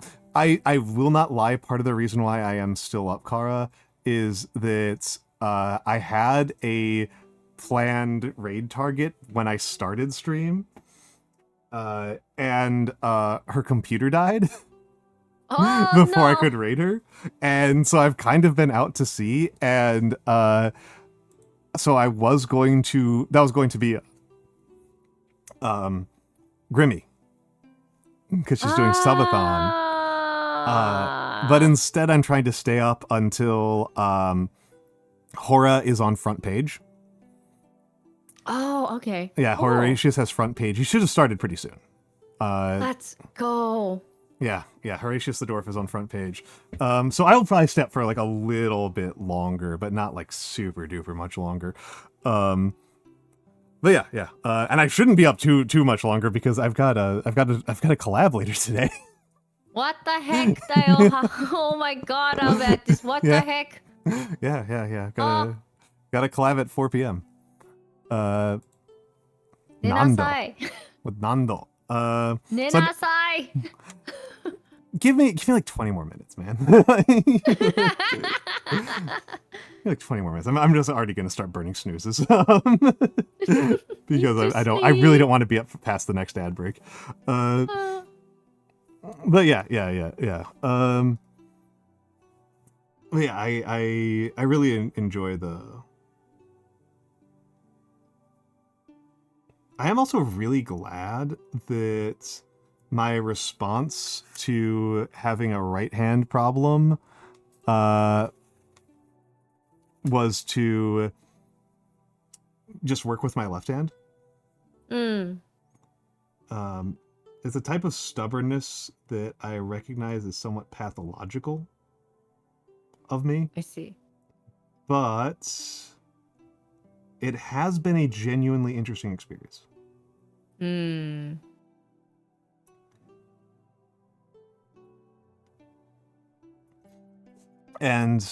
I'm sure that Inari has heard my motto, though she may not conceptualize of it as a motto. Which is, I like being bad at things, because then that means I've got lots of room to improve. Right. So. That's a motto. Yeah. I think that's a motto. Yeah. Yeah. Being bad at things means you can be better. And, that means that, you self-conscious, like you are self-conscious about what you want to improve as a person and what skills you want to improve. So that's good. Yeah. That's never bad. Yeah. Unless you're speaking bad about yourself, then I'm gonna come and, have to hammer cheese into your face. Please don't, I'm vegan. I know, exactly. Exactly. How about the veggie cheese? Some are pretty good. Some are not. Most are not. No, Most are not. no, to throw in your face, Almantas. No, then I'd be much less offended. I would be much less. I would be much less offended. I would not throw normal cheese in your face, knowing. I would be pretty upset with you. If you did that. I would never definitely do take that. I would definitely take that as a pretty pointed insult.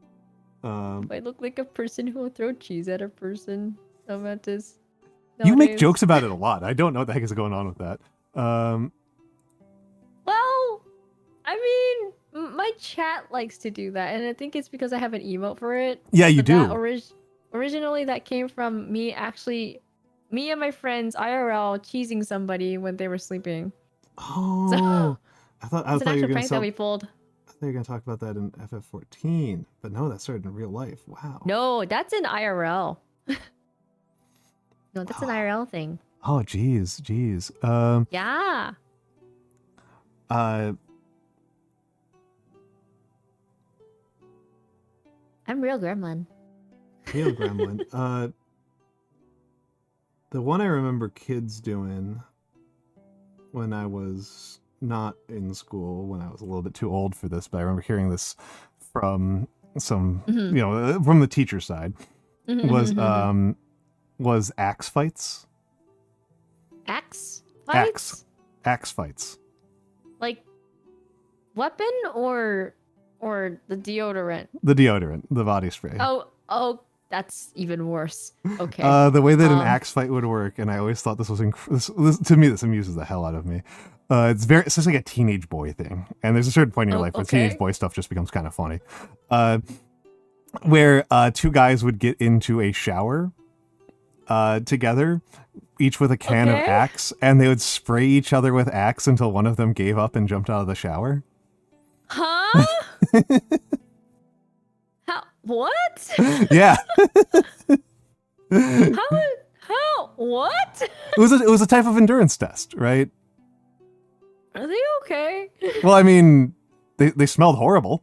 They smelled absolutely horrid. Yeah, for sure. But what the heck? Smelled absolutely horrid. Yeah. Wow. But wow. I don't know how to feel about that. I mean, I can tell dumber ones, but that one. Oh. I might leave them for off of. You don't know something? Whoa! Wait, what? Oh. Whoa! Wait, do they not make Axe anymore? No, they do. They absolutely make Axe. Kara, are you trying to give me an Inari heart attacks by saying that you don't know what Axe is? Kara. That wasn't sarcastic. I'm just accusing you of being a baby. I'm just accusing you of being a baby. That's not sarcastic at all. Child, what? What do you mean? I'm scared now. What? Oh, I mean, yeah, Axe Fights is a specific institution. I don't even know if that was like culturally widespread at any point. I don't know if that was like ever like a big thing. Like don't worry about that. I was scared for a moment. I was like, what? That's no. I was like, oh my god, no way.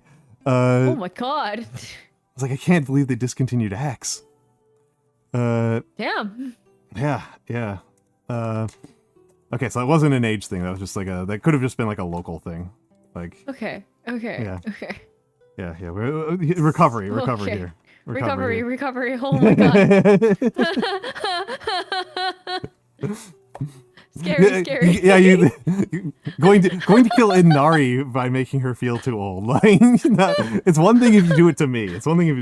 Like, that's whatever. Like, holy. I've gotten used to this. My, the pop music that was popular when I was a kid was like Grateful Dead and stuff like that. I was scared for a second. I was like, I'm not that old, am I? What the heck? X is still around. What? Oh.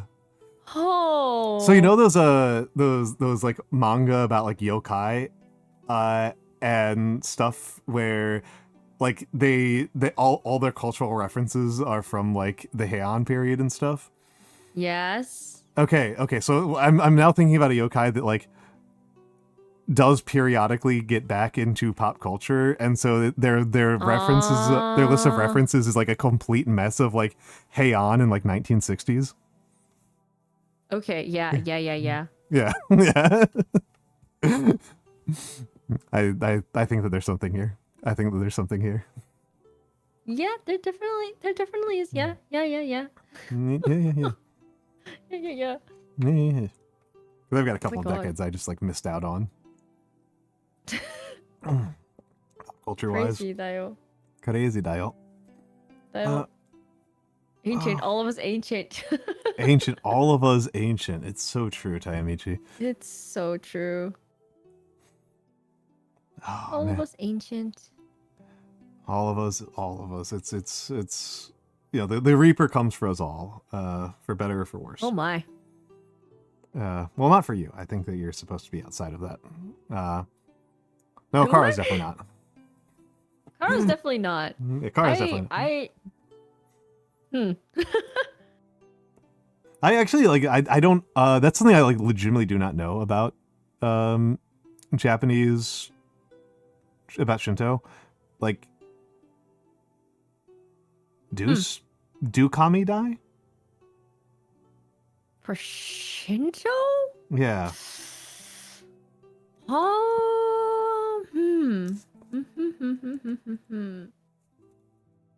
I don't know. I actually don't know about that. Because like it's a plot point in Mononoke.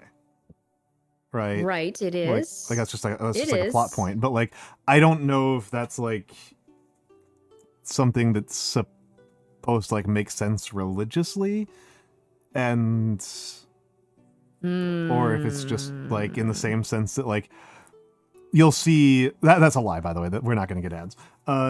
You'll see like various forms of media where people talk about killing like the Christian God, which isn't even like a coherent concept. Right, like the normal, the way that most Christians conceive of God, it doesn't even make sense because it's a transcendental being. Like, what are you talking about? Like that's just gibberish. But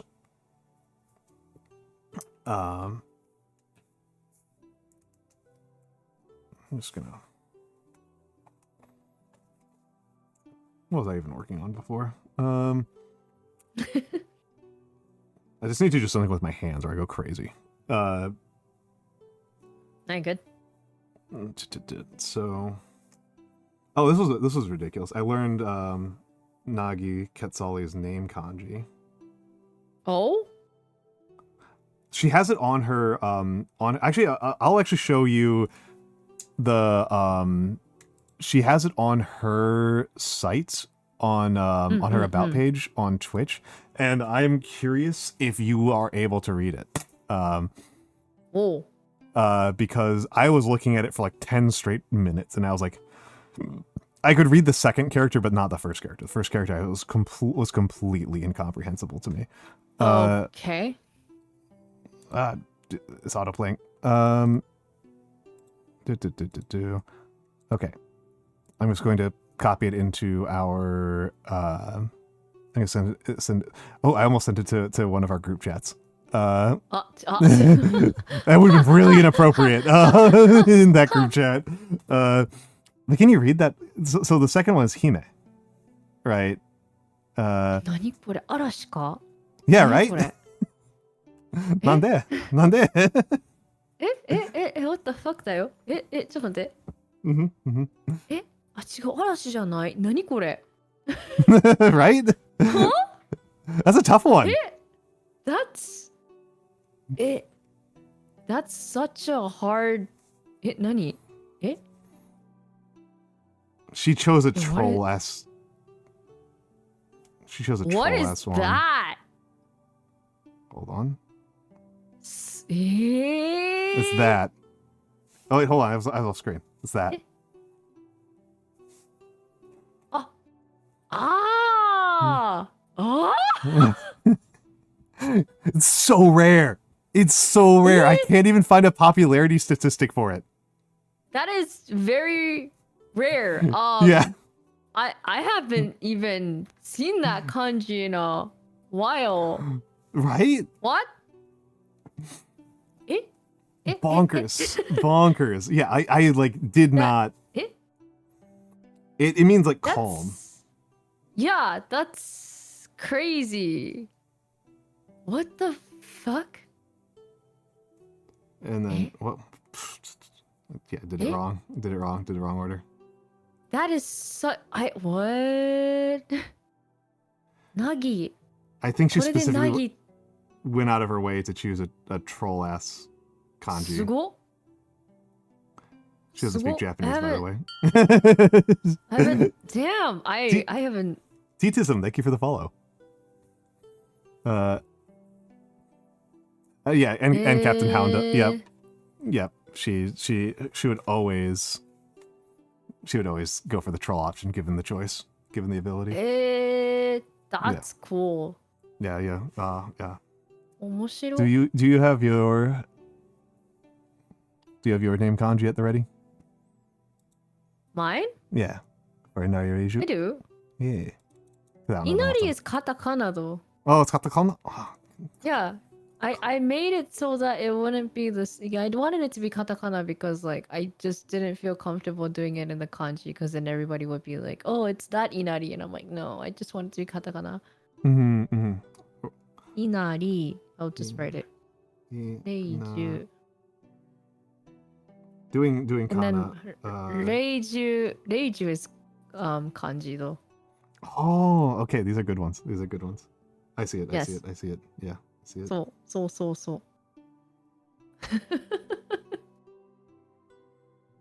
うです。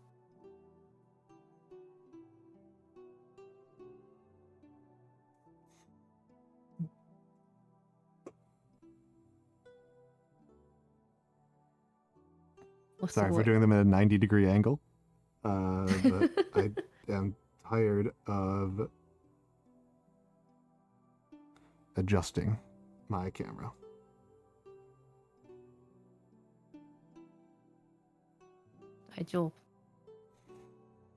There. I think I did that okay. You did. The kan is always a pain in the neck to do with a brush. It's particularly katakana. I don't feel like I don't ever feel comfortable with my katakana on brush. Fine. It's fine. I mean, that's the thing, right? It's like it's. I feel like I'm limited to okay. I feel like it maxes out at okay. I mean, it's hard. It's hard. With the It's hard. flip. Yeah, it really is. Guys, what he is doing right now is very difficult. That's very sweet of you to say. That's very, very kind of you. He's doing great. You're doing great.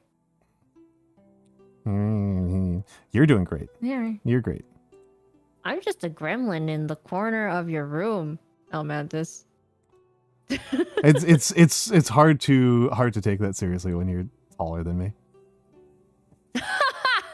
6'11", tall as kitsune spirit, just standing there like just looming, just looming. Exactly. Isn't it great? It's wonderful. It's wonderful. It's Staring wonderful. at you Yeah. from a corner. All right. Oh my goodness. Hello, Nakoa. Hello, Nakoa. I will confess, Nakoa, that you got here pretty much as I am wrapping up. Because I'm not brave enough to start trying to go back to doing left-handed kanji because it's so rough, man. It's so rough. It's rough. It's not. The brush is giving me enough challenge with just the forwards, and I have been here for almost 9.5 hours. Yep. So, let's first of all, wait, Augustrillo. Yes, Inari. This is Inari. I was going to give her the shout out. Hi. Inari Reiju. Inari is a dear friend. Inari is a dear friend. I adore this tall lady. Yeah, me and Inari are like, I would say we're good friends. I would say we're like actually like close friends. We're besties. Yeah. And she's been super helpful and kind to me, and she rated me today before she came on stream. Here is the raiders for today. Thank you for rating to Karatsun, who is also back here, but she's getting ready for work. Starlights, JTS 1149, and oh my god, those numerals are rough. Mina Bun VT, who I'm sure is nowhere near here right now. Exley VV, who I had not met before today. And Nocturnal Ash VT, who Nocturnal Ash, I did not specify this at the time, but Nocturnal Ash designed my chat pet. That's yeah, cool. and Inari Reiju. But yes, this now seems like as good of a time as any to raid out. Yes. We are so I gave the shout out to Inari. Please, people, check out Inari. If you like me, there's a very good chance you will like Inari. I believe your canon height is 6'5", right? My canon height is 6'11". 6'11". Okay, I thought it was 6'5". Yes. So yeah, she is very likely taller than you. She is very, very likely taller than you. You probably should feel short. Oh, she's. I'm going to. Please throw move you, me. I'm going to throw you on the wall. Transform. There we go. Move me. I've done. Spider-Man. Yeah. Spider-Fox. Yeah, the Spider Fox. So this was the end of my streams on my channel for today. But later today, in like 8 hours or so, I am going to be on the Nando. I'm going to be on Nando VTs. Let me make sure I've got, because he's changed his name several times. Twitch.tv the Nando. Is it the Nando VT? This is where I will be later today. Yes, this is the right guy. The Nando VT. Nando is very good. He's a Portuguese guy who is, I think he's one of the top 10 Portuguese Age of Empires 2 players. Which is not like top 100 in the world. That puts him like the top like 10,000 in the world, which is still pretty impressive for a game that's as incredibly competitive as Age of Empires 2. But we are going to be watching some Age of Empires 2 matches and doing some commentary, which has always been a good time. We haven't done one of them in a minute, but it's been one of my favorite types of streams to do with him. And it's always fun because I know enough about Age of Empires 2 to sound intelligent, but not actually be intelligent, whereas he does know enough to be intelligent. So you get kind of an amateur and an expert critique. And on the weekend, on Saturday, extremely rare Almantas Saturday stream. I will not be live. I will be on Inari's channel. I just shouted her out. You can find her. She's in the stream title. I will be at Inari's at 7 p.m. playing Spirit Island. We've got a 6-player game lined up. It's going to be a lot. I've played a lot of Spirit Island, but I've never played 6-player Spirit Island. So it's gonna be interesting. It's going to be interesting. Sotek, yeah, Sotek is the one. I have played the second most after Sotek. Sotek has played a lot. I have merely played. Yes. I have played a couple dozen games, which is quite a lot for a board game and quite a lot for me. Yes. But it is, Sotek is probably got over like 100. Sotek, I think me and maybe Gingy will be streaming. Yeah. Sotek. Sotek is streaming. You Sotek and Gingy are planning on streaming. I don't know if Alfina weighed in, and I don't know if Jack weighed in. I know I explicitly said I don't want to be streaming it. I want to be hanging out. I want to hang out. I don't want to be responsible for taking care of my chat while we are trying to play a pretty a pretty complicated board game. Yeah, it's a really fun and complicated board game, guys. You guys should come and check it out. I love it. I love it. It's been what I have been playing on my off hours. Hell yeah. Hell yeah. So I should be in pretty good shape because it's a board game, right? It's a lot about remembering the rules. But we are going to Hora's. Hora is doing a Dark Souls subathon. He is playing through all of the Dark Souls games in order. He's at the end. He's on Elden Ring. Today is the start of Elden Ring. And he's on front page day. So please be nice. Please be on your best behavior. I may join him. Probably not super long after we raid out. Probably like, I keep on forgetting that the Almantas OS doesn't have access to the emotes. It works if you copy it. But yes, he's an old man. He's a big old guy. He's a psychologist rather than a sociologist. He's a lot of similar types of conversations as what you might have on my channel. But he is good at games, unlike me. So, do you have anything else you want to say, Inari, before we let the people go? See you on Saturday, and Almantas is great. Go and follow if you haven't. Thank you all for being here. Oh, and I may as well give my Discord for the last 1 second before we go out. Have a lovely time, everybody.